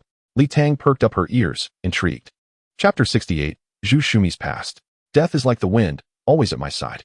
Hearing the name Su Rue, Zhu Shumi's expression became somewhat unnatural. After a moment of silence, she calmly stated, since I have returned, I do not intend to evade any longer. What must be faced must be faced. Turning left on the 3rd floor, Tang pushed open the office door and entered. Senior Su. Ah, Tang, what brings you here? A gentle male voice responded. It must be Su Rue. Senior. I'm just guiding someone. Someone is looking for you. Who could summon our esteemed Miss Tang? Zhu Shumi, having set aside her earlier hesitation, stepped into the office. It's me. With a loud bang, a chair toppled over in the office, followed by an enraged outburst. Zhu May, how dare you show your face here? I do not wish to see you. Leave my office. Get out. Li Tang peered in curiously. Witnessing a middle-aged man in his 30s pointing a trembling finger at Zhu Shumi, his features contorted with rage, his face flushed. Zhu Shumi stood there with her head bowed, her expression hidden. Tang pressed herself against the wall, seemingly wishing to vanish through it. What happened back then was my fault. I do not seek your forgiveness. I came here to forgiveness. You caused my sister's death. You are responsible for so many students' demise, and you hid away for 2 years. And now you dare to ask for forgiveness. Li Tang was taken aback. This was not how the script was supposed to unfold. Su Rue's hand trembled as he pointed at Zhu Shumi. His voice became increasingly sharp with agitation. My sister was only 20 when she died. Just 20. Tears streamed down Su Rue's face as he leaned against the desk, his voice growing somber. She was so beautiful, so lovely. She merely accompanied you for a trip, and upon her return, her body was unrecognizable. My mother fainted on the spot. All of this is because of you. Su Rue pointed at Zhu Shumi again, his voice piercing. Several individuals from nearby offices, having heard the commotion, gradually approached, whispering among themselves. She trusted you so completely, regarded you as her idol. But what did you do? You rushed in recklessly, afraid of death, overestimating your abilities. And after the fact, you went into hiding like a coward. How can you still speak of forgiveness? Zhu Shumi, get out of my office. I do not wish to see you. Su Rue hurled books, papers, and cups from the desk at Zhu Shumi. She did not move, allowing it all to rain down upon her. Afterward, she quietly said, I have been regretting for the past 2 years. Regret? What good is regret? When the incident occurred, where were you? You disappeared. You ran away. While Teacher Yan went door to door to apologize to the 13 bereaved families. Hearing Teacher Yan's name, Zhu Shumi could no longer hold back, her sobs reaching Li Tang's ears. I am so sorry to them. So sorry to the teachers. Senior Su. Sister May was gravely injured and unconscious at the time. The main battle spirit beast perished, and Master Lu Yongling saved her for treatment. Even now, she has only recovered to the 3rd tier. Tang quietly explained from the corner. The office fell into silence. That was her own doing. Su Rue roared once more. The surroundings suddenly hushed as a hand pushed Li Tang's head aside, and someone entered the office. What is going on? It's so noisy. Teacher Cui. Teacher Cui. Su Rue and Tang greeted the newcomer. Everyone outside, disperse. Go about your business. A capable woman in her 50s or 60s with short hair commanded to those outside. The crowd quickly scattered, leaving Li Tang standing there, unsure of what to do. Cui Honghua took a seat on the sofa, glancing at Zhu Shumi, then at Tang. Xiao Su, the military has classified the incident as an accident. You should step outside for now. But, teacher. Out. Cui Honghua raised her voice. Su Rue wiped his face, storming out with hurried steps, causing Li Tang to press herself against the wall in fright. Cui Honghua cast a glance at the door. That child outside is one you brought, right? Young man, come in. Hello, Teacher Cui. I am Li Tang. Li Tang cautiously entered, greeting her obediently. Cui Honghua nodded, turning her attention to Zhu Shumi. One must bear the consequences of their actions. I do not wish to meddle in past matters. You are here this time for this child to enter the genius class? Zhu Shumi nodded. You are no longer a teacher at Jingyuda. Confirm your final recommendation rights for him. Zhu Shumi nodded once more. Then let us proceed according to the rules. Cui Honghua turned her gaze to Li Tang. Li Tang. You are currently at the 1st tier, level 2, with your foundational practice at the 2nd layer. What is the level of your spirit beast? What is your innate talent? My spirit beast is at level 10, and my talent is insight. Li Tang nodded, responding truthfully. Your spirit beast level is low, your foundational practice is average, and your talent is also mediocre. Based on your current abilities, you cannot enter the genius class. With Xiao Tang here, I am not deceiving you. Li Tang bit her lip and glanced at Tang, who nodded in response. I would strongly advise against your attendance at Jingyu University. Your teacher has offended many individuals in the past, many of whom still reside at Jingyu University. Your presence here may lead to targeted hostility, ultimately hindering your cultivation. Teacher Chui, Zhou Shumi exclaimed anxiously. I may have been hasty. However, this place is not devoid of talent. Young man, if you persist, I shall grant you an opportunity in accordance with the rules. Teacher Chui, speak. Li Tang insisted seriously. I will summon a teacher who possesses strength comparable to that of little Tang, at the 4th tier, and without the aid of spirit beasts. If you can withstand her for a minute, I will personally ensure your entry into the genius class. Li Tang, you should abandon Jingyu University and head directly to Mou University. Zhou Shumi urged in a state of distress. Li Tang clasped his fists and performed a Beastmaster salute to Zhou Shumi and Cui Honghua. Teacher Zhou, a Beastmaster can only strive forward. I cannot retreat in the face of adversity. Teacher Cui, I accept. Very well, let us proceed. The 4 descended the stairs, and Cui Honghua propelled himself forward, soaring several meters before landing again and leaping forth. Tang followed suit, while Zhou Shumi bit her lip, hastily trailing behind Li Tang. The trio moved at astonishing speed, each stride covering 7 to 8 meters, all strikingly beautiful, exuding an air of elegance. However, Li Tang found himself in disarray amidst the airborne chaos. Ah, wait. We have a car. Can we not drive there? After sprinting for several minutes, they halted before an expansive venue. Cui Honghua and Tang maintained their composure, while Zhou Shumi was visibly sweating and breathing heavily. Cui Honghua glanced at Zhou Shumi with a slight sigh and approached the venue. Li Tang rubbed his aching abdomen and looked up to see the 3 large characters on the sign, Wu Daoguan. Open a level 3 venue, call Jiang Yingying, and have her come in 5 minutes. Cui Honghua instructed the front desk staff. Understood, Director Cui. Upon hearing Jiang Yingying's name, Zhou Shumi and Tang's expressions shifted dramatically. Teacher Cui, perhaps we could consider someone else? Tang suggested cautiously. Who would you propose instead? Li Mingru, Hu Qina, or Duan Xiaoping? Choose one. With each name mentioned, Zhou Shumi and Tang's expressions darkened further. Teacher Cui, perhaps I should take the stage? Humph. Li Tang's face darkened as he discreetly glanced at Zhou Shumi. Teacher Zhou, how many people did you offend back in the day? The 3rd venue featured a rectangular combat arena of approximately 300 square meters, surrounded by 16 spotlight-like devices, which Tang explained were energy shields. The 4 did not wait long before a sultry voice echoed through the space. Oh, ISNT, that our beautiful genius Zhou Shumi? The prodigy who shattered the 6th tier record, now reduced to a mere 3rd tier strength? Chapter 69. Hello, Aunt Jiang. Li Tang turned around to see an enchanting woman strutting in with feline grace, her black dress accentuating her alluring figure, swaying provocatively with each step. Her cascading waves danced in the wind, and her vibrant red lips drew attention. Greetings, Teacher Cui, thank you for the opportunity. Approaching closely, Jiang Yingying greeted Cui Honghua, her eyes fixed maliciously on Zhou Shumi. I just received several calls reporting that the once invincible genius girl has now become a waste. All I can say is, how the heavens have eyes. Jiang Yingying's exquisite features contorted in disdain as she scrutinized Zhou Shumi. Jiang Yingying, spare us your sarcastic remarks. Mei Jia merely won against you in a challenge match. Jiang Yingying's expression twisted with fury, her eyes filled with venom. Yes, just a win. Just in front of the entire school faculty and students, she managed to humiliate me beyond recognition. She knew I cherished my beauty and targeted my face. The damage was profound. What immense talent allowed me to endure such a loss that it took my face half a year to recover. Back then, she was arrogant and domineering, making it impossible for us to hold our heads high. I am truly grateful to her. Without her, how could I have become the laughingstock of the entire school? Without her, how could I have missed the launching martial arts conference? Without her, how could I have missed the opportunity? Jiang Yingying shot a glare at Li Tang and continued vehemently. Without her, how could Senior Xianyuan not have returned until now? Xianyuan Chuan has nothing to do with me. Zhou Shumi replied with a furrowed brow. You. Jiang Yingying, enough. Cui Honghua interrupted impatiently. I summoned you not to listen to your trivial grievances from the past. Your task is to assess that child. 1 minute. You may only use physical strength. And you must not maim or endanger life. Jiang Yingying looked at Li Tang and suddenly smiled radiantly, her expression charming and mischievous. Little brother, do not blame your sister for being too harsh. You may blame your teacher Zhou. With her soft and alluring words paired with her mature beauty, Li Tang felt as though flowers were blooming around him, his head spinning. He hastily bit his tongue to regain his senses. Hello, Aunt Jiang. Upon hearing the term aunt, Jiang Yingying's expression twisted in an instant. Tang burst into laughter. I am quite curious. Please do not be angry. Did teacher Zhou ambush you? Did she poison you? Did she continue to beat you after you conceded? After losing formally, instead of reflecting on her own weaknesses, she only blamed others for being too harsh. Have you discarded the spirit of a Beastmaster? Li Tang recalled the man's words in his mind and shouted loudly. I have never encountered such shamelessness. Upon hearing this, Jiang Yingying's teeth nearly ground together in fury. Indeed, Jiang Yingying, your talent of charm domination means the more beautiful you are, the stronger your spirit beasts become. Isn't that simply a talent for slapping your own face? Tang stifled laughter and nodded, adding another remark.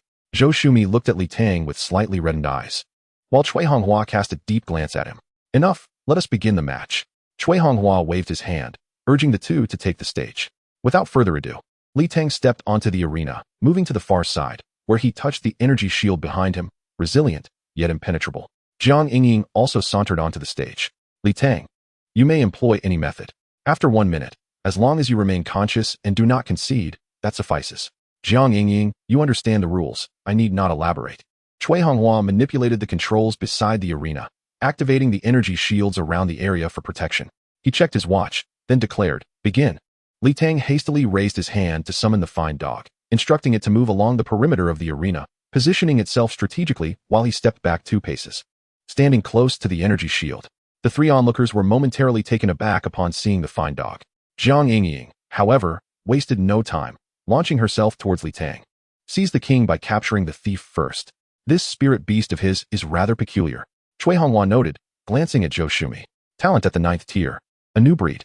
Hearing this, Cui Honghua nodded in acknowledgement.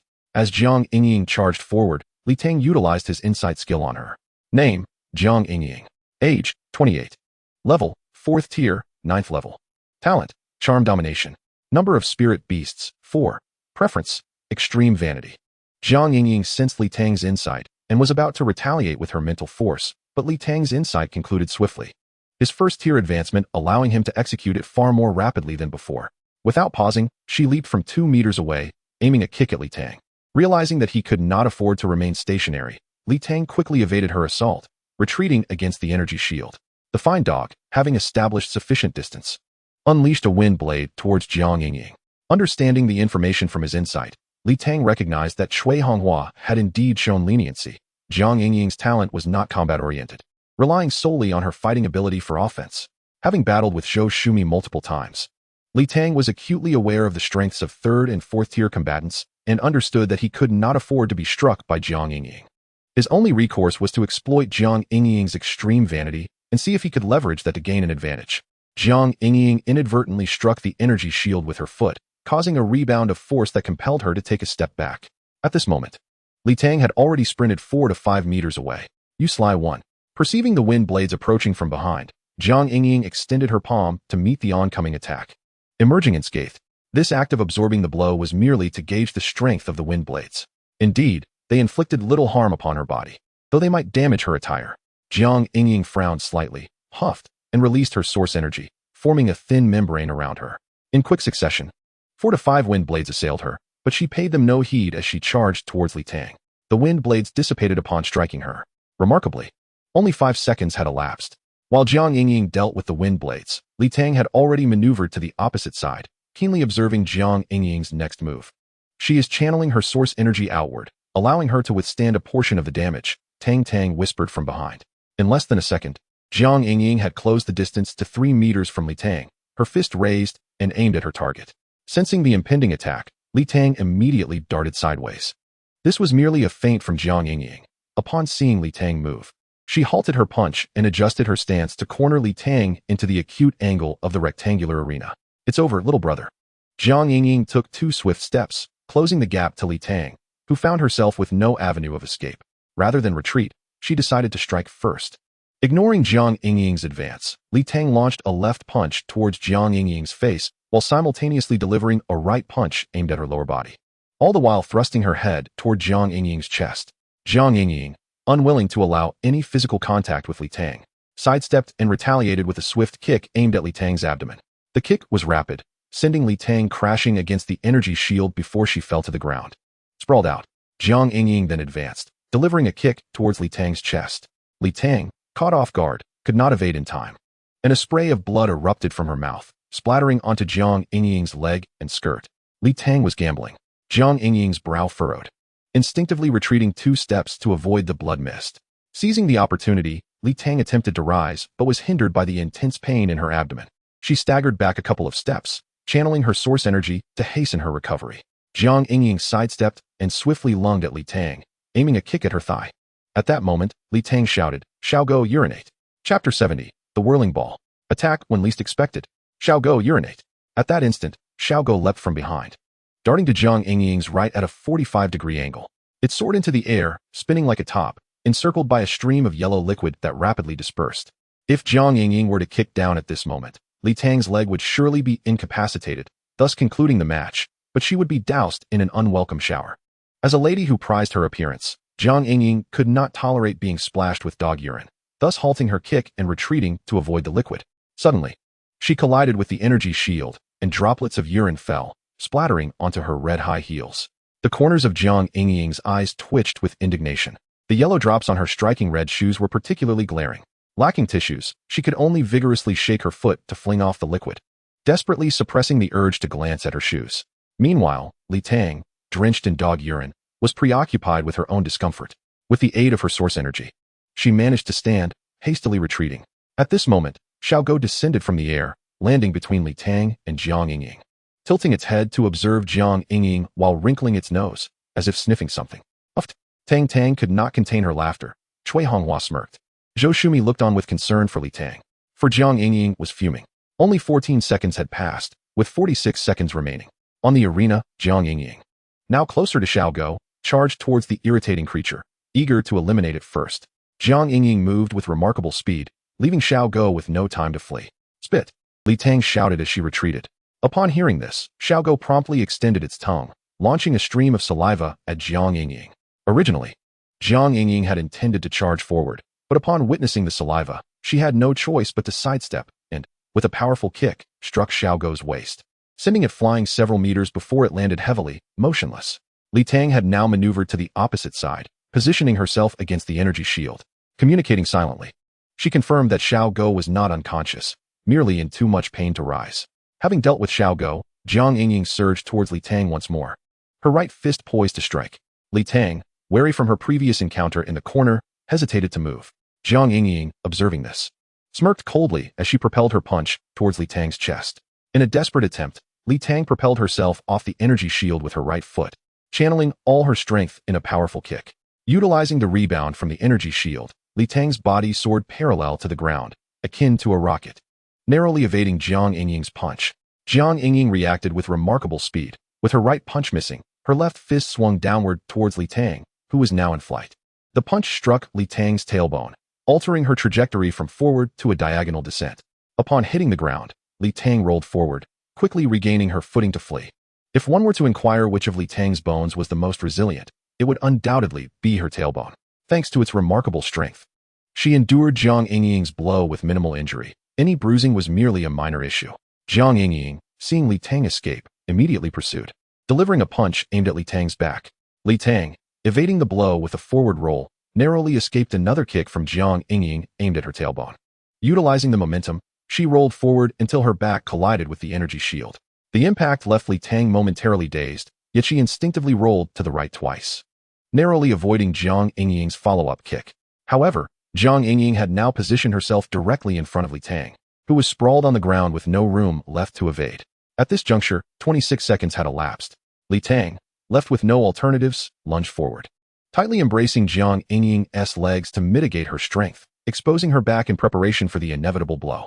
Jiang Yingying felt a twinge of embarrassment as Li Tang clutched her long, slender legs, yet upon witnessing Li Tang nuzzle her head against her thigh to shield her head, she was overcome with indignation, delivering a punch to Li Tang's back.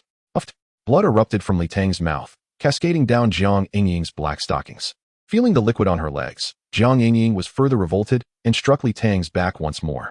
Li Tang felt as though her body was no longer her own, blood frothing at her lips, yet her grip on Jiang Yingying's legs remained steadfast. Jiang Yingying, infuriated, curled her fingers into claws, aiming for Li Tang's head. But reason reminded her that this was a test, not a life-or-death struggle. Thus, she unleashed another punch to Li Tang's back, causing her to spew forth blood onto Jiang Yingying's leg. At this moment, Jiang Yingying's black stockings were marred by pools of crimson blood, a steady flow pooling at her feet. On the sidelines, Zhou Shumi clenched her fists tightly, while Tang covered her face, unable to watch. For heaven's sake, concede. If you endure 2 more punches, your insides will be shattered. Li Tang, feeling slightly disoriented, could hardly comprehend such threats. Clinging to Jiang Yingying's legs as if she were a lifeline. Then do not blame me for being merciless. Jiang Yingying clasped her hands together above her head, preparing to bring them crashing down. Just as she was about to strike, Xiaogo suddenly appeared behind her. The slender hound exerted itself, opening its mouth wide, revealing a swirling mass of compressed wind attribute energy. Spiral sphere. The slender hound truly manifested a spiral sphere with its mouth. Jiang Yingying noticed the slender hound. But at that moment, she was firmly held by Li Tang and unable to move. The spiral sphere was pressed against Jiang Yingying's posterior, and the slender hound attempted to bite down. However, unbeknownst to them, the spiral sphere, as described by Li Tang, had excessively compressed internal wind attribute energy, which resulted in a sudden explosion upon contact with Jiang Yingying's body. The slender hound was violently propelled away. The force of the explosion propelled Jiang Yingying forward, causing her to crash onto Li Tang, and the punch that should have landed on Li Tang's back struck the ground instead. Jiang Yingying quickly rose, feeling a chill behind her, and upon touching her back, she realized that her dress had been completely destroyed at the rear. She was now left bare. Her face flushed crimson as she hurriedly covered herself with her hands and turned to avoid the gazes of Li Tang and the 3 onlookers. The continuous slicing and explosion from the spiral sphere had successfully breached the protective shield formed by Jiang Yingying's source energy projection, damaging her attire without inflicting harm upon her flesh. 50 seconds had already elapsed. Only 10 seconds remained. Crack, crack, crack. Li Tang lay on the ground, gazing at Jiang Yingying, and unbeknownst to him, a mobile phone had appeared in his right hand, snapping pictures of her.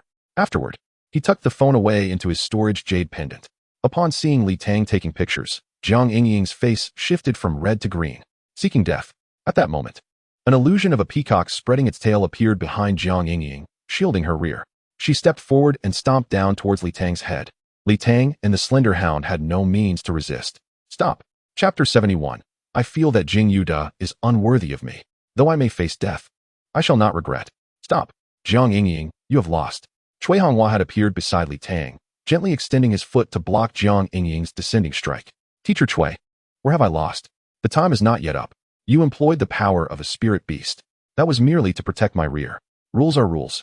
Jiang Yingying gritted her teeth and took a step back, covering her posterior once more. Sigh. Cui Honghua sighed, extending his ring-adorned left hand, which suddenly bore a cloak. Offering it to Jiang Yingying, she promptly draped it over herself.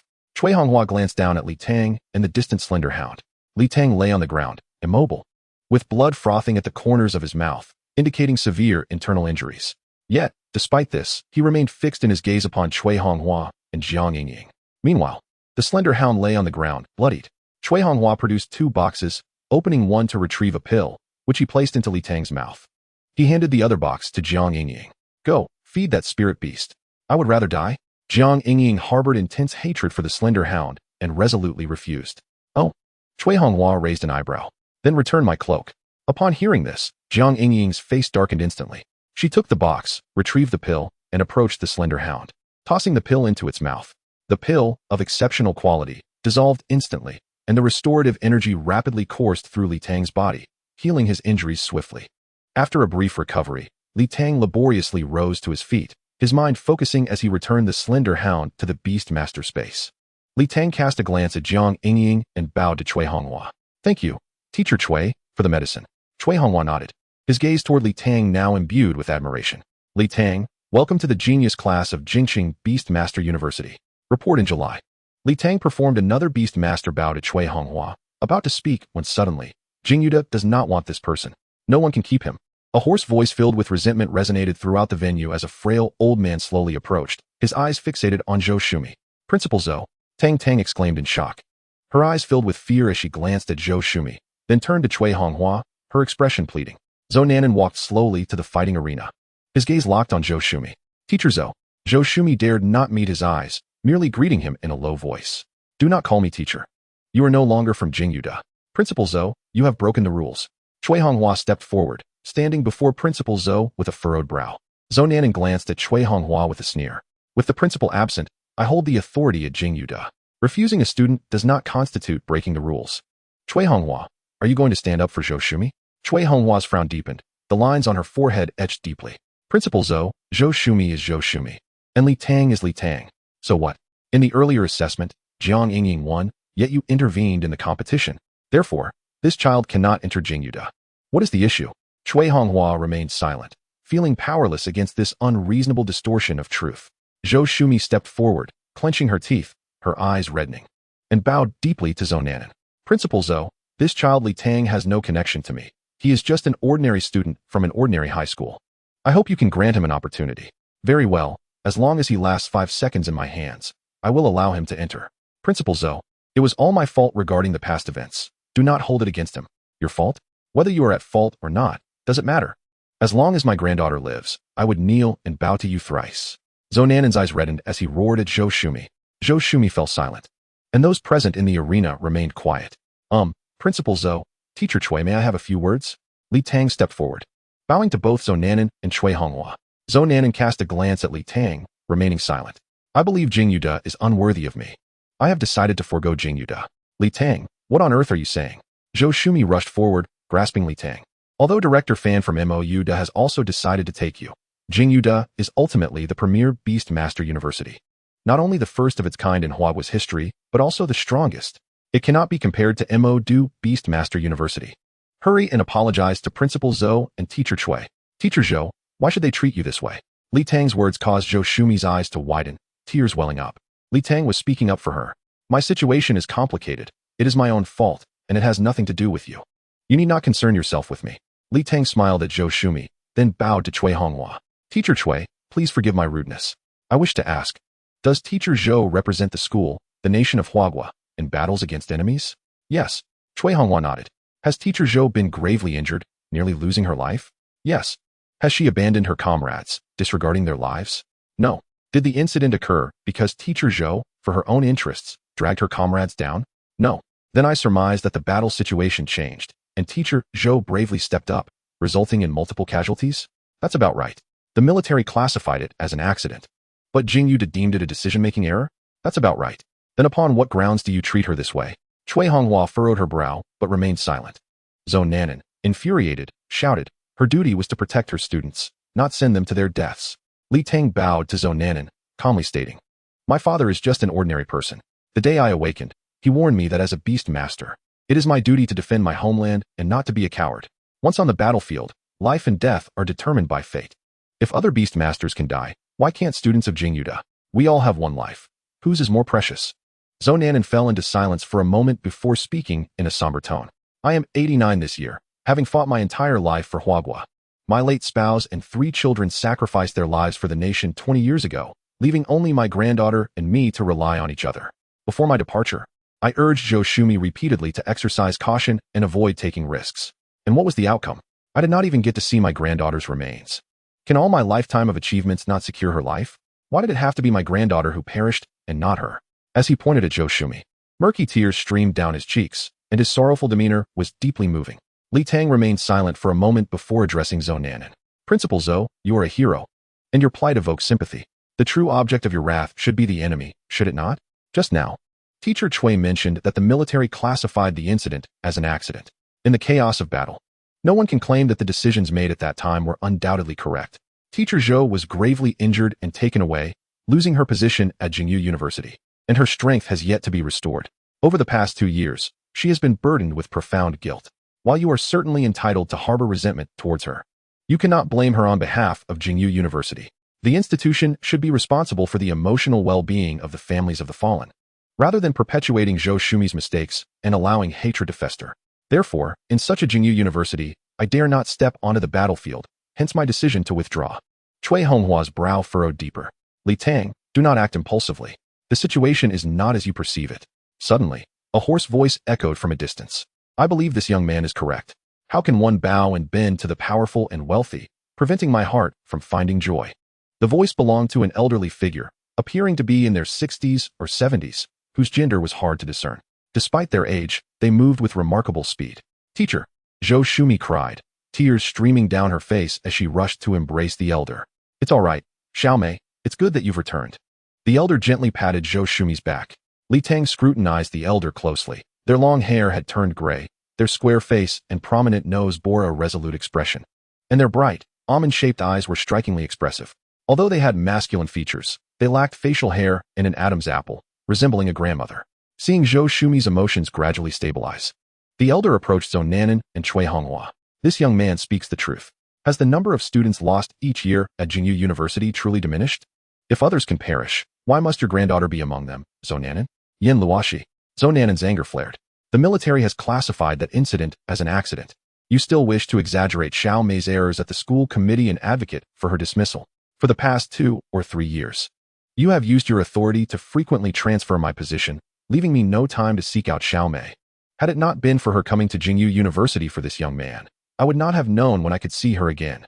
Yin Luoshi then turned to Li Tang, extending a hand filled with wrinkles to caress his head, eyes brimming with admiration. Li Tang, is it? Yes, Master Yin. Li Tang replied obediently. Ha ha ha, am I really that old? Just call me teacher. Although Jingyu University possesses abundant resources and strength, its foundations are corrupted. You should attend the University of Beastmasters in Modu. It is freer and more suitable for you. Yin Luoshi, what nonsense are you spouting? Zhou Nanan exclaimed loudly. Am I mistaken? You insolent woman, dare you slander the school? I challenge you to a life and death duel. To the bitter end. Zhou Laogui. Do not presume that your status as a grandmaster intimidates me. Silence, both of you. If you wish to fight, do so away from my presence. Cui Honghua could no longer contain himself and shouted angrily. He then turned to Li Tang, sighed, and said, Li Tang, do not be swayed by your teacher Yin. If you come to Jingyu University, I will personally guide you, and before you graduate, I promise to assist you in acquiring a 9th-tier spirit beast egg. Cui Honghua, are you opposing me as well? Zhou Nanan glared at Cui Honghua. I am using my professor's quota for special recruitment. What does it have to do with you? Li Tang again bowed respectfully to Cui Honghua. Thank you for your recognition, Teacher Cui, but I have made my decision to forego Jingyu University. I will not regret it. Yin Luoshi's office was spacious, filled with a variety of books and documents cluttering the desk.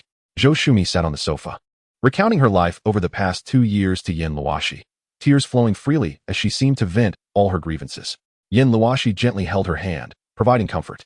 Tang brought in 4 cups of tea from an adjacent room, first handing one to Yin Luoshi, then to Zhou Shumi, placing one before Li Tang, and keeping a cup for herself. Teachers, Mei Jia, please have some water.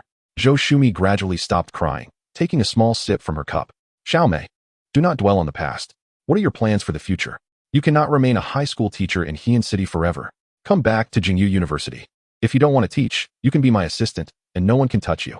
Zhou Shumi shook her head. I will persist for another 2 years. At least until this cohort graduates. Is your physical condition truly irreparable? Vice Principal Liu examined me. The beast space is in ruins, and my meridians are damaged. So I can only recover gradually. In the short term, my strength cannot be restored. Well, I am not proficient in this area. But I will think of a way to help you. What about Liu Yongling? Vice Principal Liu said he cannot recover. Hearing this, Li Tang was taken aback. The gentle old man, Vice Principal Liu, had also suffered severe injuries. Alas, Yin Luoshi sighed. The situation has grown increasingly turbulent over these past 2 years.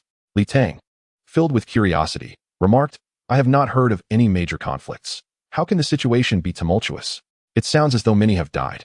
Yin Luoshi glanced at the inquisitive Li Tang and replied coolly, do not be so curious. When you grow stronger, you will understand. For now, focus on your training. Zhou Shumi looked at Li Tang reproachfully.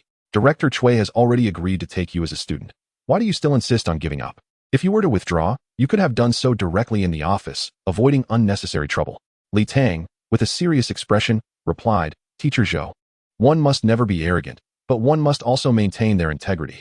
When Director Cui spoke of rules in the office, I had already resolved to reject Jingyu University.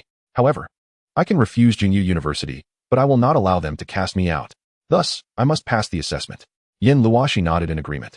Zhou Shumi sighed and asked with concern, is everything all right at the University of Beastmasters in Modu? Last time you mentioned Director Fan would specially recruit you? Li Tang's uncertain expression darkened Zhou Shumi's face. You dared to deceive me last time. How could you so decisively reject Director Cui just now? The atmosphere had reached a boiling point. If I hesitated now, it would be utterly embarrassing. Li Tang smiled ingratiatingly at Zhou Shumi. Moreover, the school's strength and resources have no bearing on me. All I know is that I cannot entrust my future to unreliable individuals. Zhou Shumi fell silent. Yin Luoshi nodded approvingly, glancing at Li Tang with admiration. Li Tang, you see matters more clearly than Xiao Mei. If you come to Jingyu University, you will inevitably face suppression, and I cannot always protect you. I will inquire on your behalf at the University of Beastmasters in Modu. Wait. Teacher Yin, do not take action yet. Li Tang quickly shook his hand and then took out his phone. Shoo. Teachers, please be quiet. I will call Director Fan first to inquire. Beep. The call connected. Hello? Director Fan. This is Li Tang from the Motive Forest. Do you remember me? Ha ha ha, it's you. It's been over a month since we last spoke. Did you fail the assessment at Jingyu University and come to the University of Beastmasters in Modu? I have high hopes for you. Zhou Shumi was taken aback. This young man was not lying, for Director Fan had indeed expressed confidence in him. I am grateful for Director Fan's acknowledgement. You previously invited me to Do Show University, and I must inform you whether I will attend or not. Well, please hurry over. Just speak your mind. Fan Xinjin's heart skipped a beat. Director Fan, I have passed the assessment at Jingyu University. Director Cui Honghua mentioned my talent is commendable and is preparing to recruit me as her student. What do you think? Director Cui wishes to accept you? Well, I have not yet agreed. Ahem. Li Tang, you are still young. You should explore and experience more. Come to Do University first. Only with comparison can you make a better choice. That is precisely what I think. Grandpa Huang previously highly recommended Do Show University to me, and I hold you in high regard. However, but what? My high school teacher, Zhou Shumi, has a mentor named Yin Luoshi. Teacher Yin suggested that I need not go to Do Show University. What do you think? Yin Luoang. Fan Xinjin exclaimed in surprise. Ahem. Teacher Yin means you are exceptionally talented and fears that Do Show University may poach you. However, Li Tang, you are merely coming to take a look. You have not made a decision yet, so do not be afraid. Teacher Yin is nearby. She wants to speak with you. Tang was astounded, her jaw nearly dropping. Is this merely a phone call to inquire? This is the art of conversation. Chapter 73. What photos? The desire for beauty is a fundamental human nature. Li Tang clasped his hands together, gazing imploringly at Yin Luoshi. Zhou Shumi, standing nearby, covered her face, wishing not to witness the exchange. Yin Luoshi reluctantly took the phone. I am Yin Luoshi. Teacher Yin, this is Fan Xianjin from Do Show University. We met during the college conference 2 years ago. Yes, I remember you. Your abilities are commendable among your peers. Thank you for your praise, Teacher Yin. This child, Li Tang, should come to Do Show University for a visit. This is a request from an old friend of mine to look after Li Tang. What do you think? Yin Luoshi glanced at Li Tang, who held a piece of paper that read, "Do not speak," in bold letters. Silence fell on the other end of the call, causing Fan Xianjin to panic. Teacher Yin, I merely wish for Li Tang to visit. I assure you I will not poach him. Yin Luoshi paused for a moment before responding. If you grant Li Tang seed student privileges, I will allow him to attend University. Huh. Fan Xianjin was taken aback. Little Fan, I am not afraid of your mockery. I am not on good terms with Cui Honghua. And since Li Tang was recruited by her first, I cannot poach him. Otherwise, it would not be conducive to unity. However, if Li Tang thrives under her guidance, she will inevitably boast about it, and I find that bothersome. Li Tang gave Yin Luoshi a thumbs up. Teacher Yin, I will apply for seed student privileges. But rest assured, I will personally mentor Li Tang, ensuring his success. If you personally mentor him, I am even less at ease. In a few days, I will call Brother Xiang. Li Tang will depart for Do tomorrow. Do not let me down. Yin Luoshi hung up the phone and handed it to Li Tang. Teacher Yin, your theatrical talent is truly top-notch. Especially that line, if you personally mentor him, I am less at ease, was exceptionally vivid. I believe Director Fan is already bewildered. Li Tang took the phone with a broad grin, eager to flatter. Ha ha ha. I have been called a deadpan face all my life. And yet here I am, still being praised for my acting talent. Nevertheless, I genuinely am concerned about him. In a couple of days, I shall call Brother Xiang. Yin Luoshi chuckled at Li Tang's antics, playfully tapping his forehead. You little schemer, Director Fan has been completely led astray by you. Teacher Yin, that statement is not accurate. Which of my words are deceiving? Is it not true that Teacher Cui wishes to recruit me, and have I not declined? Are you not reluctant to let me go to University? You cannot wrongfully accuse your disciple. Li Tang feigned a look of grievance, causing everyone present to laugh. Ha ha ha, Li Tang, you indeed have not lied. Tang couldn't contain her laughter, supporting Li Tang's claims. It seems Teacher Tang truly understands me. Li Tang nodded, just that the truth was not fully disclosed. Li Tang, how did you come to know Fan Xianjin? Yin Luoshi grew increasingly curious about Li Tang. Leaning back on the sofa, her eyes fixated on him. Well, Teacher Yin, I was summoned to due to my insight talent. I had no idea that my loud exclamations would earn me praise on the bus.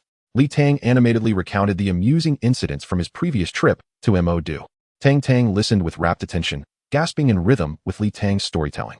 Zhou Shumi was also hearing this for the first time. She had no idea Li Tang had encountered so much during his trip to do. This little rascal, he said nothing before, not a single truthful word. Perhaps I should have asked less. Zhou Shumi thought to herself. Li Tang, how many pieces of information can your insight reveal? After all, Yin Luoshi was a master and quickly identified the issue. 6 pieces. The 6th piece is random. I have currently attempted to see the abilities of Beastmasters up to the 7th tier. Li Tang, realizing he could not conceal the truth any longer, confessed candidly. Oh, your talent is exceptional, with many applications. Teacher, Li Tang's insight talent can also reveal information about spirit beast eggs. That 9th tier canine spirit beast was hatched from an egg he purchased himself? Zhou Shumi interjected. A 9th tier spirit beast egg? Yin Luoshi was astonished. 9th tier spirit beast eggs were exceedingly rare at Jingyi University, let alone elsewhere. No, it was a 7th tier spirit beast egg. And then Li Tang's spirit beast unexpectedly evolved to the 9th tier after consuming something in the forest. Zhou Shumi explained further. Li Tang's expression remained unchanged, nodding along with Zhou Shumi's words, but inside, he felt a series of jolts. After listening, Yin Luoshi scrutinized Li Tang several times but did not inquire further. She merely sighed. That spirit beast of Li Tang's is indeed impressive. Teacher, you did not see it. It conjured wind attribute energy into a sphere, directly shattering Jiang Yingying's source power shield. Tang chimed in, recalling the previous battle. Li Tang felt relieved that the matter of the evolving dog was not mentioned. The 3 bid farewell to Yin Luoshi and exited the office, finding it was already past 4 in the afternoon. Yin Luoshi had hurried back upon receiving the news and had other matters to attend to, so she could not linger with the trio. Li Tang held 2 books in hand, both gifted by Yin Luoshi. One was research on special evolution methods of spirit beasts, a deeply meaningful gift.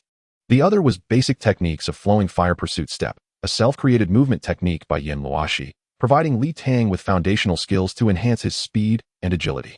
He could practice it first before learning the official combat techniques later. Encouraged by Yin Luoshi, Zhou Shumi also resolved to work diligently to regain her strength and promised to visit teacher Yin often. As for Tang, she merely accompanied the 2. The trio had not walked far when they spotted Jiang Yingying, now clad in a white dress, leaning against a nearby tree, glancing towards the office from time to time, indicating she had been waiting for a while. Jiang Yingying also spotted the 3 and quickly approached, ready to speak. What do you want to do? Tang stepped in front of Zhou Shumi and Li Tang, arms outstretched. I merely came to find him. Jiang Yingying gritted her teeth, pointing at Li Tang. Me? Li Tang pointed at himself, feigning surprise. Jiang Yingying was furious, her teeth nearly gritting to dust as she spoke venomously. Just agree to delete all the photos. Name your price. Huh? What photos? Li Tang was genuinely bewildered. You, at such a young age, how can your thoughts be so malicious? Insisting on spreading those photos and tarnishing my reputation? Zhou Shumi and Tang immediately recalled how Li Tang had pulled out his phone to take pictures of the hole in Jiang Yingying's skirt during the final moments of the competition. Li Tang, delete those photos. Zhou Shumi frowned. Li Tang offered no explanation, simply pulling out his phone and tossing it to Jiang Yingying. Jiang Yingying caught the phone. The screensaver was a selfie of Li Tang. Upon unlocking the screen and opening the album, her expression turned dark. Li Tang, you are lucky. I admit defeat this time. Don't let me find an opportunity. Humph. Chapter 74. What's wrong with being narcissistic? Is it a crime? Knowledge is power. Jiang Yingying swayed gracefully as she turned and departed, her striking figure capturing the attention of passers-by. How impolite. Li Tang muttered under her breath as she received the phone that Jiang Yingying had tossed back. What is going on? How could you let her go? Tang, intrigued by the situation, reached out and snatched the phone from Li Tang's hand, opening the photo gallery. Ha! Li Tang, you are truly talented. At that moment, you were on the verge of being beaten to a pulp, yet you still had the composure to take selfies. Tang laughed so hard that she nearly collapsed, handing the phone to Zhou Shumi. Zhou Shumi picked up the phone and was greeted by a plethora of selfies in Li Tang's gallery. The latest 3 photos showed Li Tang lying on the ground, flashing a charming smile at the camera, with blood trickling from the corner of her mouth. Humph. She is so heavy. I was merely checking to see if my face had been squished. What of it? Is self-love a crime? Li Tang retorted defiantly, raising her chin. Upon hearing her remark about being heavy, Jiang Yingying stumbled, turning back to glare at Li Tang fiercely before hastening her departure. Ahaha. Tang, upon hearing Li Tang's words, was in fits of laughter. Zhou Shumi couldn't help but smile, thinking to herself, I truly can't comprehend this girl. She knew that had it not been for Li Tang capturing photos of Jiang Yingying, the latter would have been mortified and instinctively used her spiritual beast powers to shield her posterior, thus violating the rules, which would have resulted in Li Tang's defeat. Yet, remarkably, Li Tang chose to take selfies instead, leaving no room for others to find fault. Had Li Tang anticipated this all? At that moment, Li Tang lamented the missed opportunity. Jiang Yingying was willing to purchase the photos. She figured that since Jiang Yingying was vain, She would never allow unflattering pictures of herself to surface. Thus, she had taken out her phone, intending to snap a few pictures to buy some time in the competition. However, as she pulled out the phone, the front camera was set as the default, leaving no time to switch to the rear camera. She could only shoot and hope for the best. The reason the front camera was the default was that Li Tang had taken a couple of selfies before leaving the house yesterday. Li Tang, tomorrow I will accompany you to Mo. Do you Shoda? You should buy the tickets, Zhou Shumi announced after sharing a simple lunch with Yen Lao. In the evening, as the three gathered, Zhou Shumi discussed the plans for the following day. Teacher Zhou, how about I go alone? Li Tang suggested cautiously. Zhou Shumi frowned, preparing to scold her, but Li Tang quickly explained. Teacher Zhou, you see, I am already familiar with Mo. Du Yen Lao and Director Fan have agreed. There is minimal risk. Moreover, your presence, as Yen Lao's student while working in high school, would require explanation, which could complicate matters. Most importantly, your students, Yang Fan and Qin Rue, must miss you. What do you think? Before Zhou Shumi could respond, Tang burst into laughter. Zhou Shumi shot her a glare, and Tang hurriedly waved her hands. Sister Mei, I'm not laughing at you. It's just that Li Tang is too amusing. Your students all miss you, haha. Sister Mei, I was wrong. Sensing Zhou Shumi's growing irritation, Tang quickly quieted down. However, Li Tang's reasoning had merit, given his cunning nature. It might indeed be more effective for him to go alone. Just stay here with me for a few days, Zhou Shumi pondered, realizing she could not be of much assistance and sighed in resignation. Then you go alone, be careful, and call me if anything happens. All right, I will return tomorrow as well. Tang, let us meet again to play. Okay. Despite failing to secure a flight ticket, Li Tang began to suspect if flights were even open to the public. Ultimately, she booked a train ticket, as Zhou Shumi had requested, avoiding a direct route so they could travel together. However, Li Tang would disembark first in Mo Du, while Zhou Shumi would continue on for another 7 hours back to Huanan. After dinner, Li Tang had intended to sneak off to the headquarters of Yusho Jia to procure supplies, but Zhou Shumi denied her the chance, forcing her to return to the hotel. I told you, the spiral sphere can indeed be created. Do you believe me now? Woof, woof. The small dog declared that it was all due to its prowess, succeeding on the first attempt. The genius who proposed this idea is me, all right? Li Tang took out a special dog bowl, filled it with dog food, and patted the small dog's head. Little dog, I must say, while you may be slightly inferior to me, you are still quite brilliant. Thank you for today. Woof. The small dog proudly lifted its head, nuzzling against Li Tang, and began to eat the dog food in small bites. It wasn't that the small dog had suddenly become refined. Rather, it had sustained significant injuries today. Fortunately, the elixir provided by Cui Honghua had remarkable effects, and most of its injuries had healed, though its mouth and waist had yet to fully recover. Eating too quickly would cause it pain. Li Tang experienced similar discomfort, as her back still ached when she exerted herself. Little dog, I believe the spiral sphere has room for improvement. Let us see if you can throw it next time. Woof, woof, woof. I understand your meaning. Using your mouth to press against someone unexpectedly would yield the greatest damage. But since it originates from your mouth, do not harm yourself in the process. Woof woof. Are you implying that you intended to bite her rear end as a follow-up? Or you wouldn't have been so severely injured? That's obvious. The spiral sphere exploded in your mouth. I'm also curious as to how you sustained such grave injuries. Ugh. Alright then. Prepare both versions, the close-range and long-range spiral sphere. You must practice both, for you never know when they might be needed. The small dog nodded in agreement. Rest time is always fleeting, and soon it was time for the most joyous practice. Little dog, if you do not level up within 3 days, I will withhold your dog food for 3 days. Woof, woof, woof, woof. Arriving in Mo Du was already past 5 in the afternoon, and after an arduous 8-hour train ride, Li Tang was utterly exhausted. Nevertheless, this journey had yielded 2 significant gains. The first was the Lu Huajie Guangbu basic technique gifted by Yen Luoshi.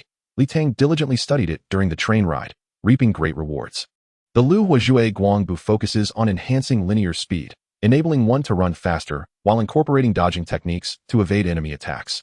Although it is merely a foundational technique, it elaborates on the application of meridian unblocking, the utilization of source energy and blood vitality, and the techniques for exerting body movements.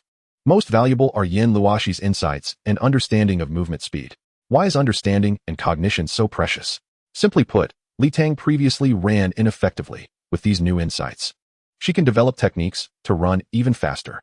The second significant gain was Zhou Shumi's remark just before Li Tang disembarked. You can submit your train ticket and accommodation receipts for reimbursement when you return. Chapter 75. We are wealthy. A person who constantly looks back cannot travel far. Director Fan, this is Li Tang. I have arrived at Mo Du train station. Look, the last lodging. I remember it well. Just report my name. All right. Thank you, Director Fan. Do you have time this evening? I would like to treat you to dinner. No need. I will grab something at the lodging. Thank you so much, Director Fan. All right. I will wait for you in my room tonight. If we are merely discussing the lodging, Li Tang felt that MO.Du Shou University surpassed Jingyu University in more ways than one. She happily checked into a luxurious Yu Shou Shi presidential suite, enjoying a delightful buffet dinner and even ordering a serving of grilled first-tier fierce beast beef, which was incredibly tender. After returning to the presidential suite to soak in a bath, she took out the Lu Huazhui Guang Bu and meticulously studied it word for word. At 9 o'clock in the evening, the doorbell rang. Li Tang opened the door to find two individuals, the slightly plump, gray-haired Fan Xianjin, accompanied by an older gentleman with even more white hair, impeccably groomed, whom Li Tang did not recognize. Director Fan, hello. Teacher, hello. Li Tang greeted them warmly, quickly stepping aside to allow them in and preparing tea for both. The three settled onto the sofa. Li Tang, it is quite unexpected to meet you again. You have truly come to our MO.Du Shou University. Director Fan lightly touched the teacup without lifting it, glanced at Li Tang, and smiled. It is Director Fan who has provided this opportunity, so please take care of this teacher in the future. This is our Vice President Chi from MO.Du Shou University. I have reported your situation to the President, who attaches great importance to it and has asked Vice President Chi to meet with you. Li Tang sensed the underlying message in Director Fan's words and chose not to respond, merely smiling at Vice President Chi. Li Tang, well, let me speak. Director Fan, unsure of how to continue, was interrupted by Vice President Chi. Li Tang maintained her smile while looking at Vice President Chi. First and foremost, Li Tang, welcome to become a member of our MO.Du Shou University. Your admission has been confirmed. Vice President Chi spoke in an official tone, his smile limited. Hearing this, Li Tang nodded, feeling considerably reassured.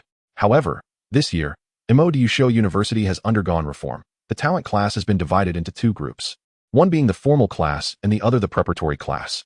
The preparatory class primarily recruits first-year geniuses like you for focus training. The preparatory class has a 5-year duration, equivalent to an additional year of university. At the end of the first year, there will be an assessment. Only those who pass can enter the formal talent class. Even in the formal talent class, assessments will be required later on.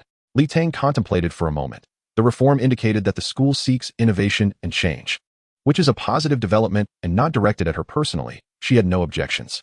Vice President Chi, Director Fan, this reform is quite thoughtful. I indeed made the right choice in selecting MOU University. I have no issues with the preparatory class, and I am not afraid of competition. Upon hearing this, Director Fan sighed in relief and took a sip from his teacup. Vice President Chi's smile broadened. Li Tang, thank you for your understanding. Next, I will provide you with my evaluation. Please let me know if you have any objections. Li Tang nodded, and Vice President Chi continued. Your strength and talent have been thoroughly researched. Your talent is insight, an auxiliary type, allowing you to view 6 pieces of information, which is extremely useful for intelligence gathering. Thus, your talent has been rated as superior. Currently, you are at the first level, second tier. Your cultivation speed was initially rated as above average, but this afternoon, I called Director Cui Honghua, who praised your strength and character highly. I learned that your first Spirit Beast contract was with an unknown Spirit Beast of 9th tier talent, which may slow your upgrade process. Hence, your cultivation speed has been rated as excellent. Additionally, Director Cui highlighted your tactical strategy in combat, commending your thoughtful approach during battles. However, your foundational skills have only reached the 2nd realm, so your combat abilities are rated as above average. Regarding your character and learning capabilities, I found commendations for your bravery in the Inspection Bureau. Your courage and composure in the face of danger are admirable. Director Fan and I discussed your performance during the recent Qian Mian Ku Spider incident. Your observation skills, memory, and analytical judgment are all exceptionally outstanding, which leads me to believe your learning ability will also be remarkable. Therefore, both of these aspects have been rated as exceptional. Your overall evaluation has been rated as above exceptional, placing you between superior and exceptional. Li Tang, do you have any objections? Vice President Chi's background investigation was quite comprehensive. Li Tang felt no resentment, but rather appreciated the school's attention to her. Thank you, Vice President Chi, for your recognition. May I inquire about the significance of this evaluation? Upon hearing this, Vice President Chi's smile grew even brighter. This evaluation is primarily to assist you in applying for the Genius Seed Award. The higher the evaluation, the greater the reward? Haha, it seems you are quite the pragmatist, discreetly concealing considerable strength. With just 2 sentences, Vice President Chi had drawn out Li Tang's hidden thoughts. An above exceptional rating will suffice for you to receive the reward. This reward is fixed and one time only. This evaluation serves merely as a reference for the preparatory class assessment. Your future performance will ultimately determine your standing. Having concluded the formal discussion, Li Tang felt a weight lift from her heart and relaxed. The special admission of Li Tang was solely Director Fan's initiative, and knowing that Li Tang had confirmed her entry into the talent preparatory class brought him relief as well. Li Tang, tomorrow I will arrange for a teacher to show you around MODU Show University. You may participate normally. Director Fan made arrangements for Li Tang's upcoming activities. Thank you, Director Fan. I have no issues with that. Two teachers, coming from a small city. I have a question I would like to clarify. The National Yusho universities are divided into two major factions. I wish to understand the differences between them. Ahem. Director Fan glanced at Vice President Chi with embarrassment. Vice President Chi, however, maintained his composure and smiled. You wish to ask how MOU University compares to Jingyu University, correct? There is no need for embarrassment. The primary difference lies in the foundational strength. Jingyu University is the first Yusho university in the country, established over 200 years ago. While MOU University has only a 98-year history, Jingyu University currently has 4 grandmasters. While our MOU University has only the president and the former president as grandmasters. As for other schools, there are generally no grandmasters. In terms of faculty strength, the gap among younger teachers is not significant. The main issue is that our older generation has fewer 7th and 8th tier experts. Additionally, there is a notable disparity in research on Yusho masters and spirit beasts. Overall resource reserves also differ. Only by confronting problems can we solve them. Vice President Chi, I have observed MOU University's determination to innovate and reform. I believe that we will undoubtedly surpass Jingyu University in the future. Li Tang could discern Vice President Chi's deep affection for the school. Indeed, upon hearing Li Tang's words, Vice President Chi nodded in satisfaction. Well said. You have ambition. However, MOU University also has its advantages. Director Fan interjected at this moment. What advantages? Li Tang asked curiously. Director Fan raised a finger, speaking mysteriously. We have money. Doesn't Jingyu University have money? Humph. In terms of funding, neither Jingyu University can match us. Chapter 76. Those who endure hardship will rise above. Secrets can lead to failure. Ahem. Vice President Chi blushed at Director Fan's words. Director Fan, this child Li Tang is perceptive. You should refrain from misleading her. Our school is backed by MO City, which indeed provides ample funding and abundant resources, but when it comes to high-end resources, especially spirit beast eggs, elixirs, and weapons, we still lag behind Jingyu University. After all, many things cannot be bought with money. Upon hearing this, Director Fan felt somewhat awkward. Li Tang chuckled nonchalantly. Rest assured, both teachers, I understand that there is no free lunch in the world, and resources must be earned through effort. Vice President Chi nodded in agreement, casting an appreciative glance at Li Tang. You possess an excellent mindset. By the way, Li Tang, I primarily conduct research on spirit beasts. May I take a look at yours, especially since it is a new breed? Of course. Li Tang waved her hand, summoning the Shigo from the Yusho space. The Shigo, suddenly in a strange environment, looked around and, sensing the powerful aura nearby, edged closer to Li Tang. Both Director Fan and Vice President Chi were astonished by the Shigo, examining it thoroughly. The creature felt shy under their scrutiny and nestled its head into Li Tang's embrace, prompting her to gently stroke its head. Li Tang, your spirit beast is quite extraordinary. The patterns on its body suggest it is a dual attribute spirit beast of wind and moon, correct? Li Tang was taken aback. Vice President Chi truly had a deep understanding of spirit beasts. Yes, the Shigo is a Shiryu Feng Shin Quan, possessing both wind and moon attributes. Does it have 2 talents? Li Tang was startled. This was something she had never disclosed to anyone, yet Vice President Chi had guessed it. After hesitating for a moment, she nodded. Yes, it possesses 2 talent skills. Vice President Chi's eyes lit up upon realizing his guess was correct. How rare. Spirit beasts with dual talents are especially scarce. Once it reaches the 9th tier, it will be incredibly powerful, so you must nurture it well. By the way, how did you acquire this spirit beast? The most dreaded question for Li Tang has arrived. Previously, Li Tang had claimed that he evolved after consuming something in the forest. Yet Fan Xianjin was present in the forest at that time, which rendered that explanation implausible. I acquired a 6th tier spirit beast egg from the esteemed Yusho Zhijia in MODU. Impossible. A 6th tier spirit beast egg could never hatch into a 9th tier spirit beast. Vice Principal Chi furrowed his brow and exclaimed. I am unaware of the tier of the spirit beast egg. I purchased it at the price of a 6th tier spirit beast egg. Vice Principal Chi. I have never mentioned this to anyone else, but I see you possess considerable knowledge about spirit beasts, and I would like to consult you. Li Tang assumed the demeanor of a diligent student and began to inquire. Upon hearing this, Vice Principal Chi nodded.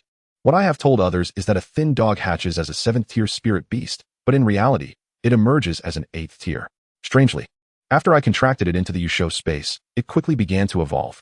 The evolution lasted about a week, and upon completion, it became the thin dog it is now. Vice Principal Chi's furrowed brow deepened as he pondered. This defies logic. Why would it evolve right after birth? Indeed, Vice Principal Chi, I too find it illogical. During my visit to Jingyu University, I encountered Professor Yin Luoshi, who possesses a book that I specifically asked him to send me for research. Seeing that he successfully diverted the topic, Li Tang hurriedly retrieved the book titled Research on Special Evolution Methods of Spirit Beasts from his backpack. Upon seeing the title, Vice Principal Chi's eyes brightened. Li Tang noticed Vice Principal Chi's hands rubbing together in anticipation, his gaze fixed on the book. Vice Principal Chi, since I am merely a freshman with limited skills, could you please assist me in studying this book? Once I improve, I will return it to you. Very well, lend me this book for a few months, and I shall return it after the semester begins. Regardless of who your mentor may be in the future, you will always be considered a student of Qi Shaozhong. Qi Shaozhong. Vice Principal Qi. Li Tang found it curious that Director Fan consistently referred to him as Vice Principal instead of Principal, unaware of the nuances of social etiquette. It turns out that your true name is Principal. Thank you so much, teacher. Li Tang immediately expressed his gratitude. At that moment, Fan Xianjin, who had remained silent for quite some time, seized upon the key point. Li Tang, you mentioned that your spirit beast was acquired through gambling on an egg. Does your insight apply to spirit beast eggs? Qi Shaozhong also grasped the significance, his gaze earnest and expectant. Li Tang, realizing he could not evade the question, reluctantly nodded. I can discern certain information, though the accuracy is not particularly high. Fan Xianjin and Qi Shaozhong exchanged glances, their delight evident. Ha, we have struck gold. Fan Xianjin laughed heartily, patting Li Tang on the shoulder. How could Jingyu University allow you to come to Mo-Do? Have they lost their senses? Li Tang, have you never mentioned your extraordinary ability to those at Jingyu University? Li Tang sighed in resignation. Alas, this cursed talent cannot be hidden at all. Professor Yin Luoshi is aware of it. They knew and still allowed you to come. Ha. You will undoubtedly be the most popular student at MOU University. Without a doubt. Thin dog, do not let the praise from these two teachers go to your head. Woof. Then why are you holding your head high? A great person once said, humility fosters progress, while pride leads to downfall. Do you wish to advance or regress? Woof. The thin dog lowered its proud head. Well done. Only by enduring hardships can one rise to greatness. Do you understand what that means? Woof. I have completed my training for today, but you have yet to begin. It is already past 11. You should prepare for an all-nighter. Although I am not human, you are indeed a dog. Li Tang felt equally helpless as Fan Xianjin and Qi Shaozhong continued their discussion until 11 o'clock before reluctantly parting ways. All three were highly satisfied with the meeting. Li Tang secured a spot in the genius class, while Fan Xianjin and Qi Shaozhong identified a promising student. The only one left wounded was the thin dog. That night, the thin dog stood by the window, clutching a high-grade source stone, silently shedding tears. Having gone to bed early the previous night, Li Tang awoke in excellent spirits. He went straight to the gym at the guest house, found a vacant area, and began to practice the techniques bestowed by Yin Luoshi. The foundational techniques serve as the bedrock of combat skills, yet mastering even a single technique of exertion is exceedingly challenging, requiring a full eruption of muscle strength combined with the infusion of vital energy and source power.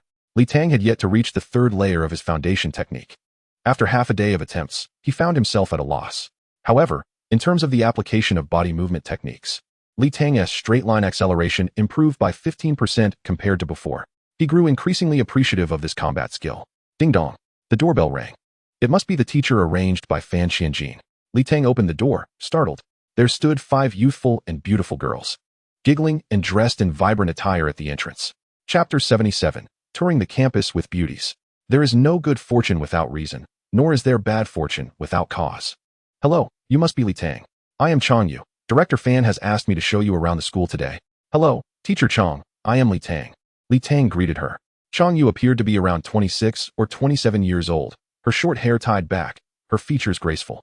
And she wore glasses that accentuated her intellect. Behind her were 4 other girls, all charming, slightly older than Li Tang, likely current students. Upon noticing Li Tang's gaze drifting behind her, Chong Yu smiled and explained, "These 4 are my students, a year ahead of you." Upon hearing that there was a junior, they insisted on accompanying me to take a look. No problem, the more the merrier. Li Tang cheerfully agreed, secretly speculating that Fan Xianjin had orchestrated this delightful arrangement, employing the beauty strategy. After Li Tang spoke, the 4 lovely girls began to introduce themselves enthusiastically. Junior. You are so handsome. I'm Chi Mingming. Just call me Mingming. I'm Li Wei. We share the same surname. I'm Wei Sinian. I'm Fei Jian. Hello there. Greetings to the 4 senior sisters. I will rely on Teacher Chong and you 4 to take care of me today. Li Tang smiled at the 4 senior sisters, quickly shifting the topic. Teacher Chong, what is on our agenda today? Shall we head out now? Yes. We will set off now and discuss along the way. Li Tang had little to pack, so he grabbed his room card and stepped outside. In the elevator, Chong Yu detailed the day's itinerary. Li Tang, since MODU Show University occupies a vast area, a single day is hardly sufficient for a complete tour. I will first drive you around for a brief overview of the scenery and architecture. Then we will visit the library, gym, and combat arena, which are popular spots among MOU University students. We will have our meals in the cafeteria, allowing you to sample the dining options. The 6 of them exited the guest house and boarded a 7-seater vehicle. Chong Yu took the wheel, while Li Tang occupied the passenger seat, and the 4 girls settled in the back. Shortly after departing the guest house, a right turn revealed a grand and imposing school gate that captured their attention. Although still 2 to 3 kilometers away, it already left a profound impression. The gate extended over 300 meters in length and stood 40 to 50 meters high. Constructed primarily of marble, with the central plaque made of white jade inscribed with the words MODU City's first Beastmaster University in 9 resplendent golden characters. The gate's unpretentious grandeur commanded respect, dwarfing the surrounding buildings. From a distance, it appeared majestic, and as the vehicle drew closer, the sense of awe intensified. Standing beneath the gate, one felt as small as an ant, insignificant as dust. The gate loomed before them like a portal between realms, instilling an immediate awareness that the world inside was entirely separate from that outside. As the vehicle entered the main gate, they encountered a circular plaza over 200 meters in diameter, at the center of which stood a 30-meter-high stone engraved with the school motto, loyalty, courage, integrity, diligence. The roundabout branched into 8 exits, and Chong Yu turned onto the rightmost lane, cruising along a path flanked by lush trees and a diverse array of buildings of varying heights and styles. The university comprised numerous faculties, each with its designated area. This particular section belonged to the alchemy department, and Chong Yu provided a brief introduction, keeping her words to a minimum. Introduced herself, "We are all first-year students from the Peiyou department. Younger brother, please leave your contact information. We hope you will often come to play with us. Li Tang, have you decided on your major yet? I should be in the preparatory class, but I have no idea what that entails." Li Tang was genuinely oblivious to the majors offered in university. This was the first time Chi Mingming had heard of the preparatory class, and she immediately turned to Chong Yu. "Sister Yu, do you know what the preparatory class is?" Chi Mingming called Chong Yu Sister Yu, and Chong Yu did not seem displeased. Their relationship appeared to be quite amicable. "Mingming, where is the most outstanding student from your year at the MOU to Special Recruitment Conference?" "They are in the Bientai class." After Chi Mingming answered, she realized. "You are from the genius class, younger brother. I thought you were just an ordinary exempt admission student. I didn't expect you to be from the genius class." Li Tang maintained a smile and lowered his head. "Mingming, think about it. If Li Tang were not exceptional, would Director Fan have allowed me to bring him to tour the campus? I am merely fortunate." Li Tang smiled modestly. As for the preparatory class, it is a new policy this year aimed at students like Li Tang, who entered university in their first year of high school, providing them with a year to adapt. "Li Tang, you are only in your first year of high school," Fei Jian exclaimed. "Does that mean I am 3 years older than you?" "It's all right, Jian. A woman in her 3rd year of university is like a treasure," Li Wei joked with a grin. "Oh dear, they haven't even agreed yet." Jian glanced at Li Tang shyly and playfully slapped Li Wei's arm, causing the 4 girls to burst into laughter. Li Tang looked rather exasperated. "I am still young. Don't go too fast." The vehicle continued to drive forward, and after a turn, Li Tang beheld a vast lake that seemed to stretch endlessly, with a lush green mountain in the distance, clouds drifting at its peak. "This is our school's Beigu Lake and Nanyuan Mountain." Chong Yu continued her introduction. Li Tang truly did not expect the mountain to be part of the university. MOUDA is truly vast, even after 4 years of university. One might not explore it all. "Younger brother, this is just the beginning. To the east lies the ocean, and to the west, a city. We refer to it as Beihu, Nanshan, Donghai, and Xiqing," Li Wei interjected, gesturing toward the window. "I have heard that it was the establishment of MODU Show University that led to the creation of MODU Sure."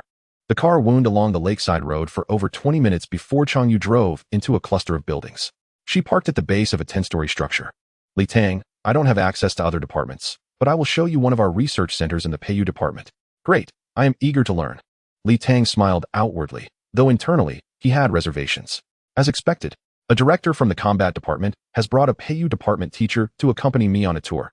There must be a motive. Li Tang followed Chang Yu and the others to the 7th floor and entered an office, where Chang Yu began to speak animatedly. Our research center has been established for over 30 years, focusing mainly on the cultivation, evolution, and breeding of spirit beasts, particularly in the realm of spirit beast evolution, where we are internationally recognized for our leading research. Li Tang, I will take you around the center shortly to see if there are any projects that interest you, which you can participate in once you enter university. Like the 4 of us, primarily engaged in research on breeding new varieties of spirit beasts. Upon hearing this, Li Tang understood that Chang Yu and her friends were particularly interested in the Xiaogou. Li Tang smiled and replied, "Well, Teacher Chang, I am not yet in university, so I am unfamiliar with these matters. I will consider what direction to research once I enroll." Li Tang, may I take a look at your spirit beast? The truth becomes apparent. Chapter 78. It is what you desire to eat. One's life is spent paying for their choices. May I see your spirit beast? Li Tang chuckled at the request, but remained silent. Chang Yu appeared a bit anxious. Li Tang, I am doing this for research. I will not harm your spirit beast. Moreover, I will cover the cost of its feed for the next year, the very best kind. Teacher Chang is also dedicated to research, so I must support this. Li Tang, seeing no way to refuse, decided not to dwell on it. He raised his hand, and the Xiaogou appeared in the office. Wow, this spirit beast is so handsome. Indeed, although it is a bit thin, I wonder if it will be all right. Its markings are quite cool. The 4 girls surrounded the Xiaogou, enthusiastically praising it, and upon noticing its gentle demeanor, they began to pet and cuddle it. Seeing the Xiaogou squint its eyes in comfort, rubbing its head against them, Li Tang felt a twitch in the corner of his eye. Chang Yu produced a pack of feed from somewhere and poured it into a bowl, placing it on the floor. The Xiaogou's nose twitched. It turned its head from the girls, its previously squinted eyes now wide open. Shaking off the girls, the Xiaogou approached the bowl of feed, saliva dripping onto the floor as it stared at Li Tang with eager eyes. Li Tang avoided the Xiaogou's gaze, feigning interest in the books on the nearby shelf. The Xiaogou, anxious, began to lick its lips and whimper. "Master, I want to eat." A childish, clear voice echoed in Li Tang's mind, startling him as he quickly glanced at the Xiaogou. This was the first time the Xiaogou had communicated clearly through thought, previously only conveying emotions. Normally, Li Tang spoke while the Xiaogou listened. "It is you who desires to eat." Li Tang replied through his thoughts. He then said aloud, "Xiaogou, go ahead and eat." Upon hearing Li Tang's command, the Xiaogou devoured the feed in 2 bites, licking its lips and glancing at Chang Yu. Seeing the feed was well received, Chang Yu was delighted and quickly poured another bowl for the Xiaogou, which vanished just as quickly. After 5 bowls, Li Tang could no longer hold back. "That's enough, Xiaogou." The Xiaogou reluctantly trotted back to Li Tang, nuzzling against his knee. "Wow, younger brother, your spirit beast is so clever. Indeed, unlike my clumsy cat, which only knows how to fight." The emotional support from the 4 senior girls was abundant, causing the Xiaogou to lift its head higher. "Li Tang, may I take a small sample of your spirit beast's blood for analysis?" Chang Yu expressed her request. Glancing at the Xiaogou, he communicated through thought, "It is you who desires to eat." Caught in a dilemma, Li Tang reluctantly nodded. The Xiaogou looked innocently with wide eyes, seemingly unaware of what was happening. In a flash, the Xiaogou was scooped up by Wei Xingyang, while Fei Jian held its mouth shut with one hand and covered its eyes with the other. Li Wei secured the Xiaogou's front paw, parting its fur to locate a vein, and Qi Mingming produced a syringe from who knows where, swiftly inserting it to draw a vial of blood. Li Wei used a cotton swab to press the wound for 3 seconds, tidying the fur on its leg. Suddenly, the 4 of them scattered, creating distance from the Xiaogou. The entire operation took less than 10 seconds. Their seamless teamwork left Li Tang in shock. The Xiaogou was bewildered, not realizing its blood had already been drawn. Woo-woo. The Xiaogou, after a moment of confusion, glanced at its front leg, belatedly making a noise of protest. Chang Yu poured another bowl of feed and offered it to the Xiaogou, which angrily turned its head away. "If you don't eat, the blood draw was for nothing." The Xiaogou appeared quite annoyed. After consuming 5 more bowls, following the blood draw, Chang Yu felt accomplished and relaxed, becoming quite talkative. The 6 of them resumed their journey in the vehicle, with Chang Yu patiently introducing the various sceneries and buildings of Mo.Du Show University along the way. After over 20 minutes, the car stopped, and Li Tang stepped out to find himself before a towering building of 40 to 50 stories. Its exterior adorned with large glass panels, resembling an office building in the city center. This is the main library of Mo.Du Show University, the primary library of the school, while the other libraries belong to various departments. Upon entering the library, one immediately notices a stark contrast to the modern exterior. The interior exudes a practical and unadorned charm. From the moment one steps inside, the curved design envelopes the visitor, surrounded by towering bookshelves, with tables scattered throughout where a few students are engrossed in their studies. Elevators and other amenities are tucked away in a corner. The first library of the school houses an extensive array of resources, with the exception of classified materials, most of which can be found here. However, access to the levels above the 20th floor remains restricted for now. Changyu accompanies Li Tang as they meander through the library, providing insights along the way. Reflecting on Qi Xiaozhang's reaction upon encountering the research titled On the Special Evolution Methods of Spirit Beasts, Li Tang speculates that while the publicly available resources in the MOU to First Library are indeed plentiful, the undisclosed materials may be rather limited. The library's vast collection resembles an ocean, and Li Tang wanders through the aisles, occasionally pulling out a book to peruse. The first floor primarily hosts foundational academic texts and related materials, while the second, third, and fourth floors are dedicated to social sciences and humanities. On the fourth floor, Li Tang opens a book titled A Brief History of Spirit Beast Tamers, which offers various conjectures and analyses regarding the emergence of rifts and the genesis of spirit tamers in its initial chapters. Do you enjoy reading, Junior? Qi Mingming suddenly appears beside Li Tang. Just browsing casually, Li Tang replies, closing the book. Am I allowed to borrow books from the school library now? You can read freely in the library, but to borrow books, a teacher's signature is required, Qi Mingming explains. Li Tang nods in understanding. Noticing Qi Mingming's intention to engage him further, he surmises that there are plans ahead, and thus he follows the group of 5 to the 9th student canteen. Junior. The school has a total of 14 student canteens, strategically placed throughout the campus. The 9th canteen is renowned for its bai chui lingxi soup, with a daily limit of 30 portions. Due to your presence, Teacher Chang has specially requested a few servings, which are normally hard to obtain. Li Wei, a connoisseur of gourmet cuisine, passionately extols the delightful dishes. The 5 blossoms, slightly embarrassed due to the matter concerning the slender dog, order an array of dishes, all of which are visually and gastronomically appealing. Li Tang, not one to hold back, indulges heartily, finding the flavors exquisite and the sustenance invigorating. The bai chui lingxi soup proves particularly beneficial for Li Tang's recuperation from injuries. By the time they finish their meal, it is already 1 in the afternoon, and the 6 of them board a vehicle to continue their journey. Li Tang, since you are a specially recruited student, the school does not possess your physical assessment data. Therefore, our next stop is the gym to conduct some technical evaluations. Changyu outlines the afternoon's itinerary while driving. Teacher Chang, what will be the primary focus of the assessments? Mainly speed and strength tests, which every student must undergo. You will understand once we arrive, Changyu replies. 20 minutes later, the vehicle halts before a large 4-story building, reminiscent of a sports arena, boasting high ceilings and spacious interiors. Upon entering, they reach the front desk. I'd like to book a new student comprehensive assessment room, Changyu states, securing a room key. The usually reticent Wei Sinian suddenly leans closer to Li Tang and whispers, Li Tang, you must give it your all in there, or the consequences could be dire. Chapter 79, Breakthrough. The 3rd level of Zhuanggong. Pressure is a driving force, and crisis can be an opportunity. Wei Sinian, what nonsense are you spouting? Changyu interjects, frowning before turning to Li Tang with a reassuring smile. Your senior is merely joking. The assessment is entirely safe, so do not worry. Yes, yes. She is only looking out for me. Li Tang chuckles, though inwardly he feels overwhelmed by the theatrics of the 5. Ascending to the 3rd floor, Changyu unlocks room 309 with the key card. The room, modest in size at approximately 20 square meters, contains a table adorned with a computer and several displays. Notably, there is a heavy iron gate within the room.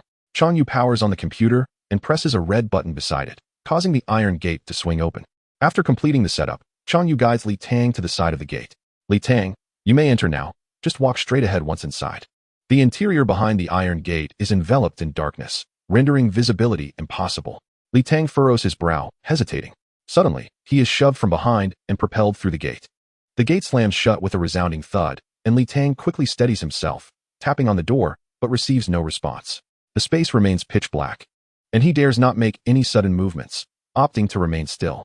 Gradually, several dim lights flicker to life within the chamber, illuminating a long corridor that stretches out before him, measuring 3 meters in height and approximately 2 meters in width, its length unknown. Li Tang refrains from advancing recklessly. Positioning himself with his back to the gate, his muscles tensed in anticipation.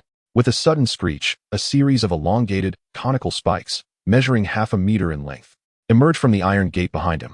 As one hand braces against the door, sensing the protrusions, he quickly executes a forward roll, narrowly evading the spikes. Following the maneuver, he examines the blood on his palm. Though the wound is minor, it is indeed bleeding. What a predicament! Li Tang exclaims, astonished by the gravity of the situation. Before he can further contemplate, another sharp sound pierces the air as a vertical row of iron spikes, approximately 1 meter long, bursts forth from both walls, glinting ominously. The confined space becomes increasingly claustrophobic. More spikes continue to protrude, pressuring Li Tang's escape route. Realizing that there is no time for hesitation, he decides to run. With a powerful push from his legs, he bolts forward, the spike's emergence quickening in pursuit. Within 5 seconds, they are less than half a meter from his back. The only option now is to accelerate. Li Tang silently praises his morning workout routine, grateful he did not slack off. He channels his inner energy and vitality, integrating it into his movements, and applying the principles of the Lu Huizhui Guangbu technique bestowed by Yan Luoxi, which enhances his speed significantly. Though he has yet to master this technique, he draws upon its foundational principles and his understanding of velocity, propelling himself forward with a 30% increase in speed, creating a 2-meter gap between himself and the advancing spikes. However, the spikes also increase their speed by 50%, quickly closing the distance once more. If this continues unchecked, I might as well be a dog barking upside down. Li Tang grits his teeth, desperately urging his energy to quicken his pace. Yet, he can only match the spike's velocity. Reaching his limit, the spikes, relentless, increase their speed by another 10%, closing in to within 30 centimeters of Li Tang's back, their chilling gleam disconcerting. At his maximum velocity, Li Tang recalls the teachings within the Lu Huizhui Guangbu, which emphasize that explosive speed arises from the collision and compression of energy. Despite the daunting challenge, he steels himself, channeling his energy into his feet, pushing off with great force. The impact reverberates through his body, launching him forward and further widening the gap between him and the spikes. In that fleeting moment, however, his legs and calves suffer the strain, pain radiating through his muscles. Yet he has no time for reflection. The oppressive presence of the spikes continues to press upon him. The ominous sound of the spikes ceases, and suddenly, a wall materializes before him. With no time to decelerate, Li Tang collides with the wall, his hands instinctively bracing against its surface to soften the impact, causing him to rebound and fall to the ground. He quickly rolls twice, narrowly avoiding the halted spikes. Rising to his feet, he employs his energy to heal his injuries while surveying his surroundings. He finds himself in a space measuring 3 meters in height and 2 meters in width and length, with spikes behind him and walls on 3 sides. Approaching the front wall, he inspects it closely, confirming its solid structure with no visible mechanisms. The first challenge tested his speed. The nature of the second challenge remains a mystery. Suddenly, a deafening noise reverberates from above, as the ceiling begins to descend ominously. Li Tang wore an expression of exasperation, wondering if a touch of creativity might suffice. Although he knew the school would not go so far as to harm him, he felt compelled not to simply lie down in the face of this situation. He raised his arms to the heavens and grounded his feet firmly on the earth, spreading his legs shoulder-width apart with his knees slightly bent and hips thrust forward. His body assumed a stance of stillness, allowing the energy within his muscles and bones to flow freely, preparing to confront the impending pressure. As the ceiling descended, the moment it made contact with his hands, Li Tang felt an immense weight bearing down upon him, with his elbows and knees nearly buckling under the strain. Gritting his teeth, he rooted himself to the ground, channeling the strength through his limbs to support the ceiling above. He understood that if his arms and legs were to bend, relying solely on muscle to straighten them would be futile. The skeletal structure could withstand far more pressure than muscle could. Thus, it was imperative that his limbs remained straight. The force of the ceiling's descent intensified, and Li Tang sensed blood rushing to his limbs, the bones in his wrists and the muscles in his forearms beginning to sustain injuries. Blood welled from his gums, and his arms and legs trembled violently. The source energy coursing through his governing meridians circulated rapidly, transmitting power from his spine to his arms and legs.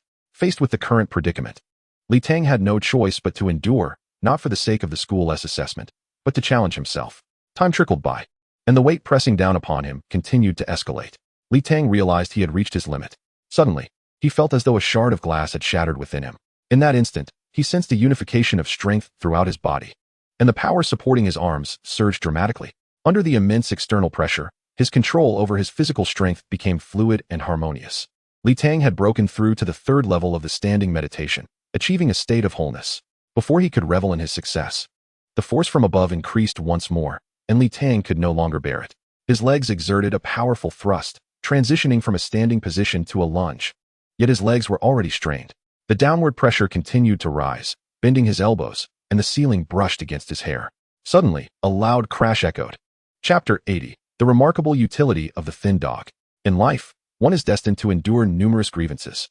With a crash, Li Tang found himself tumbling onto a soft mat. Lying there, He watched as the opening above slowly closed. It turned out the exit was beneath him. Li Tang intentionally lingered a moment longer, desperately recovering his energy. After a minute, he gradually rose to his feet. He found himself in a room approximately 100 square meters in size, with only a single door ahead. Li Tang mused that the first two challenges tested speed and strength, so this one must be a test of reflexes.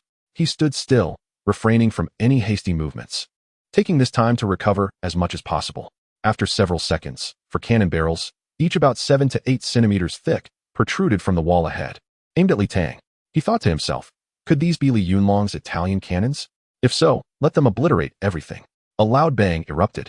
One of the cannon barrels fired, and Li Tang swiftly darted to the left, evading it as a loud thud resonated from the wall behind him. Fortunately, it was just an air cannon. Bang, bang, bang. 3 more cannon shots followed, one targeting Li Tang's current position, while the other 2 anticipated his evasive maneuvers. Calculating the timing, Li Tang executed a roll, dodging all the shots. An air cannon. Apologies, but this time you've hit a brick wall. He raised his hand, and the thin dog appeared in the room. Thin dog, quickly learn from this advanced experience. Do you see how this air cannon is perfectly suited for launching spirals? Woof, woof, woof, bang, bang, bang.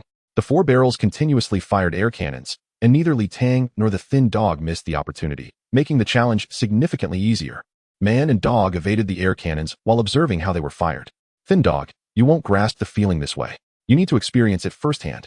Li Tang seized the opportunity and scooped up the thin dog, cradling it against his chest. Bang, bang, bang, woof, woof, woof. The air cannons struck the thin dog, causing it to yelp in pain. Tears welled in its eyes. I may not be human, but you are indeed a real dog. Bang, bang, bang, woof, woof, woof. Thin dog, don't you possess the talent of the wind goddess, child? Air cannons are wind-based skills. You should engage it with wind blades while simultaneously testing your talent's damage immunity. Li Tang sheltered behind the thin dog, continuously communicating, and the thin dog appeared to grasp the concept. It opened its mouth, unleashing a wind blade that intercepted one of the air cannon shots. The other 3 projectiles struck the thin dog, yet it seemed as if a gust of wind had swept over it, and it did not yelp. It was indeed effective. Li Tang hugged the thin dog and charged toward the door. Bang, bang, bang. As they drew closer to the door, the air cannon fire intensified, but it mattered not, for the thin dog felt no pain. Li Tang jogged to the door, and the air cannon ceased fire. He placed the thin dog down, turned the doorknob, and stepped into the next room. The moment the door opened, a rich source energy flooded over him. The room was bright, and even more so was the wall opposite him, which bore 4 enormous characters. Closed the door immediately. Li Tang and the thin dog hurriedly shut the door. The room was small, approximately 10 square meters, yet the source energy within was more abundant and purer than that from a high-quality source stone. Inside, there was merely a cushion and a table, atop which lay several items. Li Tang approached the table, where he found a small box and a piece of paper. The paper read, "Test completed. Healing pills are on the table. This room is a premium source energy chamber, open for 1 hour." Li Tang opened the box and swallowed the pills contained within. The effect was remarkable, and his injuries began to heal. Hastily, Li Tang settled onto the cushion, entering into meditation. The thin dog lay beside him, closing its eyes to cultivate. "Junior, you are truly impressive. You have surpassed your limits in the first 2 challenges." Qi Mingming expressed disbelief, recalling her own experience in the second challenge when she had been overwhelmed and left lying on the ground, feeling utterly humiliated. What will happen in the 3rd challenge? The collected data is insufficient, Wei Sinian murmured softly. Just report the situation honestly, Changyu replied. Her gaze fixed on the screen showing Li Tang in meditation, while another screen displayed the data. Look, Li Tang's energy affinity is exceptionally high, and his energy absorption rate is remarkably swift. An hour later, Li Tang sensed the surrounding source energy dissipating, feeling a lingering desire for more. In just 1 hour of cultivation, the Beastmaster tree within him had produced source power. He rose to his feet, and suddenly a side door in the room opened. Li Tang summoned the thin dog back into the Beastmaster space and approached. The side door was brightly lit, leading to a staircase that ascended to a door above. "Junior, come up." The door above swung open, and Li Wei emerged, waving at Li Tang. He bounded up the stairs and entered the room. Inside, Changyu and the others were present. Upon seeing Li Tang, Changyu smiled and quickly explained, "Li Tang, this is the standard procedure for the genius class. Each member must undergo a test without prior knowledge, ensuring that the data is more authentic and the ample pressure is beneficial for cultivation. Additionally, since you arrived early, when the other members of the genius class arrive, you will also need to assist in the act." Li Tang's expression darkened. Was this a game of passing the baton? The once heroic youth turned into a villain, deceiving others while saying, "I'm doing this for your own good." It was quite a delightful thought. Tang neither agreed nor declined, instead opting to inquire about other matters. Are those 4 senior sisters also part of the genius class? No. They are genuinely collaborating with me on research, and they are participating in this test as well. However, they have all undergone this test before. What other tests remain? Please be straightforward. You will head to the combat arena and choose one among the 4 of them for a match. A spirit beast battle will suffice. As you are still somewhat lacking. Magic Guardian's 3rd combat arena, Site 7. The slender dog makes its appearance once more, facing the feline spirit beast of Wei Xingyang. Cloaked in dark fur with an enigmatic gaze, Tang selected Wei Xingyang for 2 reasons: her comparatively lower level and her remarkable agility in movement, suggesting she might be a speed-oriented spirit beast. With a flash of insight, Tang gathered the information, yet the feline remained unresponsive. Species, Shirgu Yao Mao. Level, 2nd tier. Level 3. Talent level, 6th tier. Talent skill, Shirgu Ji Zhua. Skills, Bite Ambush. Personality, reclusive. The slender dog faces an opponent endowed with ambush and attack-enhancing talent skills. Capable of launching a powerful surprise assault, Tang decided to initiate the wind walk to assess the opponent's speed. If they were faster, she would execute a spiral bomb attack, and if not, she would maintain her distance and gradually wear it down with Windblade. Understanding the situation, Tang swiftly devised a strategy for the slender dog. As the match commenced, the Shirgu Yao Mao, confident in its level superiority, lunged towards the slender dog. Energy of the wind element coursed through the slender dog as it activated Wind Walk, darting around the arena. The slender dog was supposed to have a speed advantage as a wind-type spirit beast. However, to its astonishment, the Shirgu Yao Mao matched its pace. At that moment, as the slender dog turned a corner, the Shirgu Yao Mao seized the opportunity to close the distance. Ambush. It suddenly appeared beside the slender dog, its sharp claws gleaming with a grayish light as it launched its assault. Chapter 81. Do you have dreams? If opportunities do not arise, create them yourself. The Shirgu Yao Mao capitalized on the slender dog's turn, executing an ambush and activating its talent skill. In the blink of an eye, the slender dog executed a sudden stop and darted back, skillfully evading the attack and creating distance. Having learned from a previous encounter, the slender dog persistently used Windblade to disrupt the Shirgu Yao Mao, maintaining a safe distance. The chase between the cat and dog was intense, yet neither inflicted even a scratch on the other. Ultimately, it would come down to who would tire first.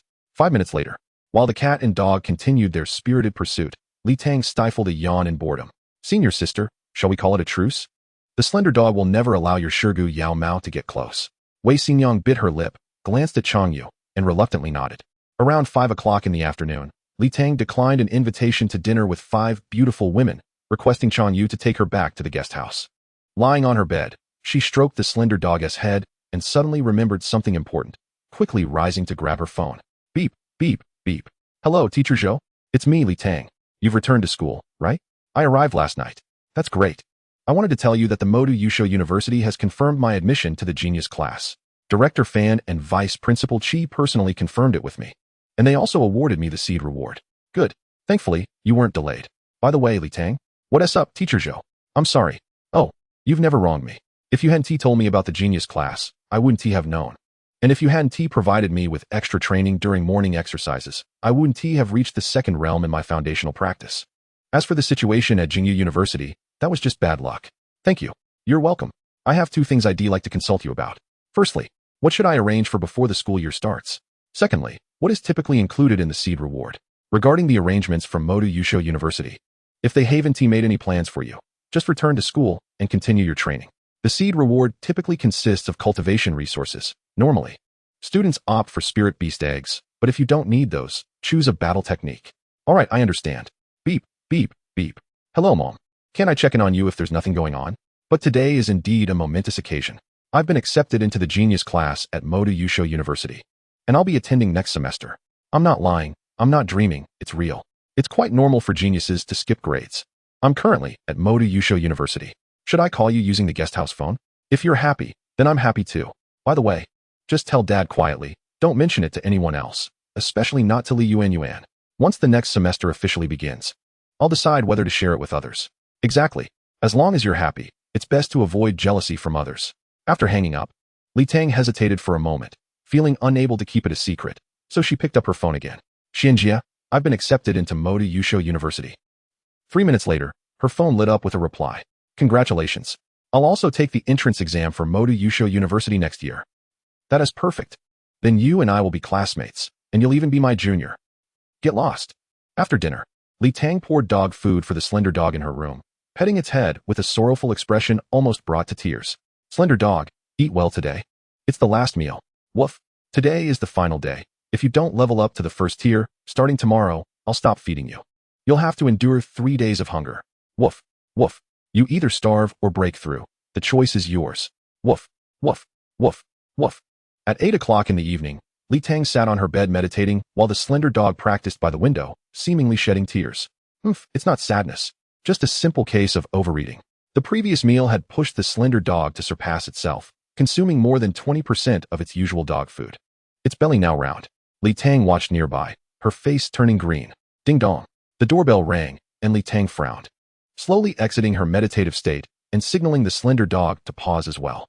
Upon opening the door, she found Fan Xianjin accompanied by an unfamiliar elder.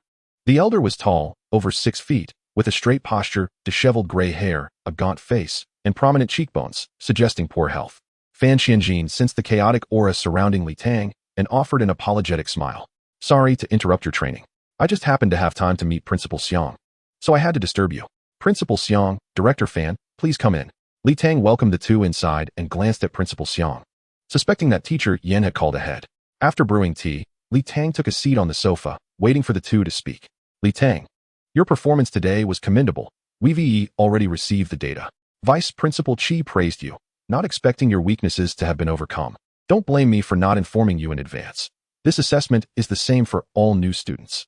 Also, Teacher Chang saw the slender dog's profile and requested to meet you. She is quite passionate about her research, and her methods may be a bit harsh. I apologize for that. Fan Xianjin broke the silence with a smile and then handed Tang a document. This is the intention confirmation letter and confidentiality agreement for the early admission. Please take a look and sign if everything is fine. Tang examined the documents. The confidentiality agreement posed no issues, stipulating that discussions about joining the preparatory class should remain private until the start of the semester. The confirmation letter was straightforward, simply stating that no changes could be made. Director Fan, after the signs, will provide a certain level of financial support that refers to the seed reward, also termed signing fee, which will be coordinated with you by a teacher after the semester begins. Tang had no further questions and promptly signed the documents, returning them to Director Fan, who neatly placed them into his bag. You are the 3rd student accepted into the preparatory class this year. The other students won't finalize until the end of June. I'm here to inquire about your plans for the next 2 months. Well, I'll follow Director Fan's arrangements. All right. Today, Vice Principal Xiang took the time to visit, wanting to get to know you better. Fan Xianjin nodded and looked at Vice Principal Xiang. The latter took the floor with a cold demeanor, getting straight to the point. In the evening, Yen Luoshi called me, expressing a desire to accept you as a student. However, I despise favoritism and backdoor dealings.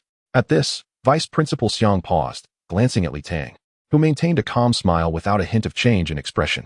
Yen Luoshi, like me, also detests such things. Therefore, I want to know why she recommended you. It is no easy task to ask her to give me a call about this matter. As for Fan Xianjin's assertion that Yen Luoshi and Cui Honghua have a conflict leading to your presence here, I do not believe a single word of it. Can you provide me with an explanation? Tang offered an apologetic smile towards Fan Xianjin and calmly stated, it is due to the discord between Teacher Yen and Vice Principal Zhou that I declined to enter Jingyu University, which is why Teacher Yen made the call on my behalf. Tang's words were somewhat ambiguous, leaving Fan Xianjin puzzled, though he nodded contemplatively at the vice principal. Tang, I have not accepted students in a decade. After a moment, the vice principal spoke these words, his expression melancholic, as if he had aged several years in an instant. After that, he merely gazed at Tang, his rejection evident. Tang thought to himself that since the vice principal was recommended by Teacher Yen, he must be reliable. Furthermore, the vice principal's demeanor suggested he held no personal grievances against me. Rather, it seemed he simply harbored some reservations. Thus, I cannot easily concede. The voice of that man echoed in Tang's mind. Give it your all. Vice Principal, do you have dreams? Chapter 82. I tread upon the snow to the mountain peak. The strong define their boundaries by the freedom of the weak. Vice Principal, do you have dreams? Tang's words rendered the Vice Principal momentarily speechless. Forgotten memories surged within his mind, and the gaze he directed at Tang grew increasingly fervent. I have a dream, but I fear I may never see it realized in this lifetime. Vice Principal, the Student Council will help you achieve your dream. Upon hearing this, A playful smile appeared on the vice principal's face. Such lofty aspirations from a mere novice, daring to speak of fulfilling the dream of an 8th-tier master? At that moment, Li Tang recalled the steady voice of that man, gradually rising in fervor. No one can thwart my ambition to soar. I will tread upon the snow to the mountain peak. If fate denies me this fortune, I shall ascend Kunlun alone. 30 years of fortune and 30 years of misfortune. Do not belittle the youth. In an instant, both Fan Qianjin and the vice principal were captivated by Li Tang's audacious and confident words, rendered speechless. Li Tang had successfully earned their respect. The vice principal's face broke into a satisfied smile, his eyes fixed on his teacup. I am rather parched. Fan Qianjin's face lit up with joy, just as he was about to signal Li Tang. However, Li Tang had already gracefully knelt on the ground, offering tea to the vice principal. Teacher, please have some tea. The motion was fluid and smooth. The vice principal accepted the cup with one hand while using the other to assist Li Tang to his feet, taking a gentle sip. We no longer adhere to such rituals. Li Tang, you shall henceforth be my disciple, Xiang Tianxiao. Li Tang clasped his hands in salute and bowed deeply to Xiang Tianxiao. Teacher, your faith and will shall endure through time. Your courage and determination will be passed down through generations. I, your disciple Li Tang, will never betray your teachings, and I shall do my utmost to help you realize your dreams. Excellent, excellent, excellent. Xiang Tianxiao hurriedly helped Li Tang to his feet and urged him to sit down. Since you have chosen me as your teacher, I cannot be stingy. You must earn your cultivation resources through your own efforts at school, but I will gift you some smaller items. From his pocket, Xiang Tianxiao retrieved a ring, transferring its contents into his hand before handing it to Li Tang. This is a storage ring. It will be more convenient for you when you go out. Thank you, teacher. Li Tang accepted it with both hands, tucking it into his robe. Upon seeing this, Xiang Tianxiao raised an eyebrow. Li Tang, have you encountered storage equipment before? Li Tang, feeling somewhat helpless, retrieved a jade pendant from his robe. This was a gift from Grandpa, Huang Jueming. Fan Qianjin could not suppress a laugh. Xiang Tianxiao appeared embarrassed. Teacher, today is my first meeting with you. You have unreservedly gifted me such a precious item.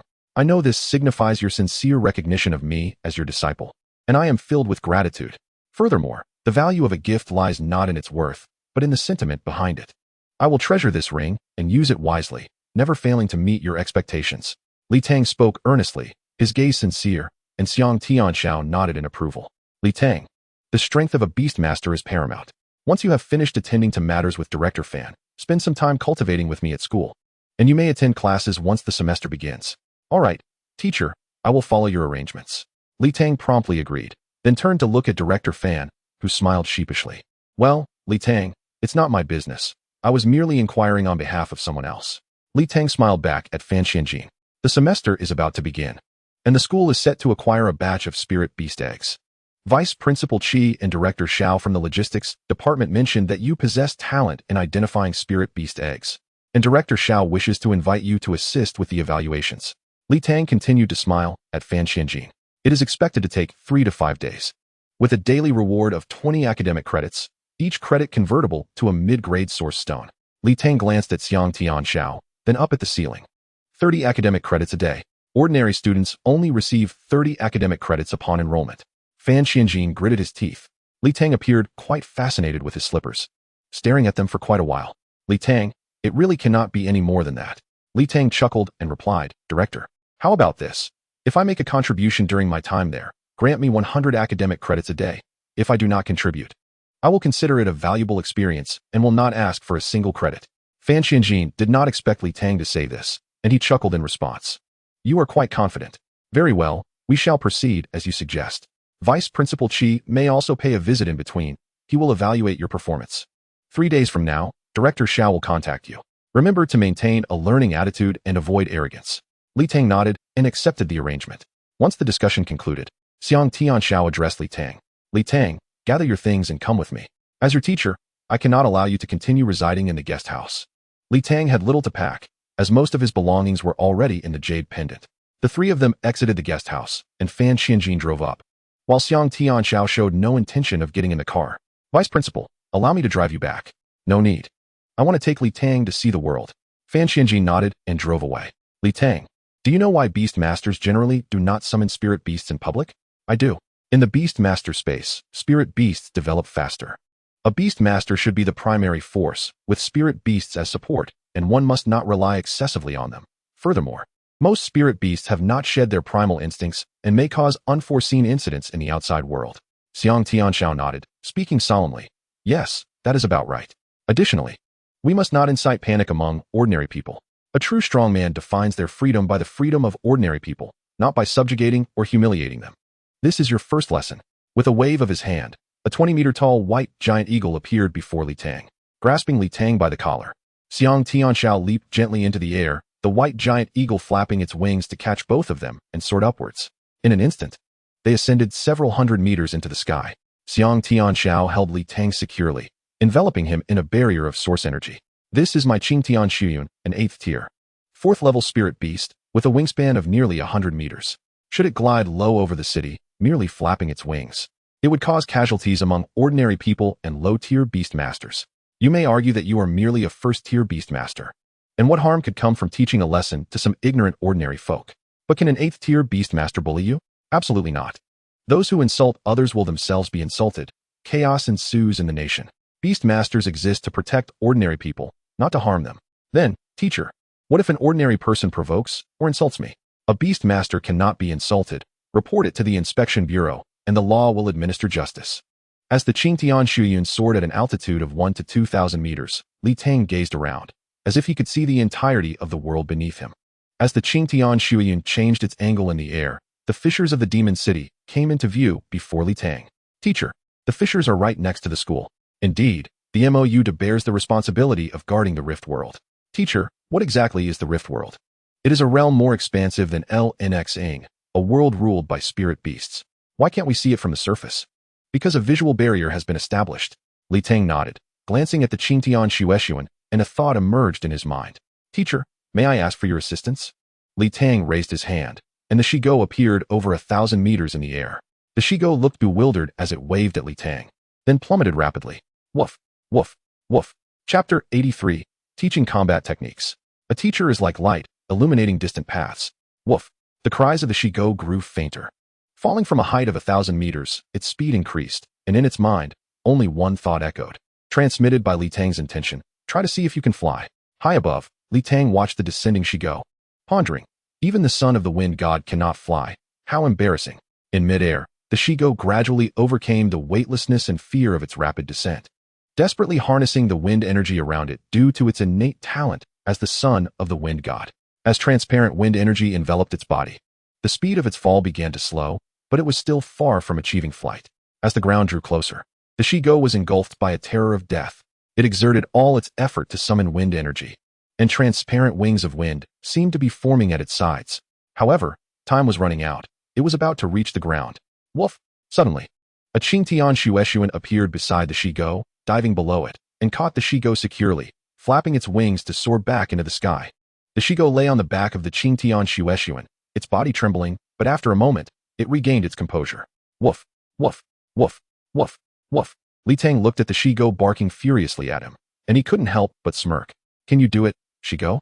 With your talent as the son of the wind god, I merely wanted to see if you could manage to fly. But alas, you did not succeed. I thought perhaps you could take this opportunity to break through to the next level. Yet nothing happened. Woof, woof, woof, woof, woof. Fine, I was wrong. I will treat you to a meal tomorrow. Woof. Upon hearing Li Tang's promise of dog food, the Shigo approached him and nuzzled his knee. At that moment, a voice whispered in Li Tang's ear, I initially intended to drop you down for some training, but you acted first. Xiang Tianxiao quietly remarked, causing a cold sweat to break out on Li Tang. Thankfully, I acted quickly.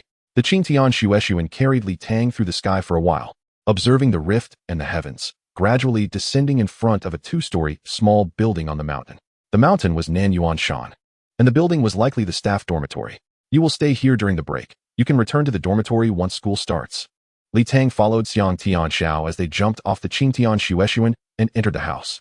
The interior of the house was approximately 400 square meters, with a living room, kitchen, and 2 rooms downstairs, and 4 rooms upstairs. The furnishings were quite simple, with only a few essential pieces of furniture and minimal decoration. The house was overall very clean, likely due to regular cleaning, as it had not been occupied by anyone else. Li Tang, you can stay on the first floor. Feel free to choose a room. Xiang Tianxiao indicated the direction and arranged accommodations for Li Tang. There is a study upstairs. If you get bored, you can read. For cultivation, there is an underground chamber, which is a source energy room. Cleaning is done regularly. and meals are delivered to the door daily. I often have matters to attend to. If I'm not around, you can manage on your own. You haven't finished your cultivation today, so go ahead. I'll be upstairs. Call for me if you need anything. All right, teacher, rest early. Li Tang watched as Xiang Tianxiao ascended the stairs, then descended to the basement himself. After descending a dozen steps, he came upon a door. Li Tang pushed it open, and a wave of source energy surged towards him. The room was small, only 7 or 8 square meters, containing just a cushion. This source energy room was inferior to the premium one from the afternoon, but it was certainly much better than the one at his previous high school, likely of good quality. Li Tang sat cross-legged and took out his storage ring, sensing that it contained 5 cubic meters of space, larger than the jade pendant. He had been harboring an idea and decided to test it. Li Tang placed the ring atop the jade pendant and attempted to see if it could fit inside, only to discover that the energies repelled each other. Indeed, overlapping spaces were not feasible. He planned to find a rope later to hang both treasures around his neck. Li Tang closed his eyes and began to cultivate, continuously absorbing source energy into his body and channeling it into the Beastmaster space, where the Shigo and 11 Beastmaster trees were tirelessly absorbing the energy. Once the energy in the Beastmaster trees reached saturation, and source power manifested on the leaves, Li Tang saved a small portion while sending the majority into the Shigo's body. As the Shigo, deep in meditation, experienced a flash of brilliance, Li Tang sensed that it was on the verge of breaking through to the next stage, merely a step away, though it seemed to be encountering a bottleneck. Li Tang cultivated until his mental energy began to wane, then went upstairs and casually entered the room on his right. He was too tired to inspect the room and summoned the Shigo, then collapsed onto the bed. The Shigo, clutching a high-quality source stone, stood before the bed, absorbing the essence of the moonlight. In the stillness of the night, it was the perfect time for the Shigo to cultivate. At 6 in the morning, Li Tang rose, stepped outside, and began his morning exercises in the yard. He had been fortunate the previous day, breaking through to the 3rd level of the Zhuang Gong during testing. Today, he first stood in place, attuning to his body's condition. After breaking through to the 3rd level, he found his strength could be wielded at will, feeling immensely powerful. After standing still, Li Tang performed a set of Huagua Changquan, every movement bursting forth with full force, significantly stronger than before. He then attempted Yan Luoshi's basic technique of the Lu Huizhui Guangbu. Although he still could not fully merge source power with physical strength, the explosive speed he achieved was notably faster than during yesterday's test. Furthermore, he was also trying to capture the sensation of the explosive speed from the previous day. Li Tang practiced diligently for over an hour, and when he looked up, he found Xiang Tianxiao standing not far away, prompting him to rush over. "Teacher, good morning." Xiang Tianxiao nodded, his posture still straight, his expression gaunt yet serious, though his eyes sparkled with a hint of mirth. "Your Zhuang Gong at the 3rd level still requires refinement. Yan Luoshi's Lu Huizhui Guangbu is quite good, and you should continue practicing. Once you reach the 2nd level, the meridians in your legs will open, making it easier to grasp. As your teacher, I shall impart some knowledge to you. Your level is still low, so there is no need for complete mastery, just practice with it. One technique is called Liakong Suyu Zh, Shattering Mountain's Finger. Another is a spear technique known as JNGH Ing Pu Chi Ing, Breaking Mountain Spear." Xiang Tianxiao stepped aside a few paces, extending his right hand forward with his index finger pointing skyward. A tremendous sonic boom erupted, the air before his fingertip becoming void. Demonstrating the might of a single finger, Xiang Tianxiao then extended his right hand outward, and a 3-meter-long spear appeared in his grasp. With a flick of his wrist, the spear seemed to come alive, darting through the air like a startled swan, rising and falling with grace. He demonstrated all 36 spear techniques to Li Tang, showcasing strikes, thrusts, jabs, entanglements, sweeps, and blocks, enveloping Li Tang in a flurry of movements. The finger technique is lethal at close range, while the spear technique excels in distant assaults. Fluid like a dragon. Li Tang, give it a try. Chapter 84. The Shigo Ascends. The brave unleash their blades against the stronger. Xiang Tianxiao first meticulously explained the fundamentals of Liakong, Suyu Zh to Li Tang, then guided him on how to exert force and infuse source power into his finger bones. For the spear technique, Xiang Tianxiao walked over to a nearby grove, broke off a 3-meter-long branch, and skillfully fashioned it into a spear, handing it to Li Tang. The spear technique is a weapon-based combat style, relatively challenging. You should first familiarize yourself with the weapon by practicing the fundamental shooting techniques. Give it a try. Lunch consisted of a simple 3D-ish meal accompanied by soup, with mild ingredients that allowed Li Tang to eat freely without worrying about energy overflow. After finishing lunch, Li Tang tidied up the dishes and placed them in the outer food container. In the kitchen, she discovered a small box of tea leaves and brewed a cup for Xiang Tianxiao, placing it on the coffee table before quietly sitting down on the sofa opposite him. Xiang Tianxiao lifted the teacup, took a sip, and smiled. Little Tang, regarding the 2 combat techniques I taught you this morning. The finger techniques are manageable and not overly complex, so ponder them on your own. As for the shooting techniques, you must first solidify your foundation. I will elaborate further when I find the time. Understood, teacher. Li Tang acknowledged. Although the combat techniques can be utilized at the 2nd and 3rd tiers, true effectiveness manifests only at the 4th tier, so do not rush. Mastery in one discipline is far superior to superficial knowledge in many. The techniques Li Keing Suyu Zh and Jing H Ing Pu Qiying are both my preferred methods. You can employ them effectively up to the 7th tier. I comprehend, teacher. One cannot bite off more than they can chew. Li Tang noted. Some combat techniques are also available in the school library. You can explore them later to gather wisdom from various sources. Ultimately, every Beastmaster must devise a combat technique that best suits them and apply it flexibly to claim mastery in battle. Build a solid foundation, draw from diverse teachings, and specialize in one area to forge your unique combat system. Indeed, Li Tang concluded, and Xiang Tianxiao nodded repeatedly. Although Li Tang appeared somewhat reserved before him and spoke succinctly, her points were well made. In a moment, I have a task to attend to. Li Tang, if you have any questions regarding your recent training, now is the time to ask, and I will gladly assist you. Teacher, my spiritual beast has been stuck at level 10 for a week without any progress. Is there a way to overcome this? Upon hearing this, Xiang Tianxiao smirked, unable to suppress a chuckle. The troubles of a genius. Consider your classmates. Most of them are at much lower levels and likely do not even have a contract with a spiritual beast. You must understand that the majority of new students in the city of Mo are at the 1st tier, having trained for 2 additional years compared to you. Ultimately, a Beastmaster's worth is measured by how far they advance rather than how swiftly they do so. One must not force growth. Returning to your query, it seems your spiritual beast level was artificially elevated using source power, resulting in insufficient combat experience, a weak foundation, and unstable disposition. Patience will allow it to break through naturally. However, since my closed-door disciple has inquired, I must also showcase my abilities. Summon your spiritual beast. Thank you, teacher. Li Tang exclaimed joyfully, raising her hand to summon her little dog. The dog, having been asleep, appeared somewhat bewildered by its sudden appearance in the living room. Xiang Tianxiao observed the little dog from the sofa, smiling slightly as the air around him began to subtly tremble. With a loud thud, the little dog was abruptly pressed to the ground, rendered immobile as if the surrounding air had solidified. Li Tang looked on in confusion, feeling the shift in Xiang Tianxiao's aura. This was the manifestation of Xiang Tianxiao's mental prowess as an 8th-tier master, exerting pressure on the 1st-tier little dog, thereby pinning it down. The little dog tilted its head in a desperate plea towards Li Tang, who responded with an encouraging gaze. At that moment, Li Tang heard the voice of that man echo in her mind. She quickly conveyed her thoughts to the little dog. In a narrow confrontation, the brave triumph. Little dog, even against a grandmaster, you must dare to brandish your sword. Upon hearing this, the little dog's demeanor shifted, its eyes gradually hardening with resolve. No longer pleading, but fixated on Xiang Tianxiao with growing ferocity. The little dog struggled mightily to rise. Each movement was a Herculean effort. It persisted, managing to lift its left foreleg, then the right, and finally its hind legs. At last, the little dog stood unsteadily on its feet, defiantly raising its head to glare at Xiang Tianxiao. Woof, woof. The little dog barked aggressively at Xiang Tianxiao.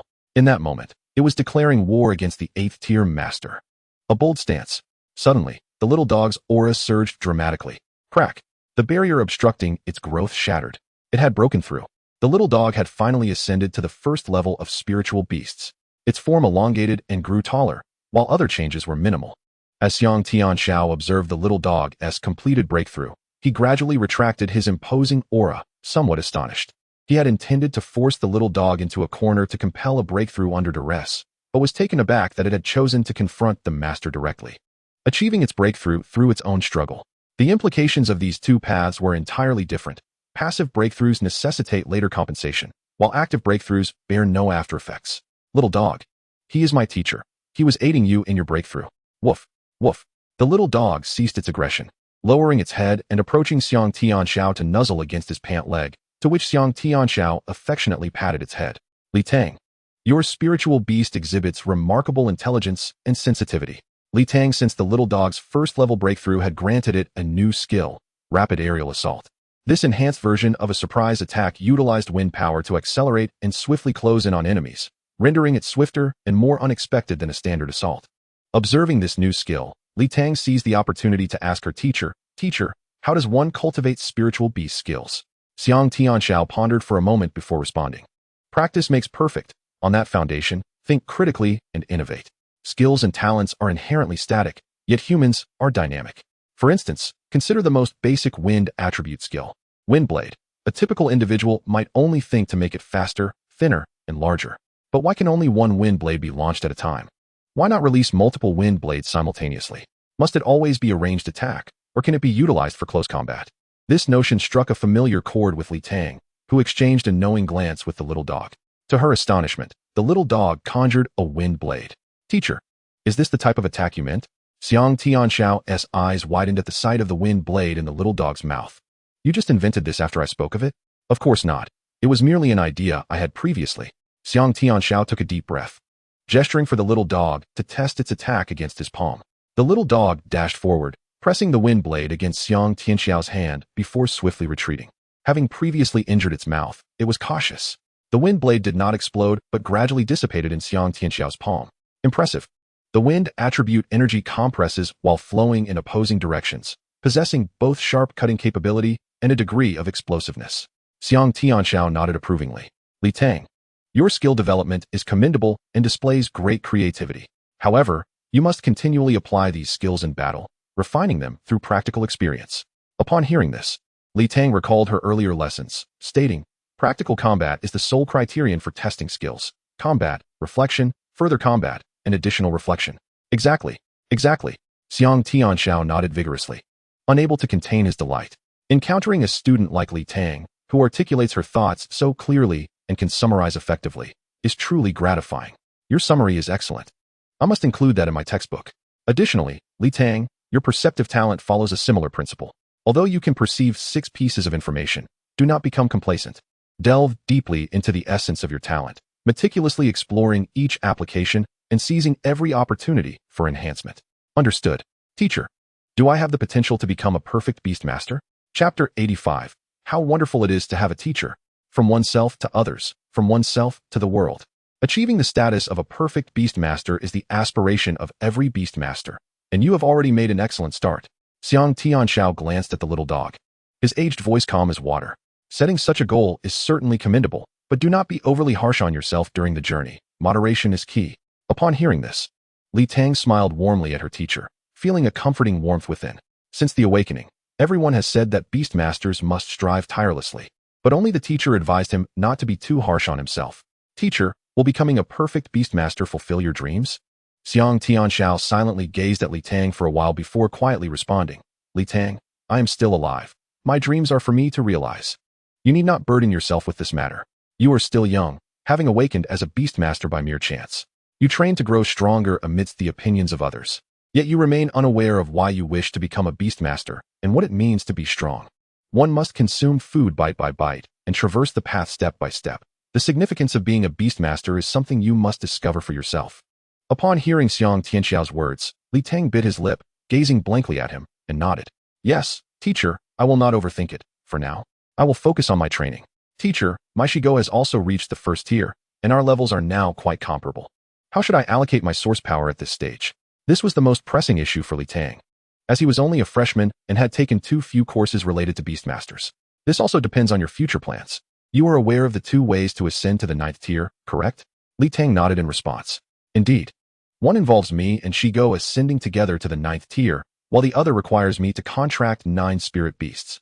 If you aspire to walk the path of a perfect Beastmaster, taking into account your innate talent for insight, I would suggest ensuring that your Shigo's level remains on par with yours, while distributing the remaining source power evenly between enhancing your physical body and upgrading the Beastmaster space. This way, you can ascend with the help of Shigo without needing to wait for a second 9th tier spirit beast egg. There is no need to rush your level. You are already ahead of the majority of your peers. The first 3 tiers are foundational. Do not neglect the cultivation of meridians and acupoints. The cultivation of meridians and acupoints serves not only to provide us with physical strength, but also to better nourish the body in preparation for the 4th, 5th, and 6th tiers. Currently, your Ren and Du meridians are merely open, yet you are far from achieving a flow like a mighty river. Do not consider it a waste of time. Many individuals become stuck at the 5th and 6th tiers due to hasty breakthroughs in their youth, leading to an unstable foundation. The 4th, Fifth and sixth tiers are about strengthening the body, laying the groundwork for enhancing mental strength in the seventh, eighth, and ninth tiers. The height of a building is determined by the depth of its foundation. How fortunate it is to have a teacher. Although their time together was less than a day, Li Tang felt that Xiang Tianxiao genuinely regarded him as a cherished disciple rather than an ordinary student. Li Tang's respect and gratitude for Xiang Tianxiao continued to grow. It is worth noting that Li Tang had not given anything to his teacher. Xiang Tianxiao had asked nothing of Li Tang, not even a promise to help him realize his dreams in the future. For nearly 2 hours, an 8th-tier master shared his experiences with patience, breaking them down and explaining them to Li Tang. This wisdom provided Li Tang with a clear direction for his cultivation journey and helped him avoid numerous pitfalls that might arise in the future. Teacher, is this task dangerous? Xiang Tianxiao merely smiled and remained silent. You must return safely. There are disciples waiting for you at home. Xiang Tianxiao paused for a moment and nodded. Li Tang stood at the door, watching Xiang Tianxiao depart, waving goodbye until the teacher's figure disappeared from sight. Li Tang noticed that there were no photographs in the room. It seemed the teacher had no family, living a solitary life. Afraid of stirring up painful memories for his teacher, Li Tang dared not inquire further. He thought of Vice Principal Zhou from Jingdu Beastmaster University, now in his twilight years, and wondered if he too shared a similar loneliness as the teacher. Although Li Tang had spoken on Zhou Shumi's behalf at Jingdu Beastmaster University, he understood that the issue of status prevented him from doing more. However, he recognized that Vice Principal Zhou was a hero fighting for humanity. As for the matter between Vice Principal Zhou and teacher Zhou Shumi, it was impossible to say who was right or wrong.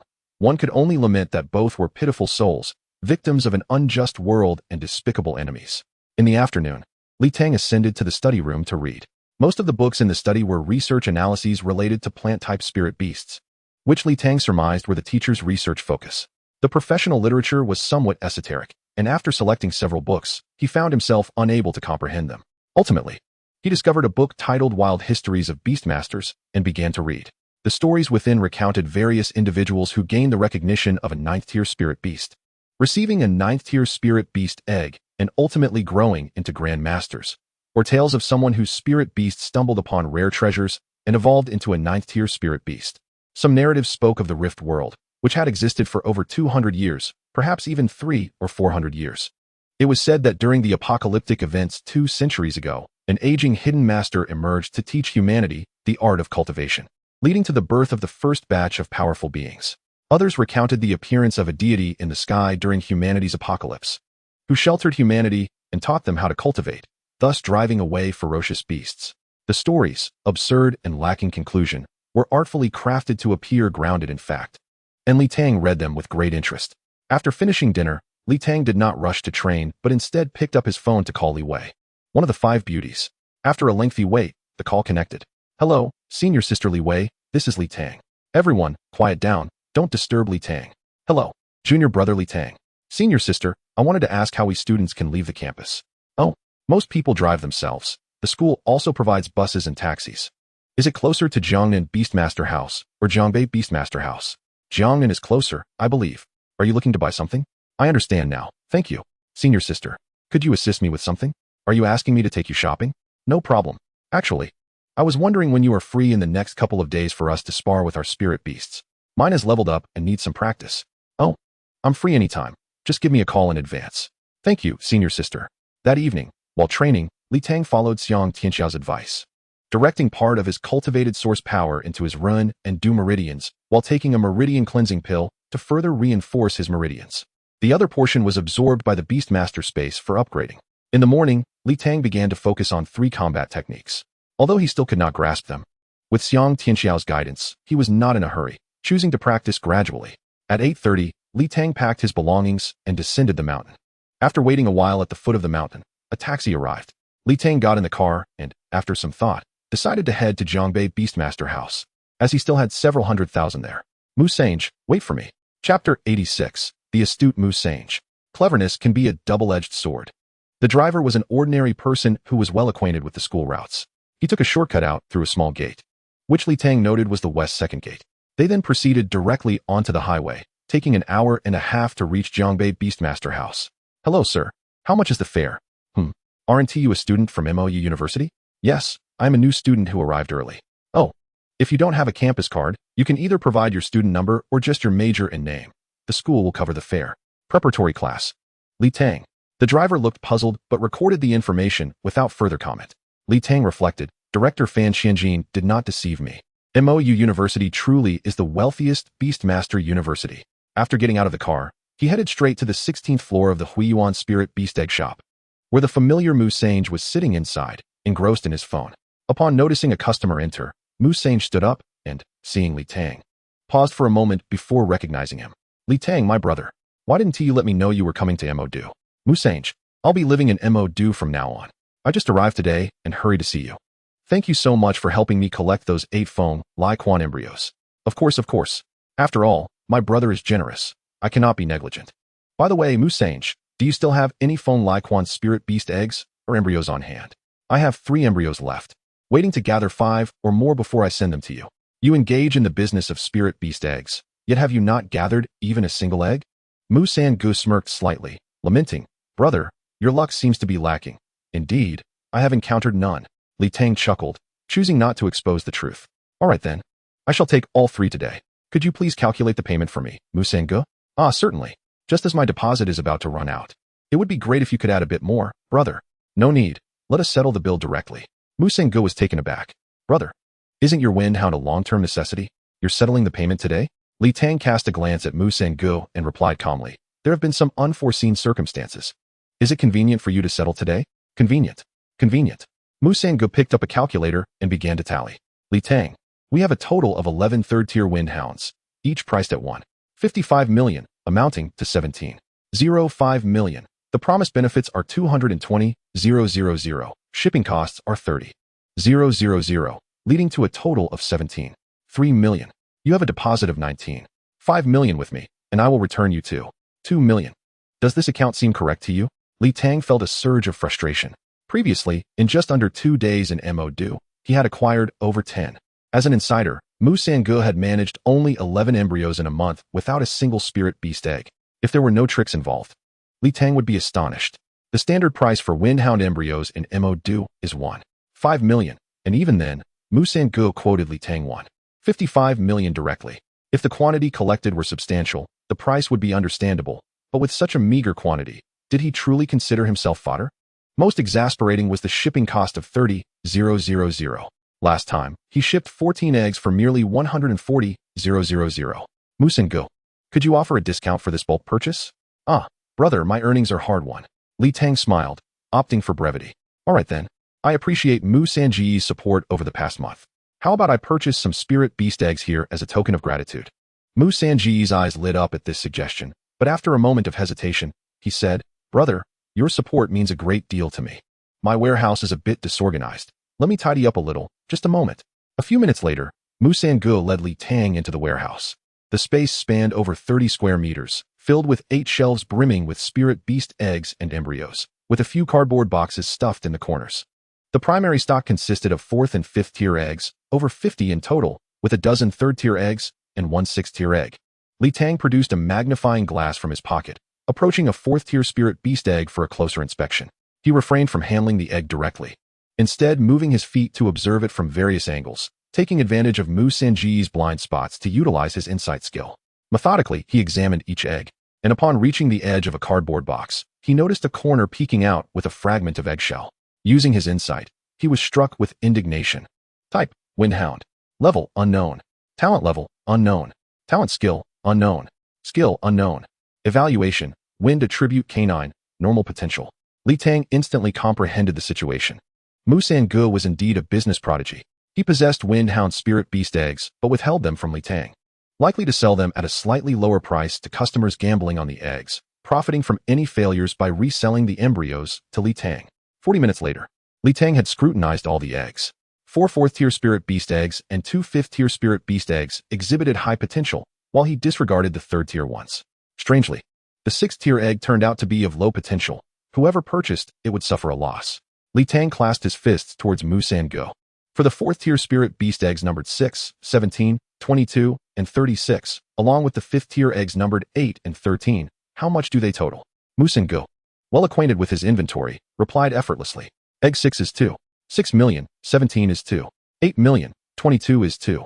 9 million, 36 is 3 million. 8 is 12 million. And 13 is 14 million, totaling 37. 3 million. 33 million. And I will take them all. Brother, at that price, I will incur a loss. Musengo. I hatched the eggs here last time. I am well aware of the market price for spirit beast eggs. 33 million is quite profitable for you. That's simply not feasible. I won't say another word. The fixed price is 35 million. You will profit from one egg. Yet I might still incur a total loss. It remains at 33 million. My purchase of spirit beast eggs is merely to express my gratitude for your previous assistance, and if we cannot reach an agreement, I shall treat you to a meal next time as thanks. Seeing Li Tang's resolute demeanor, Mu Sangu gritted his teeth and conceded, very well.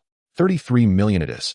Upon exiting the warehouse, Mu Sangu presented the 6 spirit beast eggs and 3 embryos at the front desk. Brother, were these 6 eggs hatched here? No. I shall take them packaged and leave. Here is my card. Li Tang handed over a card containing 40 million, the remainder from his previous earnings after purchasing source stones. Mu Sangu, feeling a pang of dissatisfaction at losing another hatching fee, silently accepted the card and charged 38 million.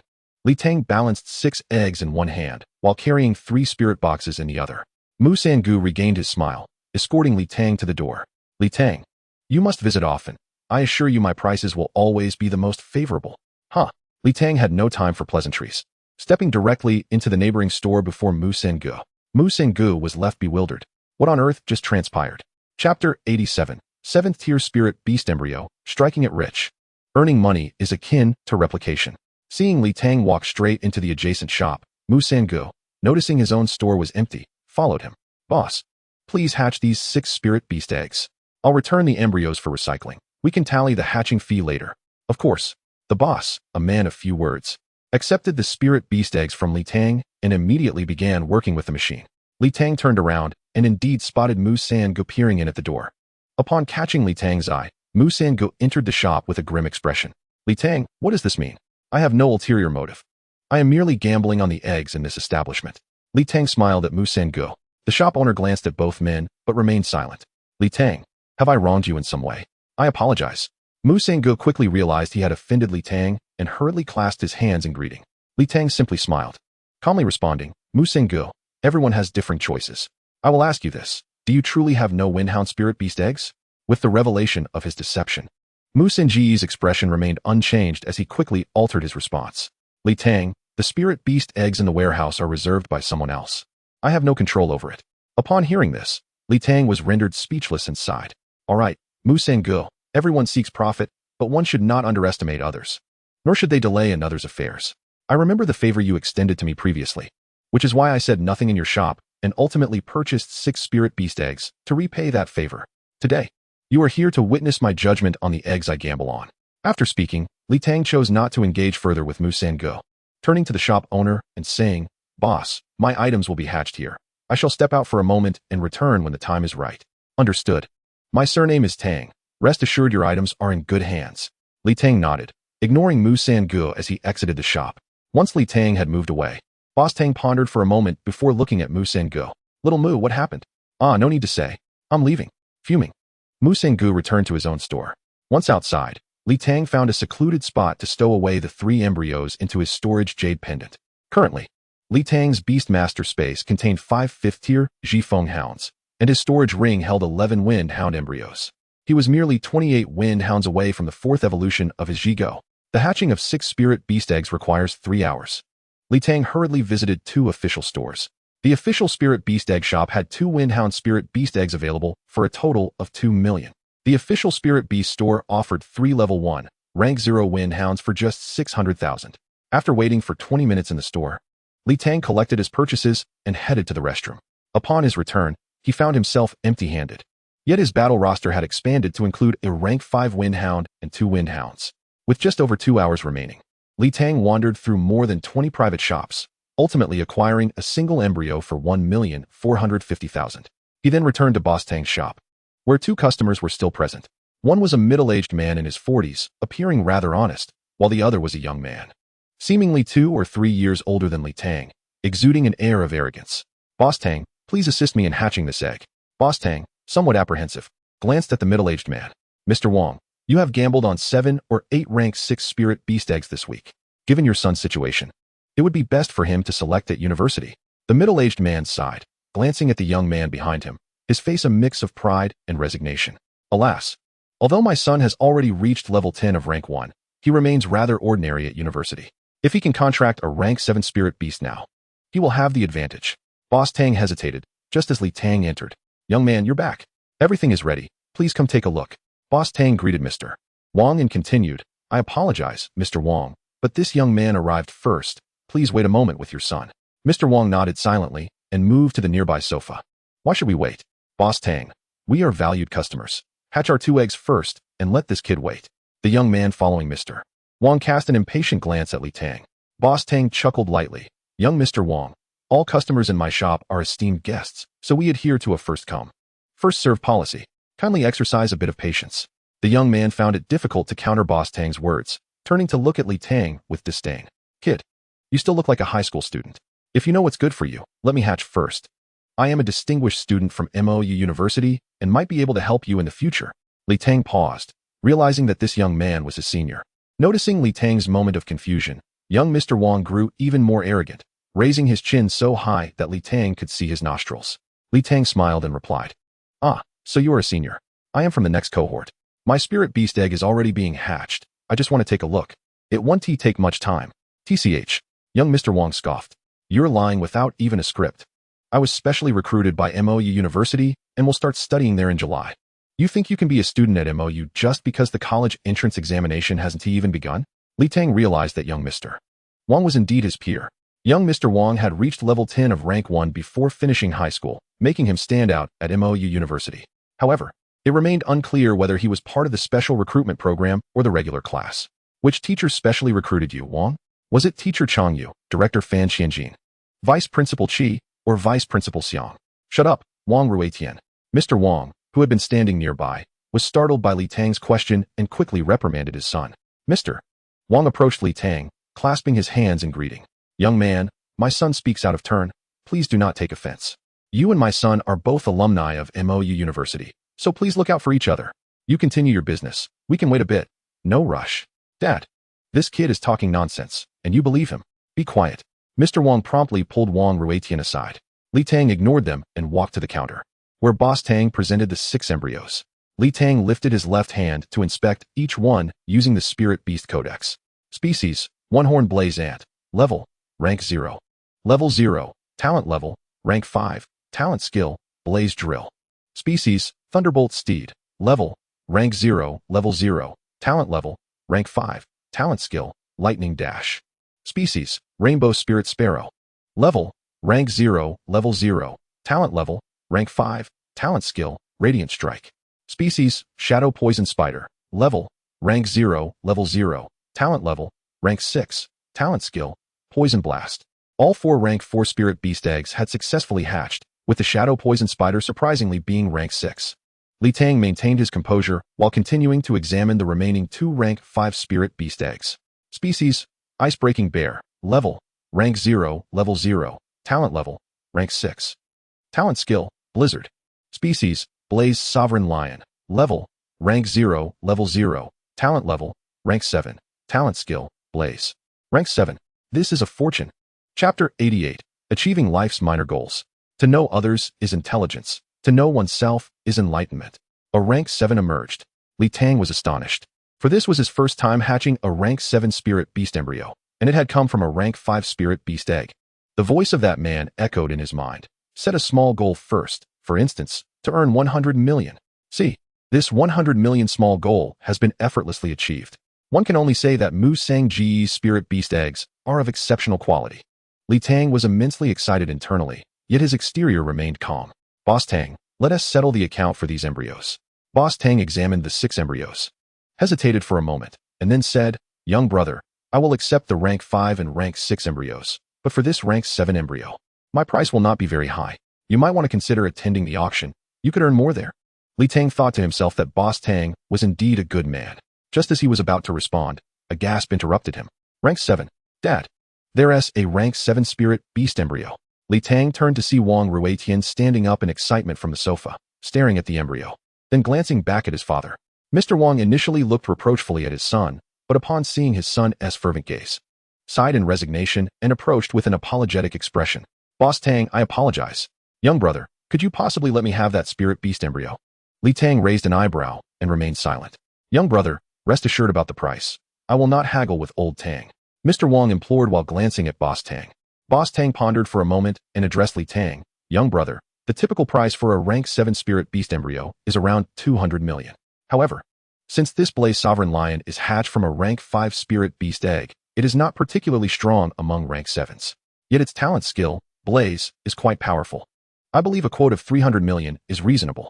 Of course, if you attend the auction, you might earn a few million more.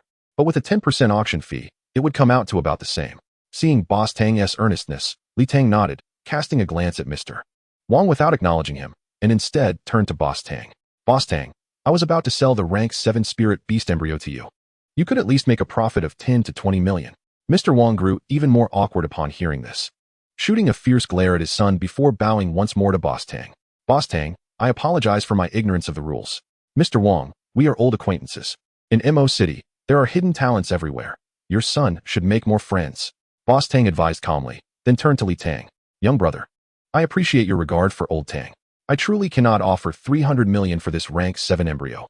Mr. Wong is merely a father with good intentions. What do you think? Li Tang nodded and turned to Mr. Wong. 310 million. Agree, and you can take it. Wang Zong exhibited a hint of peculiarity, promptly stating without hesitation, no problem, thank you, young brother.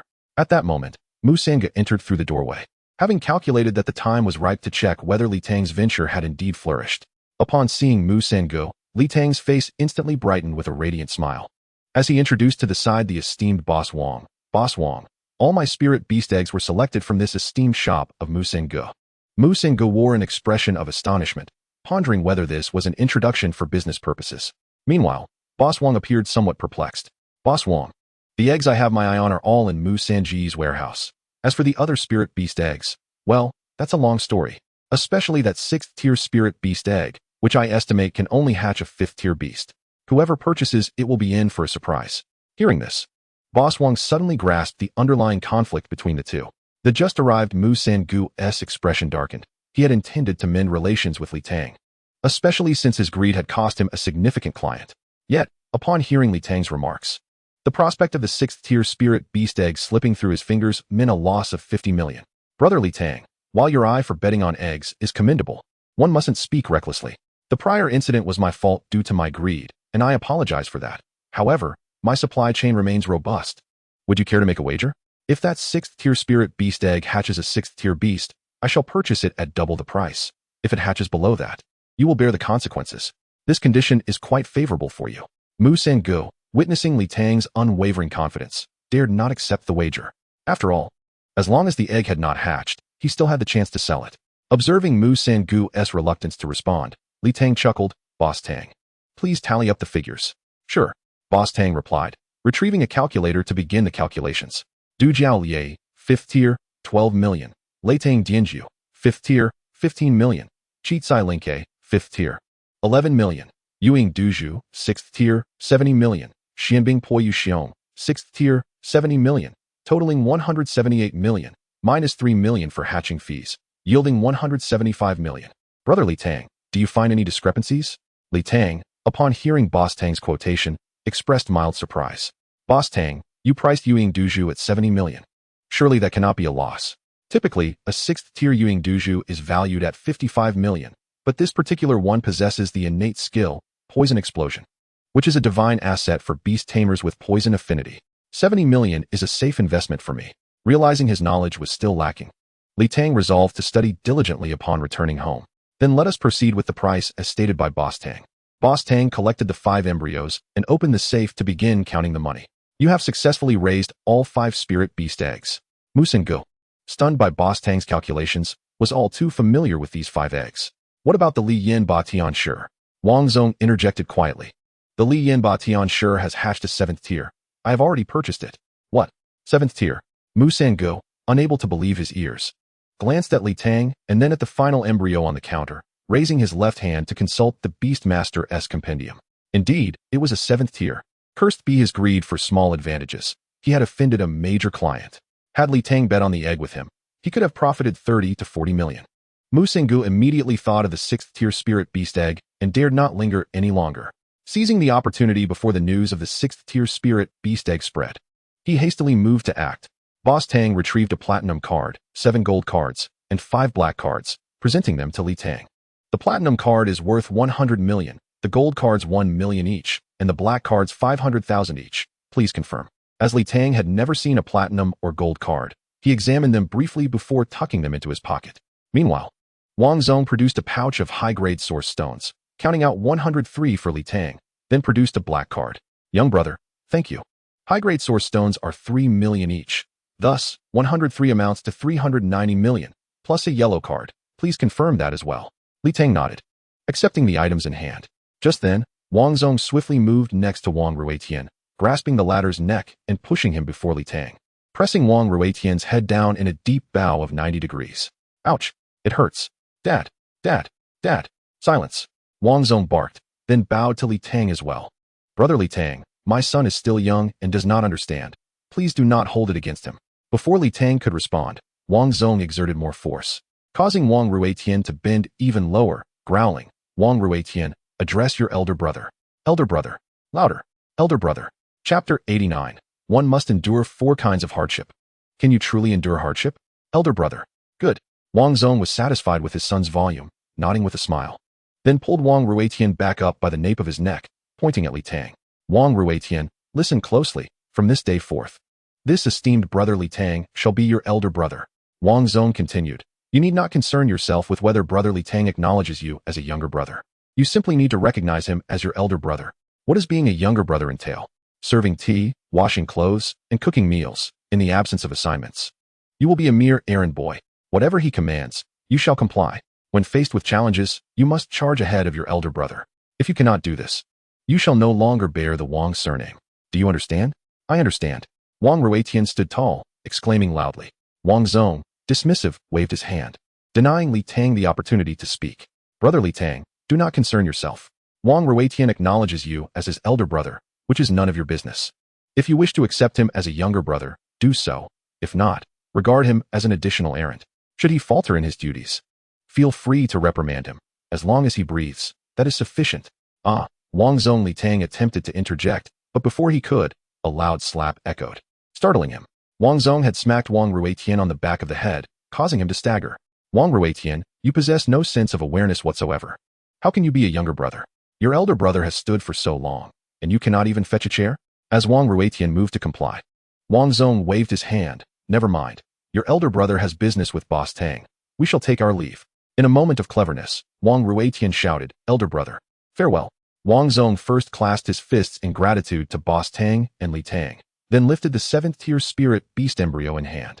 Boss Tang, brother Li Tang, thank you for today. We shall take our leave. With that, Wang Zong dragged his son away, all the while advising Wang Ruetian.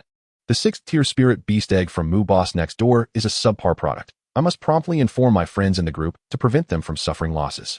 Li Tang stood in a daze, bewildered for quite some time. Ha ha ha. Inside the counter, Boss Tang observed Li Tang, unable to suppress a chuckle. Wang Zong is astute and well-versed in the ways of the world. I cannot compare. Brother Li Tang, do you require anything else? Seeing everyone had departed, Li Tang felt helpless, pondering what on earth had transpired. He approached the counter and addressed Boss Tang. Boss Tang, I wish to collect some 3rd-tier wind hunting hound spirit beast eggs or embryos. Could you assist me with this? Such a trivial matter. Young brother, leave me your contact information. If I acquire stock, I shall call you to collect it. To speak candidly, my disagreement with Moo Boss stems from this trivial issue. This time, I shall take the role of the lesser party. Spirit beast eggs are 110,000, embryos 150,000, and for each one, I shall additionally provide you with 20,000 as an errand fee. Does that sound acceptable? Upon hearing this, Boss Tang furrowed his brow and clasped his fists towards Li Tang. Brotherly, your quotation reveals your integrity. It is Mu San who lacks discernment, but I shall plead on his behalf. Wang Zong possesses considerable influence. Mu San is destined to face consequences this time. I merely request that you do not pursue him too relentlessly in the future. Li Tang, upon hearing this, smiled, elevating his opinion of Boss Tang. Boss Tang, I am merely a student, focusing primarily on my studies. Boss Tang clasped his fists again in gratitude. Thank you, young sir.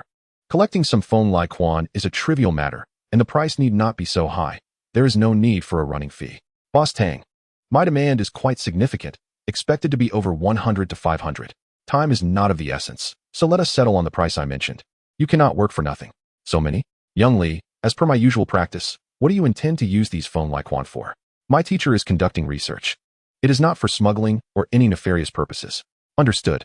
Young Li, let's do this. The Ling beast egg is priced at 1.05 million and the embryo at 1.45 million. I will waive the running fee. Based on 150 pieces, I could earn around 10 million, which is considerable. Li Tang nodded and retrieved 2 golden cards from his pocket, handing them to Boss Tang. Boss Tang, given the large quantity, I will provide a deposit of 20 million. You may contact me to collect once the goods arrive. We will settle the account. Boss Tang accepted the deposit without hesitation, writing a receipt and affixing his seal before handing it to Li Tang. On the highway of Mo, a luxurious vehicle sped along. Dad, why must I address that kid as Big Brother? He doesn't seem any older than I am. Wang Ruetian questioned in exasperation from the car. Wang Zong was busy typing in various group chats on his phone. Hearing his son's impatience, he shot him a glance. Foolish son.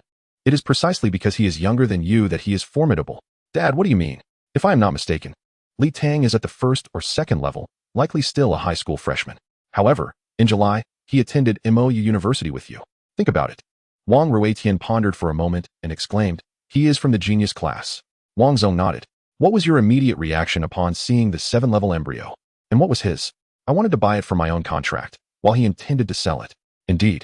It is evident that Li Tang possesses considerable skill in gambling with eggs. He looks down on the 7-level spirit beasts and is not particularly wealthy. From these 3 deductions, we can infer that he comes from humble beginnings but possesses astonishing beast taming talent, most likely having been taken under the wing of a high-level teacher at MOU University. Wang Zong's eyes sparkled with keen insight as he inquired of Wang Ruetian. Did Li Tang mention a string of names? Are you familiar with any? Wang Ruetian shook his head. Foolish son, do you know what business your father is in? Health supplements that enhance strength and prolong life for ordinary people. How effective are these supplements? The feedback is exceptionally positive. The results are astonishing. The patent for this secret formula belongs to the teacher Changyu that Li Tang mentioned. And I have no direct contact with Changyu. I merely cultivated a relationship with a teacher in the business office of MOU University to obtain authorization. Director Fan Qianjin. I have heard of him. He is the head of the combat department and ranks among the top 3 at MOU University. Li Tang also mentioned 2 vice presidents I have never heard of, and a vice president is at least an 8th-level master. Son, I cannot protect you for your entire life. However, this Big Brother you recognize can. Dad, I understand now. I will always address him as Big Brother from now on. Wang Ruetian nodded earnestly. Wang Zong sighed and said, what good will that do? Once you start school, you must find Li Tang at the earliest opportunity. Genuinely regard him as your elder brother. Devote yourself wholeheartedly without expecting anything in return, and do not fear losing face.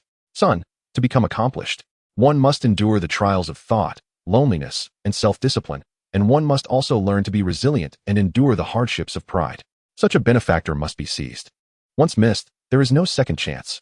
Meanwhile, Li Tang assumed that Wang Zong was merely concerned that he might retaliate against his son in the future, and he thought little of it. After bidding farewell to Boss Tang, Li Tang did not linger any longer. He went to the exchange office to convert the cards into cash and stored the premium source stones in his storage ring for future cultivation. Exiting the Beast Taming home, Li Tang took a taxi directly back to school. He had already arranged to meet with senior sister Li Wei. The teacher was right. It is time to increase the intensity. Chapter 90. The Fine Dog, Jin Gang Ling Hu. Practical combat is the sole standard for evaluating skill. In the 4th combat arena of MOU University, a familiar rectangular space awaited. The Fine Dog was darting across the arena, while in the center stood a magnificent tiger with a striking coat of white and yellow fur, its gaze fixed intently on the Fine Dog. Species, Jin Gang Ling Hu. Level, 2nd tier, 5th grade. Talent level, 7th tier. Talent skill, Jin Sha. Skills, Pounce. Jin Armor Protection. Attribute, Gold. Li Tang quickly discerned the spirit beast information, and indeed, Li Wei had improved significantly since their last encounter. The talent skill, Jin Sha, inflicts persistent gold attribute damage with any attack. In simpler terms, it imbues attacks with a form of poison. The Jin Armor Protection skill enhances defense, rendering most of the Fine Dog's attacks ineffective. Such an opponent posed considerable pressure on the Fine Dog. After all, losing meant no dinner that evening. Li Tang mused that his initial judgment was correct. Senior sister Li Wei was indeed the strongest among the 4. Not only did Li Tang perceive Li Wei's superior level, but he also recalled her mentioning that her large cat was known for its aggression, leading him to deduce that she had contracted a strong offensive spirit beast. The Fine Dog continued its guerrilla tactics, dashing about while using wind blades to harass its adversary. The Jin Gang Ling, who remained stationary at the center, smashing the incoming wind blades with its powerful paws. Observing that the Jin Gang Ling, who stood still, the fine dog gradually came to a halt, persistently using wind blades to disrupt its opponent. The fine dog, displaying cleverness, occasionally unleashed a couple of charged wind blades amidst the ordinary ones, causing the Jin Gang Ling who discomfort, eliciting low growls. Suddenly, the Jin Gang Ling who accelerated, charging directly at the fine dog, which hastily quickened its pace, veering to the side. As the arena was rectangular, the fine dog found itself nearing the long edge, where it would soon be in closer proximity to the Jin Gang Ling who. The tiger lunged, anticipating the fine dog's movement, and pounced directly at it. Realizing it could not escape, the fine dog executed a sudden stop and turned back. The Jin Gang Ling who missed its pounce, but the distance between them significantly closed. The Jin Gang Ling who did not relent, sprinting at full speed towards the fine dog. The fine dog soon recognized the peril. The Jin Gang Ling who was gradually cornering it towards the right angle of the rectangle. Once trapped in that corner, no matter which direction it fled, the fine dog would be unable to evade the tiger's attacks. The fine dog quickened its pace, gathering energy in its mouth. Suddenly, the fine dog activated Ji Kong Tu Shi, its form appearing like a flash as it materialized before the Jin Gang Ling who, launching a spiraling attack towards the tiger's head. The Jin Gang Ling who, undeterred by the assault, activated its skill, Jin Armor Protection, raising a paw to strike at the fine dog's mouth. With a resounding crash, the spiraling attack collided with the tiger's paw, and the fine dog, leveraging the explosive force of the spiraling attack, swiftly retreated. A gust of wind swept through the arena as the spiraling attack detonated. The Jin Gang Ling who staggered back 2 steps. While its paw did not bleed, it lost a significant amount of fur. Seizing this opportunity, the fine dog created distance and launched another barrage of wind blades. The Jin Gang Ling who raised its other paw, continuously swatting as it gradually approached the fine dog. The fine dog maintained its distance, persistently harassing the Jin Gang Ling who with wind blades. Opposite them, Li Wei furrowed her brow, seemingly conveying a message. After a series of probing attacks, the Jin Gang Ling who gained a clearer understanding of the fine dog's offensive strength and brazenly activated Jin Armor Protection, advancing against the wind blades towards the fine dog.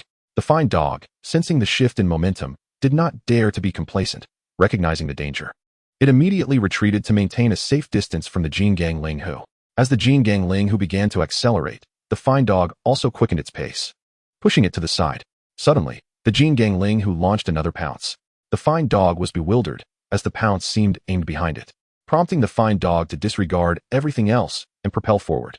Upon the descent of the Jin Gang Ling who, it swiftly executed a pounce, its entire form materializing above the head of the Shigo. A consecutive assault. Shigo hastily evaded, darting to the left just in time to narrowly dodge the attack from the Jin Gang Ling who. A sharp crack resounded as the tail of the tiger, akin to a whip, struck Shigo, sending it flying to the side. A streak of crimson appeared at Shigo's flank, yet it dared not pause, accelerating in an attempt to create distance. Unbeknownst to it, the Jin Gang Ling who was again plunging down from the heavens. A third consecutive assault. In a narrow confrontation, the valiant prevail. Shigo, seeing no time to evade, boldly decided to confront the challenge head-on, gathering energy for a spiraling sphere. It launched a swift aerial strike aimed directly at the belly of the airborne tiger. In the air, the Jin Gang Ling who brought down its paw. However, Shigo's rapid advance surpassed the speed of the tiger's strike, landing the spiraling sphere upon the tiger's abdomen just as the paw struck Shigo's back. Both spirit beasts were propelled apart in midair. A small amount of blood oozed from the Jin Gang Ling whose abdomen as it slowly rose. Its gaze fiercely fixed upon Shigo, revealing its elongated claws. Shigo bore a paw print on its back, blood seeping forth. The invasion of Jin energy exacerbating its injuries, struggling to rise from the ground. "Senior, I concede," barked Shigo. "Woof, woof, woof." Shigo vehemently disagreed. Upon hearing the outcry, Li Wei promptly recalled the Jin Gang Ling who into the Beastmaster space.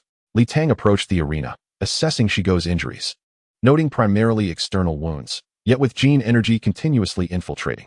"Senior, how should this injury be treated?" "No worries, just let it consume this Ling Fu Dan. The Jin Sha energy will be expelled." Li Wei also hurried to the center of the arena, presenting a pill. Li Tang eagerly accepted it and administered it to Shigo, who swallowed it whole. Initially, the bleeding intensified, but soon it ceased, gradually forming a scab. "Woof, woof, woof. Indeed, I was the one who called for a concession, not you. Dinner is on you." Woo-woo. Relieved, Shigo stood and nuzzled Li Tang. "Li Tang, your Shigo is truly remarkable." Qi Mingming, Wei Sinian, and Fei Jian, who had been observing from the audience, approached. Qi Mingming began with compliments. "Seniors, I am not one to take defeat lightly. There is no need to console me. Who is consoling you? You chose this venue. It is too confined. How could any assassin-type spirit beast contend with a strong attack-type spirit beast? Fei Jian rolled her eyes, visibly exasperated. In this arena, your Shigo has exchanged blows with Xiao Jin quite evenly. Next time, select a larger forest venue. I suspect that Wei Jie's Xiao Jin would be outmaneuvered by your Shigo. Li Tang, this arena is too small. It is generally used for sparring among students. Wei Xinian added quietly. Then why were Senior Wei Xinian and I in this arena last time? It was you who chose Xinian. It was Teacher Chong who selected this venue. Otherwise, two speed-oriented assassin-type spirit beasts would just be running around. When would the match ever conclude? Qi Mingming shrugged in resignation. Oh right. Li Wei smacked her forehead and dashed to the audience area, returning with a large bag in her arms. This is the dog food promised by Teacher Chong. This is not the ordinary free stuff from school. It is specially formulated by Teacher Chong to promote Shigo's development and evolution. It weighs 200 Jin. Once it's finished, come find us. Shigo's eyes sparkled at the sight, ready to pounce. Li Tang quickly embraced it. Shigo, show some restraint. Shigo, you've drooled on my pants. Chapter 91. Where? In my hands. Unable to endure any longer, Li Tang returned home, finding that Tian Xiao had yet to arrive. Shigo was barking incessantly in the Beastmaster space, prompting Li Tang to hastily retrieve the dedicated dog bowl, filling it halfway. With a wave of his hand, Shigo appeared in the living room. Upon catching the scent, Shigo disregarded Li Tang entirely and dove into the bowl, devouring the food with great fervor. It must be said, the dog food provided by Chong Yu was indeed exceptional. Typically, Shigo would consume a full bowl of regular dog food and still yearn for more. Today, after finishing half a bowl, it let out a satisfied burp. More importantly, the flavor of this dog food was perfectly tailored to Shigo's palate. Shigo repeatedly expressed that this was the most delicious dog food it had ever tasted. That evening, during training, Li Tang specifically evolved the 6 Zhifeng hunting hounds on standby into 2 Fengshen hounds. The energy feedback from the evolution of the Fengshen hounds was split equally. Half was used to upgrade the Beastmaster space, while the other half was utilized to expand the Run and Du Meridians. This influx of energy propelled Li Tang directly to level 3 of Tier 1. Currently, the Beastmaster space housed 2 7-tier Fengshen hounds and 2 3-tier Zhifeng hounds. The following morning, after completing his morning exercises, Li Tang took a taxi to Jiangnan Beastmaster House. Jiangnan Beastmaster House was indeed nearby. It took merely half an hour to reach after exiting the school gate. The 2 Beastmaster houses bore a resemblance, both being skyscrapers. Li Tang sighed as he began to canvass each building. Being his first visit, the number of Feng hounds was relatively high. By around 6 in the evening, Li Tang had successfully acquired 17 Feng hounds. 5 level 0 rank 1 spirit beasts for 1 million. 6 spirit beast eggs for 6. 1 million, and 6 embryos for 8. 8 million. Li Tang made 8 trips to the restroom that day, successfully contracting all 5 spirit beasts and 6 spirit beast eggs to the standby area. Currently, the standby area consisted of 2 7-tier Fengshen hounds, for Zhifeng hounds, and 1 Feng hound. In Li Tang's ring, there were still 17 embryos, meaning he was only 6 Feng hounds away from Shigo's 4th evolution. Now, Li Tang faced a dilemma. With Shigo's innate talent at Tier 9, many were already aware, leaving them astounded. If Shigo were to evolve once more, it would likely break through Tier 9. What excuse would he use then? Sigh. It was too taxing on the brain. Upon returning home and having dinner, Li Tang continued training until past midnight. Emerging from the basement, his phone rang. He answered it. Hello, is this Li Tang? Why didn't anyone answer the phone? Teacher Xiao asked me to inform you to assemble at the logistics office at 8 tomorrow morning. Hello. Senior, where's the logistics office? Where? In my hands. Humph. Beep. Beep. Beep. Li Tang was baffled, wondering what was going on. Who was this person? And how had he offended them? It was quite normal for Beastmasters to practice at night without answering calls, and he had not received any messages. The crux was, he genuinely did not know where the logistics office was. Enraged, Li Tang considered skipping it altogether. But then he thought, sigh, endure it, after all. He had promised Director Fan. If it didn't work out, he could just go and relax, see the world. The next morning, Li Tang rose at 6. Practiced with his gun for half an hour, and then descended the mountain. After waiting 10 minutes at the foot of the mountain, he finally hailed a taxi. Driver. To the school logistics office. Student, are you going to the logistics office in the school office building? That should be it. The driver pressed the accelerator, speeding away. The vehicle circled Lakeview Avenue for over 40 minutes before arriving in front of a tall building. Student, if it's the office building, then this is the place. You'll need to find the logistics office yourself. All right, thank you, driver. Li Tang exited the vehicle and entered the building. Since it was only 7:30, There were few people in the office building. Li Tang inquired with a passerby, learning that the logistics office was on the 23rd floor. But there was a turnstile in front of the elevator requiring a card, preventing Li Tang from entering. He sent a message to the senior from yesterday. Senior, I am Li Tang, currently on the first floor of the office building. I cannot access the elevator to the logistics office on the 23rd floor. Not wanting to dwell on it, Li Tang settled onto a sofa in the first floor lobby. Seizing the moment when no one was watching, he pulled out a copy of Encyclopedia of Common Plant Spirit Beasts to continue reading. This book, which Li Tang had found in Xiang Wentian's study, detailed various plant-type spirit beasts and was quite fascinating. Li Tang was contemplating whether his second spirit beast should be a plant type. Though the hassle was that plant-type spirit beasts did not reproduce through spirit beast eggs, making the contract process cumbersome. Just as the clock struck 8, Li Tang's phone rang. Hello, where have you been? You're the only one missing. Greetings, senior. I currently find myself on the first floor of the office building, unable to ascend to the logistics department on the 23rd floor. Where are you headed? I was referring to the logistics department of the student council. Upon hearing this, Li Tang felt an avalanche of discontent surge within him. I shan't go. Without hesitation, Li Tang terminated the call. What a person. Never having met, yet harboring such strong opinions. Taking a deep breath, Li Tang chose not to dwell on it, seizing the opportunity to wander the campus instead. Exiting the school's office building, he strolled toward the lakeside, intending to circle around Beigu Lake and head toward Nanyuan Mountain. It was May, a time of flourishing trees and blooming flowers, with the scenery at its finest. The path was sparsely populated, with only a few students jogging by the lakeside. Since preparing for the college entrance exam, Li Tang had not run in the mornings. Today seemed a perfect occasion, prompting him to begin jogging along the lake's edge. Moments later, his phone rang. Glancing at the screen, he saw it was the same number as before, promptly hanging up. It rang again. He dismissed it once more. Yet again it rang. He silenced it and tucked the phone into his pocket.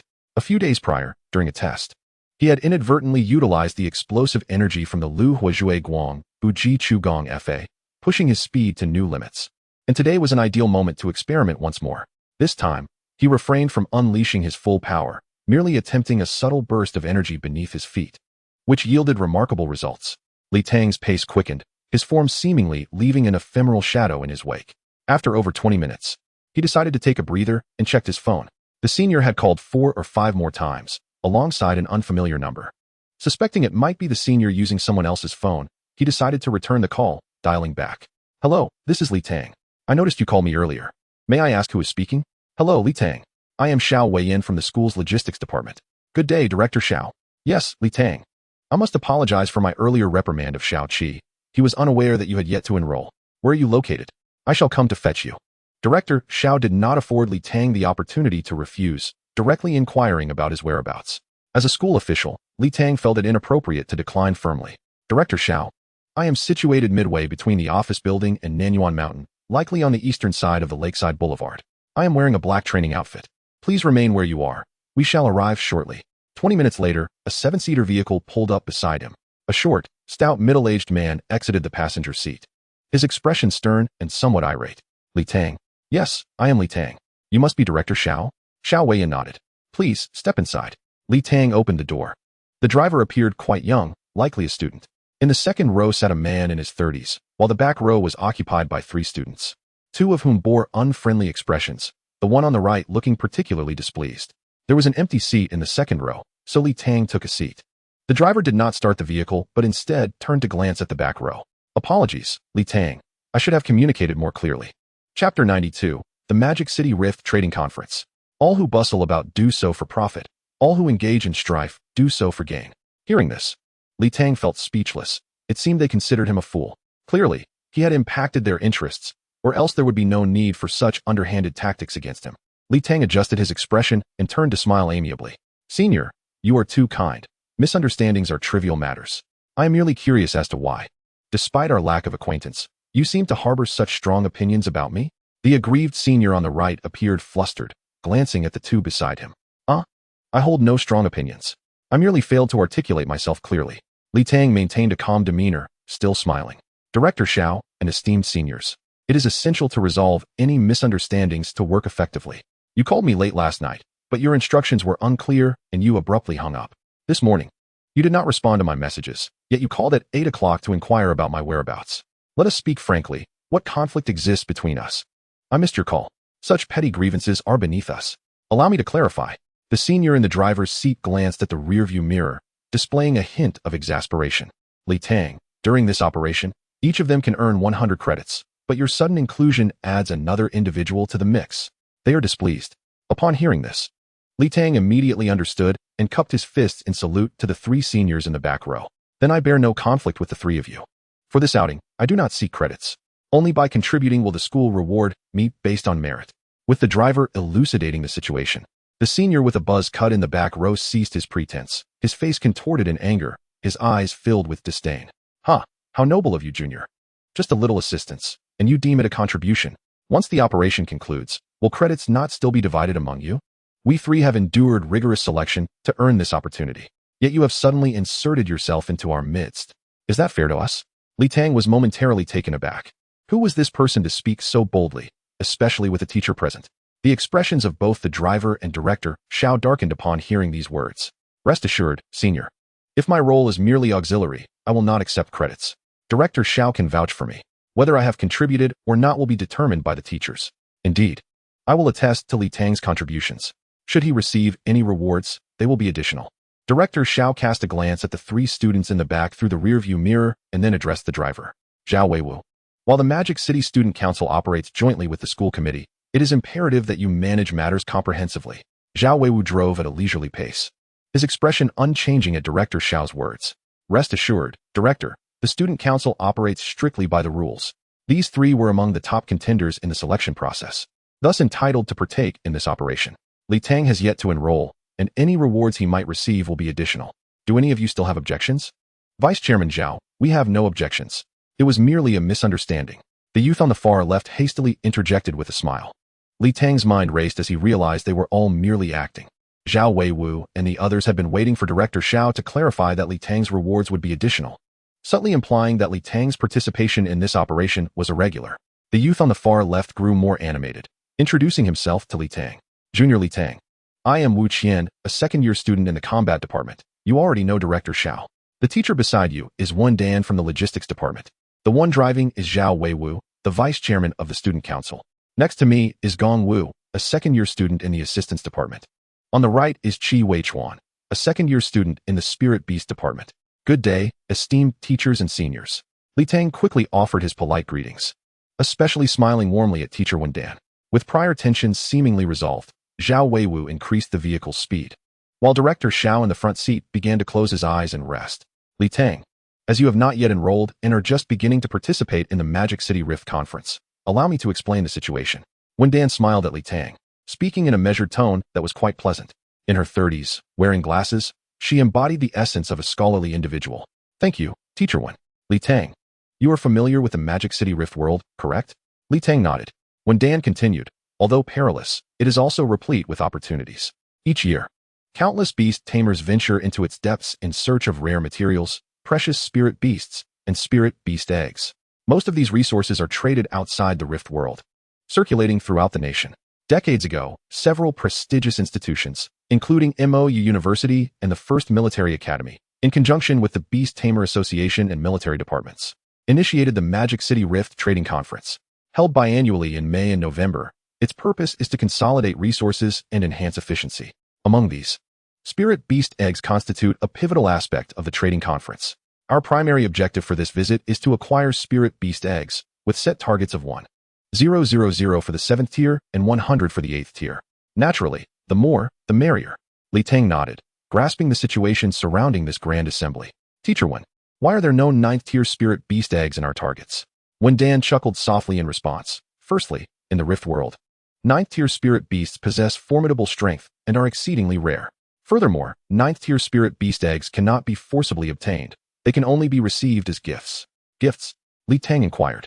Indeed, even if you successfully purloined a 9th tier spirit beast egg, it would provoke the ire of the 9th tier spirit beasts, inciting a beast tide, which would come at a tremendous cost. Just recently, such an event occurred.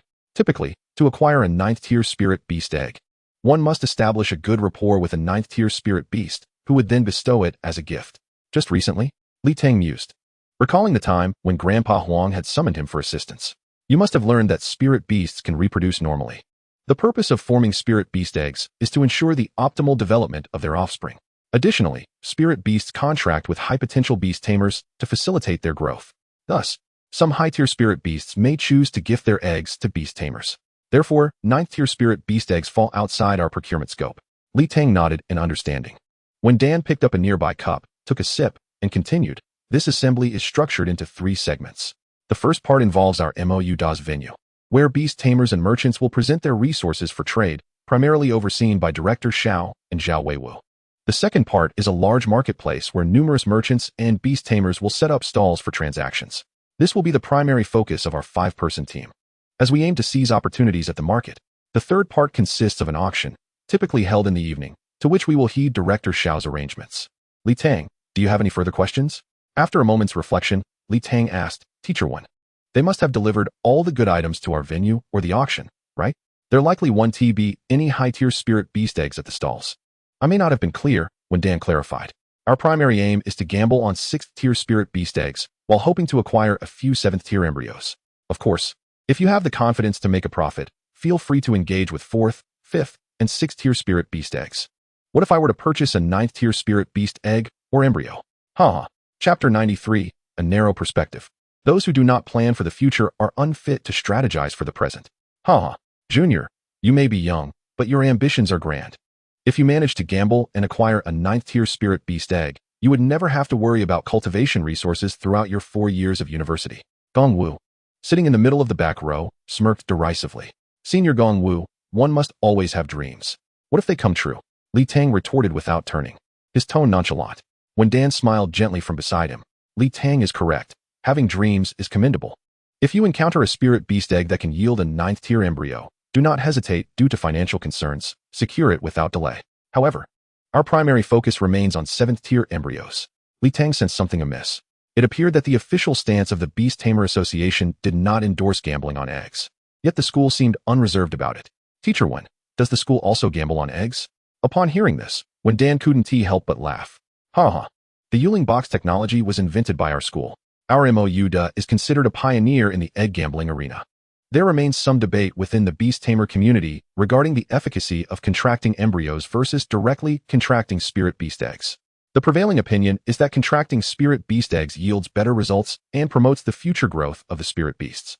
Contracting embryos is deemed more effective than directly contracting spirit beasts. Consequently, 7th and 8th tier spirit beast eggs are generally not utilized for gambling, with the focus predominantly on 6th tier spirit beast eggs. Now I've gained some knowledge. Li Tang reflected on his understanding of the task, summarizing it as follows. 2 prominent figures stationed in wait, while the other 5 scoured the area for opportunities. Zhao Weiwu drove without departing the school grounds, heading westward. Soon, he arrived at a town, which should be the western city of the school. Peering through the car window, Li Tang observed that the western city was primarily composed of various shops, with many individuals setting up stalls along the roadside. The passers-by appeared youthful, presumably mostly students from the school. The vehicle did not halt, seamlessly traversing through the town. Upon exiting the town, the trees flanking the road gradually grew more abundant, towering and robust. Li Tang deduced that they were now in the forested outskirts of the MO city. However, fortunately, a well-maintained road was present. Unlike his previous excursion to the northern forest of MO city, where no road existed in the latter half of the journey. Continuing along this road for over half an hour, a small town emerged on the horizon. Li Tang craned his neck from the back seat, noting the absence of tall buildings, only modest bungalows and 2-story houses that appeared quite dilapidated. This was their destination, Pinganjun, a town spontaneously established by beast tamers for the convenience of trade. Seeing Li Tang's curious expression, when Dan patiently explained, "Teacher, is this town very close to the rift?" "Yes, about 7 kilometers away." As the vehicle entered the town, its speed noticeably decreased. Despite its antiquated appearance, the town bustled with activity, filled with a cacophony of voices. The internal layout of the town featured sparse buildings, primarily roadside stalls, with some vendors setting up tents while others spread blankets on the ground to conduct business. Some wandered about shopping, while others engaged in negotiations at the stalls. After a few minutes, a 3-story building came into view, with a long queue forming in front of it. Zhao Weiwu parked the vehicle beside the building in an open area where 2 other cars were also present. "Let us disembark. This is our school's outpost in Pinganjun," when Dan announced, opening the car door. Li Tang followed suit from the other side, and the 3 individuals in the back seat exited as well. The group of 7, led by Director Xiao, entered the building. Upon stepping inside, Li Tang observed that the first floor primarily consisted of 10 counters, with staff members behind 6 of them. The queues were longest at 5 of the counters, where some staff were appraising items while others negotiated prices, occasionally handing customers cards similar to those from the Beast Tamer Association. At another counter, the line was shorter. A customer presented a card, and the staff handed back a check. Director Xiao did not linger, moving toward a small side door on the first floor. Swiping his card to gain entry, Tang ceased his observations and hurried to follow. Inside the door was a workspace where 7 or 8 individuals were organizing items. A man in his 40s, presumably the supervisor, approached Director Xiao upon noticing his arrival. Director Xiao, you've arrived. What arrangements do you have for today's work? You all continue your normal tasks. Have the high-quality 7th and 8th tier spirit beast eggs sent to the 2nd floor. I will handle the negotiations, Xiao instructed. Understood, Director. How was yesterday's harvest? The quantity was not ideal. We only acquired 89 7th tier spirit beast eggs and 3 8th tier spirit beast eggs.